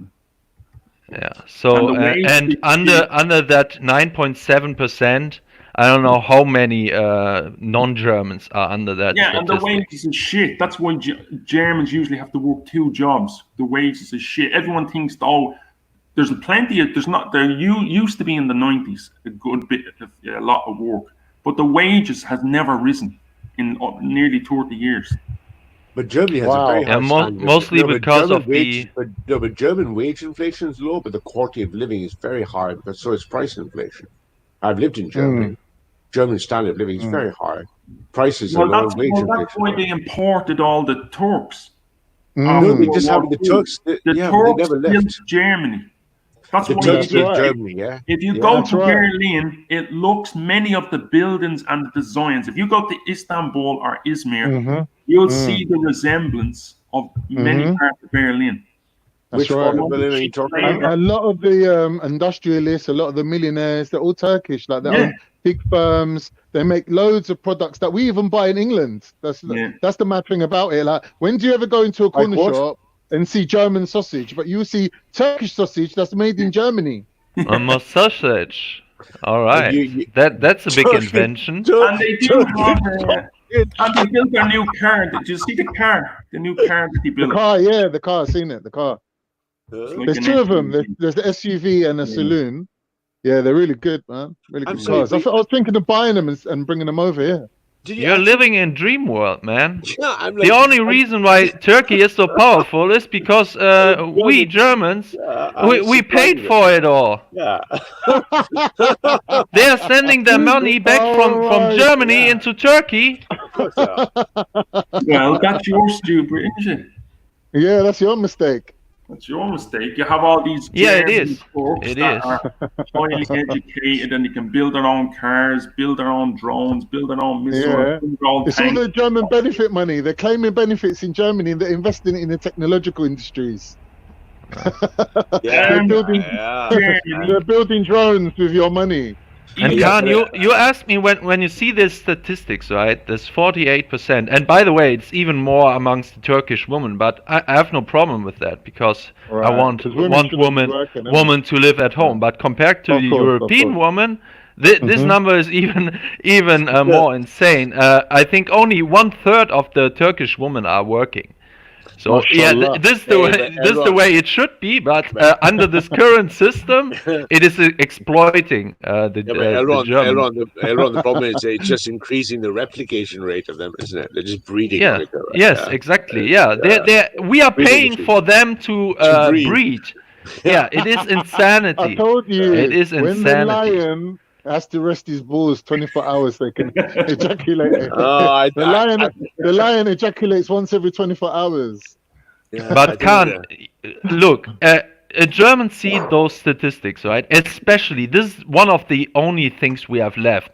Even I get some pressure by the working class saying, yeah, you don't know what it's like to work in, what is it, craftsman or something like this, right? So they're telling me I'm not a hard worker or something. Germans still looking at hard worker, and what they despise more than anything else is someone that lies on social welfare. That is what we have left. And if a German sees those numbers on the Turkish, of course they are hating them, right? They're starting to hate them because they see that they pay for these lazy people. I can but it's assure like you, going man, on I ho- learned, it's like going on I learned very holiday. quickly when I It's lived like in going on Germany. holiday. that One Germans day, hate it if you don't you pull know, your it has weight. to end one day, innit? One day they're going to turn around and they say, now it's time to go home. Yeah. Yeah. Yeah, So the party's exactly. over, isn't it? Yeah, yeah. Exactly. So what's the But obviously, problem? Turkey be a Well, really there's no advanced problem. technological society by then, wouldn't it? They'll have a space program and everything by then. Exactly. Turks in space. That's what we want. Flying Chili sauce, garlic turkeys. sauce. What do you Flying like? turkeys, yeah. Yeah, you see, the reason why the Ottoman Empire broke up is because of Germany. They sided That's with right. Germany, and they end up losing everything. So this That's is right. the reason. Germany and Compensation. Turkey has always been big allies since the Kaiser's Yeah. Big mistake. So Turkey Well, has if lost. If you think about, Turks have been if paid you off. look at Turkish history, there's been some massive blunders, massive mistakes the Turks have made that led to the end of their empire. And Adopting it's just, Islam? you know, you couldn't just say it was the will of God. You know, like we are where we are because God wanted it. You know, when God wanted us up, we was up, and when He wanted us down, we was down. And it's the will of God, and we roll with the punches. You know, we take it as it comes. That's life, isn't it? You know, and one day we will rise again. But what my belief is, the Ottoman Empire broke up. They lost their power a lot earlier, just like with the Roman Empire. It started not with the Germans. It started way earlier. The decline. What really brought at the end, in my opinion, brought down the Ottoman Empire is the infiltration of Turkey. By this, it is much like the infiltration of the European people by Freemasonry. It was this sect that also Ataturk was part of. What was it again? Freemasons. Yeah, but he was at a special. I forgot the name of this group, but yeah, he was in that club, and basically, what he did is brought the Enlightenment more or less. So the Freemasonry agenda really to Turkey. And now they are, at least from what I'm seeing, I've not taken a look in the history of Erdogan, but now they are fighting back against it and want to re-establish the Ottoman Empire. That's right. That's right. I Your think Turkish friend has explained it to you very well. I think a new form of the Gates of Vienna is needed, if you ask me. But it's just... I don't think they're moving in that direction, to be honest. I think They're too weak. The Europeans, they let everyone over. And there's another thing. Eastern Europeans are very different to Western Europeans. Eastern Europeans, they look to Russia. Some of them look to Russia. Then you have the other ones, Latvia, Lithuania, Estonia. They want to be part of the West. You look at even Ukraine. So Europe, it's too weak to do anything. The Americans rule it. Yeah. Yeah, the middle class and also the working class is looking for Russia. The elites don't want our allegiance with Russia. Also, the Russian people overall, even Putin. So the elite of Russia wants to be part of Europe, but they denied that status. The European Union elites, they denied that status to Russia, and this is why basically we are now into another Cold War. Yeah, but Russia, I don't look at Russians as Europeans. They're not part of Europe. They say it. No, They're not European. They are European people. European they have a lot of course. So far, I would say they have more in common with the German way of thinking than with the rest of Europe. I would say. Think. Why do you think the Russians are Europeans? Yeah, they worked. The old the Kaiser Wilhelm worked together with the Tsars a long time, right? They have had great relationships with them, but after this, I think Russia is really important to our cause, man. Well, then why are they invading us, attacking us, bombing us? Trying to overthrow our governments, poisoning people in our capital. Yeah, right? This is communism, right? This is what the communists doing right now in the West anyway. So we thought we have won against communism. We haven't. Communism has restructured themselves. I don't know if it's necessarily communism. I think they're destabilizing. They're trying to keep Europe destabilized for economic bloc power. But ultimately, Russia is going to have to be our ally, right, Aaron? It has to be. Yes. And I listened to Pavlov and his concerns about that. Also, the Polish are a big part of keeping Russia out. But I think we have to overcome this. And we say to them, you don't have to fear Russia if we are in line with them, right? I think if there's how do you get in alignment with them? It is way more dangerous for me, for Lithuania, Poland, and these other countries, to have a divide between the West and the East of Europe than if we are all in line. Well, Russians are too domineering. They're never going to really. Yeah. Yeah, they're always going to want to dominate. They got that Turkish blood in them, man. The Soviets, they're never going to be happy unless they're dominating. Yeah, they want to dominate Europe. That's what it is. They want. To me, Europe ends at the Ukrainian border.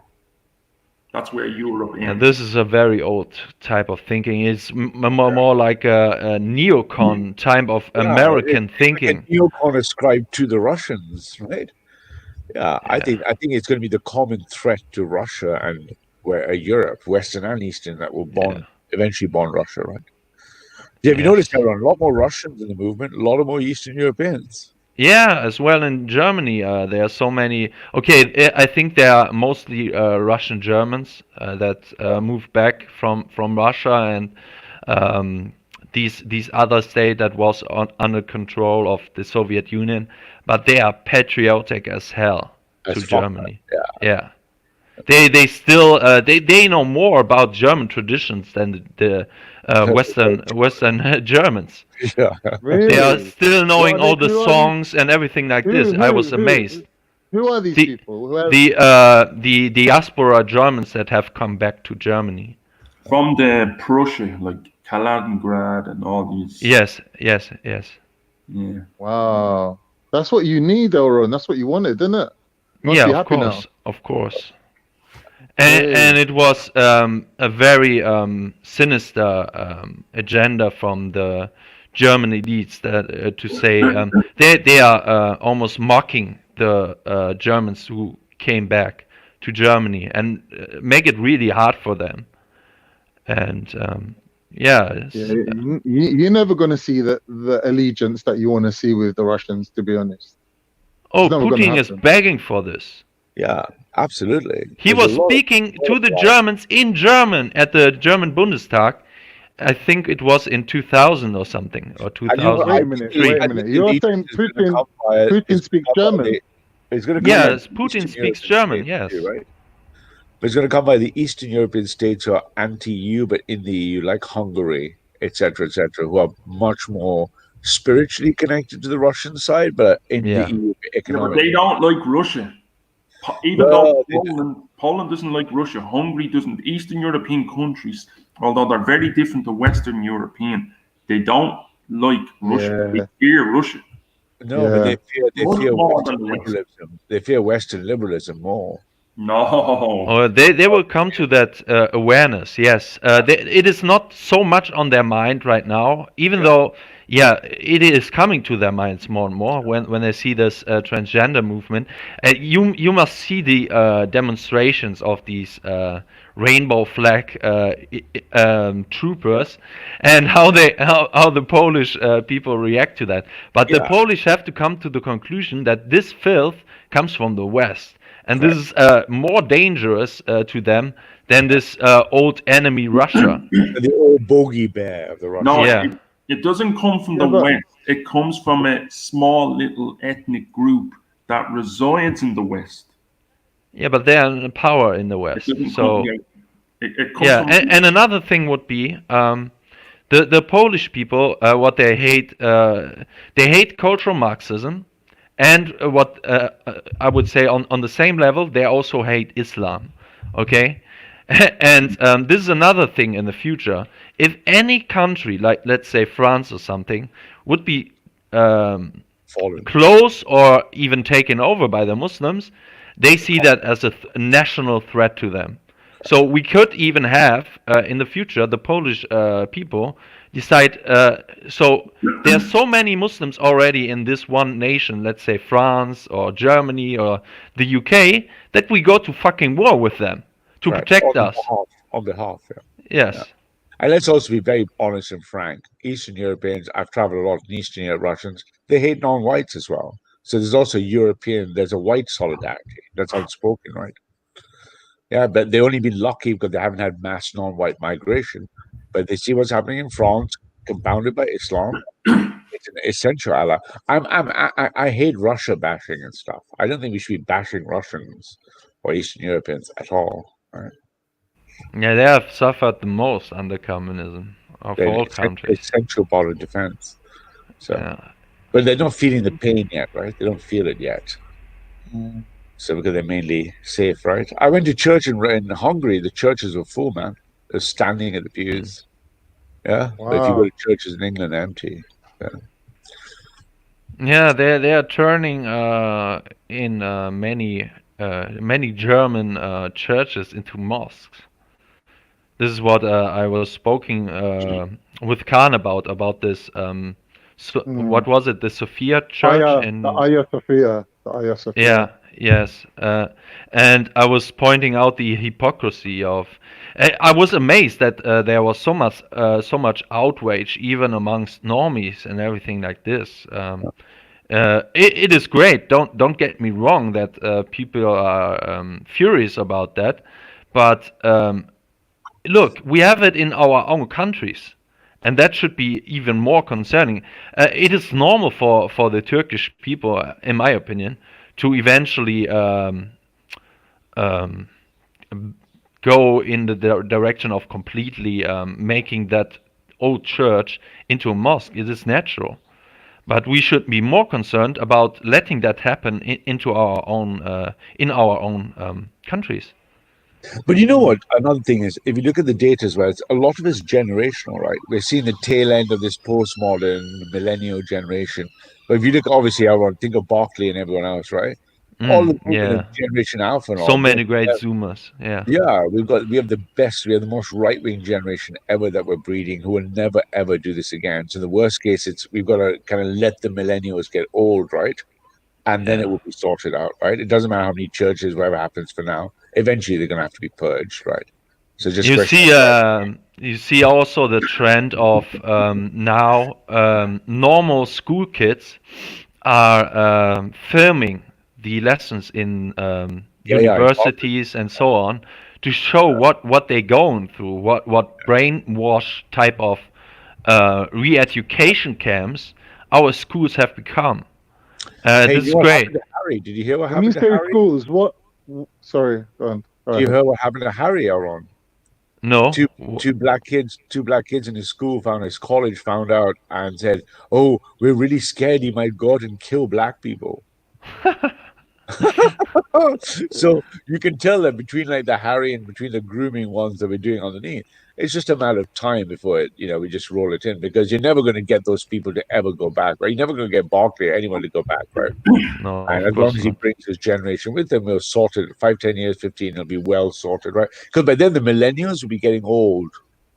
In Germany, they have used the most smart tactic to lengthen that process of Generation Z going full radical mode. What they have done, because when we look, especially in America, this is even more showing up, this radicalization of Generation Z, because the internet basically there is even stronger than here. Alpha is, yeah. What they have done in Germany is they have paid. They have the format of a state-funded format called Funk, and they bought off some very young YouTubers, which are now propagating left-wing talking points in a fresh way. This is exclusive to Germany, I think. So, Elron is are the Slavs now? The Slavs. So from now on, the Slavs are not untermenschen, no. No, of course not. This is one of my biggest problems with what I had with Hitler's philosophy, so to speak. I would say Hitler goes totally against Kaiser Wilhelm's politics with Russia. This is why I have I think he also did that to make people, because they were communist in that time. And he was he thought before Britain goes into war with Germany, he saw communism as the biggest threat.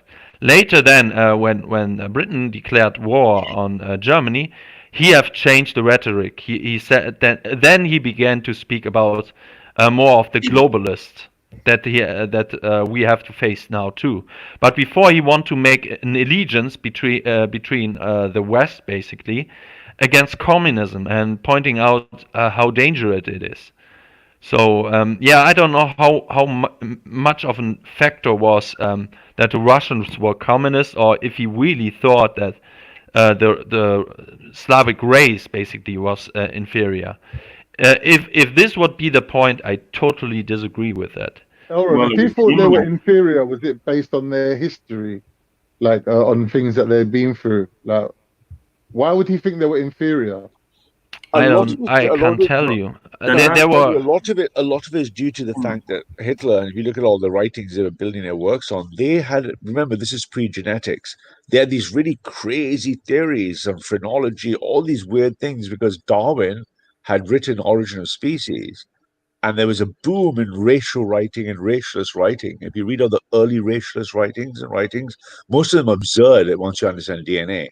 So Hitler was also caught up with this idea that, the taxonomy of the species can be classified with these criteria. And then he used that species and he did it. He made many, many mistakes, including the German Yeah, but superiority. even then, Ralph, I don't understand it. If you look at the Russian people, let's say, for example, Pavlov, he's a Slav. Yeah. There are many, Right, man. especially under the woman, so many blonde hair. That was his idol, right? This is what he believed in. I can't tell you why.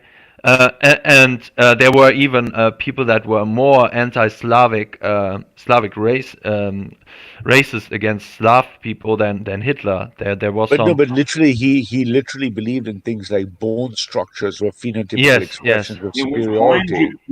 Heinrich Himmler was the one that wrote the Nazi doctrine. And others, get his name now, but it's mostly him. Well, yeah, in terms of doctrine, in terms of you look at early racialist writing and stuff, it's very interesting to see once Darwin returned, how much explosion there was in trying to understand physical anthropology and stuff. We know most of this is just nonsense now because we have DNA. Yeah, this was even you know, going farther. It was based on a large movement of occultism, racial Yeah, occultism. yeah. Started with I think one of the most influence in that was Blavatsky, and they another literally guy. think like they thought about things like purity of blood, for example, right? All these kind of things that we Yes. know now in science. Just So, fine. Ralph, you'll take any white people you can get. I'll hate any white people. Why would I hate? I'm sorry, I couldn't hear you. I said you'll take any white people you can get. What do you mean I'll take? You'll take any white people You can add them to I your mean, which movement. bit You of, add which them bit in. of, I mean, I don't understand what you mean by I'll take. Add them into I'll your tell you movement. why, I'll tell you why a lot of the what you would call like your mindset or the what you would call known as the far right. The reason why, here's how I see it. The reason why the far right are not anti-Russian anymore or anti-Slavic anymore is because they're white. No, it's not because of that. It's because most of the actual people that they wanted to get don't believe in their cause or don't side with them. So what do you base that on? Have to reinvent themselves. And What do you base that on? Off the party. I mean, I understand your claim, but what do you base that claim on? It's obvious. You're scraping. Right. Hang on. Elrond said there's 40% Turks. You're like, citation, please. And I ask you, what do you think that makes the far right movement I represent? And you say it's obvious. Where's the citation? Look, why do you think we think that? Before he said 1 minute. Before he said what he said is in his opinion. Yeah, I clearly heard him say. Oh, I didn't hear that, mate. I was trying to plug in my headphones. No, I said all right, okay. Oh, I see it. Because if you look back even in the 90s, not even in the 80s, the far right didn't think this way, even in the 90s. It's only now in the last few years. And here's another personal thing. Absolutely, yeah. Until I think the late 90s. They didn't used to look at the Irish. Now today, the far right looks at the Irish as like the top of the ladder, like where they look at the Irish as like higher than all the other Europeans. They're like the top of the ladder, right? I don't know about that. But years ago, we weren't classed like that. So it goes to show you the way one group, which was like the bottom party 20, 30 years ago, is now looked at as an honorary white man. Okay, but do you know the answer? Do you know the answer to that? I can help clear up your confusion. The problem with that is, so if you look at the right-wing views, you're right to identify there were two significant tranches in thinking, particularly in the early or late 80s, and then definitely after the late to mid-late 90s. And that's because that reflects the changing world threat, which is basically, and that's why we have the expression Elron will tell you about no more brother wars. Suddenly you realize the threat is not between Irish, English nationalism, Slavs, R1AB, it's all the non-whites arriving. Hence the expression no more brother wars. Prior to that, the actual impact volumetrically of mass migration was not felt in the movement. So now that it's there felt was in the also movement, also the factor that basically I would call it white supremacist mindset that we see other races as inferior, yes, and not equal. And so the only one that can challenge the Germans or something is another European man, another European nation. And basically, we thought of all the other races as basically children. That, yeah, and we are still doing it today. The left, especially, is doing that today. They think of black people as inferior, so But that's they a are good no point. threat. Yeah, it's a good point, Jürgen, Elron, but the good point. But so for Lando Chaos, for you to understand, that's not the actual. Now the considerations, hence you picked up correctly the way we talk about Russia and stuff is if you look at the security services think tanks and look at how they're writing about us, they've realized about 4 or 5 years ago that the entire right wing has moved from racial supremacy core narratives to racial separatist narratives. So they're finally caught up with us. Yes. And the idea is you're thinking, gosh, you need to protect the remaining 8.5% of white people in Europe. And therefore, hence, I have lots of chats with Irish nationalists going, park your problems with the English.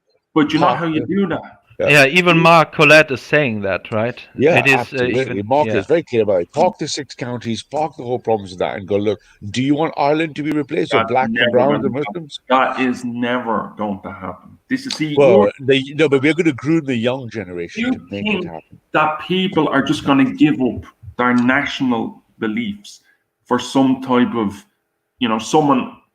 They will in the presence of blacks and browns, especially we groom the young ones. Yes, they will. No, We'll make no, them you know do what that. we do? Hold on, because I've said this before. I'm not for mass immigration. I'm against mass immigration. I don't believe in letting in half of China, half of Africa, half of South Asia. Let everyone come in, and then we become a minority in our own homeland. I'm not for that. I'm not for that at all. Right? But it doesn't mean that someone in Ireland is going to, Ireland and Russia, we don't have much in common. No, you don't, of course, because white inter-white ethnic GWAS studies, especially genetics back up, whites had the lowest inter-white bonding. They have stronger ethnic bonding. An Irishman is going to bond closer to Brit than he's ever going to do a Pole or anything, except when you add non-whites. Now, the left are going to constantly add non-whites. Need I remind you what's happening in Ireland? I get videos after videos.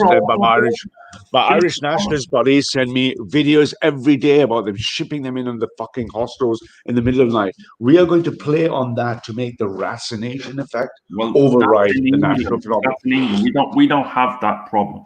You don't have that problem in Ireland? No. Really? We don't have a problem because you can see it on the streets. If you go to England and you go to London and you go to Dublin, you can see the difference. And I admit there's a problem in Britain. Right? I can admit that. But how you solve the problem is you get the European governments to control their borders, which they don't do. Stop letting everyone in, and also you wouldn't have the Russians coming in, poisoning everyone, using highly radioactive polonium-210, assassinating everyone. Every Tom, Dick, and Harry queuing up to poison our. The Russian poisoning thing, notwithstanding, can I ask you an open, genuine question? What happens then if they don't? Will you support deportation? Oh well, then that's it. Sincere question. Will you then support deportation? Hold on. If they don't do that, well, then it's out of everyone's hands.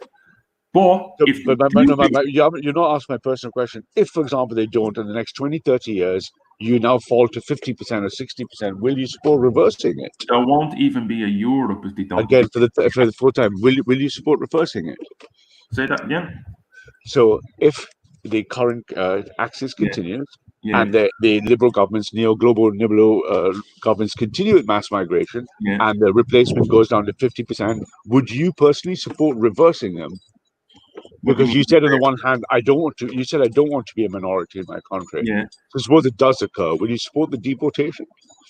I wouldn't even let it get down to 80%. Okay, so you would fight then at some trigger percentage. You will fight for a reversal, right? People would demand it. Like which country? No other country in the world would let themselves be just exactly like the state of Israel. Israel was created by exactly what you're talking about. Eventually, they kept coming in on boats and ships, 50, 60,000 every month. And that happened for nearly a decade. And then eventually, when they became a majority, they just declared the state of Israel. So that's what would happen. So what percentage? At what percentage in Ireland would it trigger something inside you that goes, yes, I'm going to support a policy of repatriation? What percentage of the Irish people need to be replaced before that would Ireland trigger you? is a small country, just 6 million. I know, that's what I'm asking you. Need 90%. Good man. Okay, so you're an Irish nationalist. Yeah, you could say that. You could say that. Yeah, which is the natural state of being in a way, right? And any good Irishman should say there's something. England's already past 90, and that next census in a year, I'm trying very hard to get an interview with the head of the Statistics Authority of the nation, who's an old family friend. I'm trying to see if I can get an interview with him because he runs the UK Stats Authority. And I want to see because Britain is going to hit 7 as the first digit. So if an Irish nationalist thinks 90% is where I trigger my return to sender policy, Britain's already in a return to sender state. I'll tell you something. Look, in all around the world, everyone was praising Turkey. Right? Turkey took in about 7 million refugees, and the UN, as well as the Turkish economy, they spent something like 150 billion on Turkish. The Turkish government spent 150 billion, as well as about 100 billion from the UN, and they kept 7 million refugees. Right, most of them were not Syrians; they were Afghans, Pakistanis. Yeah, they should all be deported. Like, why the hell are Afghans and Pakistanis made it all the way over to Syria? Yeah, right. So eventually, that went on for 7-8 years, and the Turks, they done what no other country would have done. But even Turkey has a limit. Correct. Even Turkey, even Erdogan, he said, "Look, we can't do this anymore." And let me say, I'll be generous, and I'll say, let's say I made that number 90 and I turned it to 80. So in common maths, that's 1 in 5 I walked on the street is not one of my own, for lack of a better word. Yeah. We're already past 80. So that's where we are right now, which is why the right is ascendant. It's why we're ascendant. Because we know we're right, yeah? Britain is the worst affected country in the France, whole I would say, is worse. Yeah, I think No, France is Britain is worse. France is in breakdown mode. You're saying France is worse than Britain? France is actually, it depends what kind of metrics you use, but France is. Yeah, I would say Sweden and France is on Sweden top and of France the list. would be. And Yeah, I'd say I'd go Sweden, France, England in that order. Yes. And you know what makes it even worse on top of that? Europeans don't have kids.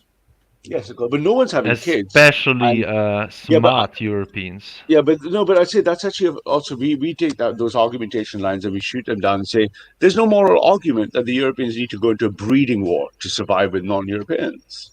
Why should they enter a breeding war to have more children? No, you just even have 2 kids.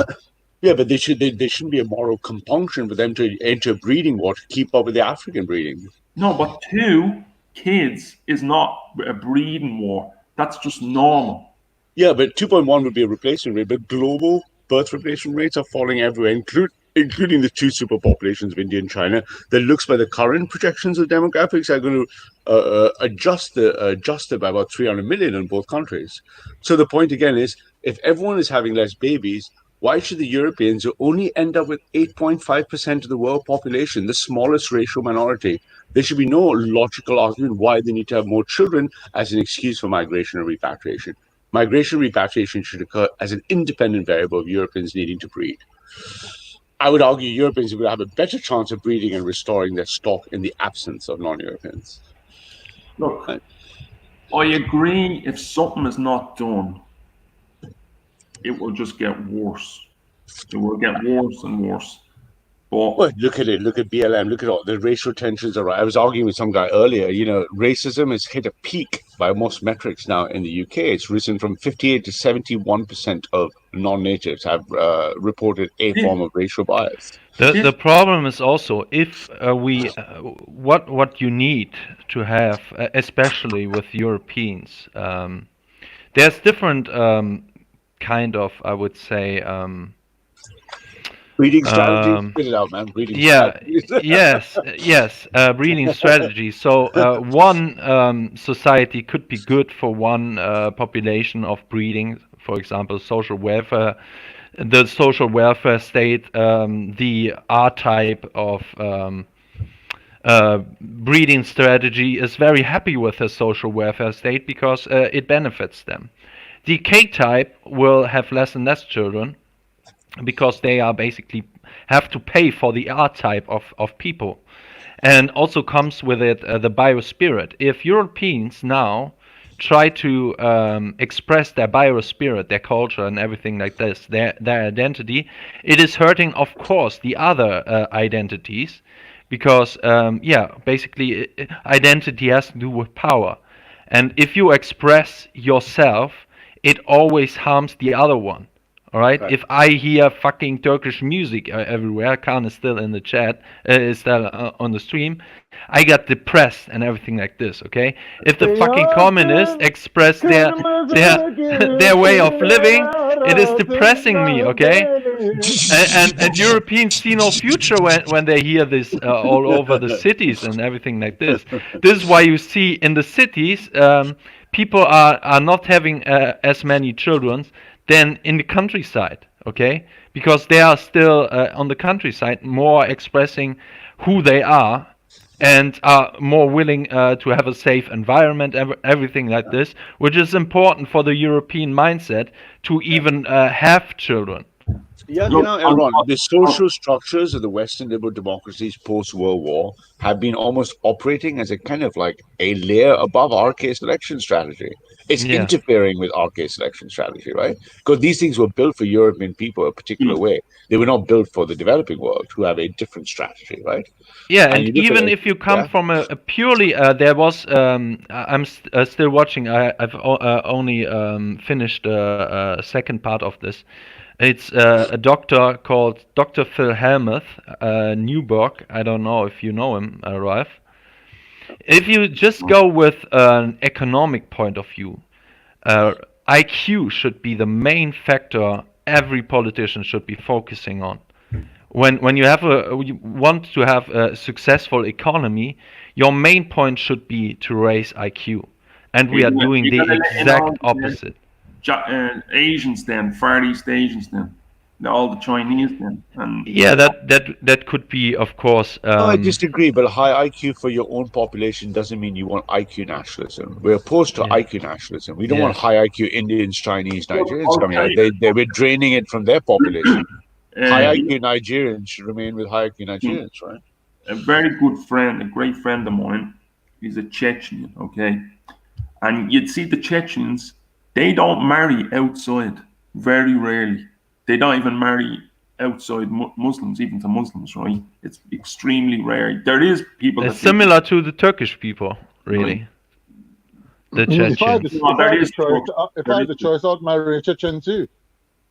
Yeah, because the Chechens and the Turks, they have a long relationship. You do get a lot of Chechens and Turks that are married. It does happen, but it's not extremely rare. Yeah, because they have a branch of Islam which is also very nationalistic.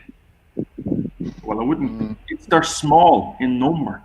So if the Chechens, look, Russia would love the Chechens to marry outside, so they could eventually just like they done what the other Caucasus people, the Circassians, they're gone. They don't even exist anymore. Russia massacred them all. There used to be another ethnic group, right? So the Chechens, there's maybe at one time in the 90s there was about 600,000 of them left, 650, 700,000. Now they're about 1 million again. But if the Chechens, I don't see anything wrong with that because there was me and about 4 or 5 other Chechens, and they I have nothing wrong with it. I don't see anything wrong with it. If the Chechens want to stay within their group, the Chechens, because they're only small, they're only a tiniest group in the world, I don't see anything wrong with it. I don't see anything wrong, especially if you're small. But if you're massive in number, like. Why should we even have to let in the small amount? I know that especially in Austria, which is the neighboring country of Germany, they have a lot of problems with these Chechens because they're so. They build these ethnocentric gangs and everything like this. To you, are Chechens white people? Yes. Also, you see that in France, they have massive problem with this population, even though it's small. Because there's many blonde-haired, blue-eyed Chechens. I've seen them.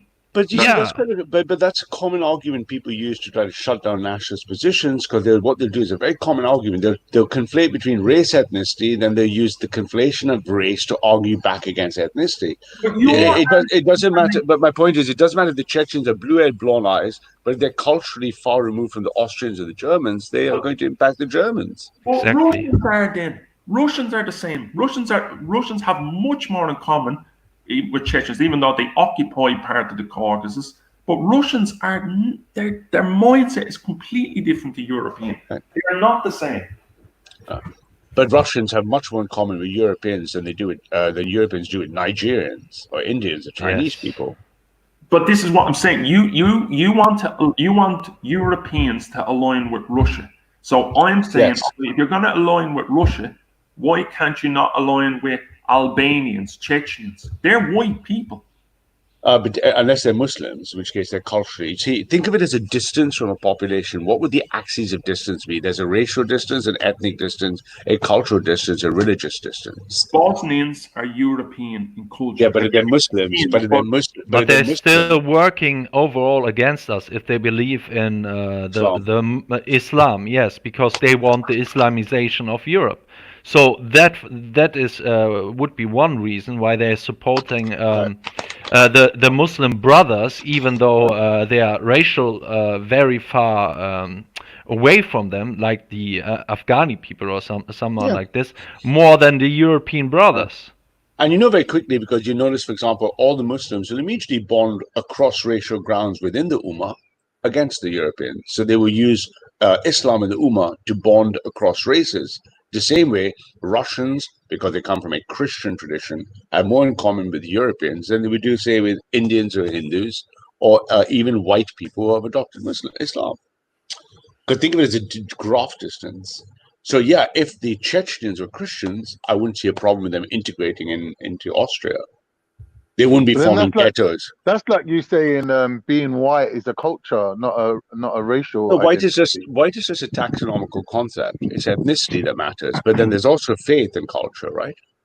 So if you look at it literally, you see blacks and whites and Muslims of different types of races will unite in the Ummah against non-Muslims, and rightfully so. And if I was a Muslim, I would do the same thing. Oh, you said you were for white people. That's the thing. That's the thing. When you talk about white people, you're talking about supremacists. So What do you mean? You make the two what things. supremacists? You make the two things one. You're making. No, I don't. What I'm doing is I'm trying to unpack the bits that are not conflating. So when people use a counterexample, in this case, it's trying to slide in, oh, but what's wrong with the Albanians, and omitting the key point that they're Muslims. They're white. Right, do I need to remind you of Sarajevo? But their focus is not so much European of preserving. culture. Yes. No, European culture. this is what I mean. We want to unite European people. Culture and peoples, and their culture, whether you like it or not, even if they're atheist, is a Christian culture. The cultural expression of their phenotype is still Christian, even if they don't believe in God. So it's not about. Yeah, they are switching Christianity for multiculturalism. Ralph, you have to make up your mind. Is it about race or is it about culture? Why are they separate concepts? I don't have to pick one or the other. They're connected concepts. It's not a false. The SJWs are basically they would be in the Middle Ages hardcore Christians. Hardcore. Yeah. They're the new how do you say it? The enforcers. Yeah, The priest You class, have no yes. fixed position. Just like the Slavs used to be known as, oh, they're not white people. Then they are white people. Then it's about race. Then it's not about race. Then when you say the Bosnians or the Chechens or the Albanians, no, they're actually not white. See, you don't have a fixed position. Yes, we do. No, sorry, Landed Chaos, you're either not understanding, in which case I'm happy. No, it's very consistent, Landed Chaos. I can help you understand if you don't, but don't tell me it's not. Tell me which bit you don't understand. You go along. You just make them. No, I think your understanding varies as you try to lock onto it. It remains constant, but your inability to understand it is the thing you think it's changing. Yeah, absolutely.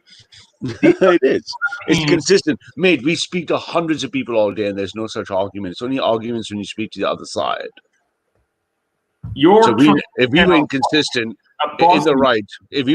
in the right, we would have it out in any of our... Who are there for hundreds of years, thousands of years in that land. You're trying to tell them that you're not European. Who, sorry? I missed that. I missed the panel. No, tell whom, sorry? Tell whom? Who are the people being told? Albanians, that they're not European. Look, if they want to be European, would they renounce Islam and choose Christianity? They are European. No, I'm not saying that. I'm saying, will they renounce Islam? If Islam is the enemy of European people, will they renounce Islam? If they say no, they have betrayed the European people. They would. If they saw an allegiance between European countries, they would bow down. We wouldn't be asking them; we'd be telling them at that point. But nevertheless, the question theoretically. The funny thing of this all is the war between the Albanians and the Serbs. The fucking West supports the Muslims. They help the Muslims to defeat the Serbs. It is crazy. Yeah, but you know what? Hey, Elron, even before that, notice how Veli, Khan, all of them laugh. Shamima is coming home. No, do you know why I was laughing? No, but you Khan. Think you can tell Chechens what to do. I like them, mate. You don't know Chechens, man. Yeah, I don't know the Chechens. I couldn't give a fuck about the Chechens. All I know the Chechens will fucking shish kebab your testicles for you. Yeah, the Chechens can't even stop themselves being genocided, bitch. No. Really? By who? By who? The Russians. But my point is, I'm trying to make it very simple. If you wanted to draw a line, if you wanted to really simplify it, like I was teaching to my 6-year-old niece or something, what would I teach her? Are you pro-European culture and white people or not? If you say Islam prevents you from being so, I don't care what color you are. I'm not a racist. Islam doesn't prevent you from being so. It's what is your definition of European culture? Is it a white supremacist? Is it a white supremacist to some left-wing hysteria? The European people's culture has been what it has been for thousands of years, which has been Christian. Don't point me to one counter data point saying, hey, that little white people in Sarajevo, they became Muslims, therefore they're European. That doesn't hold up to even elementary scrutiny. That would be the same argument as blacks always told me that Europeans have stole their identity, and Exactly, I would say no, they adopted it. That's why it is part of black culture. It is not. Free the Chechens, liberate the Albanians. Let's get the identity back, man. Because of your background, I don't think you know what European culture is. Oh, really? Which bit don't I? Please help me. What is European culture? Tell us. The culture of any nation is the express phenotype of its people. Culture it is. I know. It's a certain set of beliefs and things. Like you can. There's a difference. Usually, Europeans have a certain view on certain subjects. So tell us what it is. I don't know. Is that how you define culture? Let me start. What is your definition of the word culture? I know what European culture is. Can you define? Calm down, sweetheart. Connor, can you describe what do you mean when you use the word? Let's just get terms of reference. What do you define culture as? Well, if you ask, Europeans usually have a certain... can you answer a simple question, mate? What is your term? What do you define the word culture as? I'll tell you why I'm saying this. Okay. Because to me, I know you've never been to Turkey. Turkey is actually European in culture. Turkey is not European. Yeah. Go to Izmir. Go to Istanbul. The Turks are not Europeans. I know they're not European, but they have European culture. Well, they might have been impacted by European culture because of where they are geographically, but they are not European, and therefore they cannot generate European culture. But now, will you answer my question? What do you define? What do you define? What do you define culture as? Turkey is not Blah blah Turkey, blah blah. What do you define culture? What do you define culture? In hell. Why are you so scared to answer a simple question? What do you define culture as before you ask me what European culture is? What's the definition of culture? Because you're defining who. Wow, is this guy got like? Have you been like doing too much recitation or something, man? What do you define the word culture as, bro? I said European culture, not culture. European culture is a type of culture. What do you define culture as? Tell us. Since you're the one who gets to say who. No, you're the one who asked me a question. You don't. You made the claim. You wouldn't even know what European culture is. I said, define your terms of reference culture. Now you're running from the argument. Since you're the one who's saying who's the European and who's not European. Just like I know who's Indian, who's not Indian, who's Nigerian, who's not Nigerian, who's Chinese. That's your expertise. I would listen to you. That's not my expertise. My expertise is very advanced theoretical computer science. But you don't know who a European is. You haven't even been to any of these countries. You've never even spoke to many of them. What do you mean? I've been to almost every European country. What are you talking about? I've been to Turkey, but it's not European. I'm not saying it's European. Good man. So again, do you know? Do you have even a working definition? Do you have the courage? Do you have the courage to even try to get European? Because why are you so they were triggered? there 600 years. But all your sentences are meaningless to the audience if you can't define the word culture. Just give me your definition when you have in your head you have these crazy thoughts. I'm not the one who's saying who's European and who. But no, I know. See how very clever you're trying to slip out at me, but you won't be able to do that because what you're trying to now conflate is defining European people versus culture. I asked you, what does culture mean? No, I know. I define European. I would describe it as European this: people, if your European people- ancestors Hang on, don't Aaron, one find, second. Aaron, Okay. European people are defined by R1 and R1b haplogroups. End of story. Now, what is the question? What is European culture? Shall I help you out, Landy Celts? Culture is defined as the physical artifacts, process, and expression of a people in a place. That's the textbook academic definition. So European culture is the artifacts, 1 minute. What's that in processes, layman's rituals, terms? 'Cause I and didn't catch pieces that. of that European people exhibit. It's as simple as that, mate. It wasn't hard. Well, does that mean all European people, or just the ones that you count as European? Well, Europeans as in genetically European. So they are including not Chechens European. and Black people, Bosnians brown and people, Albanians Dude, No. like Jupiter, con man. Jupiter calls you white, and we both laugh because we know you're not white. You can't All right, just what about become Greeks? something you're not. Are Greeks white? Yeah, Greeks. Greeks are European, absolutely. They're European, but are they white though? See what Greeks look like.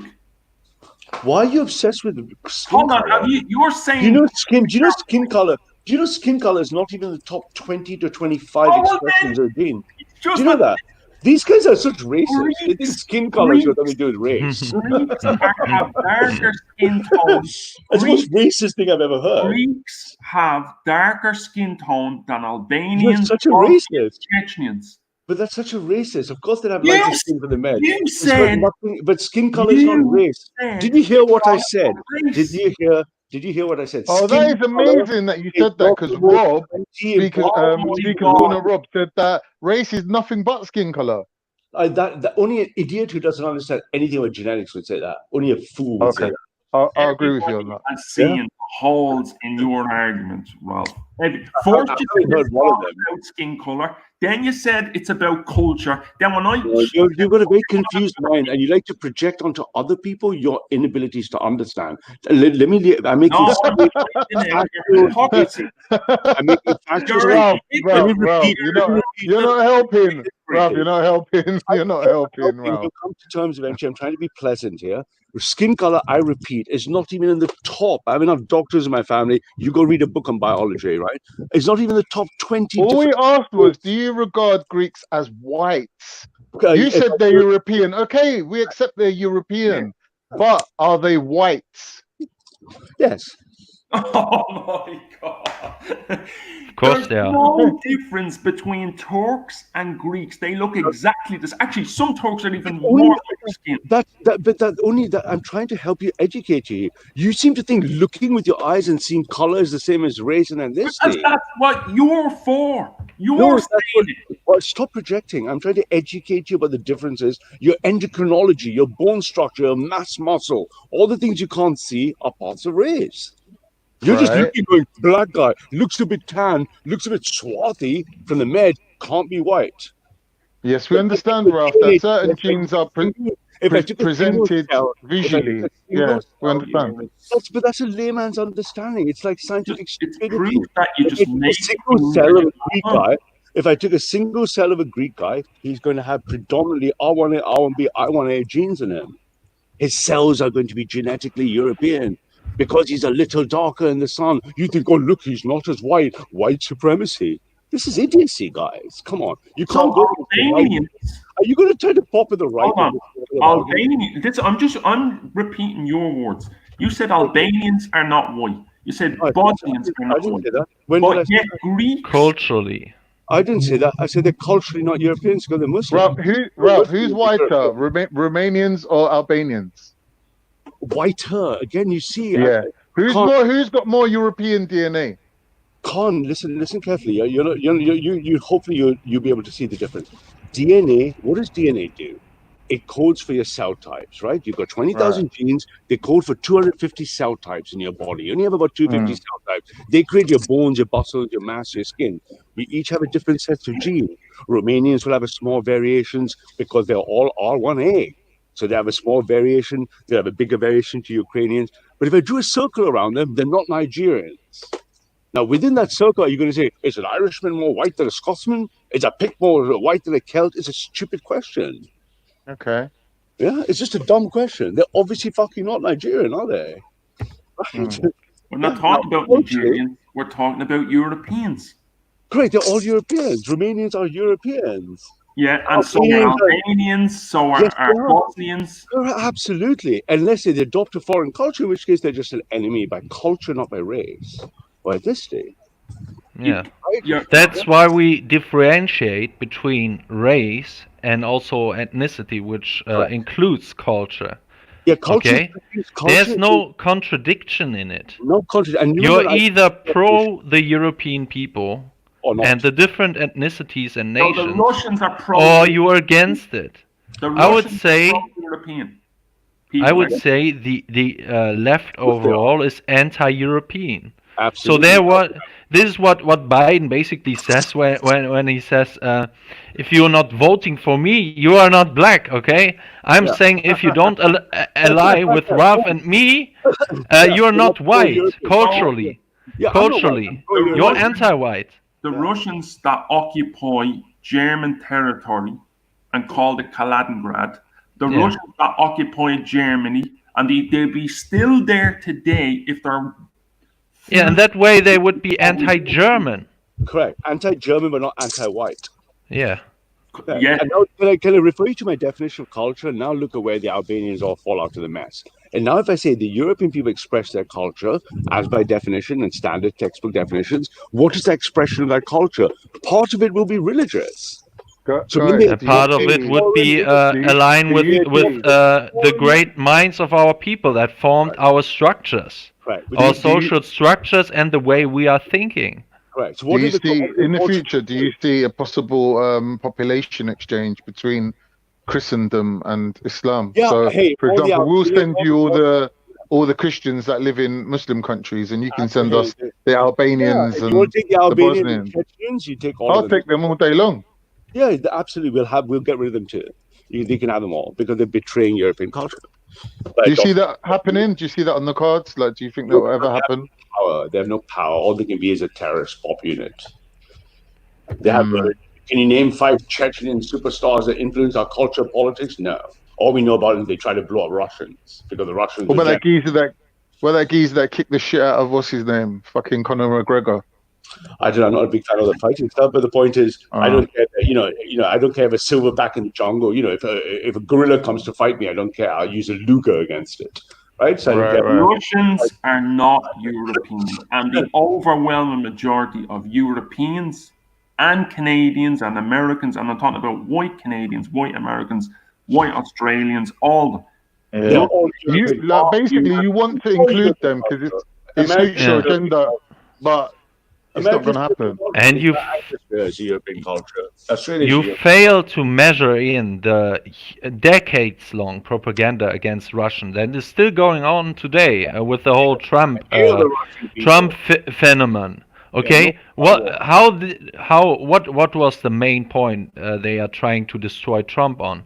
By going back to the Cold War narrative that Russia is an enemy of the United States and Trump is an ally of Russia, or a puppet even with Russia. That's about it. Yeah. It is decade-long indoctrination. While they are talking about the fucking Russia gate, where there's almost no proof of it. I think they paid some advertisements on Twitter worth of, I don't know, 3 or 5 million. This is nothing. Okay, what they should look in is, for example, the manipulation of voting successes in big tech. Okay, this is the huge debate. The big tech firms who are meddling within the elections of not only America but overall European countries by shutting down dissident voices. This is the big factor, and no one cares. In fact, the mainstream media is applauding it. Yeah, but a week ago in the UK also came out saying the Russians were trying to fiddle with us. And again, people say, oh, are they therefore not European? No, this is a political layer war, not a cultural war, and not a genetic or ethnic war. And if you try to say, oh, therefore they're not Europeans, you're just failing elementary logic, right? So again, there are European people, they have a European culture, for better or for worse, it is a Christian culture or a post-Christian culture, and that is the circle that we draw a line around that defines what is in and out. That is it. It's as simple as that. It's as consistent as fuck, right? I mean, if it isn't consistent, I need to go check in with the squadrons they're on, because I've obviously screwed up my logic. I would say also to culture, my definition of culture is you should be the connection of yesterday, today, and the future. And if your ancestors can't see themselves in you, then you lost your tradition, your culture, and the way of living. All right. So if a country changes its religion, does that mean it's not the same country anymore? Correct. It is. It is adopted a foreign culture. All right. So unless it did so over a long, slow process. So you want to change? Okay. So see, Ireland used to be a pagan country. Yes, all of Europe was pagan to us. We used to have, Ireland, in a lot of our history, it's all a lot of pagan culture.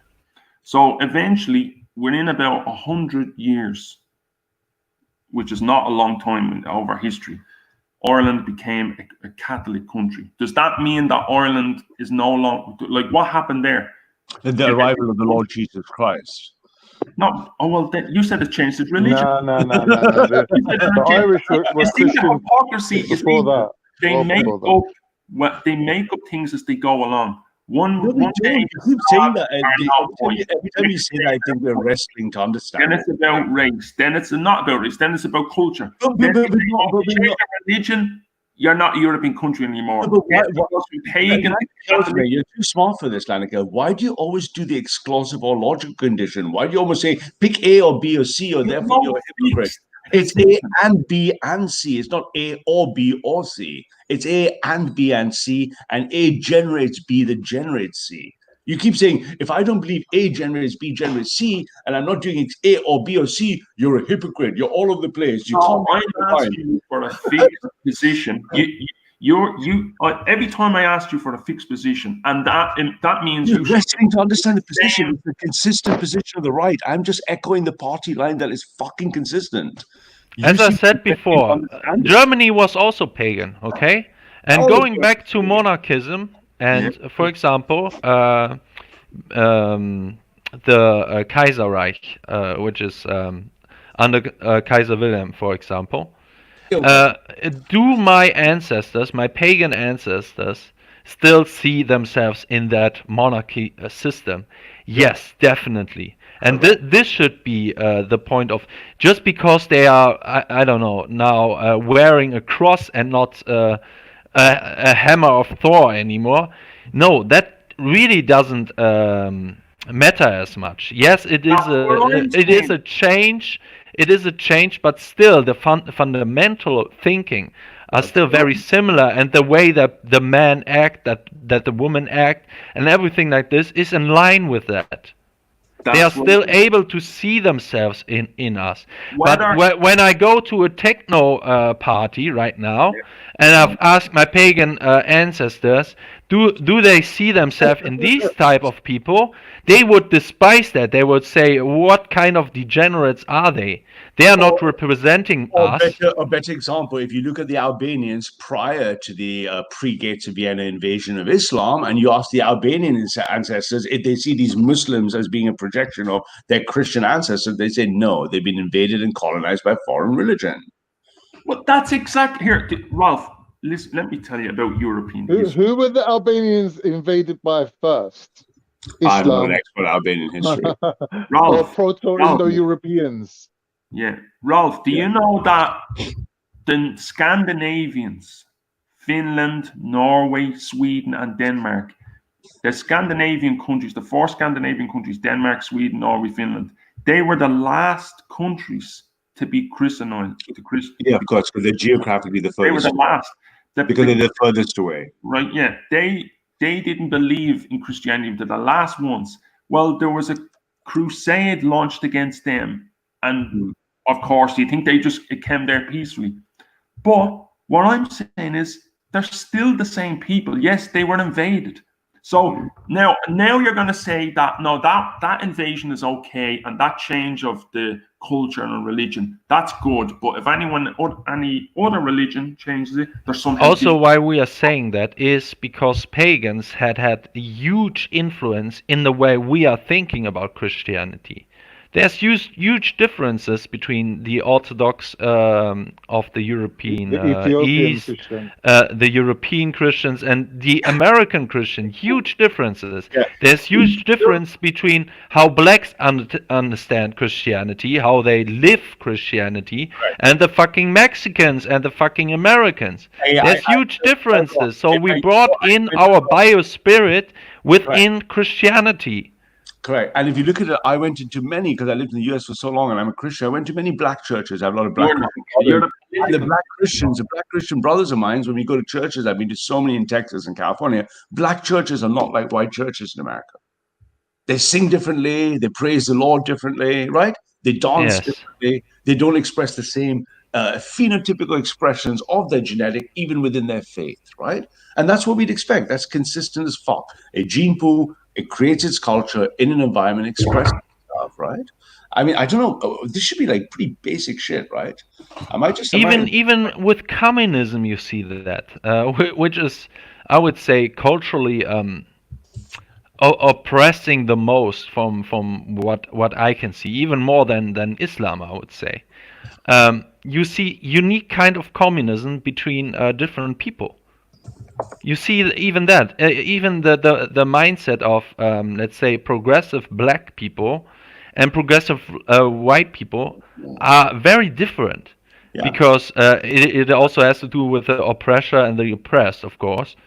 But it's different. Black people could never say they hate their own people or something like this. Because this is Speaker's Corner community. The guy called Captain Bumblebee, Captain Bumbleclot, whatever, in the park. He's coming for the Nationalists. He's a Christian brother of mine. He almost got into a fight. He can't help his physical expression of his. Do you mean Captain Bloodfire? Yeah, Captain Bumbleclot. Yeah, and he can't express the way he expresses himself physically. Everything. He's now trying to run. He's trying to go after Sarah, daughter of Albion Elron. He thinks he's taking on the. Oh wow! I didn't know that. He went out. Sarah was like, "Who is this guy?" Captain Bloodfire is becoming. Yeah. The point is, even though we share the same faith, he and I, we share different genetics, different structures. The way we walk, the way we talk, his time to preference, all of his physiological characteristics and expressions are different. You cannot erase your biology. It's supreme, right? And just go to the last video of him and you'll see what I mean. And he's hell-bent on flattening everything in a ubiquitous paradise view like the Ummah would be, right? Or one ubiquitous abstract ideology, and it denies biology. No, The Muslims are not against. I know a lot of the far right, they have this thing where there's in the Muslim world you're not allowed to have your own sort of culture wherever you're from. That's not true. Yes. Fundamentally, I would say, bring it down to this. It's very simple. I go back to looking at nature and animals. And what I see there is animals are protecting their territory.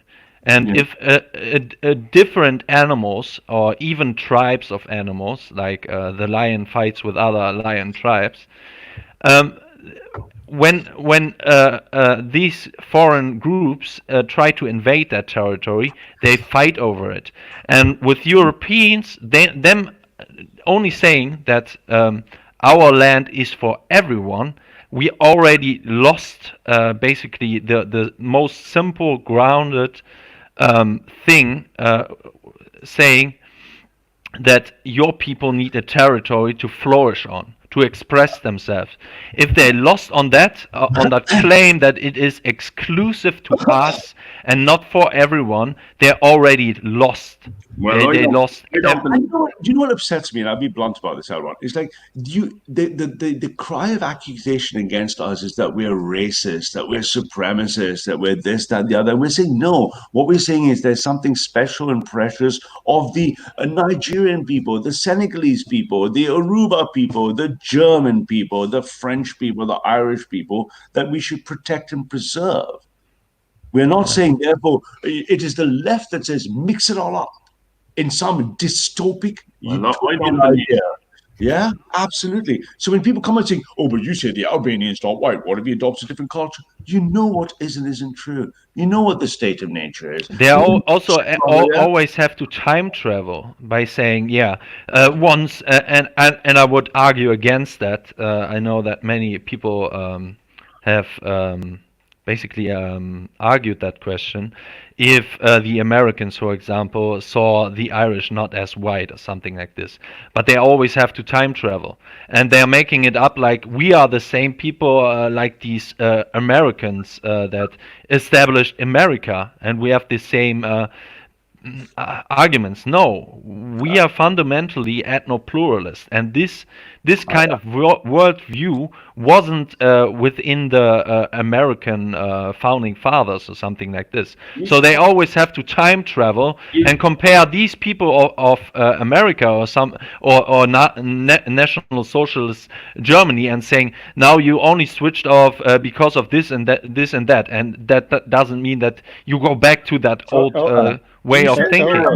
No, I would say the racial type of let me just finish that one last sentence. We have progressed our racial views according to science, as well as understanding better the different unique European expressions of nations and of people, because we are interested in that. Before, we were more like national chauvinists. We don't fucking care. We want to basically imperialize on even other European countries. We don't have the same mindset. Let me tell you something now. What you're not saying, you're not saying we want all these foreigners out of our country and we want to maintain our ethnicity, but we want X amount of foreigners here. You're saying culturally we want to be superior and religiously we want to. Story short. One minute. What you're basically saying is you want people to accept a subservient role. You're asking people to take a step down and have a two-tier system. You're saying only those that want to. If you don't want to, but this is what I'm saying. You're saying it's that or go home. They can't. If you love the German people, let me give you countries I love a lot, right? I live in 4 countries in the world. I love German culture. I love them. I don't have any strong feeling emotionally for the Estonians. Look, there could be a time in the future where you're only going to see that German culture on videotape. You're going to see it in video. You're going to watch ancient films of how German life used to be. You're running off. Listen to me. I'm being sincere here. I don't have the same emotional connection to the Polish people or the Estonians. But I do specifically the Germans, the English, and say the Swedes. If I want to Mhm. live in Germany, it's because I love them, admire them, like the way they are, Mhm. want to support them. If I went to live in Poland, I don't feel anything for the Polish people. Then why would I go to the Polish people and make it go? I want to be equal to you in Poland.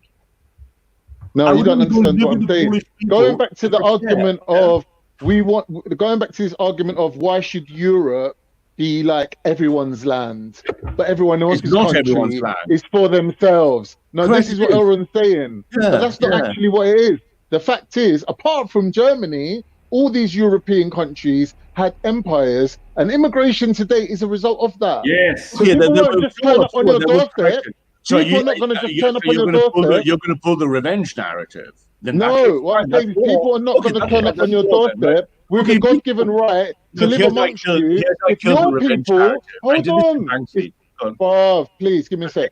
So forget the revenge thing. So what I'm saying is, what ultimately you're saying is, we'll kick out all the foreigners, even if you lot kick out all the Europeans, right? But when we look at it in reality, that will never happen because you But will that's lose just so a much speculation. power. You will lose so much global power, and you will lose so much That's money, and speculation. you have a massive amount of population on your doorstep. Yeah, like the And you're European saying, people. oh, but The we European don't care people because have they'll been be fine. white. We don't care because they'll be white. But Now really, you're financially running. speaking, Now you're running. it won't make a difference. You're really reaching now, Rock on whatever it is. But let me crush the revenge narrative. Can be crushed really simply. If you're going to punish Europeans for what they did in the past for colonization, I say okay. I'm not In saying that case, punish them. no. But you're saying no. You're going to have to take us because of the past. In that Exactly. case, let's say No, fine. Then I'm let me saying hear me. people aren't just turning up I'm not saying, out of nowhere like unwanted guests allow me to knocking on finish. your What I'm saying door. is, That's allow not me the to finish. case.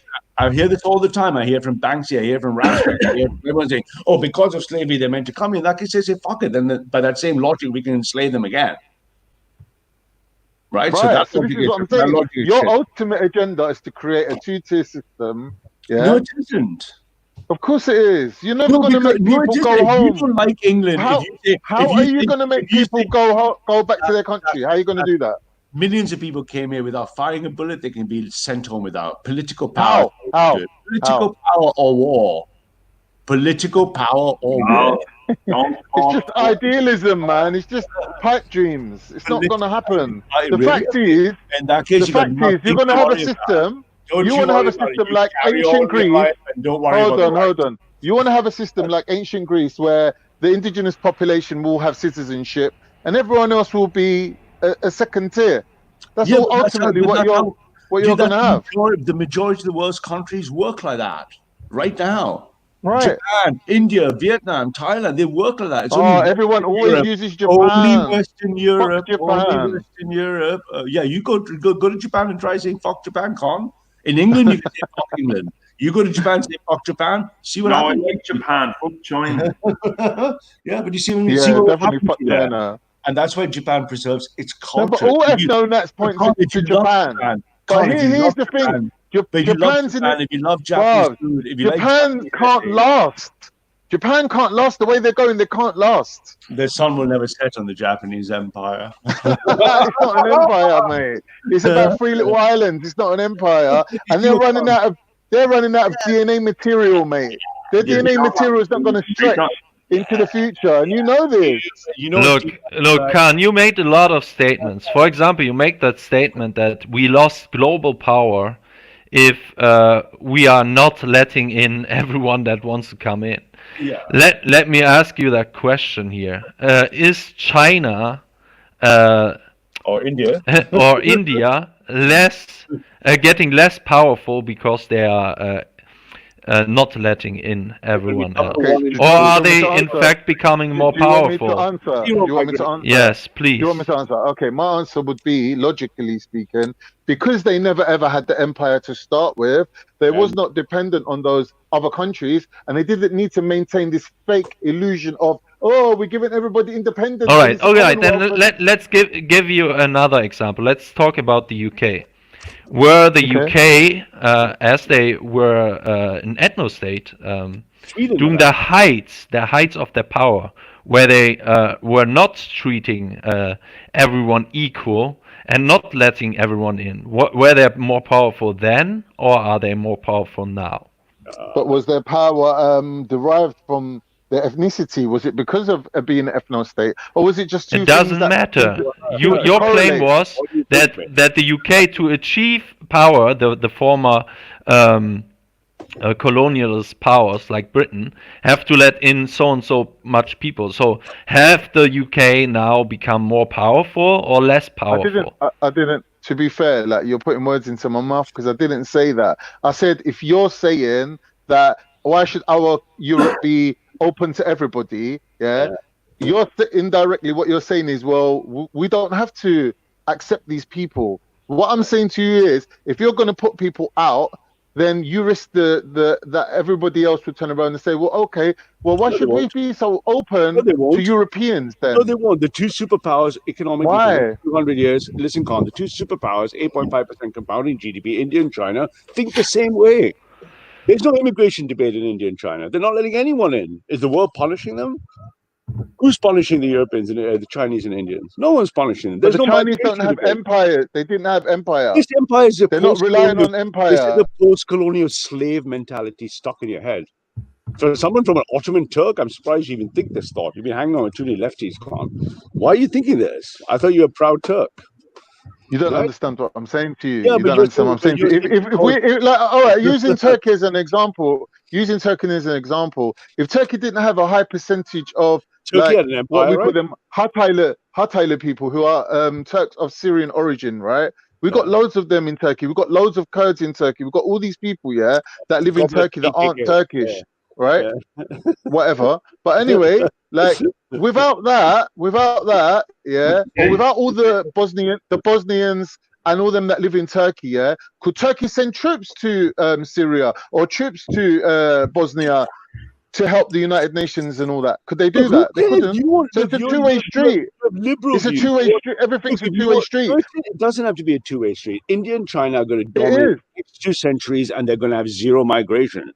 And no one is going to punish them. If Europe returns to India and China, we can trade peacefully. You can come on tourists, come for holiday, bring your family, but you will not change. No, but you don't understand what I'm saying. If I'm saying that immigration in Europe is due to the empires, yeah, and that is a result of that, It is you not. can't then turn around It and is say, not what about due to China? this. China never had an empire. It is happening in Germany. It is happening in Sweden. It is not because of farmer empire. This is just one talking point of what they might use in the UK. It is not. Elron, bro, Elron, what it is these other countries like Sweden, like Germany, have thrown their lot in with France and England and called it a European Union. So you have to burden the sins that they bring to your door. And what do you think happened with Brexit? The Germans are polling. If Marine Le Pen comes, the EU is gone. We're going to disassemble it. My point still stands. Sweden and Germany, maybe they didn't have empires, yeah, but the immigration that's coming to Europe has agreed to burden that all together, to carry the burden of that unitedly. Yeah, and we're going to undo that. They have not joined the European Union, or Poland has not joined the European Union. So we can basically split up world migration into different areas. In fact, Poland is thinking about leaving the UK because they're trying to force it upon Poland. Greece, they're trying to change Right. So you admit now that they're trying to force it upon Poland. So you're admitting what I'm saying, which is that there is a criteria. Yeah, but that was not the reason. To take Look, migrants. this is such a low IQ point to say the whole reason of the European Union was to equalize migration. No. You're doing it again. You're putting words into my mouth. I didn't say it's the whole reason. I didn't say it's the whole reason. Brexit destroys your argument in a single word. Brexit. We're breaking up the EU. What it did for the last 40 years in post-war stability is no longer applicable in the world. It was created so that no more tanks and no more fights in Europe. Now we have a new front of war. It is the non-European world coming in. And we're going to disassemble you love Russia so much. Why? See, go to Russia for 2 weeks and see what happens to you. I've been to Russia. They don't take kindly to anyone that looks like you. Oh, what do you mean? I hang around with. Oh, come on, Landika. Our groups are talking to one of the most influential philosophers of Russia, who has even a great relationship with Putin. Okay, What is this guy with the fourth political theory? Who has a great relationship with Putin? No, we are talking to one of the most influential philosophers of Russia today. What is this guy's name again with the fourth political solution? I know my name. I know exactly what you mean. My name is just gone. But can I put Landerkelt's other argument to rest? I spent 6 weeks in Orban with his Dugin, Alexander Dugin. But Landekels, I spent 6 weeks in Hungary with Orban's inner hardcore right-wing boys, and I had a great time with them, and they would fucking reject you, not me. Well, I don't have anything with them. Yeah, they would reject you because you're not on their side. And that's it. Yeah, you're not on their side. The other European countries to look after themselves. If they don't do it, well then, what can I do? Yeah, this is the war. This is the war. The rest of our time, you guys are all different ages. The rest of our life is going to be defined by this single issue: are we or are we not going to defend Europa? And our job is to defend Europa. If you're on the side of the European people, I don't care what color you are. If you're against the side of white European people and you're white, I don't care what color you are. You're an enemy of the European people. That's a fucking single line. I don't care if you're white or black. Are you for the side of the European people or not? Yeah. That's as simple as that, man. Well, you said all right. So you said you don't care what color they are. Correct. Yeah, I would execute the white far left. Sure. Yeah. You just pick up things as you go along. No, but I'm just being hyperbolic deliberately. But the enemy, the most. Would you think these third world migrants managed to come in of their own power, or was it the far left that let them in? Do you think they'd be able to do it by themselves? Do you think these Black Lives Matters would be able to run around without the white left authoritarian state helping them? If nature ran its course, do you think they'd be running around doing Martin Luther Kings and jogging and stealing? Do you think that would last very long? Anyway, I've made my what I think. I don't support mass immigration. I'm for controlled immigration. I think immigration helps countries that grows the economy. I'm not against immigration, but I'm against mass immigration. That's my policy. But as for you, Ralph, I think it's a dream you're chasing. We've already. I have a dream. What can I say? I'm a dreamer. We've seen the Nazis, and we know what way it ends up. Nazis? Did you just really seriously invoke Godwin's law on the internet? No, look. The only difference why you want the Slavs today is because you'll take anything you can get. That's what you think. Otherwise, you wouldn't be with them. You wouldn't. How many friends and people do you talk to all day in the far right or the right? You think I don't know the mindset? Not my question. No, not my question. Simpler question. How many do you speak to every day, all day? Not many, I say. Not many. So, but thank you for your insights into the right. But, it's not how we feel on the right. Aaron, do you ever see this coming up in any of our groups? It's not a conversation, is it? No, of course not. No, of course not. Yeah. It's not what we're talking about. This is not an issue for us. If you want to understand us better, you need to understand us on our terms. You don't have to agree with us. But to misunderstand our position... You know why I actually respect Nick Griffin more? Because Nick Griffin has one policy and he doesn't change his mind like you.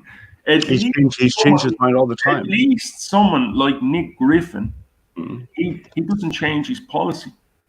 He has greatly changed his policy. Now he's advocating for Europe's leaving to Ukraine and basically settle in Ukraine and Hungary to form then large amounts of resistance fighters to Reconquista.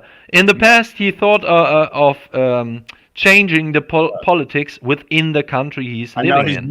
His new one is boxing clubs. And I talk to Nick Griffin's people all day, every day. I get trolled with them. I have running battles with them. Nick Griffin's not consistent. He has a new book coming out soon, which I will be butchering in a few videos. You might enjoy that. And why does he hate? Why do you both hate each other? What is the point? I don't have a problem with Nick Griffin unless he goes against patriotic alternative and Mark, in which case it is my job to ensure his credibility is shot to pieces, which is all my job is. I don't care about him at all. He has been for. He's envious because Mark runs the right. He is begging for Mark's attention and our attention. I've turned it down for debate. I won't debate him. So Mark Collette was supposed to. I remember reading it years ago that he was supposed to rob all the money from the BNP or. Yeah, whatever people do, he's young, Nazi, and proud. He saluted Seagull, whatever. No one cares. We speak to thousands of people in our groups all day, and no one is worried about Mark's past. So. See, as I said, the right is trying to reinvent. Like the BNP failed, so then Nick Griffin sunk the HMS BNP. Nick Griffin single-handedly fucked the BNP. Nick Griffin is responsible for the best chance we had at nationalism, and he failed the English people. So fuck Nick Griffin. He had his chance, he blew it. He created two Wunderkids, Paul and Mark, and his Wunderkids are going to take over. And he is envious, and he desperately begs for the attention, and Mark will not debate him, and I will not debate him. But I will shred his little book when it comes out, just because I will enjoy that. So. Yeah, there was over the last years, and I think the left understand that better than I don't know, maybe so you don't have any leader. The old guard of nationalists. The left did understand that better than even the old guard nationalists. Yeah, they did. We had a massive evolution within nationalism. So and Griffin is still the old guard. He's still he has somewhat changed, I would say. Yes, he's trying to catch up. But you know what happens to a man at his age? I'll tell you what his psychological profile is. I was going to do one video, and then Mark said, "Oh, don't let him off." I was going to run him through the DSM manual of psychological analysis, but he is suffering from a man has to look at his legacy when he gets close to dying, and his legacy is what? He sunk the fucking HMS fucking BNP. So he's trying to be relevant, but we have kids like Barclay, Harry. We have young guys who are fast. They'll run circles around Nick. He cannot relate to the generation that we need. Exactly. The generation we need, they look at him and they go, boomer. Right? They just look at him, call him a boomer, and then they walk away from him. And there's still, even within our sphere, we are still admiring what Griffin has done in the past, okay? But now he's ruining his legacy because he still thinks that his old way of thinking is still relevant. No. With this, he's basically, he's ruining his legacy. He could be, right? I don't know. It's kind of strange. I have to who's say. the new Nick Griffin now, Fires? Who is your new leader? Like the one who's the main man now? Nick Griffin he's still according to when I dabble around. Look, I see that. Here, I'll give you the answer. I'll give you the answer this way. As Elron said correctly, we have moved from a old single party model to the dissident right, which is a network model. Mark is in the central node of the four people that control the Anglospheric right. There's equivalent on the Slavic right. And what's going to happen is we are currently in the metapolitical layer, i.e. we run the alt-right and everything else. And then we are doing the community building. August 9th, you will see a national effort everywhere across the nation. And eventually a political party will emerge. We have plenty of time to 2025. And then the appropriate people will be selected as candidates. So right now in this phase, metapolitical, Mark, and you would argue potentially Jared is the equivalent holding position in the US side.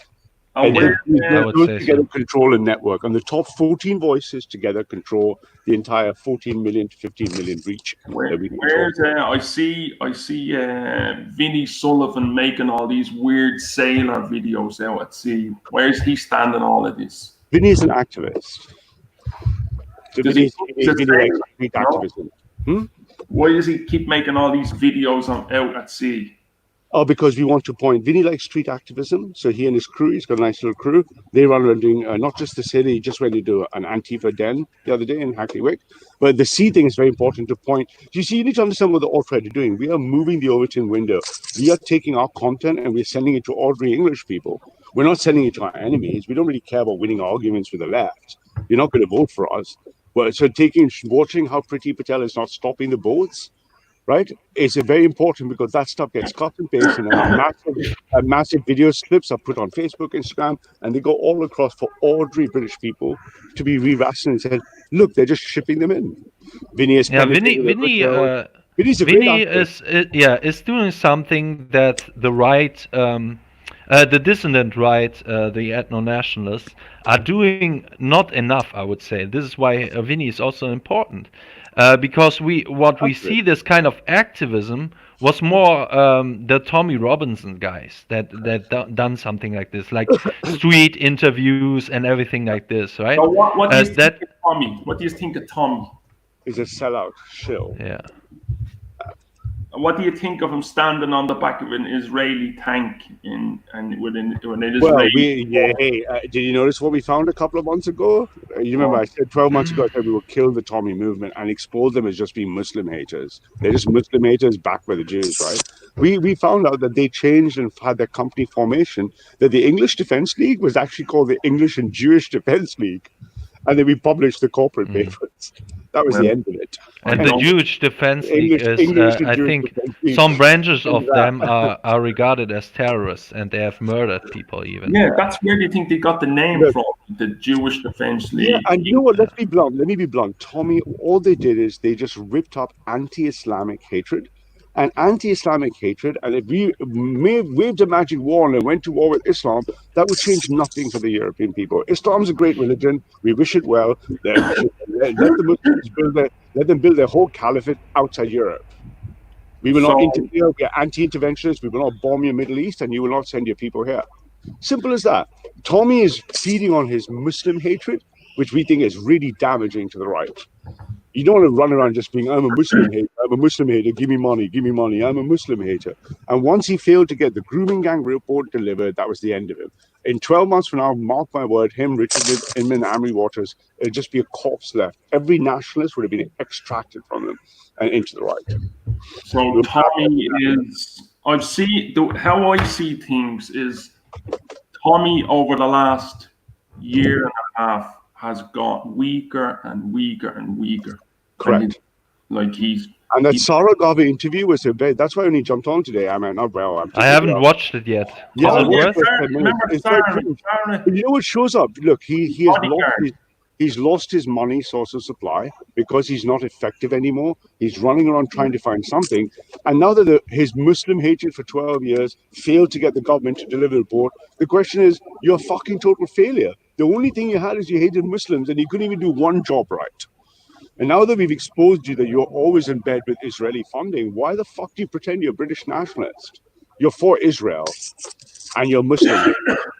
Muslim hatred is not a policy and plank of the right. So what is I think Tommy will his new way of his new role would be like I would say like the American what is it cultural what was that where the where the Groypers were standing against these organizations, these civic nationalist organizations. Not culture wars, but was something else. I think he will go more this way. He's going to go. Because we pushed him out of the way. He's going to go do things like fight against LGBTQ or something. Like that. Exactly. So do you look at Tommy as a groyper? No, we don't. Tommy's not a groyper.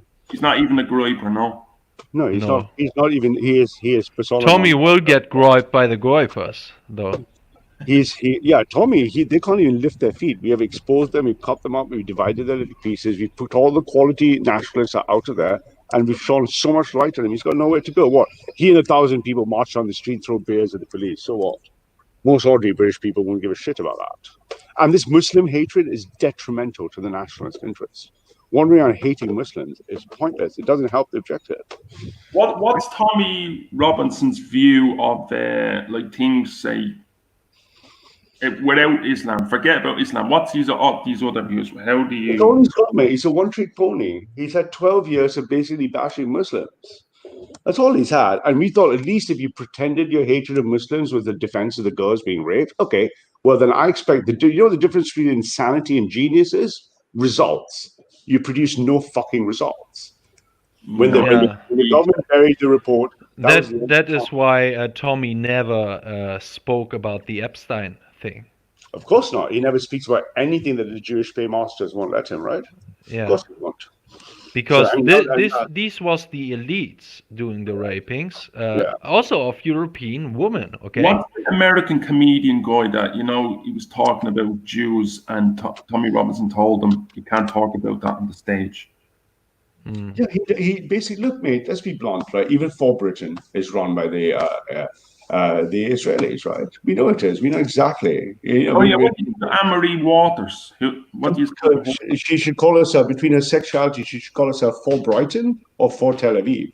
Because she's not for Britain, is she? Yeah. Look, mate, Landicals, go into any of his streams and try to ask even a reasonable question about Jewish influence and see what happens to you. You'll be immediately knocked off.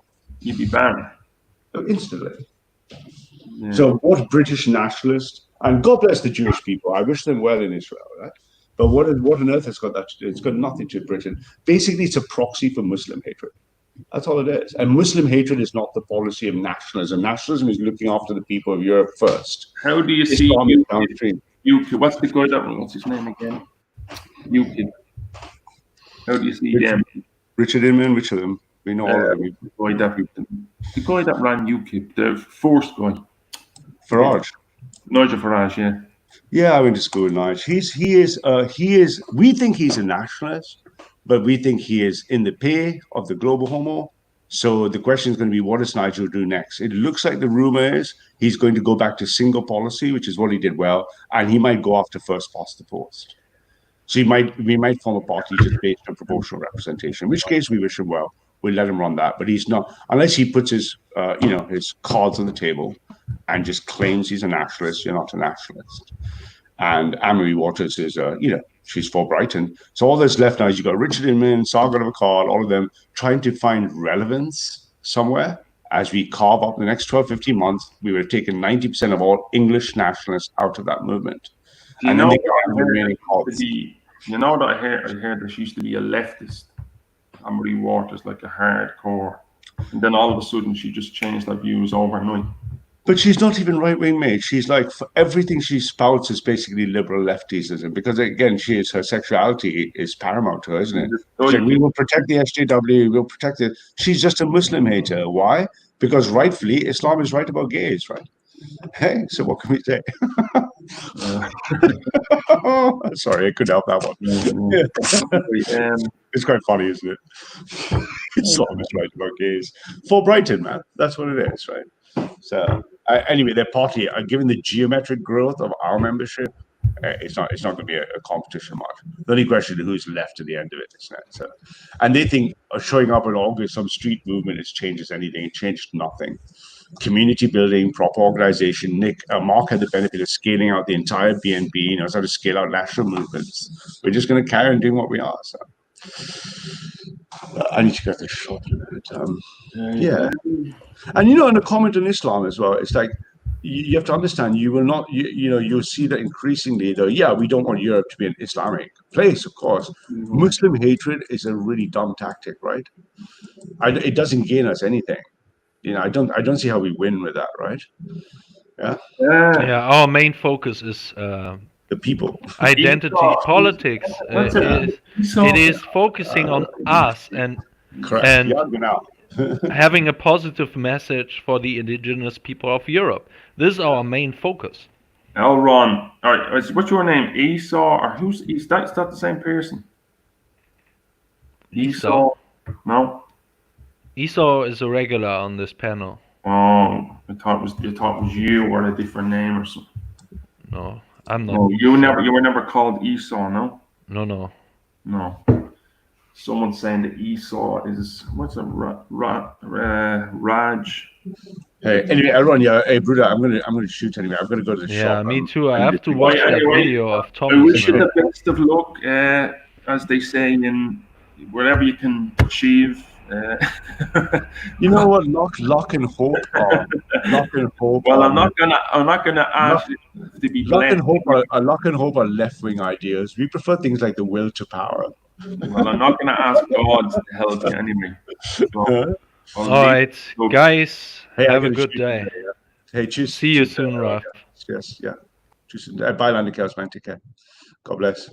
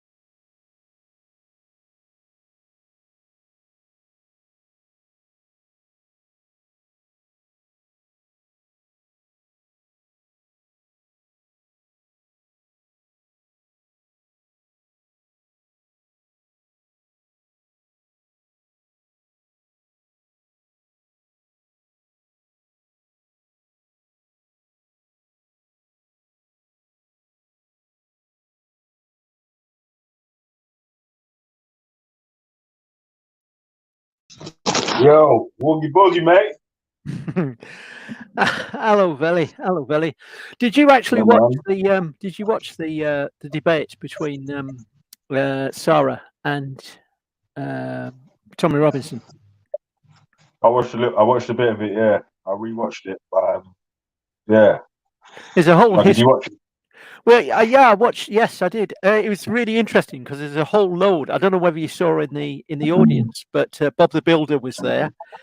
Speaker's Yeah. Corner Steve was there, and a number of other people from Speaker's Corner, I think, who were at in the audience.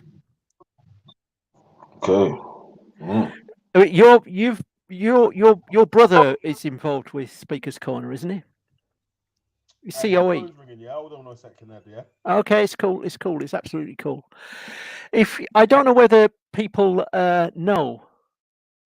Oh, is Ralph in the audience? Because there was something I was going to say to Ralph. I don't think that any of his predictions are right. I don't think that's going to happen. I'll tell you what I think is going to happen. I think we're about to face the worst recession in history. That's some of the sort of economic forecasts. Leaving aside Brexit and the devastation that's going to fall, there's going to be a huge amount of unemployment. We are suddenly going to become on the verge of bankruptcy as a nation, and across Europe and maybe across the world, one of the worst recessions in world history. And that's when people start voting for the peripheries. That's when people start voting for the extreme right and the extreme left. And I think what Ralph was saying about that they were going to sort of mount a campaign and everybody was going to sort of start voting. There is no evidence that the British voters have any appetite for extreme right-wing politics. If anybody thinks that I'm wrong, show me evidence of any extreme right-wing nationalist far-right party that has ever had a foothold in this country. The only people that started to get votes, I think they got about 4 million votes, was it the National Front or the BNP, was the British National Party? It was one of the two, and they managed to get a large number of votes, mainly working class, but that is long gone. So it'd be very, very... Hello, David, how are you? How you doing, mate? You all right? Yeah. Were you listening to what Ralph was saying? Yeah, a lot of what Ralph says is just propaganda. Yeah. What does that mean? Propaganda. What does it mean? What does propaganda mean? Well, no. What do you mean that what he was saying was propaganda? You think that what he's saying is just to keep people's spirits up, and that it's all sort of wind? Oh, he'll purposely boost his side up and put down the opposition, which ain't necessarily always reality. You know what I mean? Like, he'll paint a picture like Tommy Robinson has about 4 people following it, when in reality we know Tommy Robinson has hundreds of thousands of followers. Hundreds of thousands, really? Hundreds of thousands? I mean, I think that Ralph had a very, very... I think he made a good point when he actually says, basically that Tommy Robinson's supporters are going nowhere. They're a street movement. I think he's right about that. But I think he's wrong about the appeal of a far right party. There's no evidence of that. However, if this recession is as bad as people predict it's going to be, there's going to be a lot of people out of work. And when you've got nothing to lose, you get desperate and you start voting for people with easy answers. So if you looked in the 1930s, one of the reasons why Hitler came to power was because the middle class and the working class suddenly found themselves out of a job in vast numbers. And as a result of that, out of sheer desperation, they voted for the Nazi Party, and a load of people voted for the Communist Party. And out of desperation, voting polarized, extreme right, extreme left. And you had 3 or 4 years of extreme instability, political instability, leading to Hitler being asked to form a government, which is what he did in 1933. If the extreme right hold any, if they think they're going to get in any foothold in politics, that is probably how it's going to happen. It's not going to happen, I don't think. I really don't think that people are going to naturally, middle class people are naturally going to vote for a far right party. I really don't see that happening. Maybe I'm wrong, but I see there's no stomach for a far right party. Do you not think things have been moving to the right though over the last 10 years? Well, what does it mean? I mean, what does it mean? I would have thought that the sort of people, I mean... Would you say Brexit was a right-wing reaction? Yes, I would agree with that. Yes, I would agree with that. Yeah. But you see, yes, you make a good point. But the thing is, though, is if you actually look at the Conservatives, they have... they've sated people's appetite. They've actually sort of said, look, we're going to give you Brexit. We're going to sort things out. And, do you think they're delivering on that though? No. And I don't know that they can deliver on that. But you see what's happened do you see what's happening to the Labour Party now that Corbyn's gone? In what regard? Well, suddenly there's like massive support for Keir Starmer. Massive support for Keir Starmer. Is Keir Starmer further to the left than Corbyn, or? No. He's. I think he's presented himself as middle of the road, a bit like Blair. So they're trying to bring the party back to the centre ground. Oh yes, he really is. Yes. Whether he'll get the support of people in the Labour Party to do that, because it seems to have been taken over by people pretty far over to the left. Is that momentum? Yes. See, because the left also have a responsibility when it comes to pushing people to the right as well. Because when their actions go too far, a lot of people look at it and say, "No, this is too far for me," and they start to distance themselves, and then they move further further down the slipstream. So the left do have to take responsibility for some of the a lot of the unrest actually, through their actions that they keep doing, and where they keep agitating people as well. What does it result in though? What actually happens as a result of that? The most that actually happens is that people vote for Boris Johnson. Or Trump. What else happens? Donald Trump. Yes. But you see, it looks like Biden. It really does look like Biden's going to win. He's got a 15-point lead in America. It really does look. But the polls also said Hillary was going to win. And the I know what you're saying.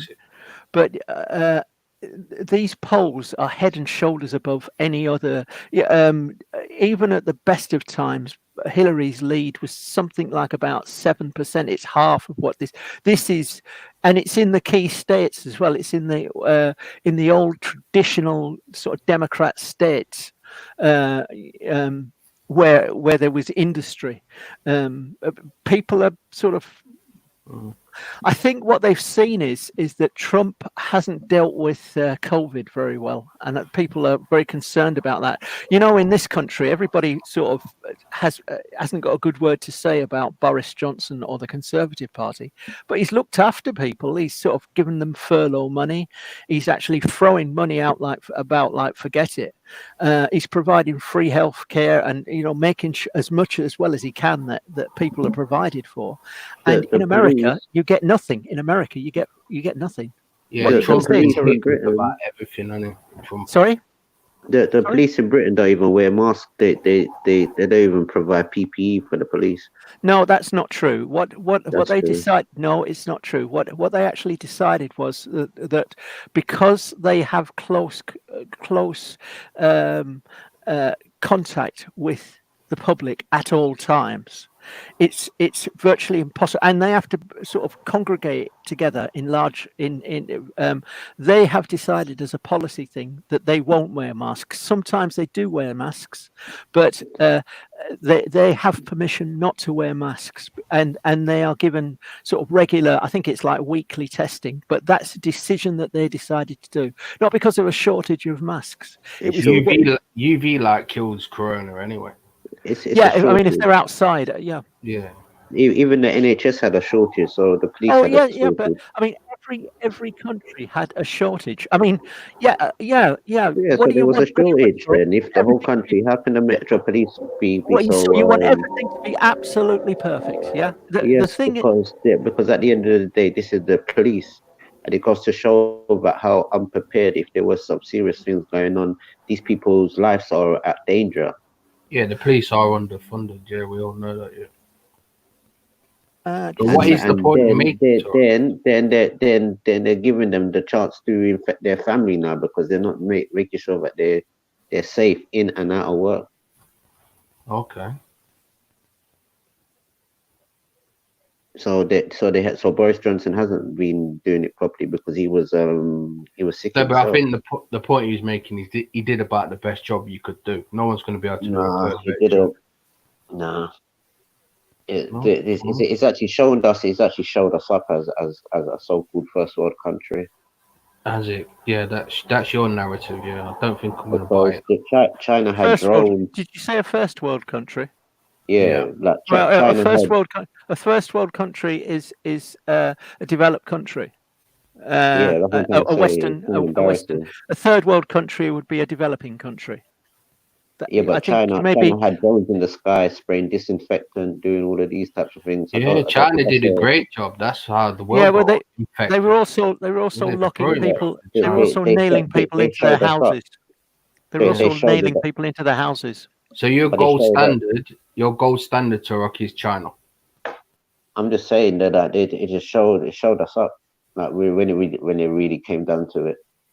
Yeah, by like thing just said by barricading people in their homes. Nailing people's But doors shut. what I'm trying to say, at least there was a drone in the sky spraying disinfectant. The least they could have done. And what You is know this I mean? disinfectant? What is They this? could have had the scientifically proven? super soakers at least. Oh, okay, all right. At least, you know what I mean? People were actually remember that China is a total is a government's police state virtually, and when they ordered people off the streets, they literally ordered people off the streets. People were forced into their houses, and they didn't have the same level of protections or food allowances or care that we have in this country. The police went hungry because McDonald's was closed. Okay, sorry to Yeah. So you're just trolling. Yeah. No, I'm Okay. not being funny. Sorry, I thought I was having a conversation with I'm a not grown being up. funny. I'm sorry, I don't realise that. I didn't I'm not realise being I was funny. The talking. police don't. Well, you the are police- being funny. It's nonsense. No, It's- the whole point what I'm trying to make, the police do not eat the police food, and there's no food that's actually provided for the police at the police station. So Yeah, most of the times, you will see your local police in a McDonald's drive-through or KFC or something, and they get allowances for that as well, or sometimes shops give them free food and all Yeah, those types of Turok, things. I got one for you. Yeah, today they've removed the extradition treaty with Hong Kong. What do you think about that? Say that again, sorry. Britain has removed its extradition treaty with Hong Kong. What do you think? What does that mean? So you can't extradite people from Britain. So say China wanted someone from Hong Kong to be took back to Hong Kong. Because there's no rule of law in China, because you can't get a fair trial in China. So we will not be sending anyone back. That's no surprise. Yeah, that's no surprise. Do you think we need to move away from our dependency on China? Well, 100%, because you need that. Not being bad, England used to have how many different motor vehicle companies, and even in America, they're saying to the motor companies to make some of the air filters and things like that. And that could have happened in England, you know what I mean? There was many car companies at one time, or even one car company like Lotus, but most of their parts what they use are Toyota. So, you know what I mean? At the end of the day, Yeah, we always- sold out our industries for sure. Yeah, 110%. Greed led to the destruction of our industries. Also, the unions. The unions didn't help. they affected and, our and it manufacturing showed you, capabilities quite a bit. and it showed you how crippling it is, because even in Jamaica, a lot of the people have been telling the people farming, and there's been past prime ministers that instated a lot of farming things, and people left it out, and now everybody needs to go back to these same old sort of techniques now of actually looking after your own, in a sense, or making sure you have for yourself, in a sense. So you think it's a good idea to bring manufacturing back and move away from our reliance on China? 100%. But this is what's happened to this country, basically. Like literally, nearly every parish or every It's turned district into in England. a services economy, yeah. To be honest, England had the blueprint of a perfect organized operation of business from like top to bottom. So there were so many different industries in different places, and there were key parts where they played where certain places are facing different directions and how they're exporting and importing things. Yeah. And it's where they close down these businesses, you're literally you're turning the engine off, or you're putting the engine in on a slow gear, basically, and it's never gonna really pick up any pace. Yeah, true. We did destroy our industries for sure. And the thing is, people want British things. Like China, they buy a lot of things from Paris and France and all these different types of things, because they look for different products from different places and things like that. And Paris, Yeah. The problem that you've got, do you know what the average wages in this average salary in this country is? Do you know what on average people earn? About 37 grand a year. Yeah, pretty good. It's 36. Yes, it is. Pretty good. Do you know what it is in China? Oh God, about $1,000. No, in pounds. Oh, in pounds. If it's 36 in this country, if it's you mean 36 on in average? the average salary in China. Half. 12. 9,000, bloody. Yeah, that's why they can make stuff sort of far cheaper than us. That's why all the factories moved east. Yeah. All the factories, they started making stuff out in China, because the thing is that it costs about a quarter of what it costs to make it in this country. Yeah, but this is what happens though. All your industries like British Home Stores, all the clothes companies now, you're giving all of the patterns, all the textiles to one place now. And now they copy your stuff and put other about 10 or 3 different brands of your same copy clothes. It's like when China opened up for business, the West thought, well, here we go, we've got a market of about 1 billion people to sell to. But in reality, what they did is they just took all our industries, took all our manufacturing industry, and also created copies of everything. Like over there, you can buy a fake BMW. They're literally manufacturing BMWs in China. And they have Apple stores that sell in a whole range of Apple goods, and none of them are actually made by Apple. Yeah, counterfeit. That's it. Counterfeit. Yeah, entire shops of Apple. Everything. And the West is getting nothing from it. And do you know Windows? You know, like Windows Office and Windows, like the operating system. Yeah.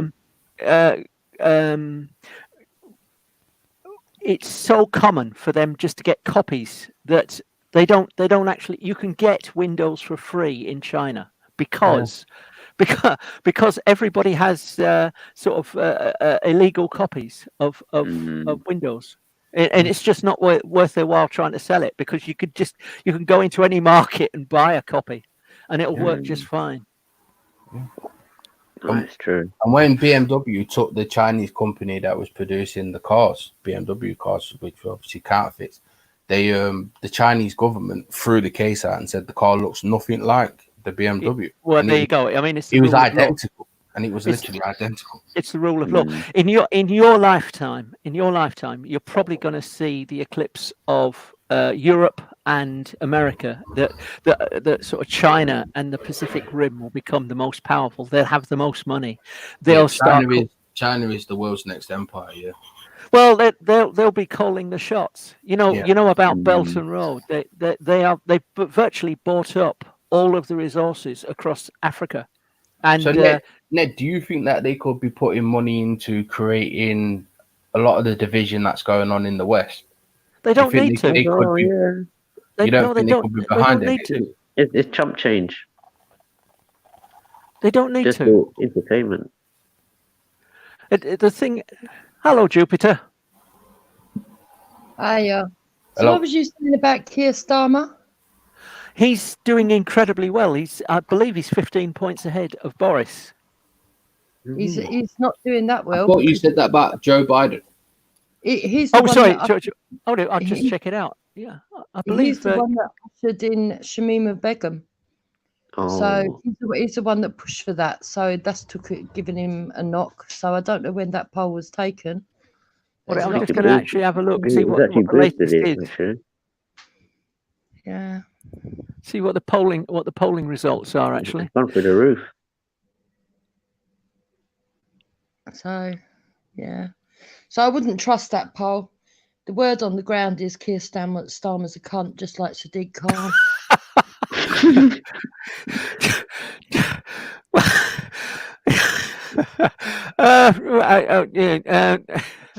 I'm trying to find the UK opinion polls. The thing is, he used to be the Attorney General for this country. He was the top lawyer. If anybody was prosecuted, he would be the person that was in charge of all prosecutions. Yeah, and that's why we keep with him, because he could have used his expertise to keep her out instead of he's trying to bring her in. So that's why we're angry. Well, I believe that. Oh, sorry, Nick. Go. No, go on. No, go on. No, I think you're right here. Actually, it's Conservatives are about 45 at the moment, and Labour are about 36. God, they've dropped. They've dropped. Yep. It was narrowing. It was narrowing. I Yep. thought that. And that's because of Begum, is it, Jupiter? Yep, because of Begum. Do you not think that the Tories have done a half decent job with COVID, or am I alone in thinking that? I think they Do you covered think their that- bases. I think they covered their bases. Look, they've done. We'll never know if they did a good job or not, because we'll never know how many would have died. Unfortunately, when you're doing something like that and protecting the citizens. But however, was COVID really as bad as everybody believes? Because I'm still waiting for all these protesters to fucking drop down with this COVID. But they're You young know. people. Apparently, they don't get the disease. They don't get COVID. Young people, children Yeah, and but young we know people that's not don't true. get But there's COVID. been some of them, but none of them seem to. But there doesn't seem to be any stories of anybody saying, "Oh, I went on the march. Don't be careful about COVID. It's real." Yeah, and they have family members as well. So obviously, you find out if it was spread through their families and stuff. Well, apparently, some of the people that have died that have been under 30, they've been people with underlying issues like, obesity, obesity or diabetes or other sort of medical issues. I understand. I don't know whether that's true or not, but I've heard it said that young people just don't seem to get COVID, or if they do, it's a very mild form of the disease, which they can sort of shrug off. Yeah. See, I as much as I'm on the right, I'm of the persuasion that believes that they had an agenda, that the government had an agenda, and that they took rights away while we were under COVID that they didn't need to take away. I think that they were hit by a catastrophe, which knocked the party, knocked the country sideways. It's going to lead to a massive recession, which is going to cause enormous political instability and enormous economic instability. And I don't think people realise the body blow that they're about to hit.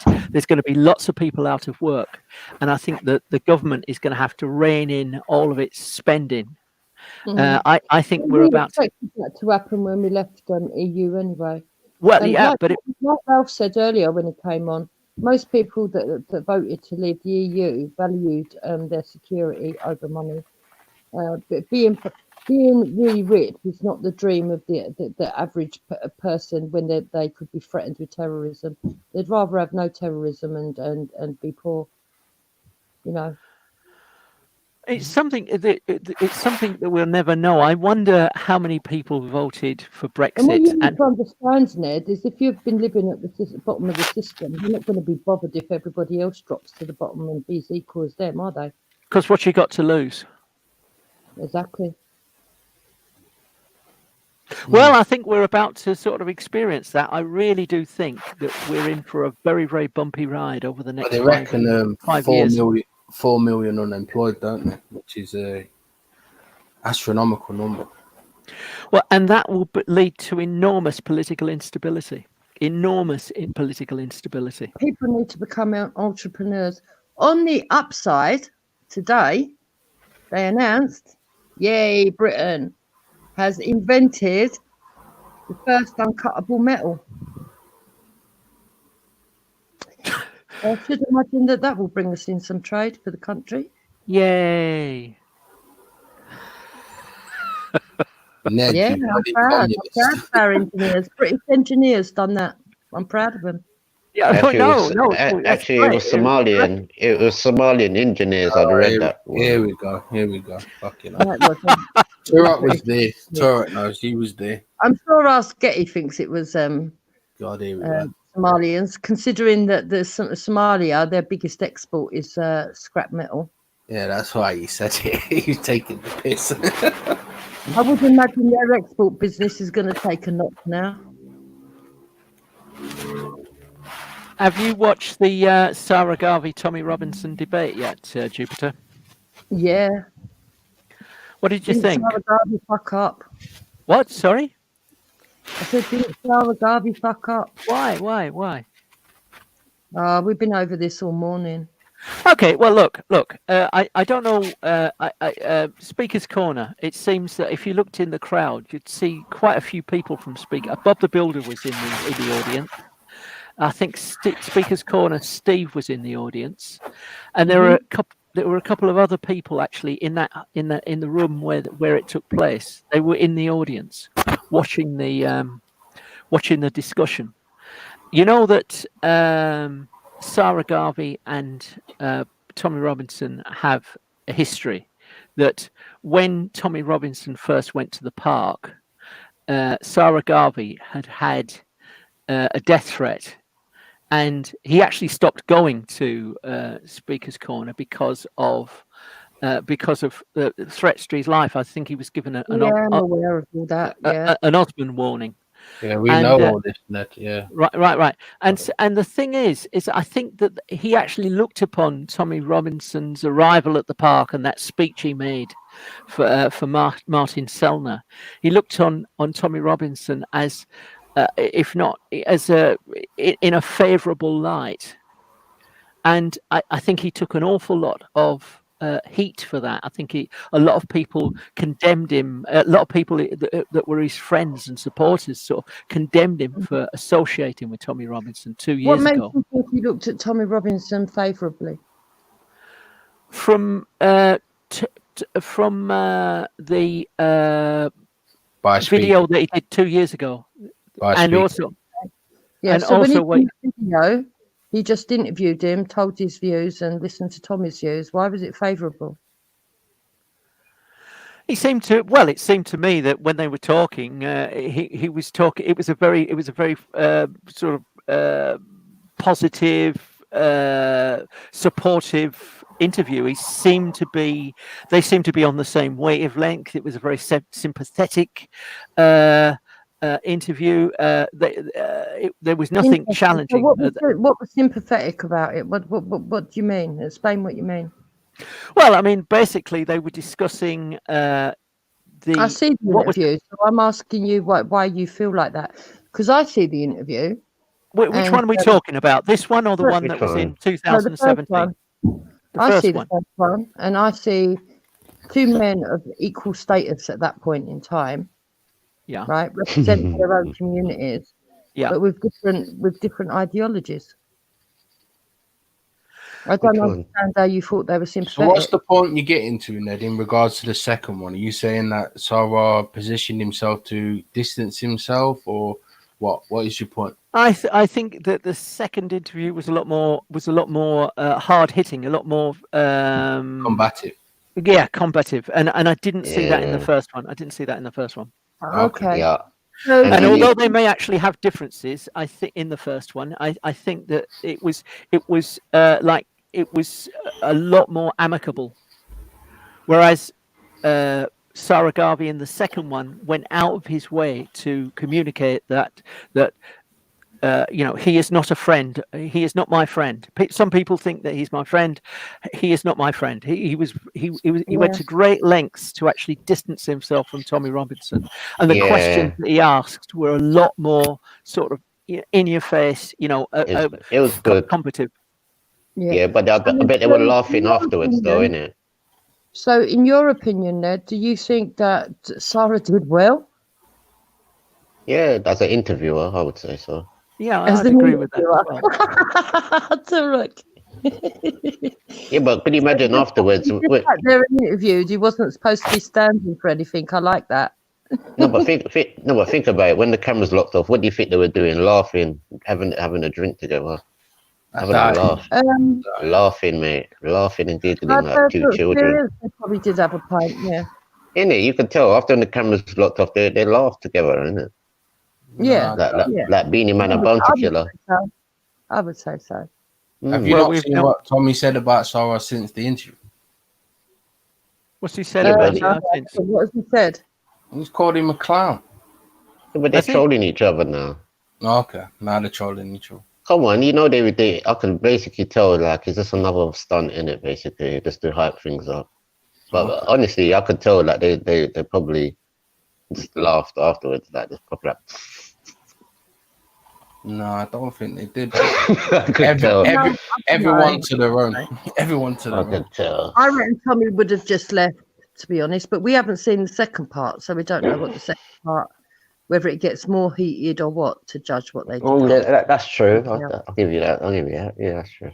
But what is the actual significance of this, though? Because I know a lot of people are like making a lot about it. But I think what about is the 3 actual weeks ago, Tommy Robinson made a posted- video about the Yeah, and I think that according to the interview, I think he sort of accepts that he stepped over a line and perhaps said more than he should have said, and that he was a bit stressed out about something that happened in his that was not connected to Black Lives Matter or to what had happened in Whitehall, and so when he did his rant. I mean, hold on, what happened in Whitehall? Whoa! Listen, Jupiter. I'm not your enemy, okay? So don't hold on me. I'm actually I'm trying to have a pleasant conversation, all right? I'm trying to have a pleasant conversation with you. I'm having a conversation with you. Okay. Stop sort of just talking to me like I'm a bloody enemy. I'm not. I'm trying to have a pleasant conversation. Yeah, but Conrad, you're saying that he was upset about something that happened in Whitehall. Would that not be Black Lives Matter? Oh, you said it's not connected to Black Lives Matter. Well, And no. it's totally- No. What you see, what happened was that in if you see the interview with Sarah, Sarah said that that Tommy Robinson had said things that were racist. But also inflammatory. And the thing is that what he said, and Tommy Robinson sort of accepted that the language that he used was not helpful, and that Tommy Robinson literally conceded 4 times that he didn't help the situation. It was absolutely, that's right. Robinson. And the thing is that but what he did was he explained that he couldn't.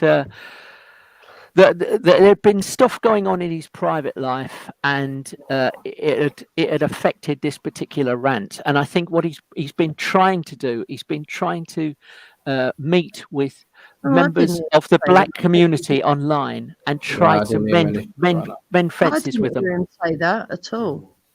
I didn't hear him say it was anything to do with his private life. So Ned, where do you think the provocation came from? Where do you think this whole sequence of events began? Well, watch the Because interview and it tells you. It'll I tell you. don't need to watch the interview. Well, It's I'm all not. real life. Listen, I'm not your Where do you secretary, think- pal. I'm not your Where do you secretary. think Watch it the all fucking interview. started, Nick? Yeah, Watch the interview, mate. it Where- all started where with did it all begin? Black Lives Matter. That Yeah, when Sarah said I do believe in the slogan of Black Lives do matter because there's some injustice, and that's when it went. I'm not talking about the interview. I'm on about the events that happened with Winston Churchill, Tommy Robinson making the video, and that led yeah. up to the So basically, event after that Saturday. Where did it all begin? basically when he made that video when he was like literally like it was a bit hyper. Yeah. Yeah. So you're saying that to me that all these events stem from that video, Yeah, because not the 'cause week way before. Oh, okay. Nothing to do with George Floyd then. No, because he was dealing with Tommy Robinson's case particularly. So was Tommy Robinson reacting to something in that video, or did he just create something in that video? No, he showed a point that most of the people who you are calling out for are could be very far right, and the way how you say it, you're not like you was galvanizing everybody. It's like you had a specific message where you tried to get out to a specific audience. Sarah couldn't prove that what he said was racist, though, could he? No, 'Cause he no. brought- Let's not get off point. No, So but no, before he's just Tommy saying Robinson- it just. no. Before He's Tommy just Robinson saying made that it's video, just. before Tommy Robinson made that video, what happened before that? Was there violence before that? There was loads of things going on, to be honest. Did but, we see the police but the getting thing attacked? is that But the that wasn't thing the point is, of the interview. That wasn't the point of the interview. technically, what Tommy Robinson did and the figure he is. all Tommy Robinson's fault. Hear me I out. remember Hear me out. That wasn't the taking point a of the knee and interview, then though. being chased down the No, but- road. I remember bicycles being Yeah, thrown but- through yeah, the but- air. yeah, but the I whole remember point is- police officers going running through the crowd, which was very dangerous. And Yeah, I but- remember a police officer getting injured. That's what I remember. There was Yeah, but- something. The violence. Yeah, but at the same time, Tommy Robinson made a second message, and he said he changed his mind. Yeah, he said don't go. Yeah, but the violence started before Tommy Robinson said anything. We do agree Yeah, on but that, right? but you do have to understand there's certain people who might not be fully aware of certain things and might look at things a bit different because they're coming out from out of London inwards into London now. Yeah, but And, Toro, Tommy when Rob- people see Winston Churchill's statue being attacked, when they've seen someone try to burn the flag, when they've seen all the other events that went on before that had nothing to do with Tommy Robinson or any of us or anyone else, the violence that was going on before. Do you think they was angry when they seen that, or they waited to see Tommy Robinson's video to get angry? So what about COVID? COVID. So what I'm telling you is, What's whether you COVID made- got to do with it? whether we Explain made what that you mean. video or not, the damage was already done. So people's stories here is missing a beginning, and they're just jumping to the middle. Because No, when no, we- no. That's not. The thing is that it seems that Tommy Robinson got a lot of heat for that thing that he did. Yeah, that video that he did. Bible. And what he's been trying to do is he's been actually trying to mend fences with members of the black community to try and Yeah, no, that's repair obvious. He repair said some of the that damage himself. that he thinks that he's done, and I believe that's what he said obvious. was done. He said that himself, comrade. He said that That's true. himself. But there are people trying to paint a picture like he actually created this. He didn't create this. No, No, that's not the point. That's not the point. He did put a bit of fuel to the fire. We have to be honest. So did a lot of other people as Well, well. no, I mean, Vinny, hold on. Vinny, Sarah calm makes down. a really good point. Sarah makes a really, really good point that he could have. What He good very point? nearly, in his view, he very nearly provoked a race war. Oh, Oh, get over yourself. and the Get person over putting himself. in, Started and the it. Black person Lives Even- Matter started it. Even Tommy, Black when he Lives came back the second time, he thought long and he thought, you know what, I might have to try and diffuse it somehow. No. And He- the he- person- he- don't get me wrong. Sorry, Don't get me wrong. Absolutely. Fire. But the fire was He's got a right to feel like how he feels, but he has to understand in the position what he does hold in the public that he could incite a lot of things, not knowing that he can in a sense like that. Yeah. Do you think we'll ever see Sarah make a video about how Because the think about it. If Do you think we'll ever see Sarah make a video about the effect that that person who was trying to burn the national flag had on the British people, or them attacking a national hero such as Winston Churchill? Do you think that'll ever be addressed? Yeah, but it's just like the Windrush scandal is never going to be addressed, is it? That's what I'm saying. And it's like, really and truly, there's people's lives at risk. It's just a flag at the end of the day. Who do you care more about, the people or a material? It's just the flag, yeah. Think about it. This is a flag getting burnt. It wasn't like an indigenous English person getting beaten up or trodden up, or you know what I mean, in a sense like that. I'm gonna do a video burning the Jamaican flag. How do you feel about that, Turek? For what reason, though? Oh, Well, just because it's the flag. For what reason? I'm going to say Turek told me that it's just the flag, so blame Turek when I do it. We'll do it. It's made in China anyway. It's not putting no money in our pockets.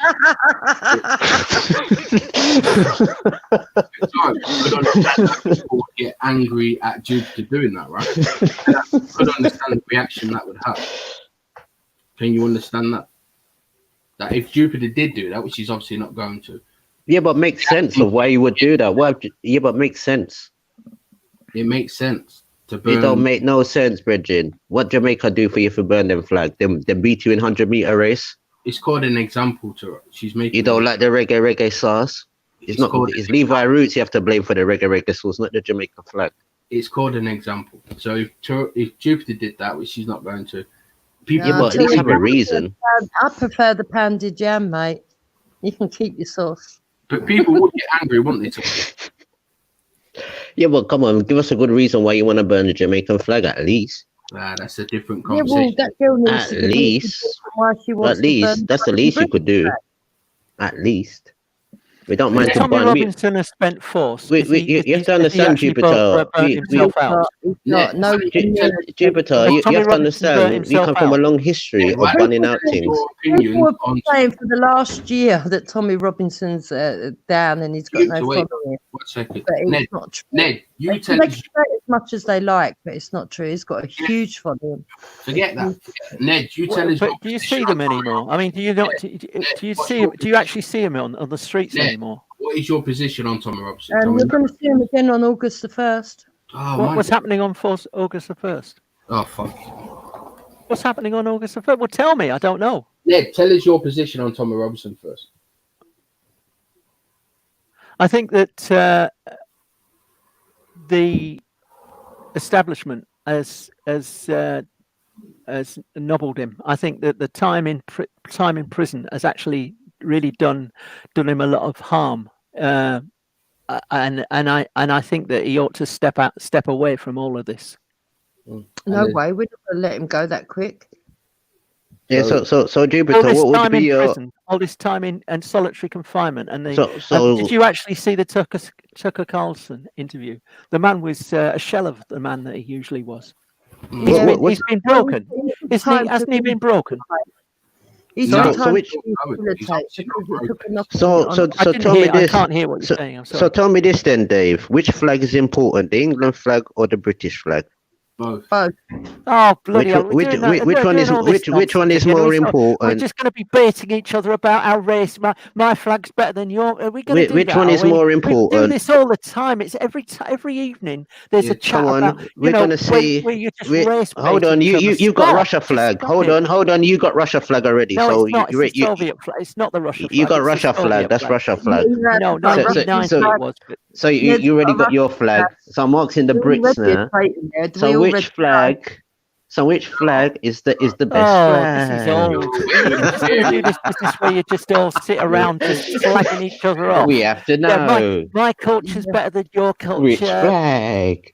Or Ned, direct that towards him because I'm not having this conversation. Come on, which flag is the strongest? Okay. So what would you say, Ned? Which one has the strength and the Ned, will? Before he went to jail, what did you think of him before he went to jail? They succeeded in doing what they wanted to do. They've broken him. I think that they've broken. Justly, was that just or was that wrong? Which one is stronger? Do you believe the state should come down on him? Which one? Do you believe I don't know. There's so much talking. I can't hear what's going on. Do you believe the state should have come down on him, or was it unjust? It frightens me what they did to Tommy Robinson, because if they can do that to him, they can do that to you and I. Saying that, Ned. That's the Sorry? truth. Sorry? I said I respect you for saying that because that's the truth. Thank you for saying that. Yeah. I really don't know that was just. I always thought that we lived in a country where the rule of law held, and it really seems that that he was nobbled. That he really that they just broke him. Did you find it worrying though, Ned, how many people went along with it just because they had a dislike for them, and they was willing to watch laws be bent and broke? Did you find that worrying? How easily people went along with it? The trouble is, Dave. I don't think it's. I think that people are frightened and they keep their heads down. I think people are frightened and they keep their heads down. A lot of people did champion it though, didn't they? They celebrated it. Celebrate what? He's in prison. Well, if you actually look at it, like the BBC, they covered it extensively, one way. It was through a very sort of left filter, right, of left, that it was like sort of justified. Very few people actually asked, why are all these working class white people, why are they concerned? What's their beef? What's their problem? Why are they following this man? Yeah. They just sort of said there's this rise of the right. Right. Yeah, I'll be honest. Tommy does do a good job. Tommy does do a good job as a spokesman. I can't fault him at that. I can't lie. But to be honest, I think he says a lot of things where maybe a lot of people can't. They haven't got time to look at statistics and illustrate it very well. Maybe.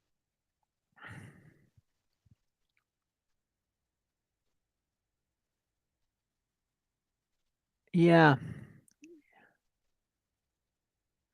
I mean, I think he's a. I think he's a as Ralph said, he's a one-trick pony.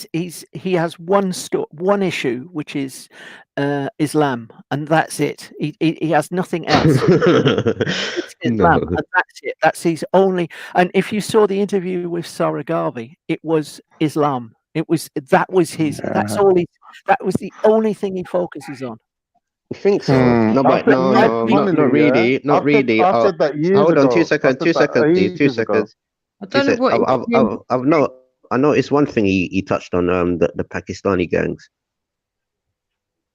Which is to do. I mean, he would say that was sort of is to do with Islam. I think.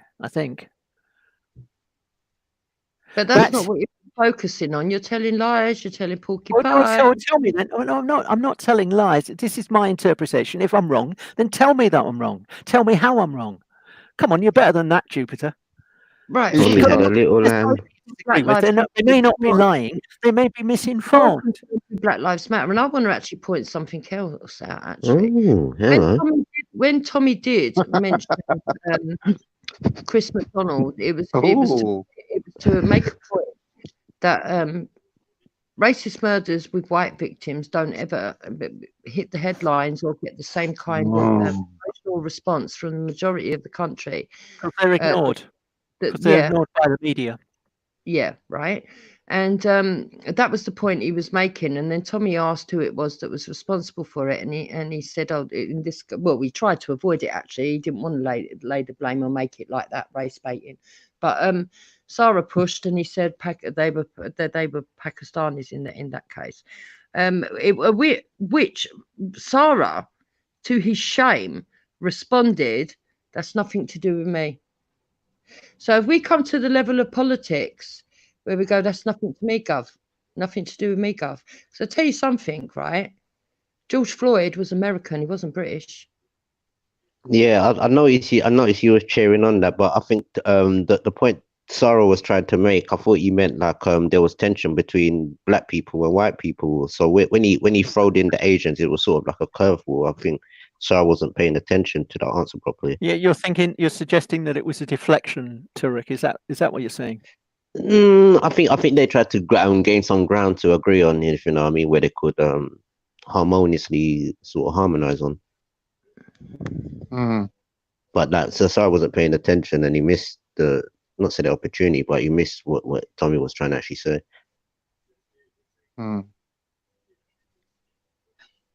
Good point. What do you think, Ned? Yeah, it's not to say like he was just saying, oh, because it's Asians, he doesn't care. It's like it was just a bit of a curveball, really, because he's thinking, oh, Tommy's talking about black and white relations, maybe. Mm-hmm. You know, so Yeah, I agree with Sarah lost that debate hands down. He lost it. He lost it. It wasn't a winning. It was just a And a thingy but bob. both of them disappointed me because not one of them thought about trying to find common ground or solutions. So The only thing what bothered me, Jupiter, when Tommy made a point that something about single parent homes, and he was like, oh, but what about the whites? yes, I was thinking, come on now, come on, Jupiter. but I think when the single parent homes are brought up, he should have mentioned the white statistics as well, because actually the single parent problem is something that's right across the board. No one can deny that. We've got it in our To be honest, I don't know, but communists have done. That's down to communists. no, I don't think that's right. I don't believe that. The same people that are pushing that are pushing. Yeah, they are. They're pushing, and the thing is, that's what Black Lives Matter stands for as well. Dismantling that. Not to, yeah, but they're probably mostly separated couples than actual single mothers. Hmm? They're probably separated couples more than single actual mothers. Who's more separated as couples? I would say in the white community, you probably have more separated couples than just, like, say, single parent homes, I would say. Oh, well, when you separate, you become a single parent, don't you? Really? No, because some of these people, there's no actual contact with the father at all, or vice versa. So just solely like there's no help from the other side of the family, like the child don't know their grandparents or whatnot. The other, it's just solely Jupiter, that one side. can I ask you a question? Yeah, just like honestly, like let's say for example, Tommy got like irate, jumped on social media, said what he said, right? Do you think that he would have been like possibly better off just not saying nothing and leaving it, rather than all this backtracking? Because you can see how Sarah's backtracking, and that's just fucked him up. And like, obviously, Tommy's got a bigger movement; he's got more people, so he's not going to end up in the same position as Sarah for backtracking. But we can see that backtracking does kind of damage people's message. It all depends on why you're backtracking. If you're backtracking because you can see that you've done wrong and you're legitimately doing it, and it's totally not what the effect that happened was totally not what you expected. Okay. All right. Then it's seen as honourable. If it's just because you want to remain popular, then it's not seen that way. Now, Tommy. Come on, Jupiter. I don't want this to turn into Khan and Jupiter roast Sarah all day long, because obviously we can do that, innit? But like, let's I'm being honest. Let's talk about Tommy a little bit. Like, you're cutting him a lot of slack, like. I cut a lot of people a lot of slack. You slack by still talking to you after you've called me fat cunt about 100 times. But I'm a fat cunt too, so what difference does it make? Like, we're fit, innit? I think everyone a lot. I wouldn't call you fat. If I wasn't fat, I wouldn't call you fat. I'm curvy. I'm not out of order. curvy. You're fat. I'm not fat. I'm curvy. I don't know. I ain't seen the full pictures. I've just seen part of them.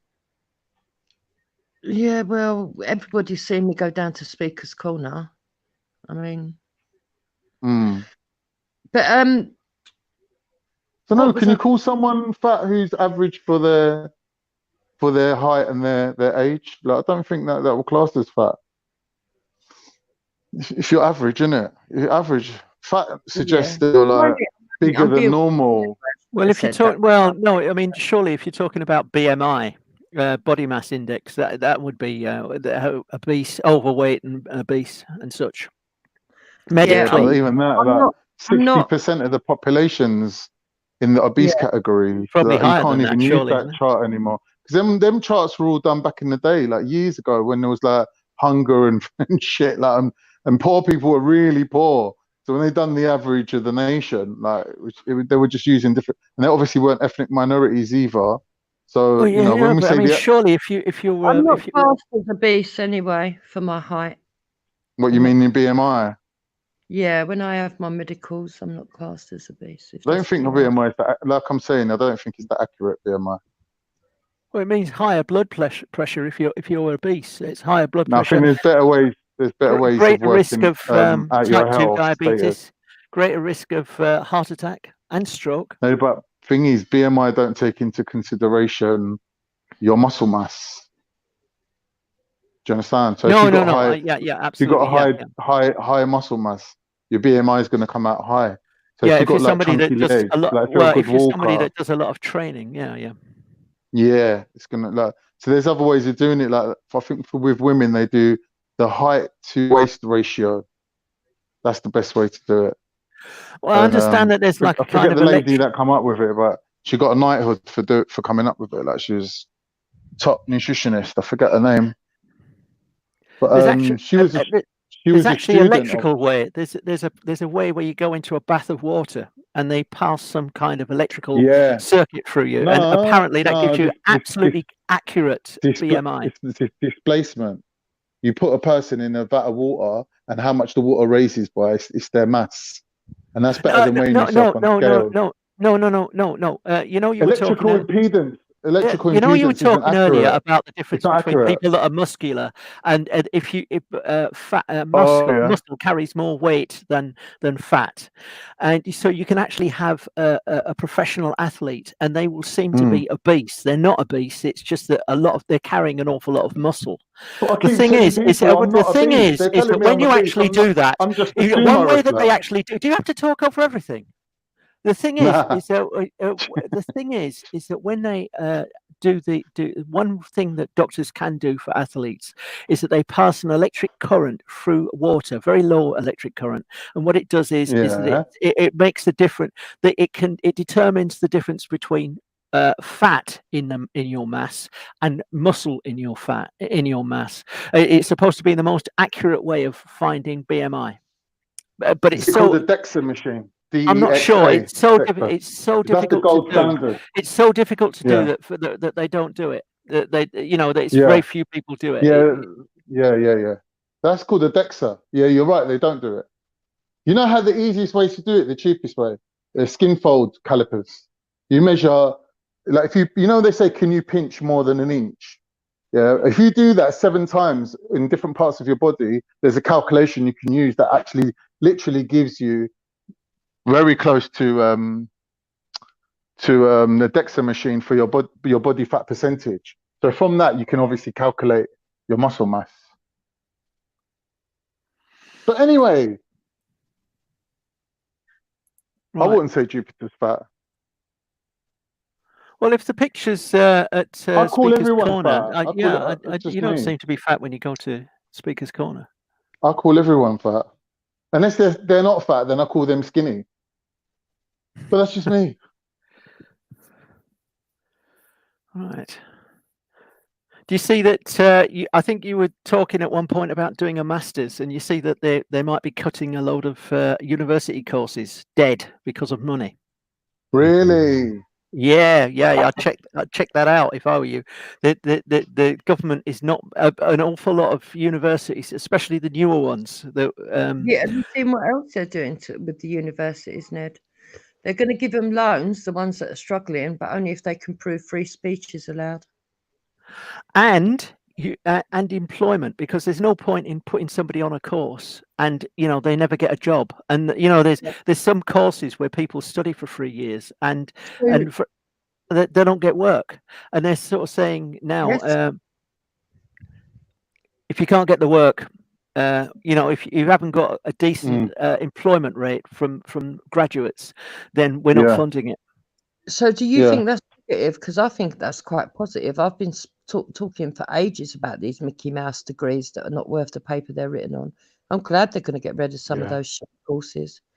I think those people sold a lie and given a debt around their neck they needn't have when they could have gone into.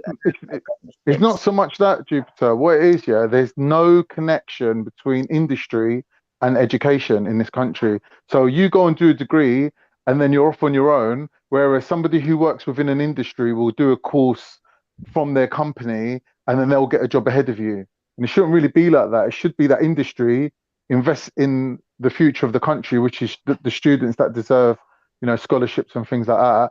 And then they will then go on to work in the industry. So you need that feedback from the industry where they kind of like send their experts down to give lectures and things like that. Like that incorporation is important. Do you know what I mean? And you're not seeing that in England. Like there's a disconnect because, like Ned said, if the jobs ain't there, industry's just not going to bother, isn't it? It's a You know what I waste mean? of So money. it's not a time for growth. And it's a waste of money. Yeah. In Which is a Germany, shame. Do you know in what I mean? Germany, they've got like a halfway house that a large number of the university degrees that are done are in engineering and science. They're in the STEM subjects, science, technology, and math. And That's right. the thing is that very many of the students are partly funded by the employers, so they'll be doing Yeah. like 3 days at university, 2 days on the job. Mm. So it's like a halfway Mm. house, so that when they actually come out, Mm. not only have they got a degree, but they've got a wealth Yeah. of experience actually working in industry. Yeah. And that's why German industry is so successful. Getting back to Yeah. Jupiter's early point, as I'm sure you're aware, Jupiter, before 1989, only about 15 or 20% of the young population between 18 and 25, only about 15% of them actually studied for a degree. Then it all changed, and now it's gone from 15 to 50. And just as you say, I believe that far too many people are actually allowed on courses that really shouldn't be there because they don't have the intellectual wherewithal. Yeah. And I'll tell you something else. I like Douglas Murray's quote. They've been ignorant. They've been educated into ignorance, and I totally agree with that. I really do. Some of them are coming out of university. They've got no common sense. No common sense at all.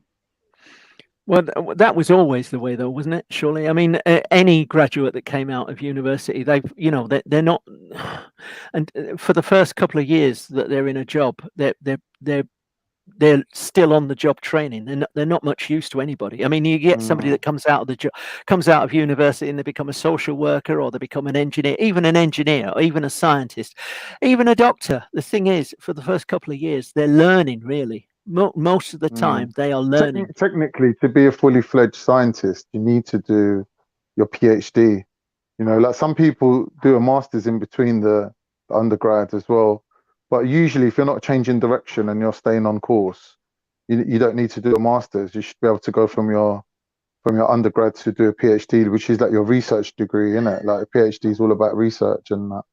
But there's So, loads of if you ain't done jobs where that, you you're can. not really a scientist. Like I've got a degree in scientist, innit? I'm a BSc, but that doesn't make me a scientist, innit? It just means I've got a foundation or a background in science. But to say you're a scientist, you literally have to be on a PhD level. I wanted to make that point. I don't know about science, but I do know about engineering. If you have somebody with an engineering degree, if you ask them a question, they will very often say, "I don't know, but I'll find out." And they know how to actually investigate to find out the answer. And that doesn't mean going and asking somebody. It means them actually doing real research, reading up, and finding out the answer. Yeah, science is the same. Science is the same, but obviously, when you're studying something like public health, so there are it's loads of independent things thinkers. It's independent. Yeah. You can like churn out. Like if you used to ask me things now relating to public health, I could tell you.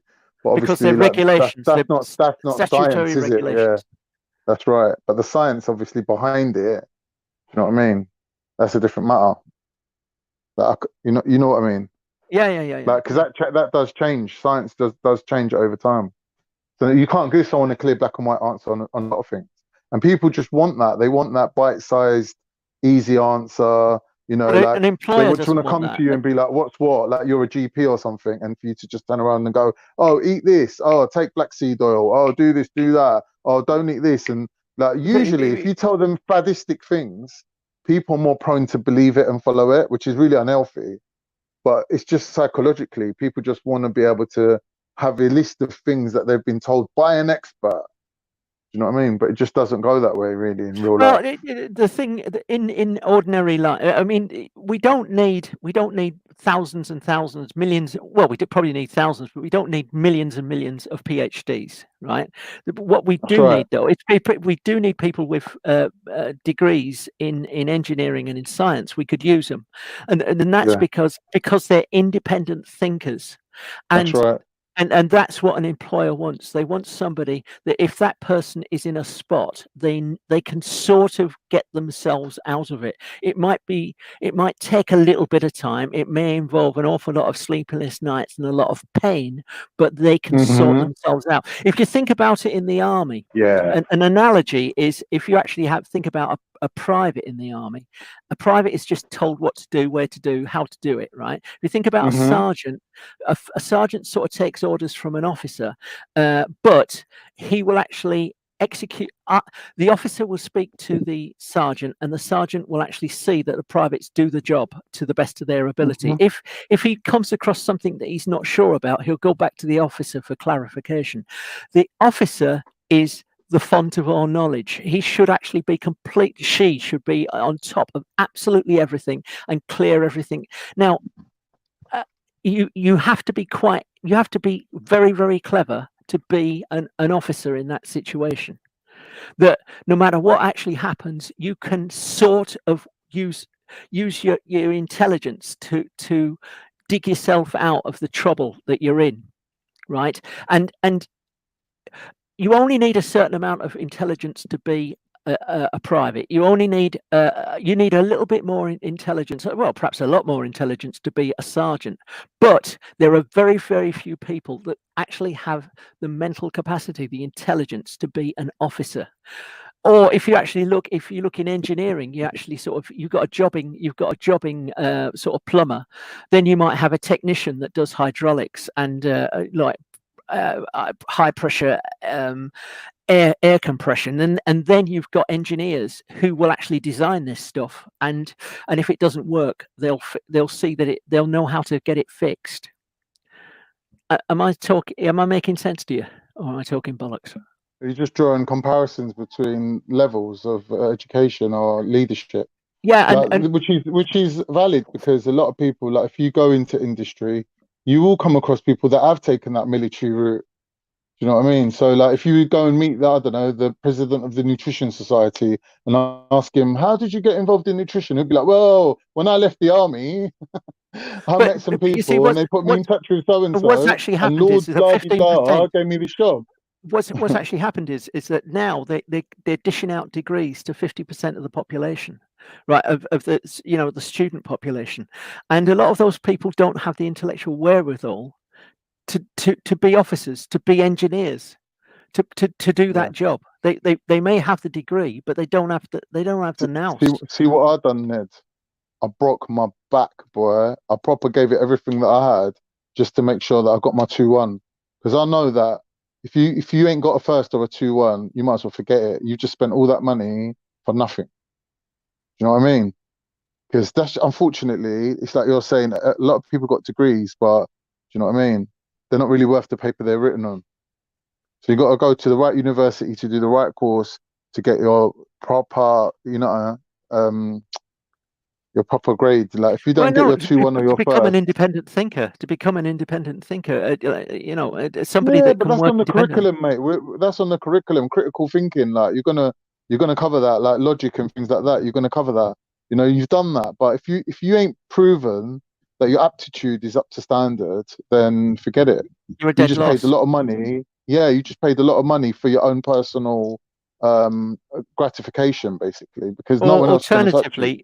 alternatively, Unfortunately. you get the job and you can't do it, and it causes all kinds of trouble for the No, this is what I'm company. saying. That doesn't really happen though, Ned, because they give on-the-job training.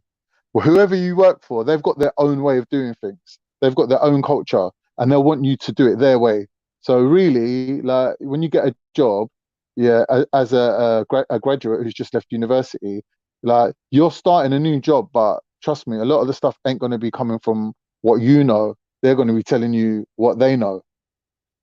because that's just how that's the disparity between education and the industries. Unfortunately, that's just how it Well, is. no. I mean, the thing is that let's say you got an engineering degree and you became a civil engineer. You're working in civil engineering, and you go onto a building site. They don't want after you've done like your induction, like 2 years. And okay, I do accept that like building companies will have their own particular ways of doing things, but they will actually say, we need this doing. Get on with it, right? They will not want to actually have you sitting on their knee and them leading you by the hand and taking you through every stage. They will expect you to actually go away and do it and get it all done and do all the paperwork and make it all absolutely tickety boo. I'm not being funny though. If you ain't got that in you, you're not gonna pass your degree anyway. Because Well, like you ain't like school where you got teachers, you got lecturers who you turn up to and you listen to, and then you go away and you do your work. And like once you've done it and you submit it, you don't get to resubmit it. They don't mark it and go, "Oh, do this bit again." No, mate, none of that. Like, a Yeah, lot but of I it is done understand. off I your own back understand that and your own standards have been initiative. So falling, though.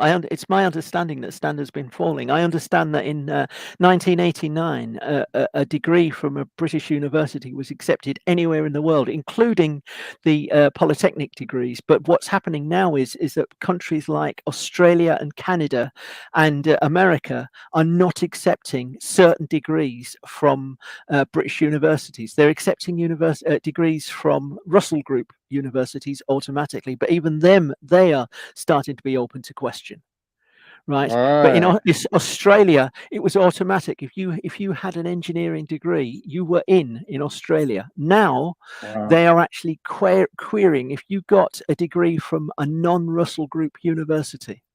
Right, and actually, as I'm sure you're aware, Russell Groups, the like Oxford Oxford, and Cambridge. yeah, Durham, Newcastle, Edinburgh, the old traditional red brick universities and the old ones, the ancients. The thing is, unless you got one of those, the Canadian government are going to be all over your degree like a rash. Yeah, and rightly so. Well, yeah, because but you see, because what's happened is that we've degraded our degrees, and we've allowed a lot of people to do. You sort of saying that, well, it's all in the training. They will automatically be taught critical thinking. If they haven't got the aptitude to actually get that critical thinking, they ain't going to get it. And if they go on the job and they have the on the job training, even with somebody sort of mentoring them and leading them through, if they don't have the intelligence, right, they're buggered, and the company's buggered as well. Yeah, I hear what you're saying. But anyway, I mean, I think that's all by the by, because we're about to hit this massive recession, which is going to lay us all on our knees. And this time next year, I'm probably not going to have electricity. I don't know whether you'll be able to afford electricity. I mean, we're all going to. I'm probably going to be sleeping on the streets. Had you seen Tommy's latest video on Sasha and Marxism? Brilliant. What happened? What's it say? Didn't realise how much racism there was with Marxism. Wait, what's that? What's Marxism? Go and watch. Karl Marx. It's his ideology. Go and watch his latest video on Parler. If you're on Parler, Ned, it's brilliant. I'm watching it right now. It's brilliant. Right. I will. Okay. Well. Okay. Well, I'll And on that note, yeah. On that note, I think she's telling me to fuck off. No, but don't mean leave right now. She wouldn't be. No, I don't mean leave right now. I wouldn't do that to Veli. I'm talking about when you leave, go and watch it. Right. Listen. Although I've got the Soviet flag, Jupiter, the reason I'm wearing the Soviet flag is not because I'm a Marxist. I'm not a Marxist. It's because based Welshman called me a Marxist. He said I was a fucking Marxist and a fucking cook, and he just a load of other things. But it rather tickled me. So I thought every time I see him, he sees this lovely hammer and sickle, and Soviet flag because it just completely pissed him off. He thinks that I'm extremely left wing. The Soviets are not left wing. Oh yes, they are. No, they're not. They're the real right wing. No, they're left wing. No. They have to be right wing because Britain fought against them. No, they were allies in the Second World War.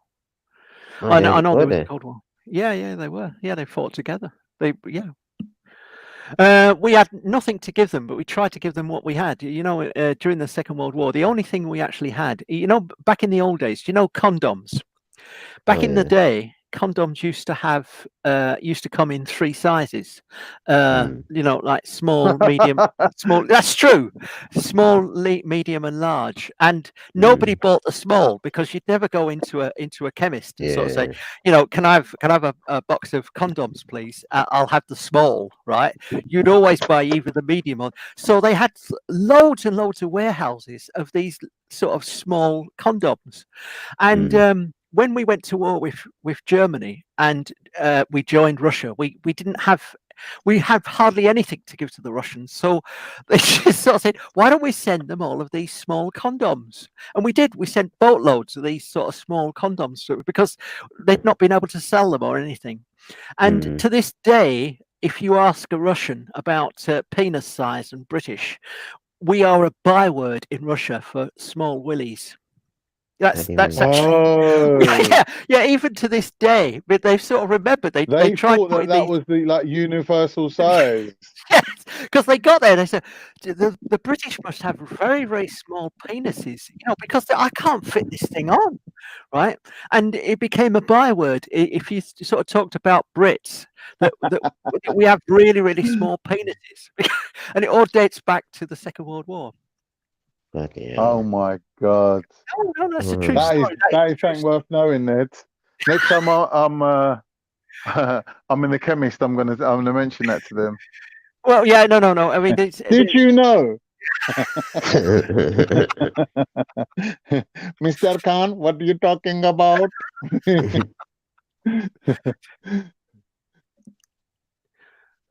Anyway, I actually reckon that Tommy Robinson was broken by the system, and I think that Fuck I Tommy think Robinson. Fuck him. Why do you say that? He should have fucking stuck to helping them girls that got groomed. Like, he would have done better. Should try helping actual real people, mate. But he's just walking around with his hand out. I hate Muslims. Pay me. Nah, mate. But hasn't he sort of disappeared? You're just a scumbag. Hasn't he disappeared? Isn't he? No, but there's a lot of Muslims that follow him now. Yeah, it's mad, isn't it? Something to do with the school, something to do with the schools or something. Madness. But that's the thing. It's what I'm just saying like about people changing their position when it suits them, isn't it? But apparently some people are sincere and some people ain't. No, mate, they're all the same. All these people. These are the ones that are vying to be the future politicians. They're waiting for England to become like America, where all the film stars and the celebrities become the politicians, innit? That's what they want, innit?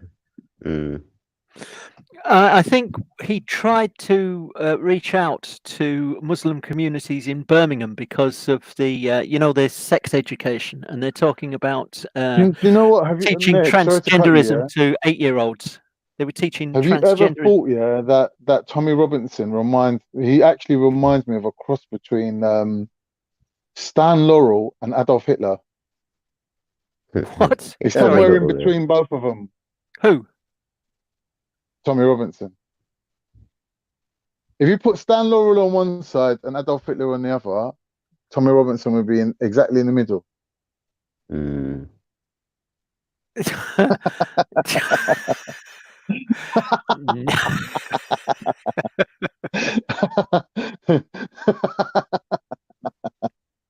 Exactly in the middle, man. Like, God does these things, isn't he? And plays tricks on us. Wait, so look, to define Marxism, can they be nationalists as well? Can a Marxist be a nationalist? No, they're internationalists. True Marxists are internationalists. They reckon that there's going to be a world revolution. According to their ideology, we're all going to have a great big revolution. We're all going to rise up against our oppressors, our wealthy aristocracy, the wealth owning elite, and we're going to overthrow them.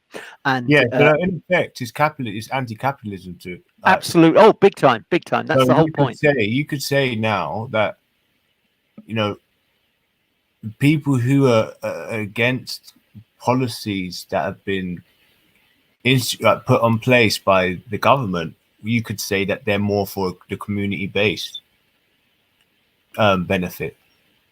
So, could you argue as to say that this sort of emerging ethno-nationalist movement is kind of like a Marxist movement?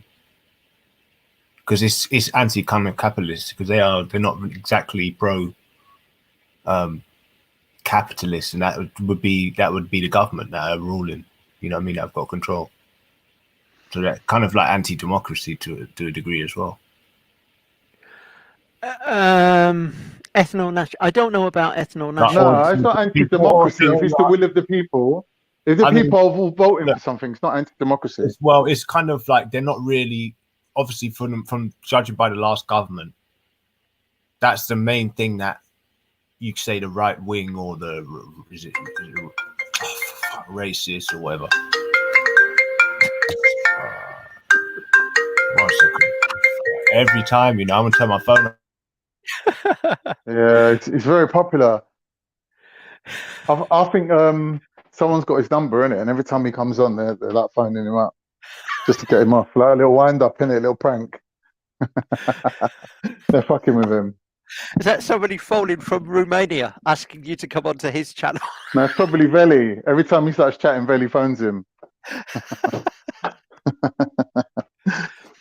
It's interesting, King Gold. How do I address you, King Gold? King, or do I address you as Gold? You could just call him O. Oh, well, okay. O Kingo. Oh, Kingo. Oh, that's right. Oh, Kingo. The interesting thing is that the Nazis, they went to power and they said that there was going to be a kind of communist revolution in Germany. And when they actually came to power, they needed the rich capitalists, they needed the rich factories. And so they did exactly the opposite.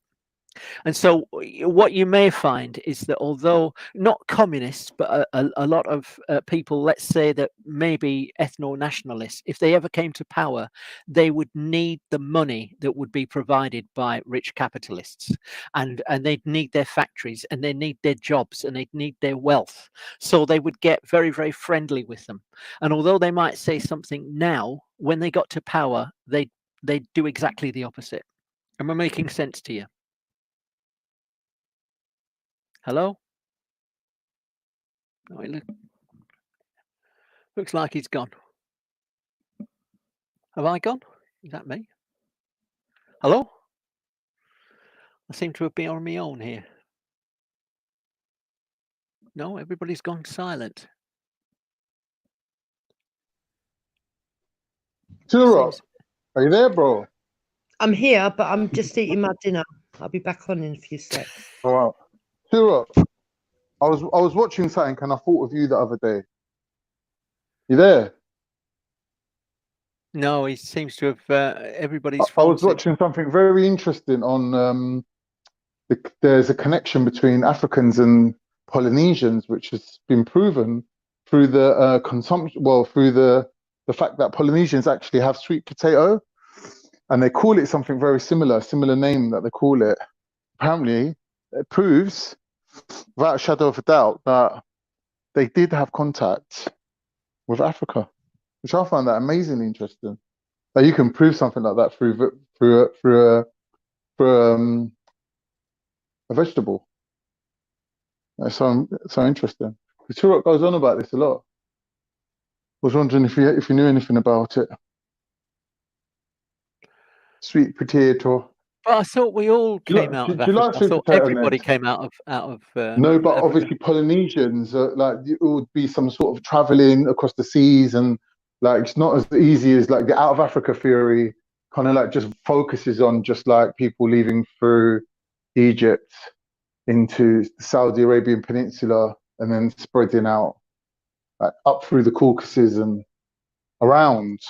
But there is evidence for other ways of people leaving Africa, like by boat and that, going to places like the southern tip of India or to Australia. Do you know what I mean? So it's Now, all quite interesting. I don't know about this, and I may be totally wrong. Have a stab at it. Well, I seem to recall that Australia was part of the landmass of Asia at one point. Was it? That must be millions of years ago, and that must have been long before the dawn of man. So it's probably nonsense. But No, I don't think Asia. No, I don't think it wouldn't be Asia. Like logically thinking about it, it would probably be this sort of idea of Pangea, where the Earth was sort of like one big piece of, floating Earth that broke up into lots of pieces. So I think at that point Australia would have broke off. I think you're thinking of India, because India crashed into Asia and caused the Himalayas to. No, I was thinking about. I was actually To be thinking about formed. Australia and Polynesia, and how human beings got to Australia and Polynesia. How it got there. How they got to because as you say, if you can't just get on a boat and sail nowhere for 2 months. But here's the thing: why do you need a sail? You just like go close to the coastline. You got your boat, which is buoyant. You can carry all your goods and your stuff on it and your family. And you paddle island your way hop. around, and you just keep, you island hop. That's how the Polynesians done it, and apparently they made their way all the way to Africa. Apparently, but the question is, did they leave any genetic remnants of themselves? Don't you mean the other way? Don't any you mean evidence? that they actually came from Africa to Polynesia? Wasn't it the other way round? This is what I wanted to talk to Turok about. Was it that the Africans left Africa and went to Polynesia, or was it the other way around? Because But if it was the other way this is the around, whole point. Then this is what I try to explain to people. Then the Aboriginal Australian, the Polynesian, would be the first human being on the planet. I don't think So I don't think they qualify as Polynesians. Polynesians are a separate race from how did Polynesians get there? They must come. Do you mean the Aborigines? Is that what you mean, Turok? Yeah, Aborigines and Polynesian folks as well, because Surely the earliest remains are Africans. The earliest remains of humanity are Africans, and that we are all Africa. yeah, but we are all African. not all African. You have Nubians and you have African people. That's two different subgroups of people. So you have North African people and you have the people from underneath the Sahara. But the point what I'm trying to make then, the Africa, what you know of it today, didn't look like it. So the original people of that land would have been the Aboriginal Australians. They would be the first human being to leave out of there, if we go by that theory, innit? Definitely, the Aboriginal Australians would have been the first to leave Africa. Definitely. So we see how they look. They don't look either. Yeah, but do you know anything about the sweet potato thing? Yeah, the migration of that. Yeah. 300 something BC, they say they got it from America. What, the sweet potato? Yeah. Oh, we have over 300. No, man, they're saying the Polynesians got it from Africa. They found sweet potato in Polynesians, and they're saying that they got it from Africans. No, it's the other way around. We have over 300 different species of potato in South and North America. Yeah, it's the other way around. They got it from the Americas and went to Polynesia with it. Interesting. Yeah, they've actually used a vegetable to prove it. To prove that there's contact between two groups of people. Because that's what I do, innit? I go by some of the food, innit, to see where certain plants originate from, and you can see the migration. That's what I'm saying. I was watching TikTok, and this guy pops up, and it's a science channel, and he started saying this. I was like, how can I record this to show it to Turok? No, it's in Wikipedia. It's called the Thingy but that man's got it wrong because he's got it wrong. It's from South America. They got it from. Well, there you go. If I don't know whether this is true or not, but Wiki is actually saying, I'm looking at it here. Homo sapiens is thought to have diverged in Africa from other known hominids around 500,000 years ago, 500,000 years ago, with the earliest fossil evidence of Homo sapiens appearing also in Africa, 300,000 years ago. So it seems that modern man came out of Africa, and that we are all Africans originally That don't from make sense. 300,000 years ago. The No. oldest earlier Homo I'll buy sapien that. I'll buy that. was found in Morocco. Exactly. So where is that? Is that Africa? Yes, it is. Yeah, obviously in Morocco. All right, then hold on. Where is the second oldest one, or even the first oldest one? Spain. It's in Spain. Yeah, it's in Right. Spain and Morocco. Right. So are you saying life started in Spain near Morocco in those areas? No, The you're not saying that. oldest known skeleton of an anatomically modern Homo sapien Can I comes say out of something? What? Ethiopia. Comes out of Ethiopia. So There's do something you you know need to about know. do you know about Europe, the Adams? there's something Do you you need know to about the know. Adams calendar in South Africa then? No. Because what I'm trying to explain to the gentleman now, the only place on that continent that was actually called Africa was Tunisia. The whole of that area was actually called Libya, the desert and all them type of things. So underneath the I desert, remember hearing that. underneath the desert now you have Nubia. Yes. So this is why you have lighter skinned people what are called African, and you have the darkest hue people called Nubian. That's right. And it's only white people that go to the continent and call themselves Afrikaans and speak Afrikaan language. Oh, leave the cons out of it, yeah. So yeah, you are the African, mate. Let me say something. I was watching something today, yeah, that showed me that there's parts of Morocco which are actually still classed as Spain. There's like tiny little tips that stick out into the sea, and Spain still owns them ones. So technically, when someone says we found something in Spain, they could be meaning that it's still Morocco. To us, to me and you, it might be geographically Morocco. No, because Europe is actually Africa. Stipplio Africanus. I'm saying Spain itself. I'm saying the Some parts Mediterranean. of Spain are in Africa. The Mediterranean and Europe is Africa. Yeah, but parts of Spain is in Africa. So when we draw a map of Spain, yeah, we're missing out certain parts. The parts that's still in Africa. I'm telling you, Spain, France, the Mediterranean is Africa as well.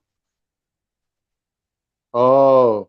How is Spain? How's Spain? Because look at the temperature of southern Spain if it's not the same temperature in Morocco. But that doesn't make it Africa, does it?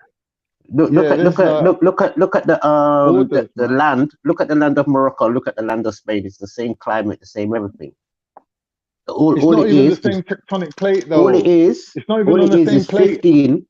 All it is 15 miles of water. That's it.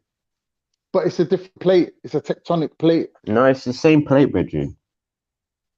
It's just the cooler version of Africa. So you have the hotter part when you go more south. The more north you get, is like the cooler part, like Sweden. There's even an Africa plate all the way up into those regions.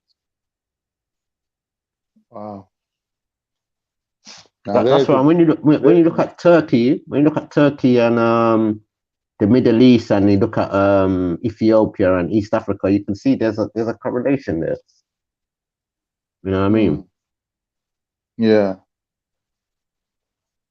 And most of their DNA stems all the way from Morocco, going all the way into Asia. But that's the crossroads of the world, man. That's what it used to be. You know, for a long period of time, you're going to get all the different races there. But the point I'm trying to show is that you have two different nations of people, or even 3 or 4 different nations of people, and there's only a certain group of them that's left out, or they originate from that area. So a lot of the people what we see on the west coast of Africa, they will tell you in their oral traditions, but they never really originated in these areas. They actually migrated into those areas. So a lot of these people say they came from the east. So that could have been Egypt, it could have been the Middle East, it could have been even the Mediterranean. Well, according what to the National Geographical Society, it says a continent is one of the Earth's 7 main divisions of land. The continents are from largest to smallest: Asia, Africa, North America, South America, Antarctica, Europe, and Australia. And the way that geologists look at continents is as land masses, main divisions of land. So I know what you're saying, Tourist, but what they seem to be saying is that these are sort of defined blocks of land, and that Africa is separate and distinct from Europe as a block, No, a main land no, division. it's not. Shall I tell you why I say that? It's just like how you have North and South America. The Mediterranean is just like the Caribbean, what's in the middle of it, but it's literally one big continent. But the thing is, Turok, yeah, wouldn't Because you know what these people do as well. Like, so if you're saying that Europe is Africa, then what's Asia then? I mean, Asia's like from, say, maybe Iraq. That's what they would some people would call West Asia, innit, and shit. The Like Caucasus that. Mountains. Or even Turkey. Actually, The Turkey. Caucasus Mountains in Russia. That's where they say. Actually, from Turkey, because Turkey's at the borderline, is a bit into what they call Europe and Persia. So from there, I would say that's like Western Asia or Eurasia in a sense.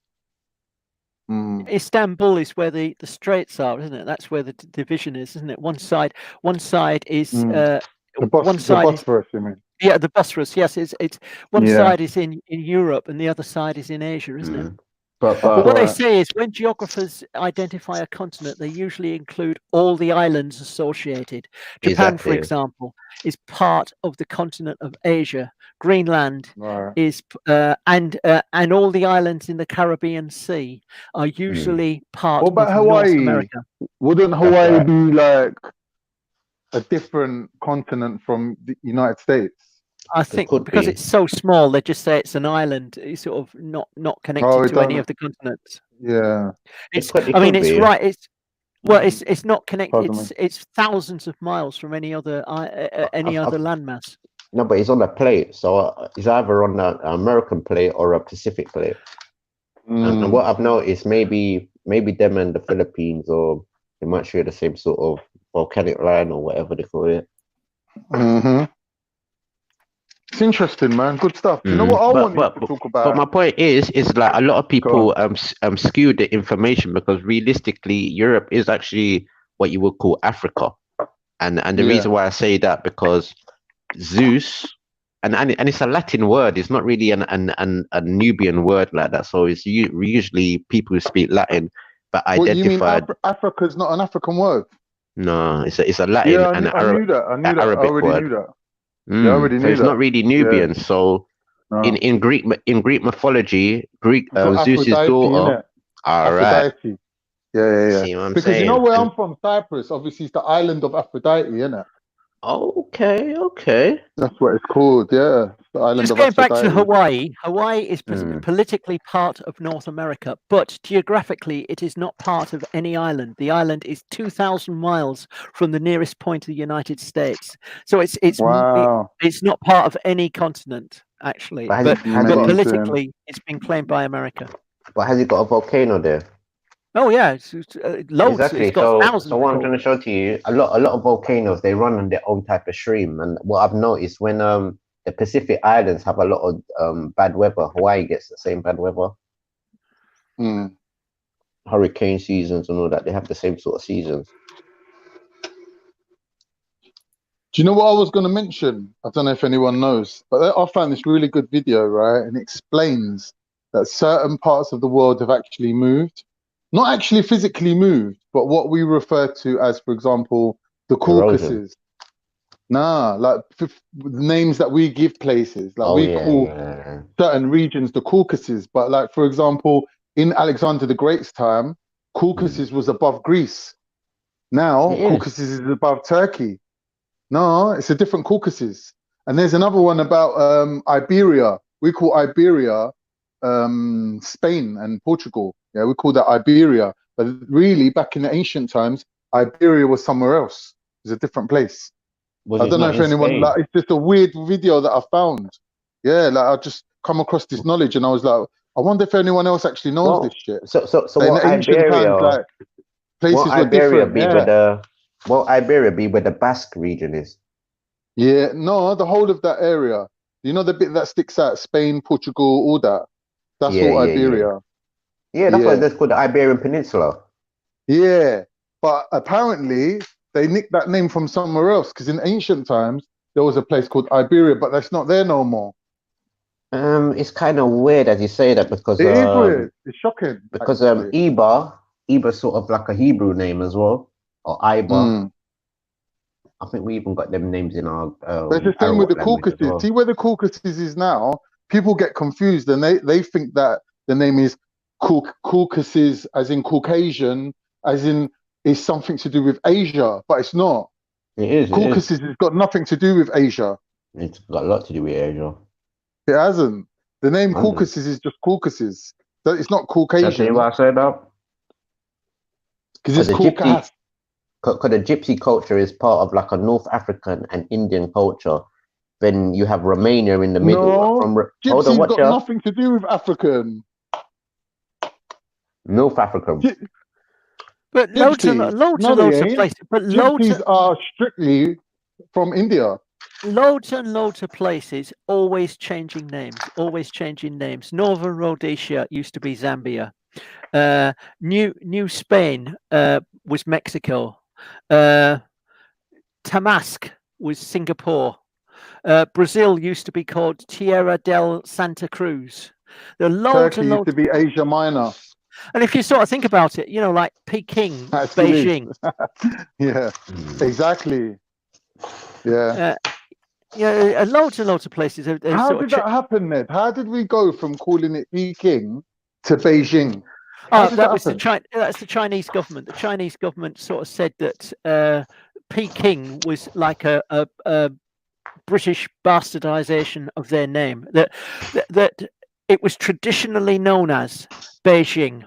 When Western people arrived in China, they said, "What's this place called?" And they said, "It's called Beijing." And the thing is, we sort of misheard them, and we called it Peking, right? We sort of anglicized it. You know, we changed it. We Yeah. anglicized it, and that's the same Yeah. with a lot of a hell of a lot of Yeah. Chinese names. I think you'll probably find with African names as well that we sort of misheard the way that Yeah. local people call Well, a it's like place. It's funny and you say tea, that it's because the same word, isn't it? it's funny It's you just say that pronounced differently. because England used to have some gold coin called the guinea in it. Yeah. And that I think it's something to do with the Spanish, but in the Taino Arawakan culture, like the people of the Caribbean and South America, they actually called a gold necklace or like a gold sort of triangle guanin. Wow. And if you look at the original name for like I don't know, a Greek name for gold or Spanish word for gold is nowhere near guanin or guinin or you know what I mean, or guinea. Yeah. That's interesting. And I think you know why we're on words, yeah? And I also You know think that, that the reason why they called that area Guinea in Africa is like another sort of 'Cause way it's of a saying triangle. gold. No, another way of Oh, saying the okay. Gold Coast before there was Ghana. They used to call that area the Gold Coast. So there's yeah. I can see But it's that. not really an I can see indigenous that. name. Well, also, I mean, also, you know that when a lot of like, let's say Guinea, an awful lot of, there were like 3 or 4 different nations that colonized Guinea. So there's like Spanish Guinea, which has now become Yeah. Equatorial Guinea. You've got Right. British Guyana, which became Guyana. There's like sort of French Guinea. There's British Guinea. There's Spanish Guinea, and they. When there's they French handed those Guyana. countries back, Yeah, but that Guyana is actually an Arawak word for like meaning many rivers. Hello? Yeah, you know, Yeah, I'm yeah, actually yeah, quite no. shocked at Yeah, how it's many actual Arawak Native word. American words made it into the English language, like Loads. Milwaukee and things like Barbecue. that. Yeah, barbecue, hammock. We call it barbacoa. Wow. Tobacco, Wow. tomato, Wow. loads, Lemons? loads. But I thought the We never had Arawaks were lemons before, completely innit? wiped out. When didn't they all die? Yeah, but this is what I'm trying to say. History is has proved to be full of fallacy, and the reason why they done that is so they can claim the island and things like that. So if you tell the people they're wiped out, and you start saying the black ones there are from Africa, you can claim the land basically, because that's what they done to my people called the Black Caribs. Oh. They subjugated they split up I met a the guy come light to my skinned yard, ones. yeah, from the council. They split He up the was light about skinned 6 ones foot tall. and there's black ones. And what happened around the 1800s, that they split these people up and kept like the certain ones who they wanted to keep there, who they felt like was indigenous. And the other ones they exiled off the island, and even some of them they brought up to Portchester Castle and had them as prisoners. Then later on moved them from Portchester to an island called the Azores. Then Napoleon picked up these people. Yeah, then Napoleon picked up these people and put them in his army called the Noir, the Black Army or Black Regiment. One of these guys come to my yard too, bro. He come from the council, yeah, it's council guy. He's like, yeah, I need to look at this subsidence thing. Like, apparently your yard's got subsidence like on this road. I'm like, yeah, come in, man. Like, bruv, the geezer look like, you know, Dwayne Rock Johnson. Like, it was as tall, that same sort of reddish brown color, but he was like, it was naturally more hench than Dwayne Rock Johnson, bruv. I asked him, bruv, where you from? Where you from? He goes to me, I'm a Carib. He goes, I'm an actual Carib. You're lying. I'm not lying, bruv. The guy's like, I'm an actual Carib. He goes, have you heard of the Caribs? I goes to him, what, from the Caribbean? He goes, yeah. He goes, but my tribe is actually called Carib. He goes, like, we ain't mixed with no one, we're just Carib.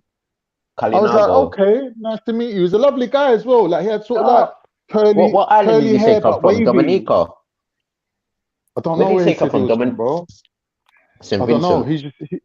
I don't know, bro. From the Caribbean somewhere. I didn't ask too much questions, bro. The guy was big, bro. I was shook. Yeah. He was like big, like nearly 7 foot tall. Like, it was huge. But would you say he was black? Would you say he looked black though? Nah. Or mixed race? Caribs. Nah, he just looked like a Mongolian. What? They reckon that in 2019 there are 44 million of them.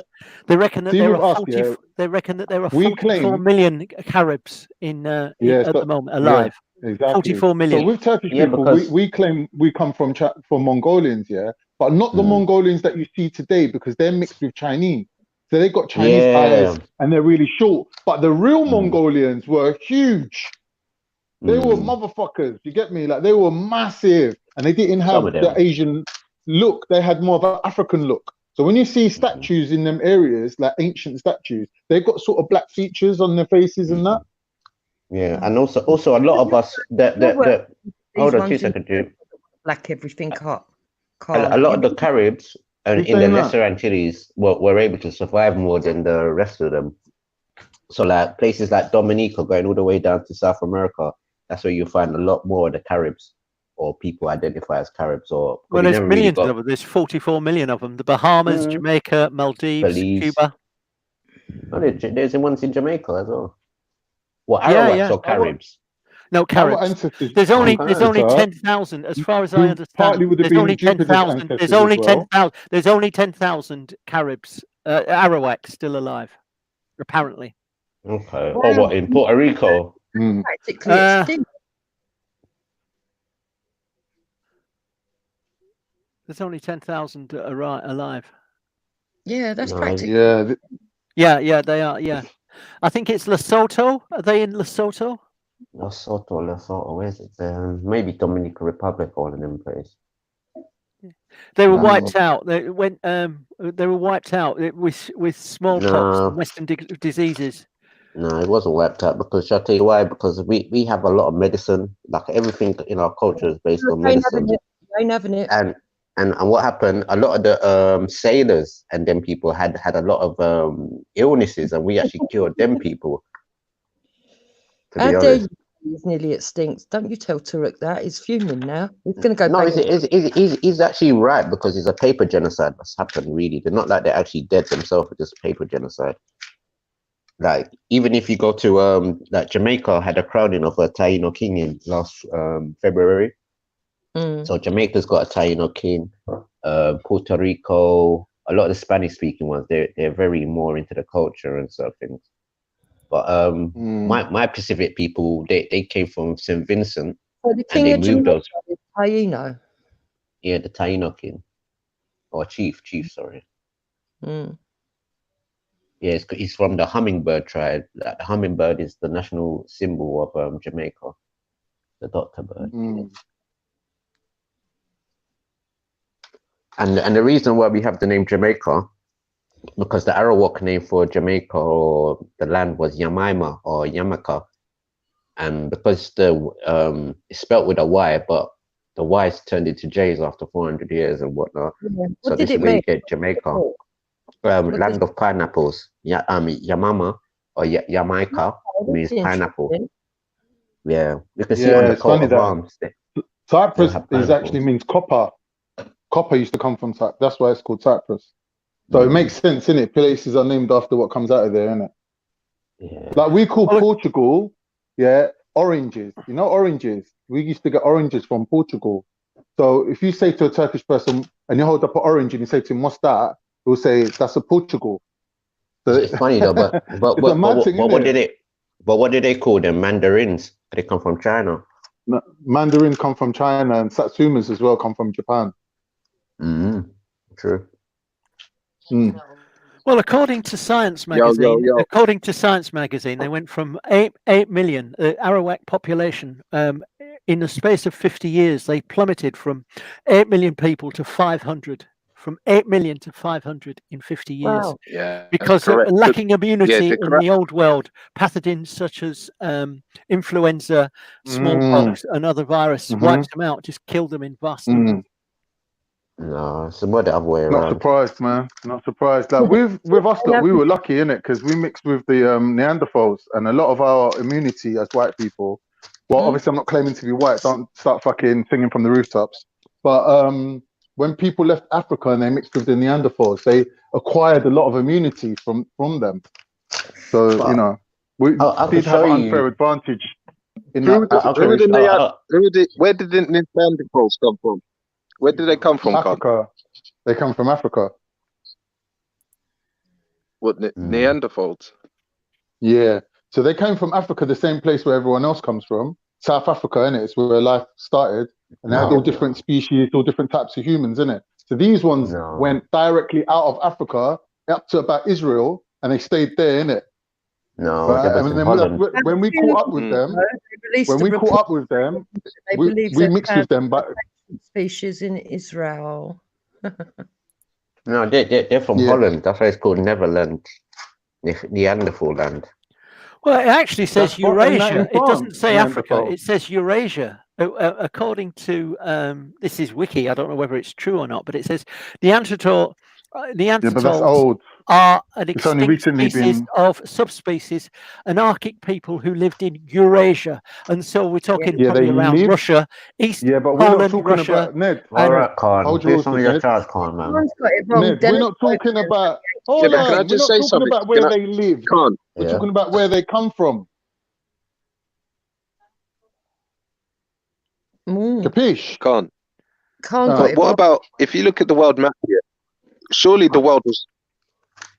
If we look at the world map, surely the world map was joined at one point, and everyone could just walk like. Yeah, they're called So the Pangea. where it's obviously split, don't you No, think that but could no have one been could like? walk. No one could Nah, walk. In because them times, That's there it. weren't no walking. Yeah, that's it. no, because They when you originated look in at Africa and when migrated to Eurasia. when So you they look at it, started in Africa.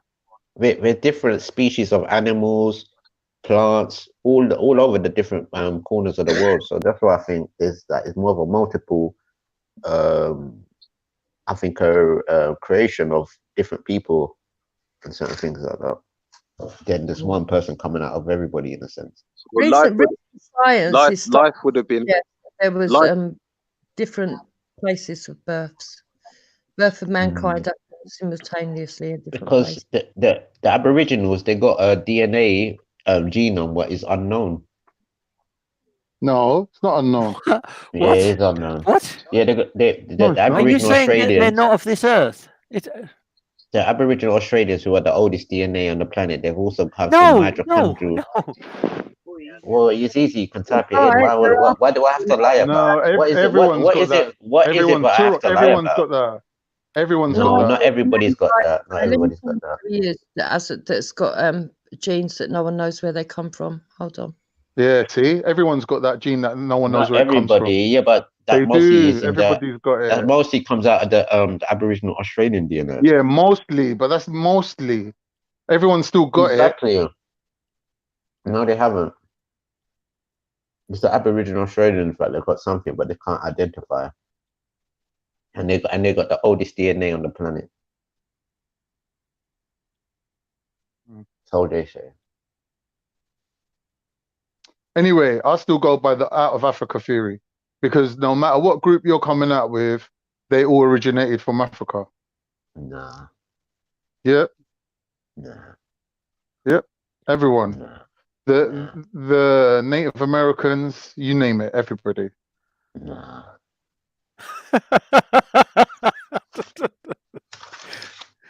All right. It seems that the results that they've done at Oxford University and the universities of Copenhagen and Bern say that the genetic diversity amongst Aboriginal Australians is amazing. So they're saying that the diversity amongst the Aborigines is in Australia is absolutely astonishing. The difference between them. But considering that they all have been on the same block of land, Australia, but they say that they definitely came from Africa. That they came out of Africa. No, like they the rest don't. of us. Yeah, but listen No, to they this. don't. Yeah, they do. They do, Tara. It's a theory. February the 12th, 2020, in Science magazine, right? It says about 50,000 years ago, ancient humans in what is now West Africa apparently procreated with another group of ancient humans that scientists didn't know existed. There aren't any bones or ancient DNA to prove it, but researchers say that evidence is in the genes of modern West Africans. Yeah. They analysed genetic material from hundreds of people from Nigeria and Sierra Leone and found signals of what they call ghost DNA from an unknown ancestor. Ghost DNA. That's what I was going to say. That's what it's called. Ghost populations. But they're not the only ones. There's all different ones. So there was a species. There's a form of man that's completely disappeared from the earth. So they say. Wow, that's amazing. Why? It's obvious, isn't it? It's going to happen. Well, yeah, I suppose you sort of think there are sort of species of animals that go extinct, and I suppose that there must have been a group of humans that went extinct. Yeah, they just stopped. They were outperformed by other groups of humans and sort of wiped out, hunted down and could killed. be anything. It could be anything though. They could have been forced into migration due to famine. They had to be subservient to another group of people dominant over them.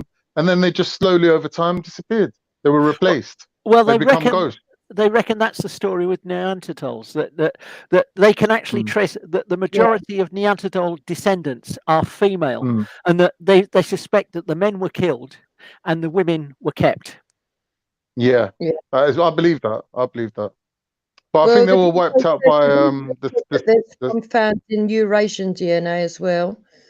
And a detail under the radar in a larger paper, a mysterious and inconclusive genetic signature exclusively found in the population of Flores, Indonesia, as well. That's what I'm saying. They're starting to say that we didn't all come from one. No, they're not saying that. They that are. Doesn't prove that. That doesn't prove that. More and more. All right, let me find the article that tells us this. Hold on.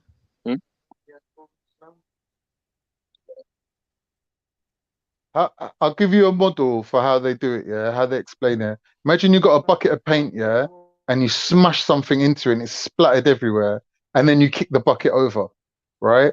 You will have two types of people moving out of Africa. The ones that moved in isolated groups, like splats, and then you'd have the ones that spread gradually out of Africa and diffuse out of that region. So then they will catch up with some of the splats and re-mingle in with them.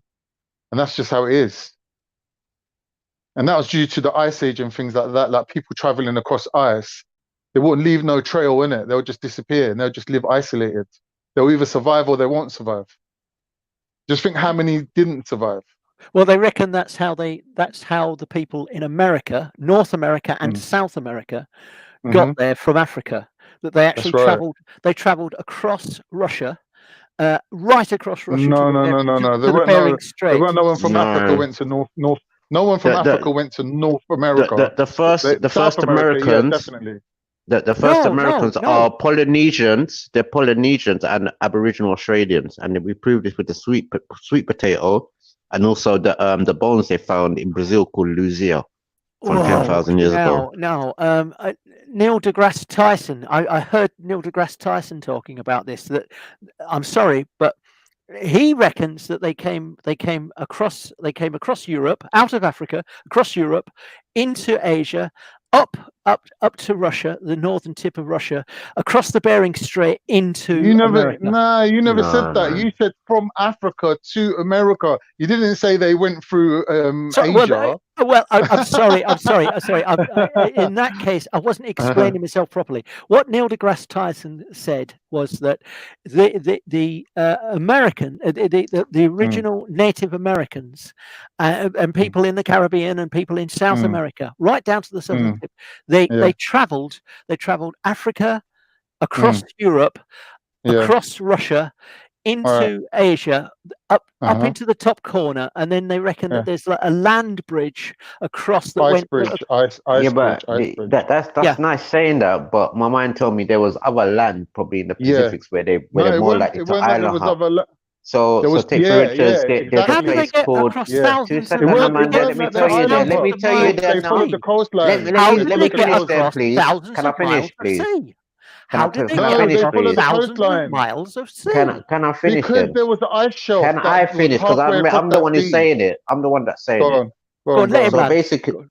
So basically, you have like the islands like Hawaii, all little islands and different little islands and certain things like that. But if you notice that the history of America, the oldest parts of America history is either in Peru or Mexico or that side of America, basically Central America and them type of areas. So it's obviously you can tell that these people are basically just followed. So Americans came from Hawaii. The first ones are Polynesians in the sense that so them and the people what you see like in Polynesia, they've got the closest oldest links. Wouldn't it be just easier to go across Siberia, across the sea? No, because there were two ways. Hold on, 2 seconds. Like New Zealand used to be actually a supercontinent. So New Zealand used to be bigger than where it is, and it's like when you really think about it logically, if New Zealand was that big, they would have probably got to places like Peru or Argentina and worked themselves all the way back up. And people have found that the last Aboriginal findings is right at the end of Argentina. But I found this one in the Business Insider of the 5th of January 2020. A handful of recent discoveries have shattered the anthropologist's picture of where humans came from and when, right? And it goes on to say, let's get to it. It says, in recent years, anthropologists around the world have discovered new human ancestors, figured out what happened to the Neanderthals, and pushed back the age of the earliest member of our species. Taken together, these breakthroughs suggest that many of our previous ideas about the human origin story, who we are and where we came from, were wrong.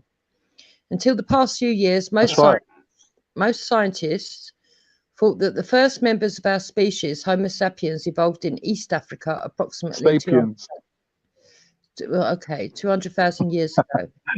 Then humanity remained in Africa for the next 140,000 years, according to that line of thought, before venturing into Europe and Asia and what's known as out of Africa.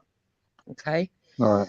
This understanding of history has been upended as new discoveries revealed that the first humans emerged much earlier than we thought and in a different part of Africa.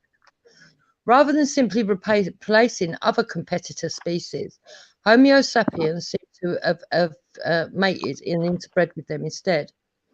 As researchers make more of these breakthroughs, the human evolutionary puzzle gets more complicated. Researchers determined that the bones unearthed in Morocco's Djerabel Itud region was 315,000 years old, roughly 100,000 years older than the bones previously considered the oldest modern human fossils. Those fossils found in Ethiopia were roughly 196,000 years old. The remains were also found in a different area of Africa than most other ancient human bones, North Africa instead of East Africa. That suggests our earliest ancestors may not have lived in just one part of the continent. There is no Garden of Eden in Africa, or if there is it all of Africa? They're saying now. So that's one. That's interesting. That's interesting. Yeah. So that's one. But the other one I wanted to bring up was that they found lots of ancient DNA in all different parts of the world, and they're now saying that they don't really know where we actually came from.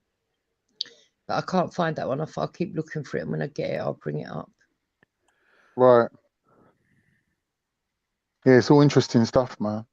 Obviously, you've got to keep an open mind about these things because science is always bringing out new things, isn't it? Like, you can't just, think we know it all. I don't agree with that. Like, we've got to be open to other ideas. But to me, it's logical that it's all out of Africa. Now, whatever they're saying, Homo sapiens mixed with other races before they left Africa. Yeah, but it's still out of Africa. Aborigine Australians got the oldest DNA on the earth. Yeah, but they still came out of Africa. So, About I don't think they can about disprove that. 25,000 years ago, Native American ancestors split from the people living in Siberia. Later, they moved across the land bridge connecting Siberia and Alaska, making it into the Northwest Passage between 17 and 14,000 years ago. So once they got south of the ice sheets, much of Canada, they moved into America, and they reckon that the Native Americans come from Siberia. Mongolia. Yeah. Yeah. There's a YouTube video where they found the guy who's the common ancestor of all Europeans and Native Americans. That's a brilliant video. I really like that one. Yeah, so I think they were Turkic people. Like he was like Tajik or something like that, living in New York. How does that fit in with if you're a Muslim? How does that fit in with that? Because I mean, all of this stuff is like you're going back millions of years or thousands of years. How does it fit in? I mean, how do you, if you were a Muslim, how do you sort of combine your beliefs, your understanding of the origins of man with your Muslim faith? That's not a gotcha I think question. no, it's not really a issue in Islam. I think the only thing we're advised to do is go and study biology and how humans are created, like like reproduction and things like that. But I don't think there's any kind of teachings on this sort of thing. It's like they just go with the scientists, isn't it? I don't think it contradicts. Right. Yeah. Right. It's so But there's in the no Bible, sort of obviously, creation. There's no deeper- creation story in there is, but there's sort of like a simplified version of the Christian and the Jewish one, isn't it? But like if you look at the Christian and the Jewish one, there's all these Elohims and angels that came down and breeded up with women, and it just gets complicated, and we don't really have none of that story. But I thought you had to believe. I'm not trying to. It's not a gotcha question, right? It's not a trick. I'm not trying to trick you or anything. But surely you have to believe that unquestioningly, don't you? Believe what unquestioningly? Well, the official version of the creation story. What's the official version? I think Adam and Eve got And thrown out of the Garden of and all Eden, that. which was not on earth. It was in heaven. I think Adam and Eve come down in two different places. Adam had to find Eve. So as far as I know, like this isn't from the Quran, but like don't quote me. As far as I know, Adam comes down in I think near Sri Lanka, and he has to make his way. Like Turok said, these Polynesians that went to Africa. So he had to make his way to Africa, and he finds Eve there. I think there's a mountain somewhere in Ethiopia. Where'd you get that from? I can't remember. It's something I picked up like I can't remember exactly where, so I'm saying don't quote me on that, but I'm sure I can find it. I can find out where I found it from. Because the Garden of Eden, I don't think it's on Earth. Like they were created and they were like they were allowed to live in the garden, and when they were kicked out, that's when they come to Earth. So our one's a little bit different than. Like, I don't think you can find out where the Garden of Eden is on Earth. I don't think. Maybe there's like myths and legends, but it's not something you have to believe in. Oh shit.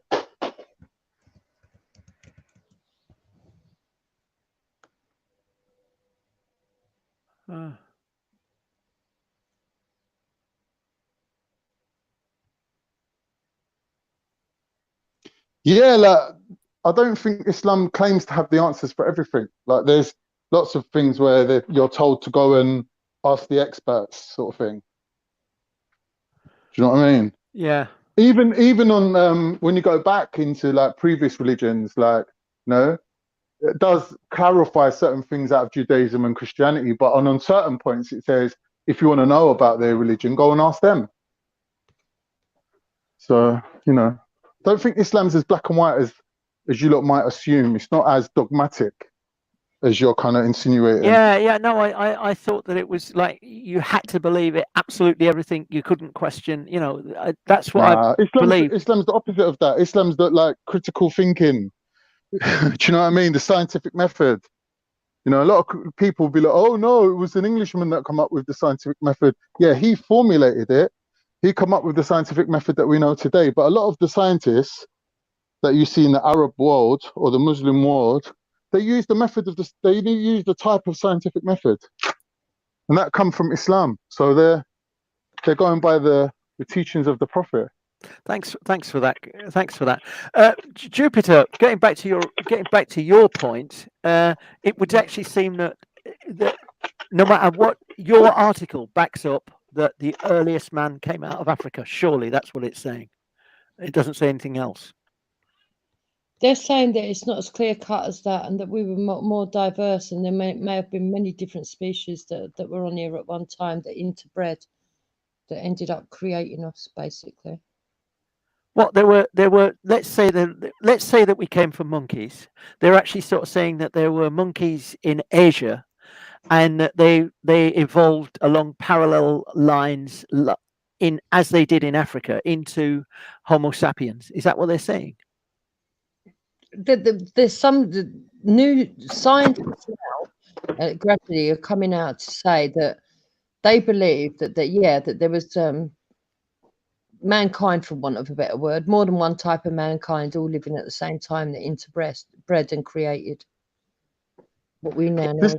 This is all on the subject of ghost populations. If you look it up, there's a few YouTube videos about ghost populations. It doesn't prove that they didn't come out of Africa.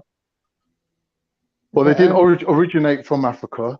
But they were like parallel evolutions. They were saying that there's just tribes that just disappeared from Earth. I'm looking for it. I'm looking for the story that I read. Because when you read these things, if they don't want to blow it up and make it mainstream, they won't, and it just goes off into. But there was a few scientists that came out and said that they do believe that there may have been more than one sort of like evolutionary line. I've heard China. There is some people have actually said that that some people think that there are variants of humanity that evolved in China. I've heard that, but I've not seen any proof of that. The Chinese government promoted these sort of things because they didn't want to. Yeah, Chinese didn't really want to admit that they came out of Africa. Yeah, so obviously they come up with different stories to make themselves sound different from the rest of us. I don't know whether it's because they're anti-West or they're anti-African or both even. You know what I mean? But that's their problem, isn't it? They come up with these stories about... In your lifetime, they are going to become our overlords. The Chinese are going to be all of our overlords. In your lifetime, you're going to see this, right? And so you best start saying nice things about China, about the Chinese government and Chinese. They're probably monitoring this. I'm with the Uyghurs. Oh dear. Yeah. And Yeah. it's Yeah. I like know. that. What? Sorry. And it bees like it's like that. That's how it is. It bees like that. You know, it's always been that way. We've always been with the Uyghurs. The Turks, No, but you know, do you they're know? not really. They're But like do you know the that they're natural actually enemy making of the, the you know that they're Chinese. actually making them eat pork, don't you? They're Yeah, doing terrible things. They're doing yeah, but if you terrible put a things. gun to my head and made me eat pork, like how is it? No, How is it but a sin? oh, you will How is it talk a over sin? everything, won't you? For Oh, fuck's fuck off, you sake. old cunt! Don't even get on my nerves. Well, good. That's the result. Oh, it shut you up. Bloody hell. I'm getting ready to go out. That's why I'm shutting up. Found in 2017 in the Telegraph, and it says the history of human evolution has been rewritten after scientists discovered that Europe was the birthplace of mankind, not Africa. I don't know if that's true. Currently, most experts believe that our human lineage split from apes around 7 million years ago in Central Africa, where hominids remained for the next 5 million years before venturing further afield. But two fossils of an ape-like creature which had human-like teeth have been found in Bulgaria and Greece dating to 7.2 million years ago. So, and that's the Telegraph.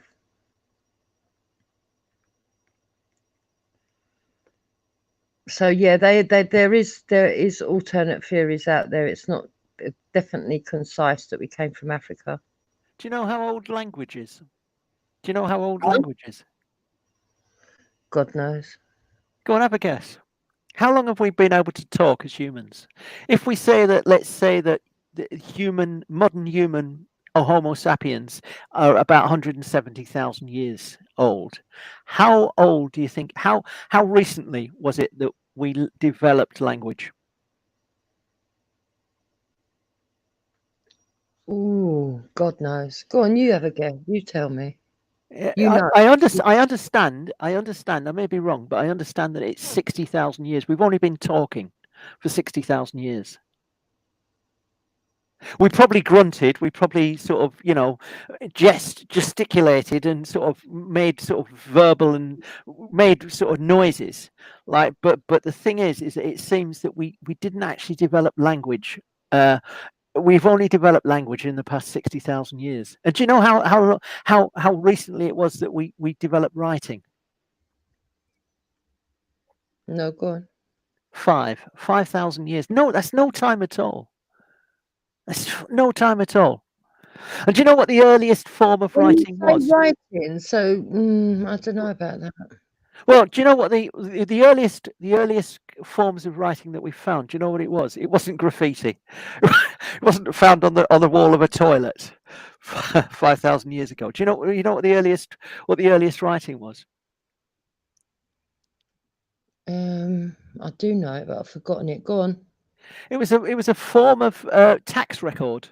They were actually recording who owned which land and how much food it would actually generate for tax purposes, and that's why they developed writing, the earliest form of writing. Well, that's the earliest form that we found in, I think, Samaria, which is in the Indus Valley, which is sort of what Syria.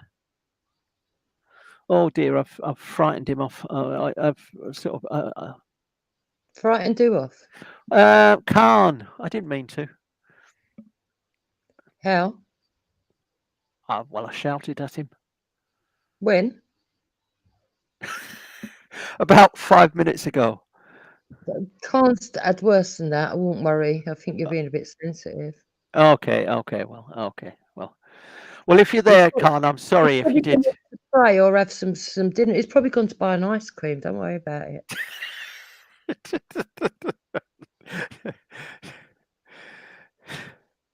I wouldn't get worried about things like that. Okay, I'll try not to. You don't think if you don't want to talk about Tommy Robinson, then leave it. But I mean, you don't think that he's burnt out. I'm not trying to be nasty, but you don't think that he's just been completely finished by No, events. I think actually he's growing strength by strength in the last, I would say, couple of months. He's actually sort of had a surge again. What's happening on the 1st of August then? There's somebody mentioned that there's some event happening on the 1st of August with Tommy Robinson. Is he having a like a meeting in I don't London know or if something? Tommy's actually going to be there. He might be there to report because he does journalism now rather than leads from the front. But Richard Inman is and other people, Hearts of Oaks, I believe, are going to do a march for the groomed girls. The groom. There's 3 girls in particular that were groomed. The perpetrators were put in prison when they should have been deported. They were supposed to have been deported, but unfortunately for the victims, they weren't. And one of the girls walked into a shop and bumped straight into the perpetrator in the same local town that the offences occurred. So it's a march to tell really that those 3 need to be deported. Why are they walking around free after what And is they that did? happening up in sort of the northeast, or is it happening in London, or what? London. Oh, right. Yeah.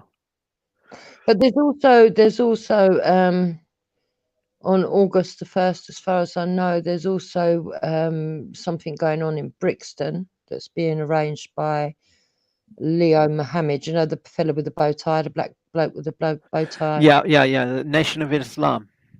Yeah, I think on the same day they're doing something in Brixton. But not for the girls. They're doing it for, I don't know if it's Black Lives Matter or Brother Leo Mohammed, as he says himself.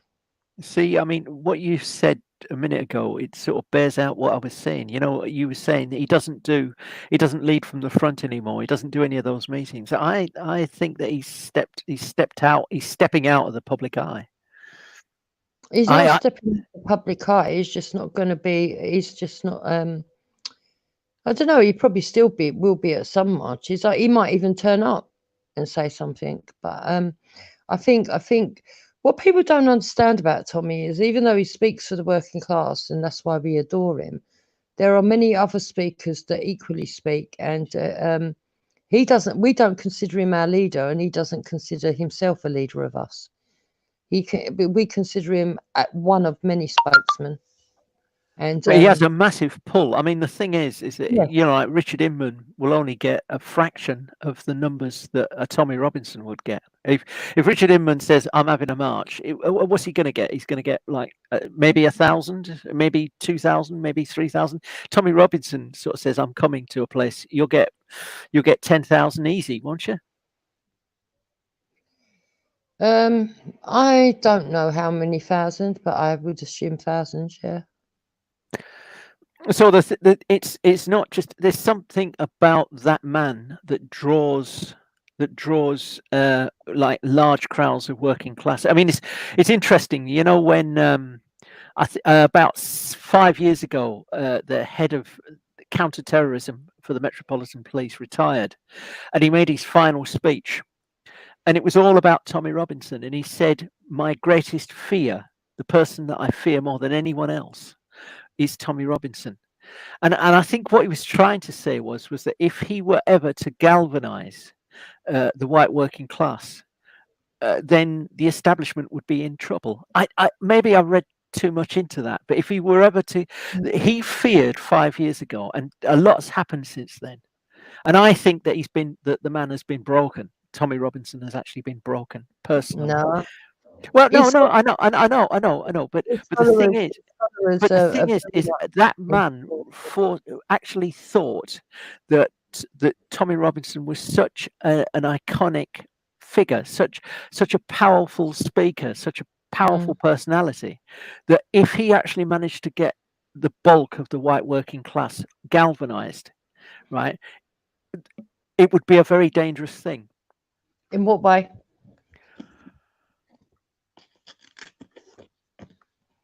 Because I think you talked about it earlier that, you know, Tommy Robinson thinks that the white working class are ignored, that nobody gives a stuff about the white working class at all. They are And ignored. if you see like the BBC, they won't report on anything. You know, the white working class are right at the back of anything at all.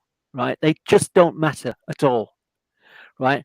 And if someone was to arrive to actually galvanize that massive bulk, and there's still a lot of people that are white working class. If somebody like Tommy was able to actually get them to galvanize, and that might happen with this recession, right? He's It would already be got to galvanise. That happened at his free speech event. no. There are many people Jupiter, that we don't have to raise our voice, do we? Come on. Sorry? Go on, what were you saying? What is your problem? I talk loud. Okay, go on then. I'm not actually shouting at you. I'm just talking. Okay. Sorry, go on. He's already galvanised the people. The people are already galvanised behind him anyway. To us, look, how can I put it? Nick Griffin, actually, everybody's well aware that Nick Griffin actually was the first one to talk about groomed girls. He didn't get the same kind of backing as Tommy got. Tommy, the reason why I think Tommy has got so much support amongst people that are not racist, one is because they do see him as sort of like on their level. He speaks on their level. He speaks in a way that they understand, and he hits home with a lot of what he says. But number two, for 10 years, he spoke the truth. Well, maybe not quite 10 years, but for a long time, he spoke the truth. And people ignored him, branded him racist for saying what he was saying. And it turned out that what he was saying was actually true. And so the justice inside the working class, the justice part of them are like, why did what was it that the mainstream media, why did they pick on Tommy and try and brand him as a racist when the likes of Mark Collett and people like that are allowed to walk around really being racist? And even when they sort of like say, oh, he's paid by the Jews and he's got the rich, wealthy Jewish behind him and all this nonsense. Well, if that were true, they wouldn't have made him go to prison. He would have got away with going to prison, which he didn't get away with. And secondly, like you said earlier, it was definitely unjust what they put him in prison for. I mean, they changed all and it woke up a lot of people. A lot of people woke up through Tommy and see just how fake the justice system is in this country, just how corrupt it was. Yeah, a lot of people can align with what he's saying. Can I make a counterpoint, which is that okay, he had the Freedom March, and when he was in prison, there were some marches in protest at him going to prison, and in some of them, as many as 20,000 people turned up for it. What did that actually achieve? How it achieved nothing. And what it achieved was it let the establishment know just how much support he's still got.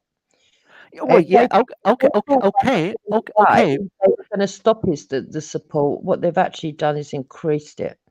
There's a lot more people that support Tommy than vocalise it. There's a lot more people that did vocalise it, went silent when he went away, and because there's been no real big major march since, have not come out again, but they will do when required. I with respect, I look. I mean, I think that he can still draw numbers, big numbers, but I don't think he has any. I don't think he has any political clout. He's a complete outsider to any. He is poison to anybody on the political. No politician will go anywhere near him. Gerard Batten tried to copy, tried to endorse, tried to actually bring him on and sort of get hold of the Tommy Robinson supporters, and it achieved nothing. It brought about the death of the Brexit Party, didn't it? No, Not the it Brexit Party. What's the name of the party? No, it didn't. UKIP. No, it didn't. No, it didn't. And at the end of the day, what you're talking about is none of the established politicians, but we don't care for the established politicians. The people that voted Boris in, that left the left, they voted Boris in because they were being strategic. Boris doesn't do for us what we want. We want the border secured. We want that secured, and we will keep going until we get them borders secured. What Tommy stands for is nothing against any race. He's quite happy to see British people. He respects veterans of all colours. But we do recognise that there's a culture war going on. We do recognise that. And we recognise that that needs to be balanced. We're not advocating for everybody of colour or even a different mindset being just slung out the country, but we do want policies brought in to ensure the British culture remains predominantly British. And we would like laws that make sure that Sharia doesn't come in fact. Apart from that, he's quite liberal. He is quite liberal. I wouldn't say he's as liberal as the far left, no way. But the far left have lost the plot, just like the extreme right have. Everything that you've been describing has been, were you saying that there's a large body of, let's say, white working class people that have concerns about the borders, and no, I need to correct you there. He doesn't lead the white working class. He leads a lot of the working class. I thought that the bulk of his support was white The working bulk of class. his support is majority white, but this is a majority white country. He has many black people and many Sikhs and many other denominations, many Asians that turn up at his marches, and they're all welcome. Oh, okay. But you're sort of you've been talking